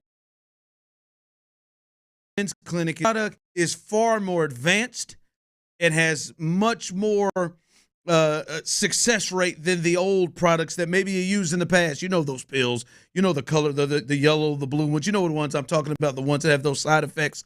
No, this here is something way, way different, and their success rate of 95% is something you can't pass up on. And they've got an amazing deal right now. Let me tell you about it. It's usually $1,000 is what this deal would cost you. It is now being offered to you from the men's clinic for about $299. The package includes an office visit and consultation with Dr. Randolph. I'm telling you, man, I've met with Dr. Randolph multiple times. He is the best in the business. Also, an in-office test treatment. So before you even leave the building, you'll know exactly how much dosage or what dosage you need and how quickly it works. If it's anything like me, baby, it'll be about 2.5 minutes before you see results. And you'll get all the supplies needed for future use and 1 month's worth of treatment. You can't pass that up. Make the call today, 713-828-1476. That's 713-828-1476. Or visit themensclinic.com. Boner alert. The Cougs came up just short in their bid for a national championship. A tough way to end the year, but there's plenty to be proud of from a memorable hoop season.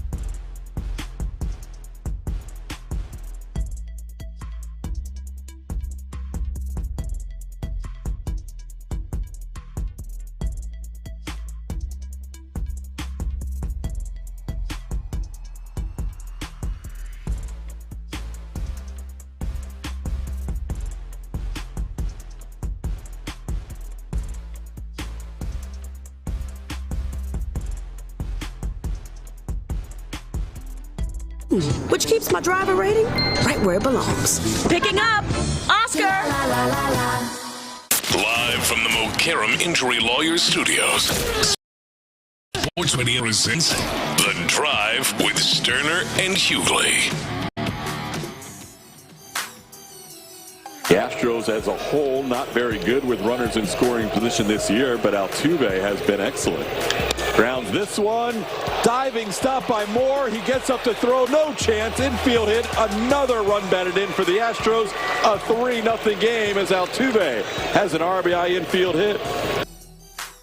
There it is. The Astros have now handed in the second inning Hunter Brown a 3-0 lead as multiple singles that have led in runs. Jake Myers drove him in a run and scored a run. Cam Smith, Oppo Field for the second straight day, drove in a run with a single. As you heard there, Altuve drives in a run with a single. All of that coming up with 2 outs there in the second inning. So the Astros give Hunter Brown, one of their best pitchers, a 3-0 lead, and they look to win back-to-back series. They look to win this series. If they took 2 or 3 from the Twins, they look to try to do that again here in Seattle, and they are well on their way in doing that. Good to see the bats wake up. Hell, I don't care how you Astros fans got to be a point. Yeah, you want to see them hit home runs, get extra base hits. Hey, keep putting them crooked numbers up there. It's That's right. What they need to do. Yeah, I think this is more impressive than just hitting a 3-run homer. Is piecing it together. Now, none of those balls are really with that. I'll go. Really? I'll go with the 3-run homer. More impressive. Putting together a rally that produces 3 runs instead of one swing of the bat that gives you 3 runs. I'll take that. But none of the balls were hit all that hard by the Astros. But to be able to keep the line moving and get those guys in and get timely hits with runners in scoring position, something they couldn't do the last couple of days. I think they're already 3 for 4 today with runners in scoring position. Yeah. So that's good to see. And get those runs early after they heard me compare them to the Mariners. The bats. Let's set the hell with that. Yeah, they're going to show you. That Mariners thing. Yeah, man. We're going to put them up. So by the way, not only that, you're pissing people off around here, which is it's different for a change here. Actually, that's not true. We tend to all piss people off, especially Tyler. Your guess. Well, first, somebody went your way. Your guess is correct. Coach should have called a better play. Luke, you're wrong. Houston should have a great team next year. I'm not saying this as a hometown fan. I actually had Florida over Houston in my ESPN bracket. Someone else texted, Cougs will be back and win next year. Clinch replacement is wrong. And my favorite, get him out of there. Is where people go. No, they will be good next year. They'll be a top 10 team, maybe top 5 again. To your point, I agree with you. I mean, this should be their conference moving forward. They have a good recruiting class. Well, I wouldn't say moving forward. I mean, I'd just say right now it is. Right now. For the foreseeable future. But it's so hard to win a championship, and this was their best opportunity. I don't know if the team will be as good offensively or at least shooting-wise outside of Monday night next year as it was this year. And you had a 12-point lead in the second half. Let's not forget the fact that it was a home game for your national championship. If you're going to win the national championship next year, you got to do it in Indianapolis or anywhere else for the foreseeable future. I was in the building. It was 2/3 Houston fans. It lined up. Oh, you were there. You were in the building, huh? Yeah, and they were up 12, and the place was going crazy, and then it just fizzled, and he couldn't finish. He couldn't execute down the stretch. Yeah, they'll be good next year. They'll be back in the tournament. They might be a 1 seed again. But you said also Kelvin's age. How much longer does he want to do this? And that special because yours was specifically to Kelvin. For him, yeah. Kelvin Sampson's chances at winning a championship. Yeah, if they had won Monday, I wouldn't have been surprised if he announced, this is my last year, my son will take over after that. It would have been his 800th career win. It would have been the championship. He's turning 70, sets up his son for success as well. But now that they lost, maybe they'll keep him around longer. Yeah. That's what his son's doing, right? Because, I mean, Quantas White got him a job. I feel like somebody else is going to get a job. I would imagine somebody has come to try to hire his son away from him. They must have a deal. Where he's going to hang it. They do. That he'll be he's the head coach in waiting. Now that doesn't always work out. Ask many. Will Muschamp, Skip Holtz for football, and so many others. But yeah, that's the plan. That's the idea that he'll be the next head coach whenever Kelvin decides to call it quits? I just sent you both something, and I want the people to look at this too. Yesterday, the big news in the sports world and the NBA world was the shocking firing of Calvin Booth, the GM, and the head coach of the Nuggets, Michael Malone. And there's a lot of just crazy stuff that happened in this. But honest to God, I think the most interesting thing is, I don't know if I haven't seen Calvin Booth in a long time, but I want you guys to pull that photo up I just sent you to. And if you are out there as well, if you're driving, don't do it. But if you're at a desk or something, pull up the photo of Calvin Booth, one who just got fired in Denver. Is that the black Nicolas Cage? Yes, absolutely. Do you see? Is it just me?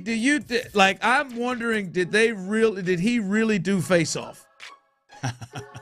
Did he really? He's doing it right now. If Calvin Booth does not look like, tremendous movie, by the way. Yes, great movie. Apparently, Calvin Booth has been in a lot of great movies. If this is not that man, that's got to be an edit. It's not an edit. That's him at the podium.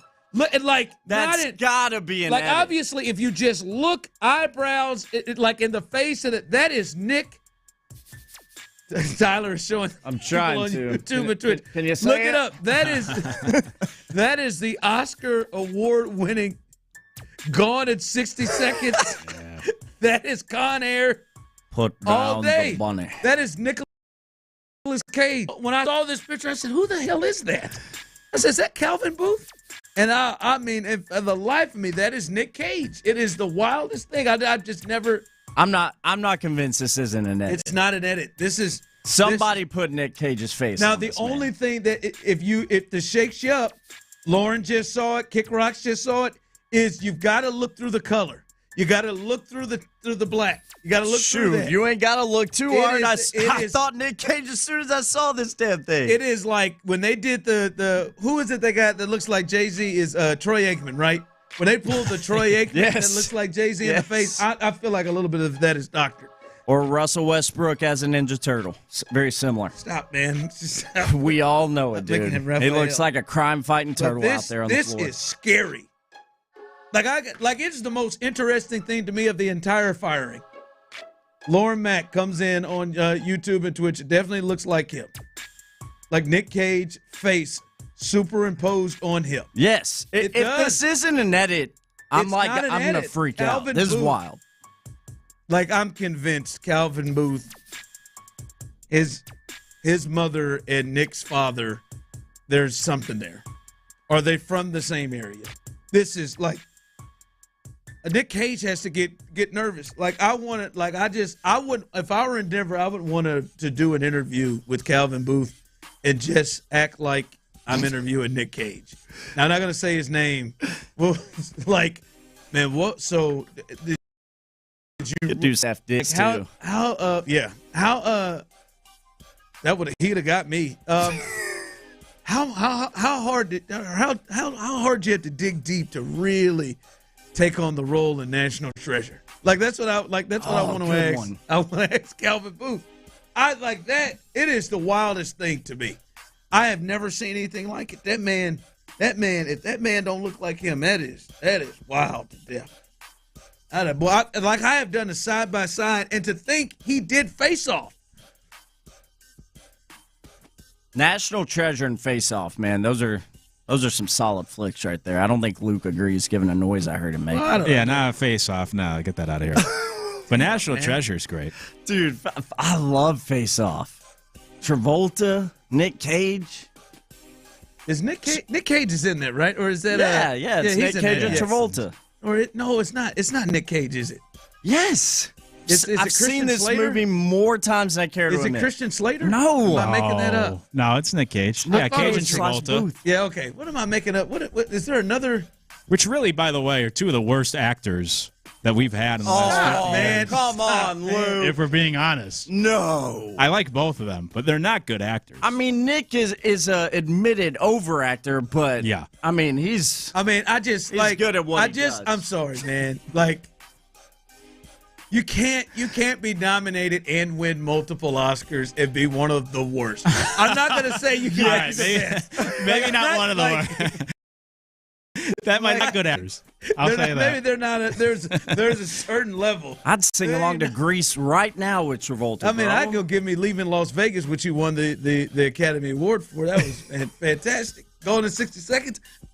Great movie. I could TNT. But damn it, he has been masquerading as the general manager. See, now I can see him and Michael Malone getting into it if it's Nick Cage. Nick Cage is hard to deal with. And that is. Go look at it right now. Calvin Booth, who was just fired. You look in his eyes and tell me that's not Con Air right then and there. It absolutely is, dude. Just a little less pasty. Yes, just tanned. The Dirty's Daily coming up next as we continue. And the Astros are playing well. The bats are out today, but we got to look at one of the bats that's had a lot of conversation around it. We'll discuss that coming up next. Oh, it's Broken Arrow. That's right.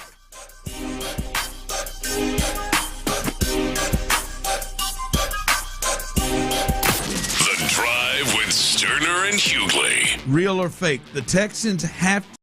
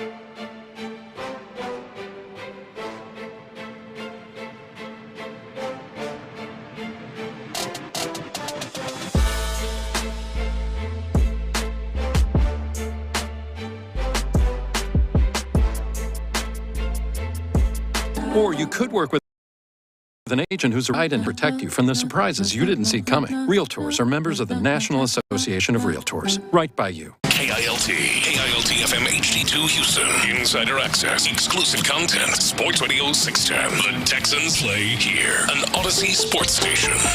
Sexiest show in Houston right there, baby. Sports Radio 610 presents The Drive with Stoerner and Hughley. Dive into the mind of former NFL quarterback Clint Stoerner. I like a good time. I like to have a party. I know you do. It's Dirty's Daily. You will not be diving into the head of former NFL quarterback. You'll be diving into the head of former high school defensive tackle state champion. Is that my boy Ron? You're damn right it is, Ron, the show Hughley. And Luke Morrow, he is in as Clint is out. Dirty's Daily is powered by Mo Karam Injury Lawyers. Hard as hell to say, easy to dial. 281-222-2222. One more time. 222-2222 is easier to say, but I wanted to say 72. We keep it 100. There it is. So shout out to Mo Karam Injury Lawyers as well. You can catch us on the Odyssey app as well. All right, the Astros, a little heads up. They got it going again. They could have really blown this game open. They did add a run on a bases-loaded walk drawn by Brandon Rogers. Jake was up with the bases loaded, one out, and he hit into a double play. But they lead 4-0 against Seattle as Hunter Brown has given up no runs up to this point as they go to the third inning. Still a lot of game to go, but Hunter Brown seems to be in good shape. Hasn't had a lot of trouble, if any, in this game thus far. We will keep you updated on what's going on in this game as the Astros look to win and win this series, win back-to-back series, win this series over the Mariners. But I want to talk about one player for the Astros in particular, and he has also been involved in this. He has an RBI single in this game, and that is probably the most talked about player over the last 2 months for the Astros, and that is Cam Smith. Cam Smith got him an RBI triple last night, got an RBI single today. But overall, coming into the game, Luke, his slash lines 143, 250, and 238 with one extra base hit. He was 3 for 21 coming into the game with 10 Ks and 2 walks. And Luke, you were one. I think maybe even at one point you were like, I think he needs to go down, and you have the weird thing of AA, not AAA, is where you wanted to send him. And I know at some point maybe it was up and down. I don't even want to get to the point of should he be up or should he be down, and that's fine. Well, but how are you feeling about Cam Smith right now? When you're watching him, what are you seeing? Because I think a lot of people looked at it and said, hey, get him in the lineup. What he showed during spring training, that is a thing that could really change this lineup. How are you feeling? And you can answer this question as you listen as well. How are you feeling about what you're seeing from Cam Smith right now?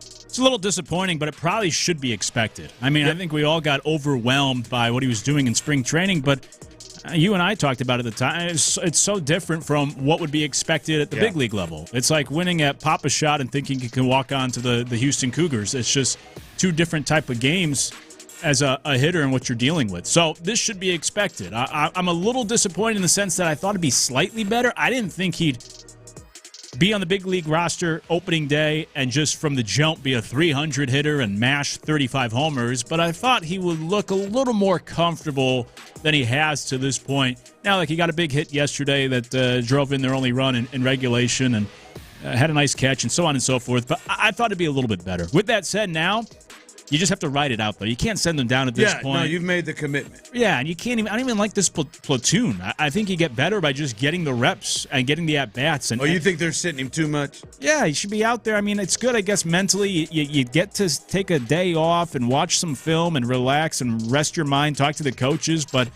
I think reps are always the best thing, and so I'd want him in there every day until he gets enough reps where you start to see some of that improvement and get better. I think he needs. I'm a little surprised. Not really. I thought he'd be a little more comfortable, but this is kind of what we should have expected. Not a lot of experience at the professional level, jumping right in.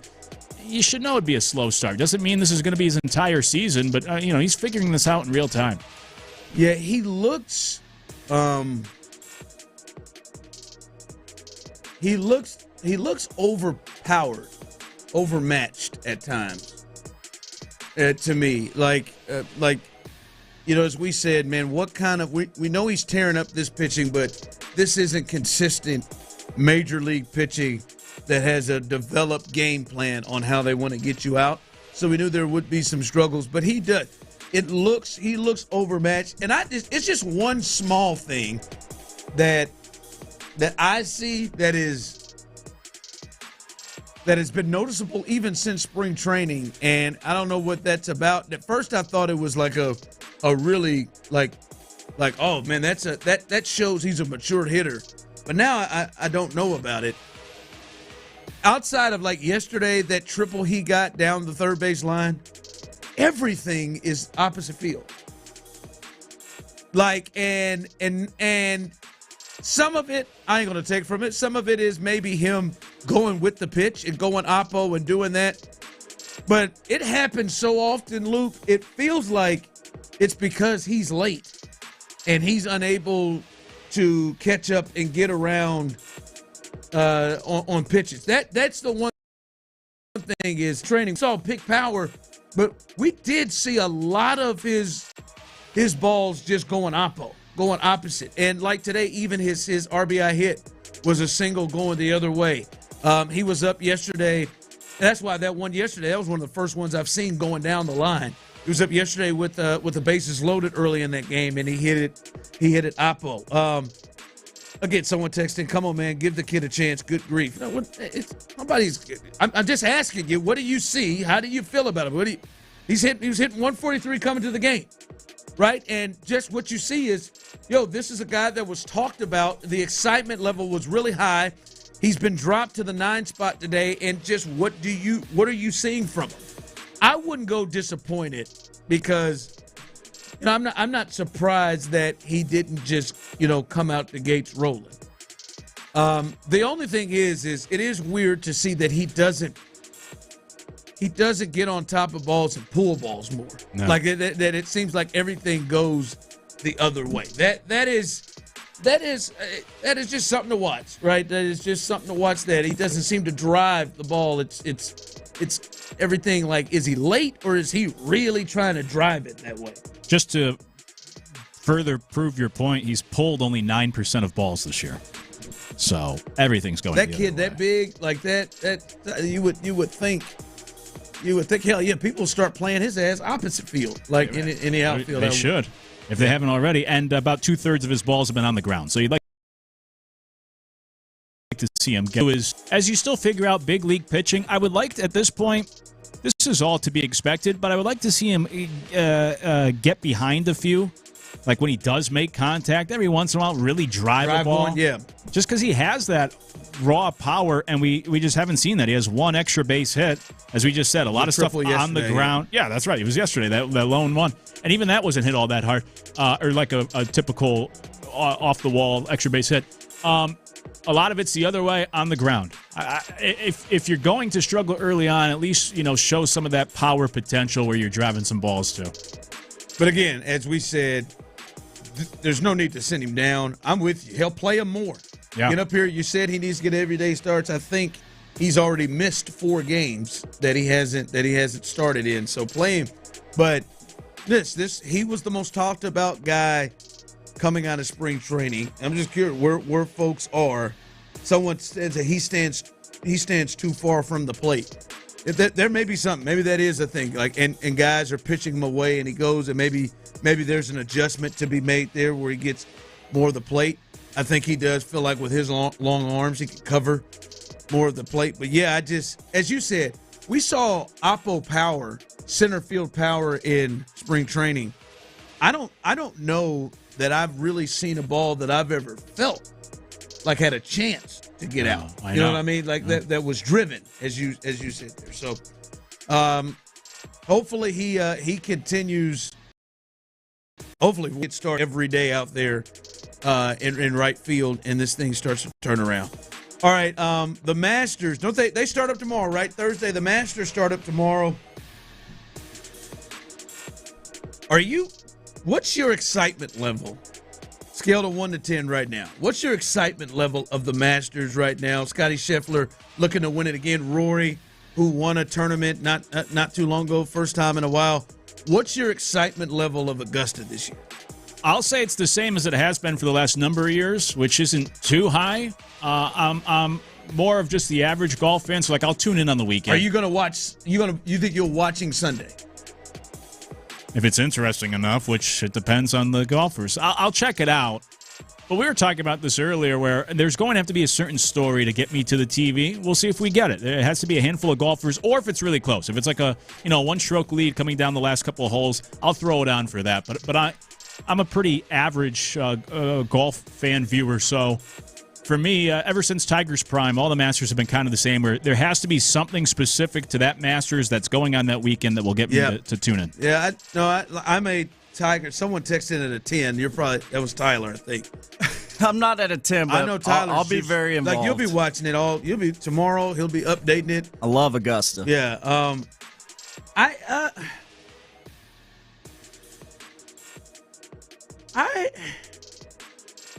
I'm with you. There has got to be something to get me to the table right now. Now, I won't just say I'm all Tiger or just Tiger golf fans, and they only watch it. Like, Phil has got me to there. That Phil has got me. That 1 year Bubba Watson won the Masters.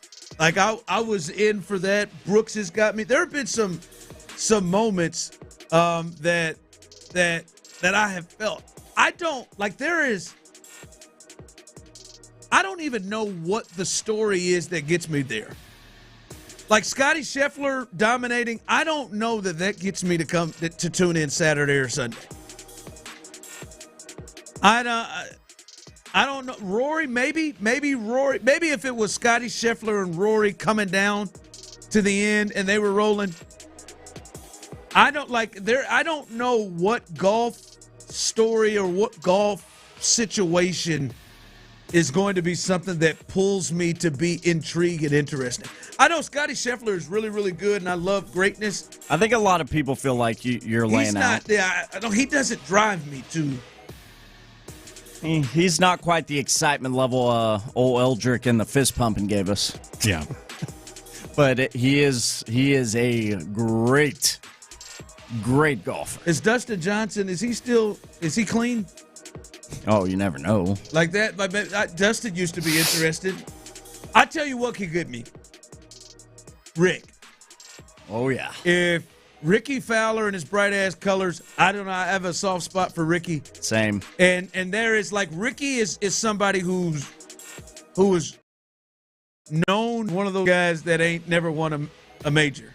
And that, like, if Ricky Fowler has a big moving day on Saturday and he is in contention on Sunday, I think Rick gets me there. Oh, yeah. I don't know if there's another story. That turned me on. I don't know if there's another. Ricky Fowler is maybe the only story that where I am locked in. Other than that, man, I don't know if the Masters is going to get me to the. And that would be a good one. That storyline. I mean, like I said, I'm going to be plugged in. I love Augusta every year. I love the Masters. But if Ricky Fowler is in contention as we're heading into Sunday, I'm going to be very, very much glued to that television set. Yeah, I'll be rooting. I will be rooting. I do, back in the Tigers' heyday, I know you're not supposed to do this. I do things where I cheered and booed other players. I know you're not supposed to do that. I was in there yelling, "Miss it!" I like that out of you. Miss it. I wouldn't say it if I was there, but I'd be like, miss it. No, yeah. Rick is the one. I think Rick is the one that gets me there. All right, last night, I think this JT Orr fella, I think honestly he should be reprimanded, something. I'm not saying a man should be suspended or he should lose his job, but last night in the OKC Lakers game, in a tight game, the Lakers had just taken the lead in the fourth quarter on Luka's shot, and Luka was going back and forth with a fan. And Luka hit the shot, turned and sets him to the fan. Look like they're just going back and forth, just trash talk back and forth. And then next thing you know, I guess old JT Orr, the official, looked at it, heard it, and just believed that was meant for him. And bam, blew the whistle dead and teed up Luka. And it was his second tee, and then he got ejected from the game. Like, this is like, and by the way, my man he has been a referee for 15 years in the NBA, and he has only refereed one playoff game. In 15 years. He also was a college referee, and he only refereed one NCAA tournament game. Jeez. How the hell, like, you got to get that right. Like, could you imagine a national TV game and a star of any kind gets thrown out because they had a back and forth with a fan? Like, and it wasn't like he was going into the stands back and forth. He was running back and just like, hey, knock that down. I could not believe it. Like, the Lakers were just incensed by what happened.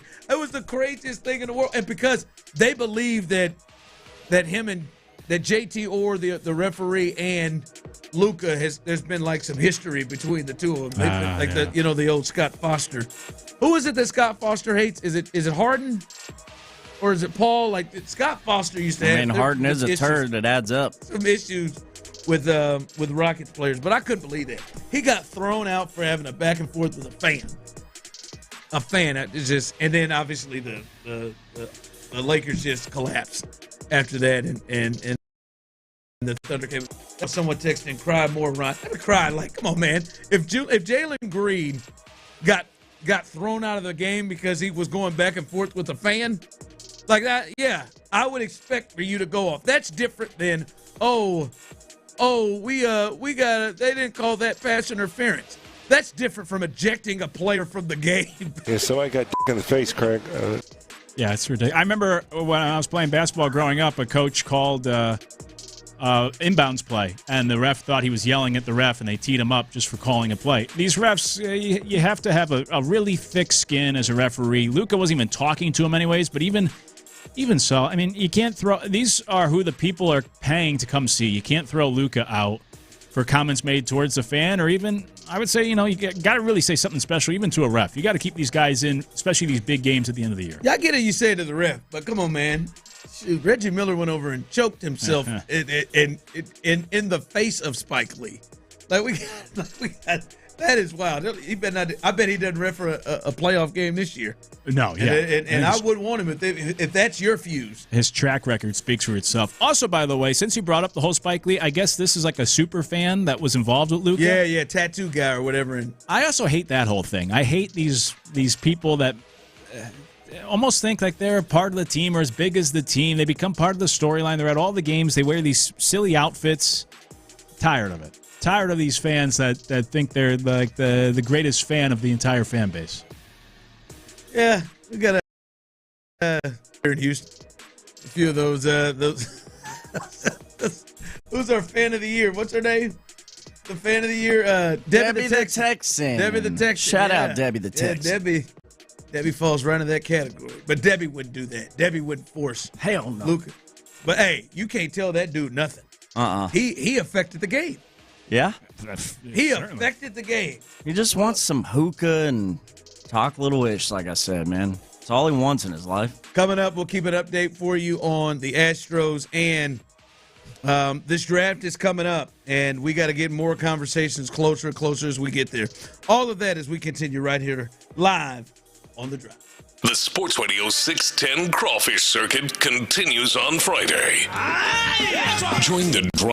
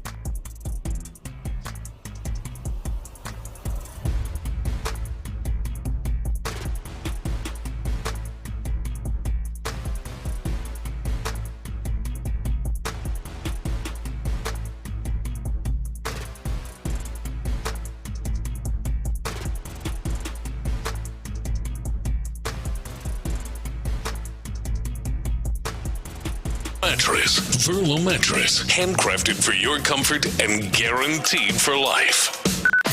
Sports Radio 610 presents The Drive with Stoerner and Hughley.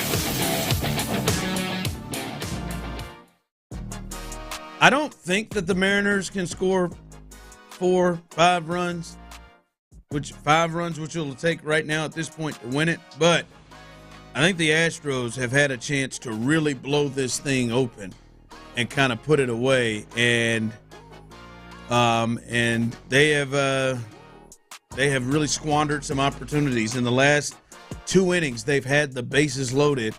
Jake hit a double play to end 1 inning, and I screwed it up. That's all right. And then Jeremy Pena struck out with the bases loaded. This is clearly the worst Luis Castillo. Obviously, we thought it would be. We thought that Miguel was better, but it is very clear Felipe is the worst of the Luis Castillos that the Mariners put in their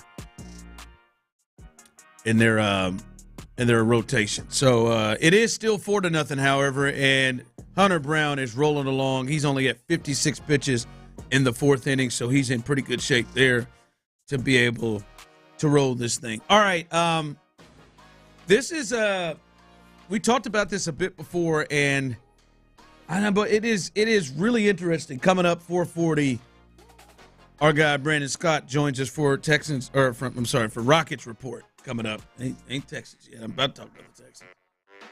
we've seen a lot of the draft, mock drafts, have the Texans taking tackles anywhere from Banks from Texas, Simmons from Ohio State, and now here recently Mel Kiper Jr. in his mock draft has Josh Connerly Jr. from Oregon being taken there. Starting to see that name in many other people's mocks more and more, the tackle. So clearly that's not just coming from nowhere. Like some of these guys just do mocks, and then some of these guys do it because they're given,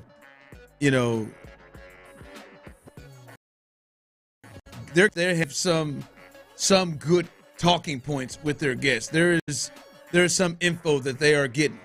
And I look at this and Luke,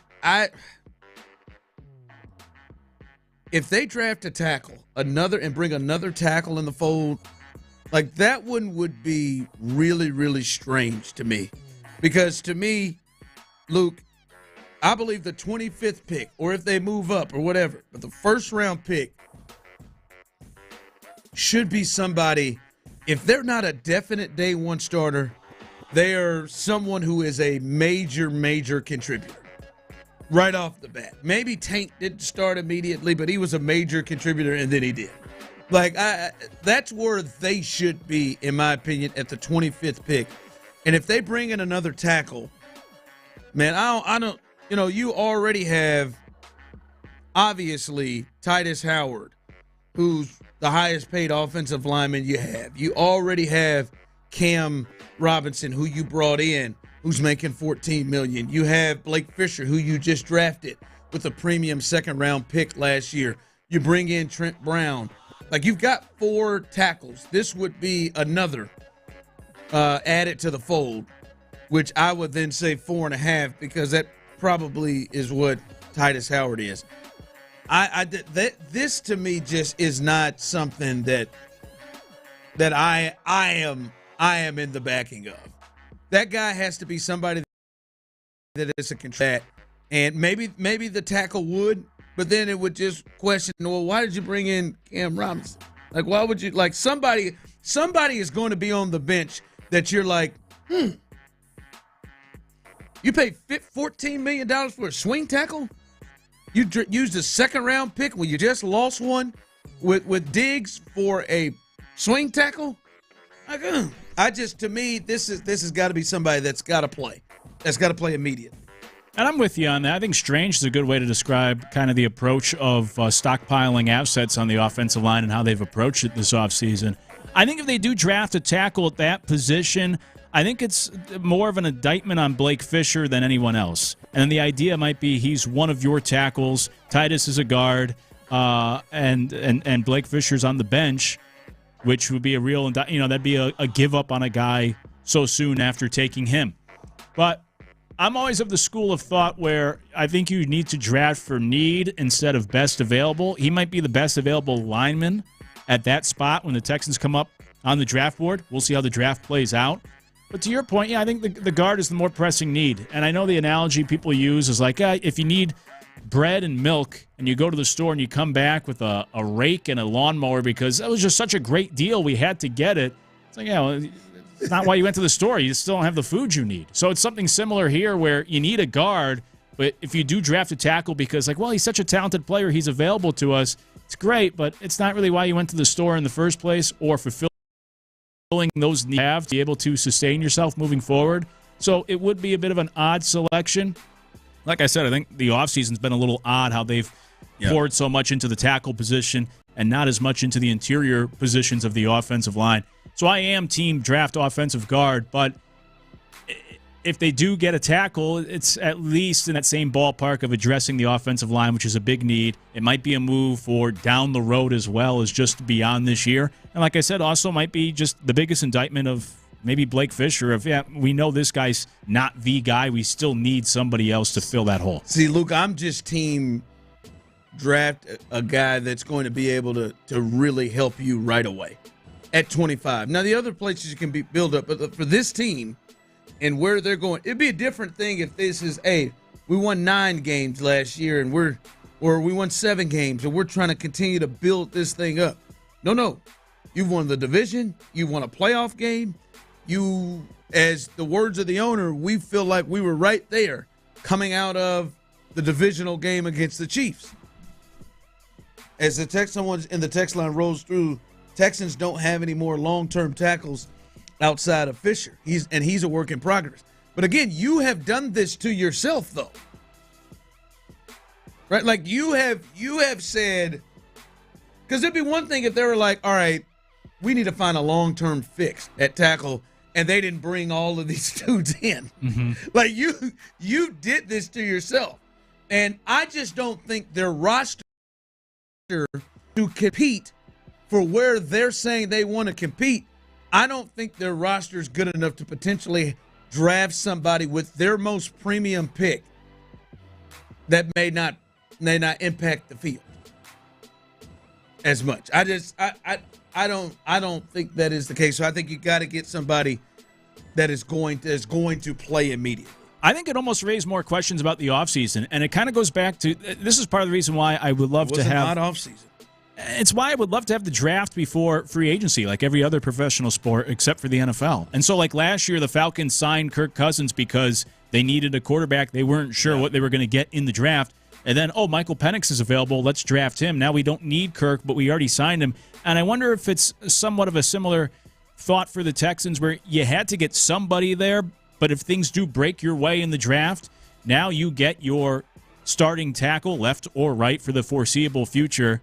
And the free agent signings can stick around, but, like I said, Blake Fisher might go to the bench. And then, like I was saying, vice versa, if the draft was first, maybe you don't make those signings of a one-year contract to bring in Cam Robinson to fill a gap for a year when there isn't that long-term future for him and the Texans together beyond, just this season. All right, coming up, we are going to get Tyler's top 5 animated cartoon shows. That is coming. We have got to get that before we get out of here because sneak peek, guys, Simpsons isn't on his top 5, he said. And I will hear that. We'll do that. Coming up, it is 4:40. It is Wednesday. It is Brandon Scott, Rockets Report. And, man, I know he's on fire. Playoffs coming soon. The Rockets are the 2 seed. We'll get his thoughts on what's going on there. That's coming up next right here live on The Drive. Anybody in here acting like no bitches. What's been Nick Casario's biggest priority in the Texans offseason?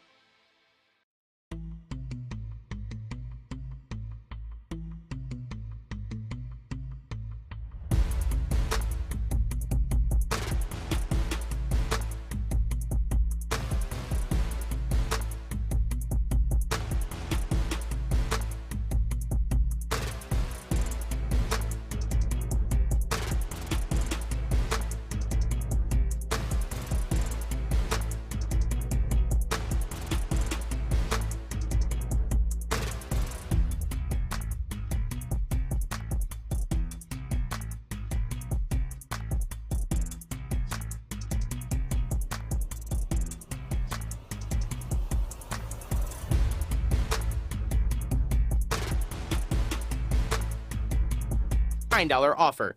LegacyBox.com/value. Get a free estimate from Generator Supercenter, the nation's #1 Generac dealer. GeneratorSupercenter.com. We're talking hoops, H-Town. Our guy B. Scott has all the latest from the hardwood in Clutch City. Ain't nobody in here acting like no bitches. It's the Rockets Report.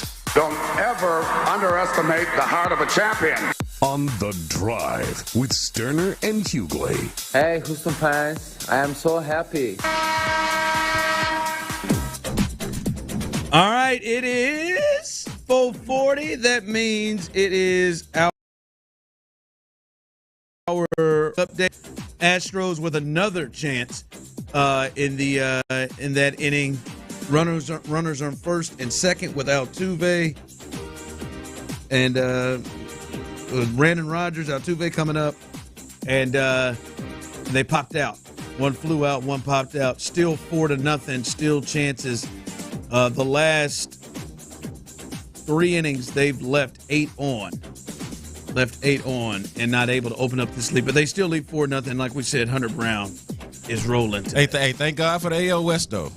God bless the AL West. I don't know, man. At least they still have a chance. Yeah, I get it. Look at the Angels and Rangers are trying to run away with this sucker. I understand. Obviously, they won't. Telling me there's a chance. You know, Tyler. But one of those is the Angels still. Tyler said he's just waiting, like Joey Bosa. At some point, Joey Bosa's going to get that lower leg injury. At some point, miss the year. And death, taxes, Trout, and Mike Trout on a stretcher. It's a damn shame, man. Your confidence and the clockwork. It has happened 3 years in a row on this show, and the excitement that you get in your voice when you get to announce it. And you know what? You asshats out there that try to make me feel, I don't root this on. I don't cheer it on for Mike Trout. I'm not saying it's just guaranteed. Yeah. I'm not saying you do, but reliable. I'm just saying maybe you don't hear your voice when you get to announce it. It is. I feel like a psychic. I don't know. You seem to feel good. He roots for a team that competes regularly against Mike Trout. Yeah, no, it's. Hey, guess what, guys? You won't believe it. Shut it and again. We're all floored. We're shocked. All right, B. Scott. Last night, the Rockets didn't even have to play, and they clinched the 2 seed. Yep. And that is, I want to get into some things, but first, you have covered this team, and you have been through the hell. You have been through and been up at Toyota Center during all the rough years under Paul Silas' kid. That's probably disrespectful. I should just call him by his name, but shout out to Steven Silas. But Steven Silas, but rest in peace, Paul Silas' kid. All the ups and downs, the bad teams, the missed playoffs. You've been through and watched all of it. And now they're the 2 seed, 52 wins with 3 to play. They can rest everybody the rest of the way. Just for you, over the years, your feel of how incredible this turnaround has been. Yeah, no, I feel like everybody deserves a lot of credit from top to bottom, especially considering that they were at one point the laughing stock of the league. Like, they were the butt of all jokes for not just what the results were, but for how they were going about it. The return, the James Harden trade, there being sort of a lack of faith in Rafael Stone and how he got that job and his tie to the Fertitta family, and if he really was the guy to be the successor to Daryl Morey. Yep. And man, he's done a hell of a job. The picks, for the most part, have landed in some sort of way. Like Şengün ends up being kind of a steal, right? Like that ends up being your best player. He was your second pick in the first round that year. 4 years, and you just look on down the line, and it's been this constant development ever since you got Ime Udoka in the building last year, right? That was the big piece. Right? Yeah, I think there was a matter of getting somebody in here who could capture the attention of the young players, right? And I don't feel like they had that before. They finally did get that. Not only somebody that could capture their attention, but that could teach them some things and would hold them accountable when they didn't do those things. And we saw that plenty last year and this year when maybe even to a fault. When a guy's not playing well, he'll sit. And they all know this. But it doesn't matter who you are or what the pecking order is exactly. Jalen Green, whoever it is, you'll sit if you're not playing well. And that's kind of just been a lesson of the last couple of years. And now they've actually figured out how to play. Like, the big takeaway is the fact that they've actually figured out how to play. And it feels like that is like a recent development over the last couple of months or so, where it was, they were really good for much of the year. They had the 2 seed earlier in the year. Yeah. But it still felt like they didn't know how to finish games. They didn't feel like a real winning team, like they knew how, like they figured out how to play. And that's something that it feels like has happened over time. As Fred VanVleet was out after he got back, Amen Thompson, Jalen Green, of course, Alperen Şengün, all of these guys are sort of developing into winning players, and we'll see how it plays out as the 2 seed in the playoff. Speaking of the playoffs, we were talking about this earlier. I mean, what they've already accomplished and what you just laid out, where they came from, where they are now, has been so remarkable. So with that said, do you already view this season as a success, or is the seeing the playoffs to be able to finish off this great year for the Rockets? Well, I do think you have to change expectations based off of what you see, based off of new information. Like, if we were going to go, Luke, based off of what I thought to start the season, then absolutely it's a success. It was a success long ago, right? Because my thought was, hey, you want to at least get in the play-in, but your goal should be higher than that. You should try to be a top 6 seed. Like, not a play-in team, but a playoff team that doesn't have to play its way into the playoffs. You're already in there. So I thought, hey, a 6 seed, that would be really successful. They're the freaking 2 seed. So they have already surpassed that. But I think now, based off of what you've seen and based off of how they've developed, I think you can move the goalposts in a positive way and say, hey, you know what, as the 2 seed, you don't go into a playoff and say, hey, you know what, I'll be okay if the 2 seed loses in the first round, or I'll be okay if the 2 seed loses in the second round to the 3, whatever it is. Like, no. At this point now, you expect the team to take advantage of the spot that they're in and to at the very least be competitive. How big was, and Brandon Scott's with us, here as always, 4:40 on a Wednesday, doing the Rockets report. How big? We talked about this. The Rockets going into the weekend were in their last 11 games were 2-9 against teams with winning record, and we talked about it. Like there were some people on the text line, some of our listeners who got sensitive to hearing that. We talked about it. This is what you got to do in the playoffs. How big was this weekend? Games against OKC, games against the Warriors, and what they did against the Warriors. And I think you can even throw in the Laker game as that rolls. And even though they lost that one, but the way that was played, how big was that in your thought process of how you view this team heading into the playoffs? Yeah, I think it's like, I don't think you can understate it. I mean, obviously going up against the Thunder and the Warriors and the Lakers is a lot different than, just the run-of-the-mill teams that they were going against. Now, I don't think that's as much a them issue as much as it is kind of how the schedule played out. Yeah. You kind of had to take advantage of the schedule, and I actually credit them for handling business the way that they did against those scrub teams, because you absolutely have to do that. But it was big, more so not just because of the teams, because of the timing of it all. And what I'm saying is, it's not like I hadn't seen them play well against good teams before. Like, you're talking about how it was as of late, and it was bad as of late. But early, they were playing really well against good teams. As of late, they were not. Okay, these are the good teams that you get at the end of the season when you need to be playing well, kind of the more critical part of the season. Are you playing well against them now? Forget as of late and forget earlier in the season. What about right now? Yeah. And I think the timing of it is the biggest part of it. The reason why I feel a lot more confident in what they can do in the playoffs. With that said, outside of just winning and beating those teams, was there something in particular that you saw that stood out in those games that give you confidence that carries over with you to the playoffs? I know, I got it. I want to see if it's the same as mine. Well, I mean, honestly, mine is just how they're able to like play in spite of a bad Jalen Green game or a bad Alperen Sengun game, and they figured out different ways to win. And that those guys, those are the things that, and I mentioned this earlier, they figured out ways to win and figured out how to win and be a winning team. I've talked about this almost every time I come on here. It's all going to rely on Jalen Green and Alperen Sengun being those guys down the stretch, and they absolutely have. So that would be the thing that stood out to me the most. Yeah, for me, I think that was impressive. But for me, fellas, it was, you're playing three really, really good and unique offenses, and you lay your hat on defense. And for me, defense is like you play good defense during the regular season, but in the playoffs, it's going to jump up. And I think those three games, those teams, maybe OKC, maybe they didn't have as much focus as normal, but I still think they were out playing. They played their guys. But the Lakers and the Warriors definitely were playing those games because they needed them. And to see the Rockets' defense in all three of those games control things and play to the level that they're going to have to play in the playoffs against those three teams, when you think about what Curry and the Warriors bring to the table, which is different than what Luka and LeBron and Reeves bring to the table, and what SGA and what they do with those bigs in OKC, and they held them all down.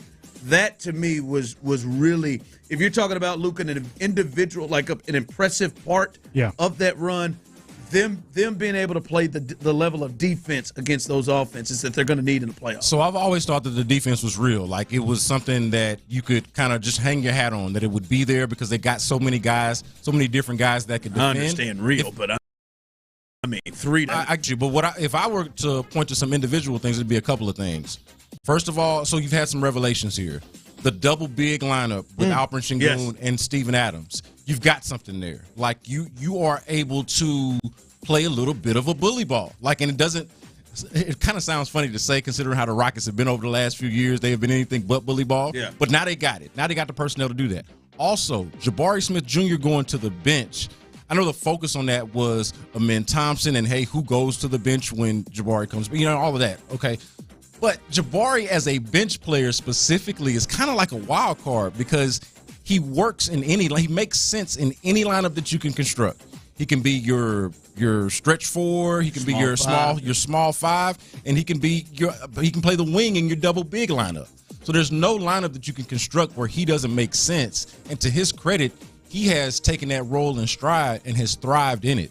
So I would say Jabari Smith as a bench player, and specifically the double big lineup, have been revelations for the Rockets over the last 4 to 6 weeks or so. All right, we got 3 more to wait, and they play the Clippers tonight. We'll see how they approach this game. We'll talk about that coming up. This better be a Reed Shepard, Cam Whitmore, Jeff Green, Jay Sean Tate type of game. Ime Udoka's a hard ass. We'll see. But stupid. But we'll see. We'll see how they approach this game. We'll look at the injury report. We'll have that come up 5 o'clock fire. But that's Brandon Scott. You can catch all his work, SportsRadio610.com. You can catch him every Tuesday in the 11 Loop Plus at 4:40 on Wednesdays. All right, 5 o'clock fire. Damn, 3 hours down, huh, Luke? 5 o'clock fire coming up. We will get you updated on the Astros as they're in the 6th inning, leading 4-0. We'll let you know how Hunter Brown's day is going and how that happened.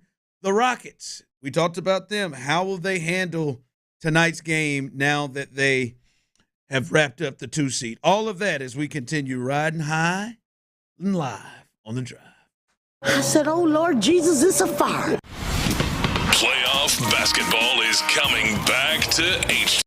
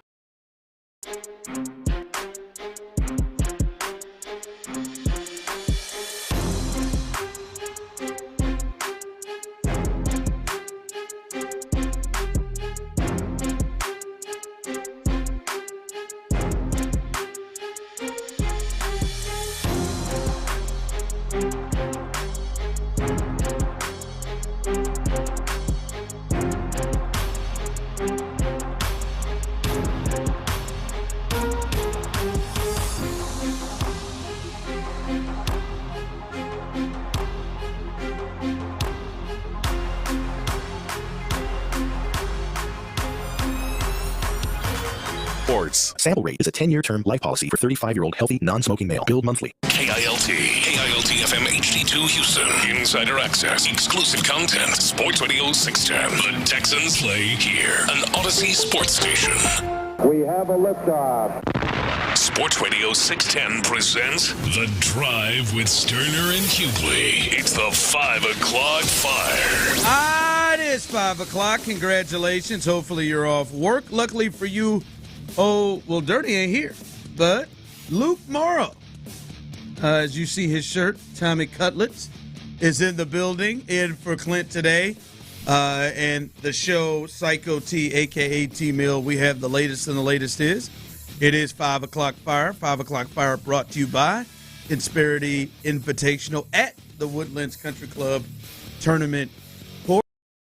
Course, update is the Astros. They are in Seattle playing a little day game action. They're in the 6th inning right now, and Hunter Brown is up to 95 pitches. This is probably it for him, I'm guessing. Early in the season, still just his third start.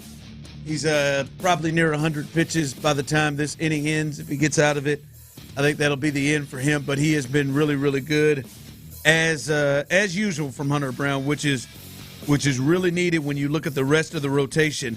More on that coming up in just a bit. But Hunter Brown is behind 4-0 lead from the Astros. He's going 5 2/3, 2 hits, no earned, 3 Ks, no strikes thus far. He's looking to try to get through this 6th inning. But he's been really, really good, as well as the bats have come alive. Now, not anything hit hard. I'm not even certain. I don't believe they even have an extra base hit. They may have one. But who cares? They got 4 runs on the board. They have squandered some other opportunities where they could have really blown this game open, and getaway day, teams ready to get this thing on. And it looks like Hunter Brown will get through the 6th. He is through 6, probably his last inning, and he'll hand it off to the bullpen. But this was exactly what the doctor ordered for the Astros, to get up 4 runs. A pitcher has a cushion. It doesn't feel like they got to be completely perfect to keep them in the game.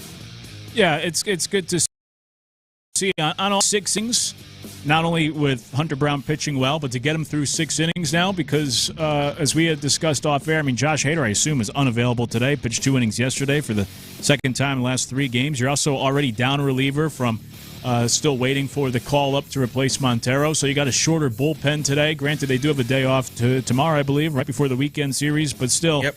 To get 6 good innings from Hunter, and then to see something on offense. It's kind of like golf. They don't ask how you got there. They just ask your final score when you walk off the course.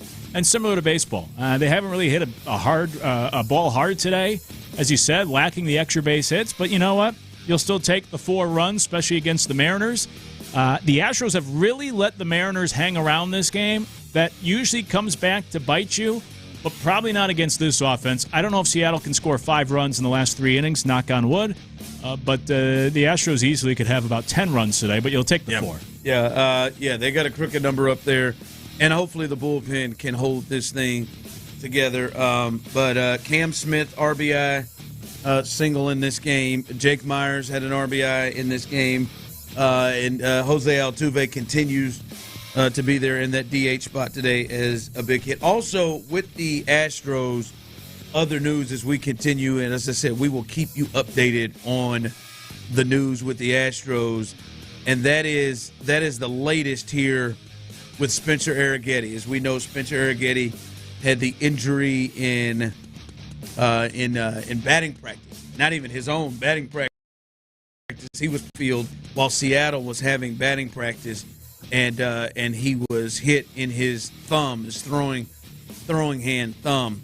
Spencer Arrighetti will not require surgery on his fractured thumb. Joe Espada said Arrighetti will be in a cast for 2 to 2.5 weeks, after which there will be a follow-up imaging to make sure everything is healing. More clarity after that. So he is going to be out for some time. Going to be more than 15 days. And right now, that means the rotation now is Framber, and and now Hunter Brown, who back-to-back great starts from both of them in Seattle. Now Blanco, who has been struggling with Wisniewski, and now Contreras, who they brought up, and he's kind of had some struggles as well when he's been up here coming out of relief roles. So this is something, boy, they're going to have to deal with. They had a lot of injuries with the rotation last year, and I don't think they're anywhere as deep as they were last year to deal with that. Many of you are wondering, where's Lance? Lance will be making his next rehab start in AAA Sugar Land Sunday, but he is definitely somebody you don't want to rush in any manner to come through. But this is going to be a big thing they're going to have to survive, because this rotation, take any of those guys out, looks a lot different. Sure does. In regards to Lance, too, he's only gone 2 innings so far. Right? You really have to build up that endurance, that arm first, before you can bring him in as a big league starter. The unfortunate, too, is that it's the throwing hand, because if it's the glove hand, you could still pitch, and then as soon as the thumb heals, you could come back a lot sooner. But right now, you can't throw a baseball for a few weeks, so that just slows it down. And as we joked earlier, although it's pretty true, is you have to kind of double any time frame the Astros give you with the way the injuries have gone for them. So I imagine this will be, unfortunately, a pretty long-term thing for them. Yeah, because when he gets the cast off, it doesn't mean, all right, he's going to get on the mound and get right into the rotation. No, he will not have thrown for a couple of weeks plus. Yeah, which is what I mean. That's the unfortunate. If it's the glove hand, you stay loose. Once it heals, you can get right back out there. You've been pitching the whole time. Someone else just catches the throw back for you. But that's the real shame, and the freak injury aspect of it all, too. The Astros have been snake bit with some of these injuries the last 2 years specifically. But, yeah, this depth will be tested. And it goes back to what we were talking about to really start the afternoon about the job the manager is going to have to do to pull the strings here, fill some holes along the way. They're going to require some additional help throughout this season, both from position players and pitchers. Of course, all baseball teams do. But, yeah, that depth will be tested. Yeah. So that is the latest there. Spencer Getty, we don't have an idea how long he is going to be out, but as Luke just said, this feels like this will be more long, definitely longer than the 15 days. This will be more of a long-term. 5 o'clock fire. All right, the Astros not only will try to finish this thing off, they still lead 4-0 in the 7th. We'll keep you updated on that. But the after having their last 2 games where I think they've had their 2 biggest wins of the season, home to OKC and then at Golden State on Sunday. They will face the Clippers tonight. They're on the road. They're making that LA trip where they face the Clippers, and then in a couple of days they'll face the Lakers and finish things off at home against the Nuggets. So those are their final 3 games. They have sewed up the 2 seed with the Lakers' loss last night to OKC. So seeding doesn't matter. They're the 2 seed, and they can't catch OKC, and they can't drop. The wonder is how do they approach this? How do they handle these last 3 games? Luke, what do you think is the best way for them to approach this with Udoka? Well, the best way is to treat this like a preseason game, exhibition game. Rest these guys as much as you can. Make sure they're good to go for the playoffs. That is the best way to approach it. That's what they should do. And I did mention earlier, selfishly as a fan, I wish we got these matchups because we talk so much about the end of this season, the tough stretch of games to end the season. And look, the Rockets obviously have more than held their own with the last couple, as we've been breaking down throughout the afternoon. The Thunder win, the Warriors, even that Lakers game. And so credit to them for making these games meaningless. But with the way the Clippers are playing and potentially a playoff matchup, I would love to see this close to the playoffs how the Rockets would match up with the Clippers on the road tonight. Yeah. But, of course, the smart thing is don't play these guys. I know Danielle Lerner had the report yesterday of 3 starters play tonight for the Rockets. Someone texted in, do you try to beat the Clippers tonight so you have a better chance of potentially facing the Clippers in the first round? By the way, just to let you all know that, fellas, how many guys you think are already declared out for this game? 5. I was going to say 4 or 5, yeah, in that neighborhood. Dylan Brooks, out, rest. Jabari Smith, out, groin. Amen Thompson, out, rest. Fred Van Fleet, out, ankle. Alfred Şengün, out, back. Those are the 5 that are out. listed out already. So Jalen Green will play. I think he's played every one of the games this year. And maybe the last couple of years. He'll play tonight. But the Rockets are doing. We just talked about how do they handle it. The Rockets are sitting a lot of their guys. Real quick, and this comes to Udoka's decision on how they're going to handle this. We didn't get a chance to bring this up with Brandon as we just talked to him. This is one of the more unique things, and I've talked about this a little bit, that I've seen with the Rockets, in particular with Udoka. Generally, when you see a team make a turn or a change, like somewhere it's a player that is probably the piece. Like Detroit, I think Cade Cunningham has really gone to the next level. They've added some pieces too. You usually don't see the coach be the number one thing that changes things, that changes and flips from the way got here to where they were there. They had some young talent. They've added some pieces. And then he gets here 2 years later. They're the 2 seed in one of the most difficult Western conferences or conferences in the NBA we've seen.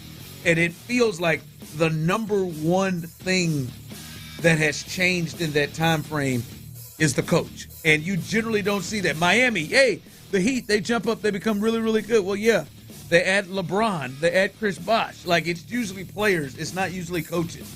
And Udoka is the rare one that this thing has flipped on a dime because of him. It's true. He deserves a lot of credit. It's a good point. Usually, of course, it's all about the stars, not the coaches in the NBA. The only one that first jumped to mind, but it's not the same, would be like Steve Kerr. But, Mark Jackson did have the Warriors in the playoffs there his final year, so it wasn't quite as big of an upgrade. But he came in, he let Curry, do his thing, and obviously the rest is history. But yeah, either he or J.B. Bickerstaff should be Coach of the Year this year. They've done the 2 best jobs in the NBA. And he deserves a lot of credit. It's interesting. This week, people were talking about Todd Golden after he won the national championship. Could he make the jump to the NBA? People see him as a good NBA coach because he's all about the culture and team, a player coach. And Ime's one of those old school guys that is still really, just really tough and demanding of a coach, where that doesn't work a lot of times in the NBA when you have these stars. They don't want to be treated that way.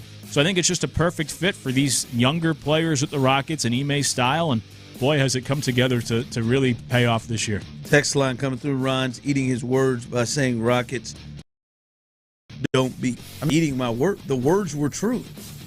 The Rockets had gone 2-9 in their last 11 games. And then when the Rockets beat OKC and Golden State, what did I say then? I said they beat good teams. I talked about what they did. Hey, listen, I don't have an agenda for the most part. I don't have I'm just going to call it how I see it. That was I'm not eating words. The words were true. I'm eating chicken, steak, an empanada would be a great thing to have right now. That would be delicious. 5 o'clock fire. Really, like a ribeye, and I'd like some fried eggs with the yolk running, and to run over it, give me a little avocado. I know that's real carnival diet, but that would be delicious right now. Almost there. Wow, how about that? Real quick, to kind of cap off the Denver story, if you missed it earlier, we talked about the most interesting part of the whole story, and that is the general manager who was fired, who is a black man walking around with the face of Nicolas Cage. So if you have not seen Calvin Booth, you might want to check that out. He is walking around with Nicolas Cage's face. They really did face off to Calvin Booth. But more going on to that. They fired Michael Malone, their coach of 10 years. And this is where sources are coming from ESPN. UConn head coach Danny Hurley is expected to be at Denver. Gets wish list. The team in Hurley's camp. Listen to this. The team in Hurley's camp have already had an informal discussion in the past week. What? And then a formal meeting in Denver is being planned for today. Wait, hold on. Y'all had an informal meeting and discussions this past week? We just gonna come out and that's just gonna be reported? So Michael Malone, they already been talking to you, who they hope to be your replacement last week or earlier this week before you got fired? be on some tampering or something right there. If I'm UConn, I got a problem. This dude he was still a coach. Yeah, Malone, yeah. I know. It's shady. As they say, you're always the last person to find out when you're going to get fired. I'm telling you, boy, ain't that this is, I mean, I'm not shocked or surprised. I'm a bit surprised that just was included in reports, and they're just rolling with that. But the salt in the wound, too, for Malone might be that last year when Danny Hurley was in the consideration for the Lakers job, they asked Malone about it, and he said he's a hell of a coach. Of course he could coach in the NBA. And now the Nuggets might have just fired Mike Malone to try to at least get Dan Hurley. I don't know if Hurley's ever going to make the jump to the NBA. Because he was to the Lakers, that was they were offering him like $50 million, and it was LeBron, AD, and all that. If you don't take that job, I mean, I know you have Jokic in Denver and everything, but if you don't go to the Lakers for all that money and coach LeBron, I don't know what it is that's going to get you to the NBA. I just think there's some guys that are college coaches, some guys that are NBA coaches, and Hurley just seems maybe way off. I also don't know if he could handle an 82-game season. He melts down during every college basketball game. The NBA season is twice as long. If the players thought that Michael Malone was too tough on them, like Dan Hurley is the guy who walked up to the official and told him, "Don't you turn your back on me. I'm the best effing coach in the sport." Like, he is the one who's losing it all the time. And, of course, I know you don't want his ass to go because that's your team. That's right. So, I know you want Danny Hurley, who's got a great recruiting class coming in. Should be a top 5, top 10 team coming in as well. Nice little transfer from Georgia as well. All right, coming up as we continue, I tasked our executive producer, Tyler Milner, to give me his top 5 animated cartoon shows of all time. We'll hear what that is. And, folks, he said The Simpsons is not in the top 5. Wow. Can't wait to hear that. That's coming up next. Texans GM Nick Caserio joined Payne and Pendergast.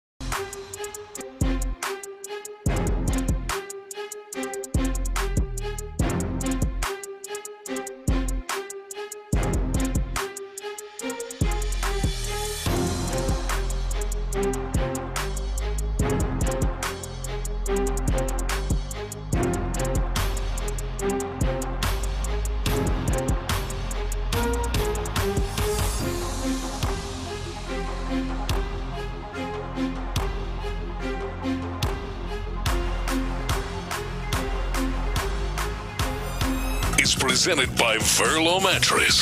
Verlo Mattress, handcrafted for your comfort and guaranteed for life. Sports Radio 610 presents The Drive with Stoerner and Hughley.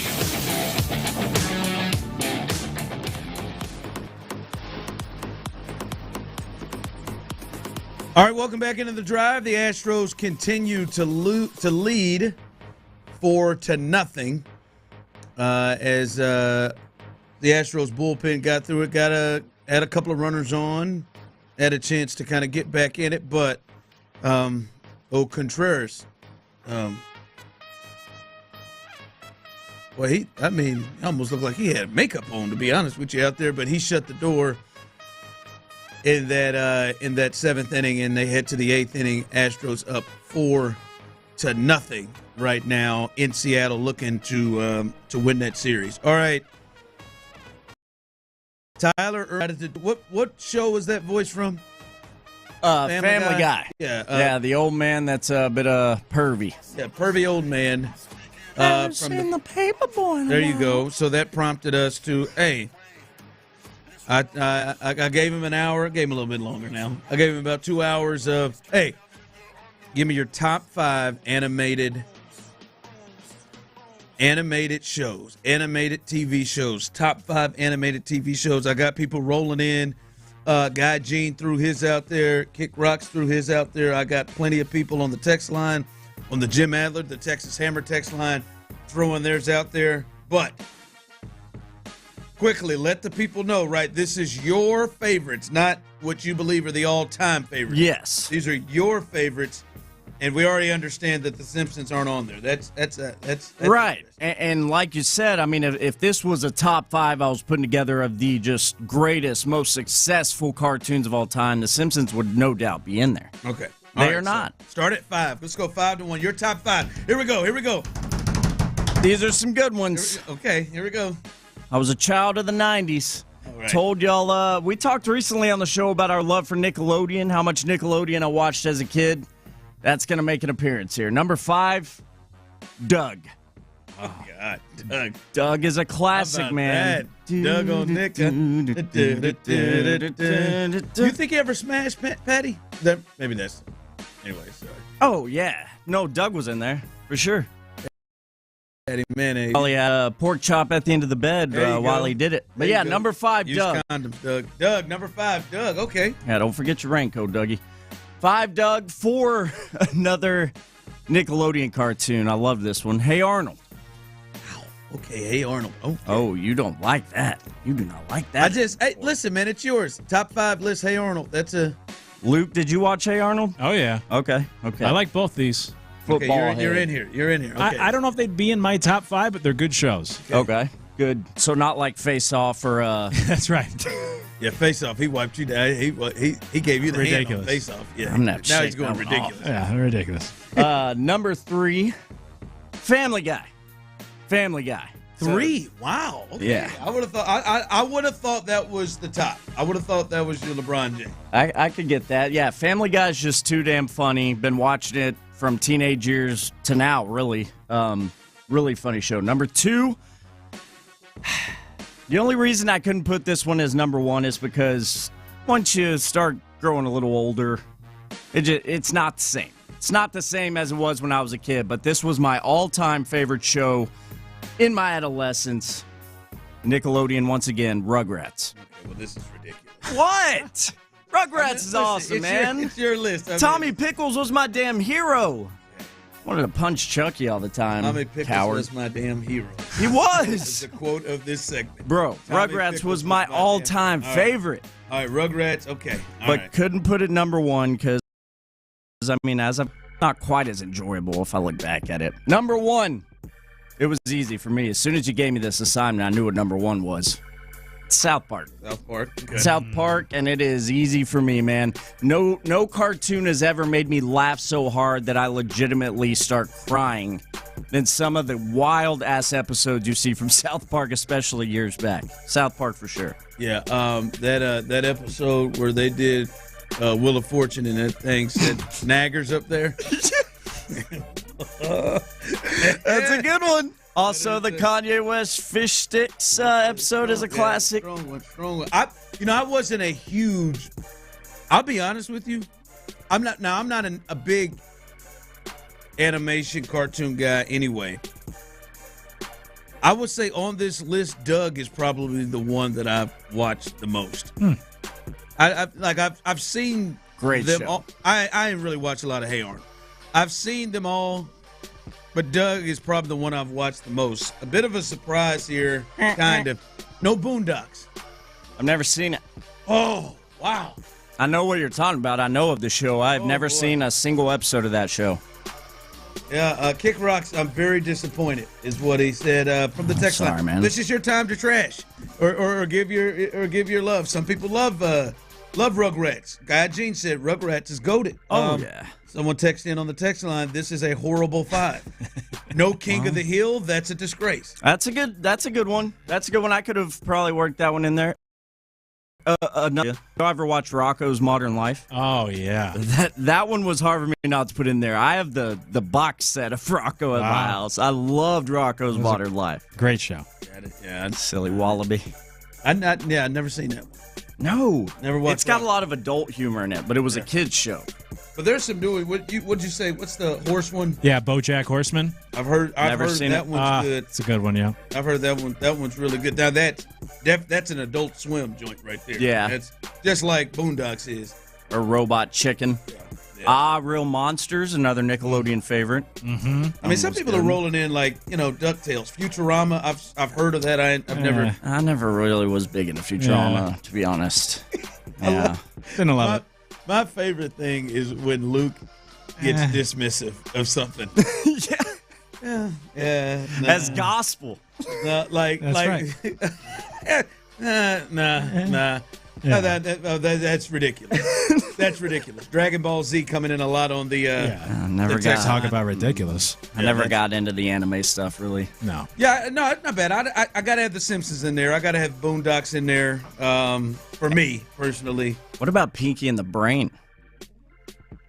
Never really got into that one. I love that one. That and Animaniacs, WB. Animaniacs wasn't bad. That wasn't bad. Tiny Toons. Yeah.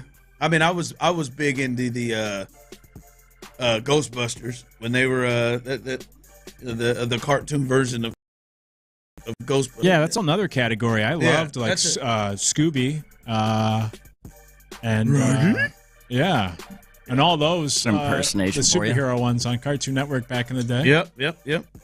Yeah, some people rolling in, man. No American Dad. Never got into that. Good. Yeah, never got into that. Very Family Guy-esque, obviously. Same creators. That's a good one. My man said Doug, man. I hear you on that, man. Let Doug live, man. Him and Skeeter. I always liked Dr. Katz. Might be more of a deep cut from the 90s. It was on Comedy Central. That was a great one. Never heard of that. Oh, someone More checked in with Recess. Yes, I used to watch Recess during Saturday mornings. Never watched that, really. Recess. There's and a couple of Pepper real Ann. a-holes on that big dude, man. I could stand his ass. I want to get in that cartoon and kick his ass myself. Was one of them Spinelli or something like that? Yep. Okay. Yep. Saw it here and there, but I never regular watched that one. Damn, they just put you in and said, Luke should be quiet, never seen Boondocks. I don't even think that's what you weren't the that one was who me, said, friend. That was Tyler. The one who supposedly sounds like Nick Casario is the one. That's right. That's Luke. He did one that sounds like he's calling balls and strikes. As is the one. No. Tyler's not seen the Boondocks. So he doesn't have to shut up because it was his list. Beavis and Butthead didn't make it, huh? Another good one. I watched a little bit of Beavis and Butthead. It wasn't the greatest thing. SpongeBob coming through as well. Ooh, I'd completely just blanked on SpongeBob. Yeah, That's got to be in that top 5. Mistake blown up to right now. SpongeBob's in top 5. Well, what's coming off if SpongeBob is in? Hey, Arnold? Yeah. Hey, Arnold. See you later, Hey, Arnold. But Hey Arnold, that wasn't even number 5. Yeah. It's all right. Yeah, he's filled it up. He feels Doug. Doug seems to have a personal thing. Yeah, that's it. I thought about him and where Patty Mayonnaise and Doug are today. Yeah. Just getting it in. And Pork Chop. Getting it. No, not Pork Chop. Pork Chop's dead. Damn it, dude. Getting it in. That hurts. Coming up, T-Mill's Best Bets. We'll win you some money. Hey, he's had a hell of a week. 75% Monday, 80% hit. He is 77 for the week. We'll win you some money coming up, and we'll take a look at where the Astros are. And is it time to give somebody for the Astros their flowers? Is it time? We'll discuss that coming up. Tyler Miller says he's still real optimistic. The Sports Radio 610 Crawfish Circuit continues on Friday.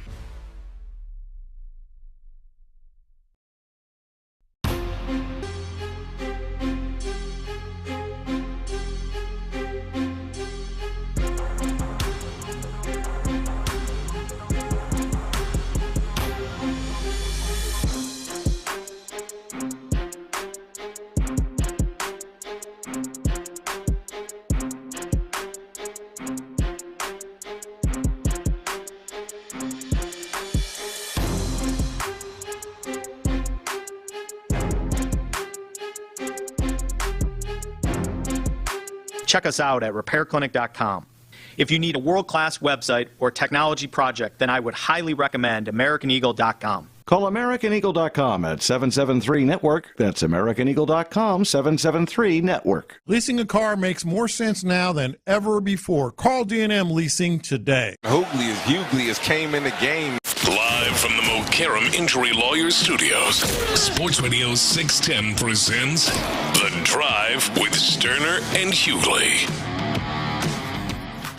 Every time you do a topic like this, it just fills up text lines. Ninja Turtles, Archer, best show ever on TV, all this stuff. Some gentleman said, I'm showing my age, but Huckleberry Hound, I have no idea what that is. Never heard of it. Tom and Jerry rolling through. Whew. That was one of my mom's favorites. Tom and Jerry was?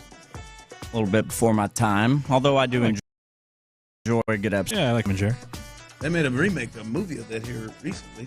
I had some movie of them when I was a kid where they spoke, and I remember being thrown off at first that they were like talking, but it was actually a pretty good little movie. All right, as we continue rolling through here, coming up behind us, Texans All Access. What trading pick 25 might look like if it were to happen? That's what the fellas will be talking about. Mark Vandermeer, John Harris. That's right behind us. Texans All Access. Area 45, Bijani, Creighton, and Chris Santiago. They're holding it down 7-11. So stay tuned for that coming up behind us. And Tyler's on a roll. Last week was just awful. Just awful, but now he is taking this week to a Why whole do you nother... keep reminding me? We're Wednesday, bro. Hey. Let's move forward. You got to fight, and you got to look at where you came from. You're right. You came from 25% on a 5-day period. You came from getting those bets where you went 0-4 a day. The arrow's you pointed came up. From that, and now you've come up through the ashes. And you like have you've missed one pick this week? Two picks this week? Two. But you had 5 on the table yesterday. You went 4 for 5. 7 for 9 on the week. And the only one that hurt you was the one we probably had the most confidence in last night was Drew Holiday, and even had a damn overtime period to get one more damn rebound. Sat there at 4 for long stretches. Anyhow, win some money tonight. T. Mills' best bets coming up in just a bit. The Astros continue to lead 5-0, and now they're hell. I just looked up here. They added another run. Now the gentleman who is I thought was going to potentially go into the rotation in Contreras, he got out of the 7th inning, and now he's in the 8th inning. The bases are loaded with nobody out as the Astros lead 5-0. So this thing has just gotten interesting.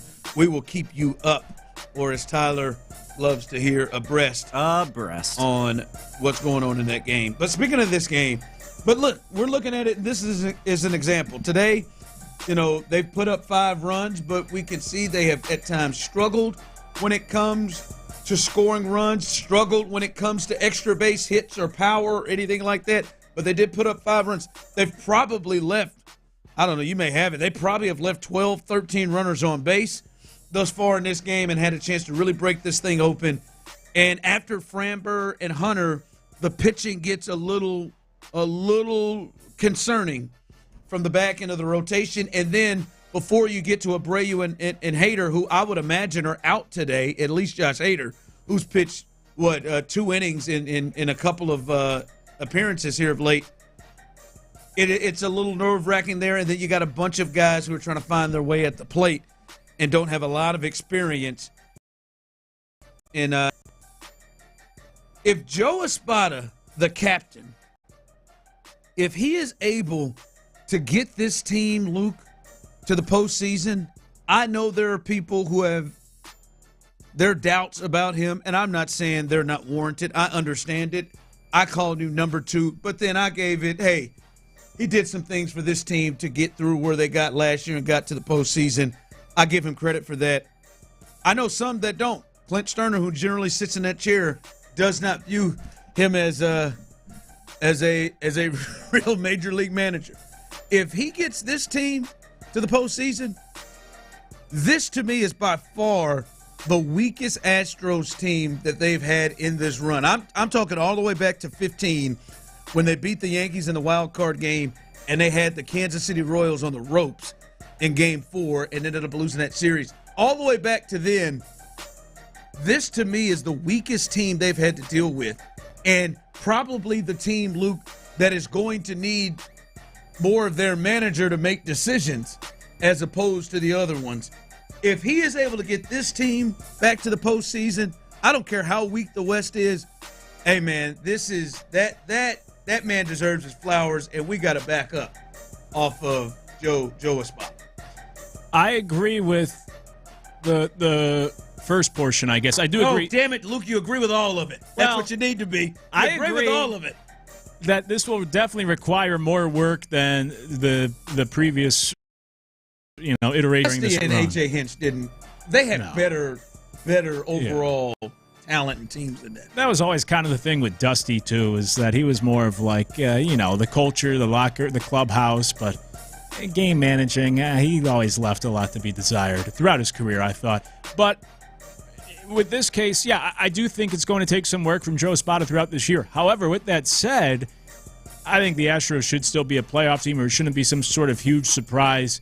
No. It's not the be-all, end-all, but, they had the 6th highest win total in Vegas before the start of the season and were favored to win the division, so it's just kind of down the AL this year, Even the Yankees are expected to take a big step back compared to last year, so I think the Astros should be in that area of winning mid to high 80 games. That should be the expectation. And if they do that, they should have just, met expectations. Wild card team, even win the division, that should be expected. Now, it is going to take some massaging along the way from Espada with this roster and the in-game management, but should still be a team that makes the playoffs regardless. You're saying should. Should make the playoffs. Should. Yeah.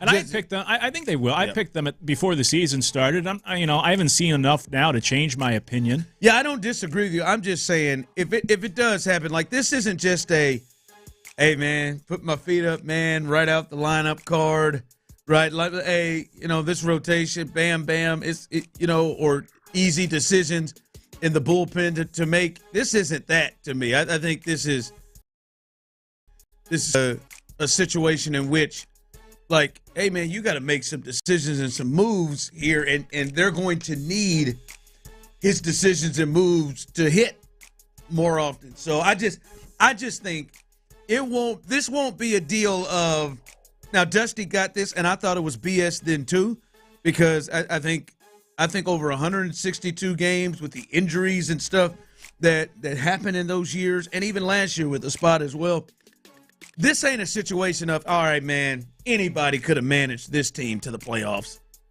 which I think has been a situation with the Astros. Anybody could have managed. I don't think this is the case with that. I think if Joe leads this team to the postseason, and they're already dealing with the injury right now. Contreras just gave up. I mean, he just loaded the bases when he walked out. I don't know who the next starter is. Like, I don't know who the 5th starter is. He's just gone 2 innings. I don't know who that's going to be. And he's got to massage the Lance situation. Already losing depth with the rotation. This will be a big boy job. A big boy job. And I appreciate that, because I hate the way the sport's become, where from the outside looking in, it appears to be a lot of the analytics, computer making decisions, or the GMs. And like you said, as the manager, you just kind of roll the balls out there, kick your feet up, and you let the team go play. Whatever happens, happens. Especially with all the changes in baseball where, they add the DH to the NL. There's no more double switch, all this sort of stuff. There's a lot less managing going on in these games. So I actually, as a baseball guy, I thought is going to have to do some real managing here on a day-to-day basis, or even in-game with this roster, because you don't get enough of that in baseball anymore like you used to even just 10 years ago. Yeah, he's moving Altuve all over the place. Mm-hmm. He's moving Alvarez all over the place. So they're still leading 5-0, bases loaded. They did get a fly out to short right field or short left field, in which didn't result in a tag up. So it's still 5-0, bases loaded with 1 out. All right, Tyler, let the folks know how they can win some money. Let them know these best bets you got tonight. Don't call it a heater.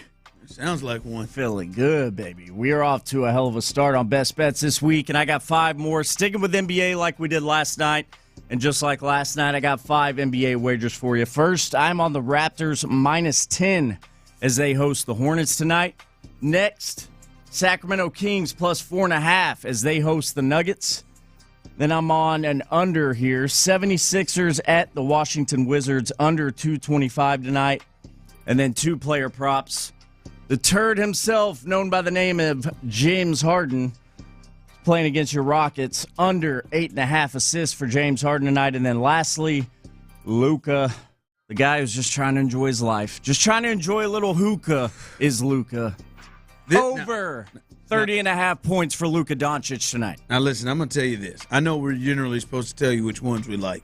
All right? Or if you hate any of them. I'm just saying. I can take it. Tyler, if you get to rolling and you come back in here and you crush it again with these 5, because you have, and Luke, you're a degenerate, it sounds like. Thank you. He is, you have gone out on the limb on a lot of ones that I wouldn't touch, because I just don't, like Luka, 30.5. I think he goes nuts. Oh my God, he just hit a grand slam. Don't tell me that. Yeah, it did. Oh,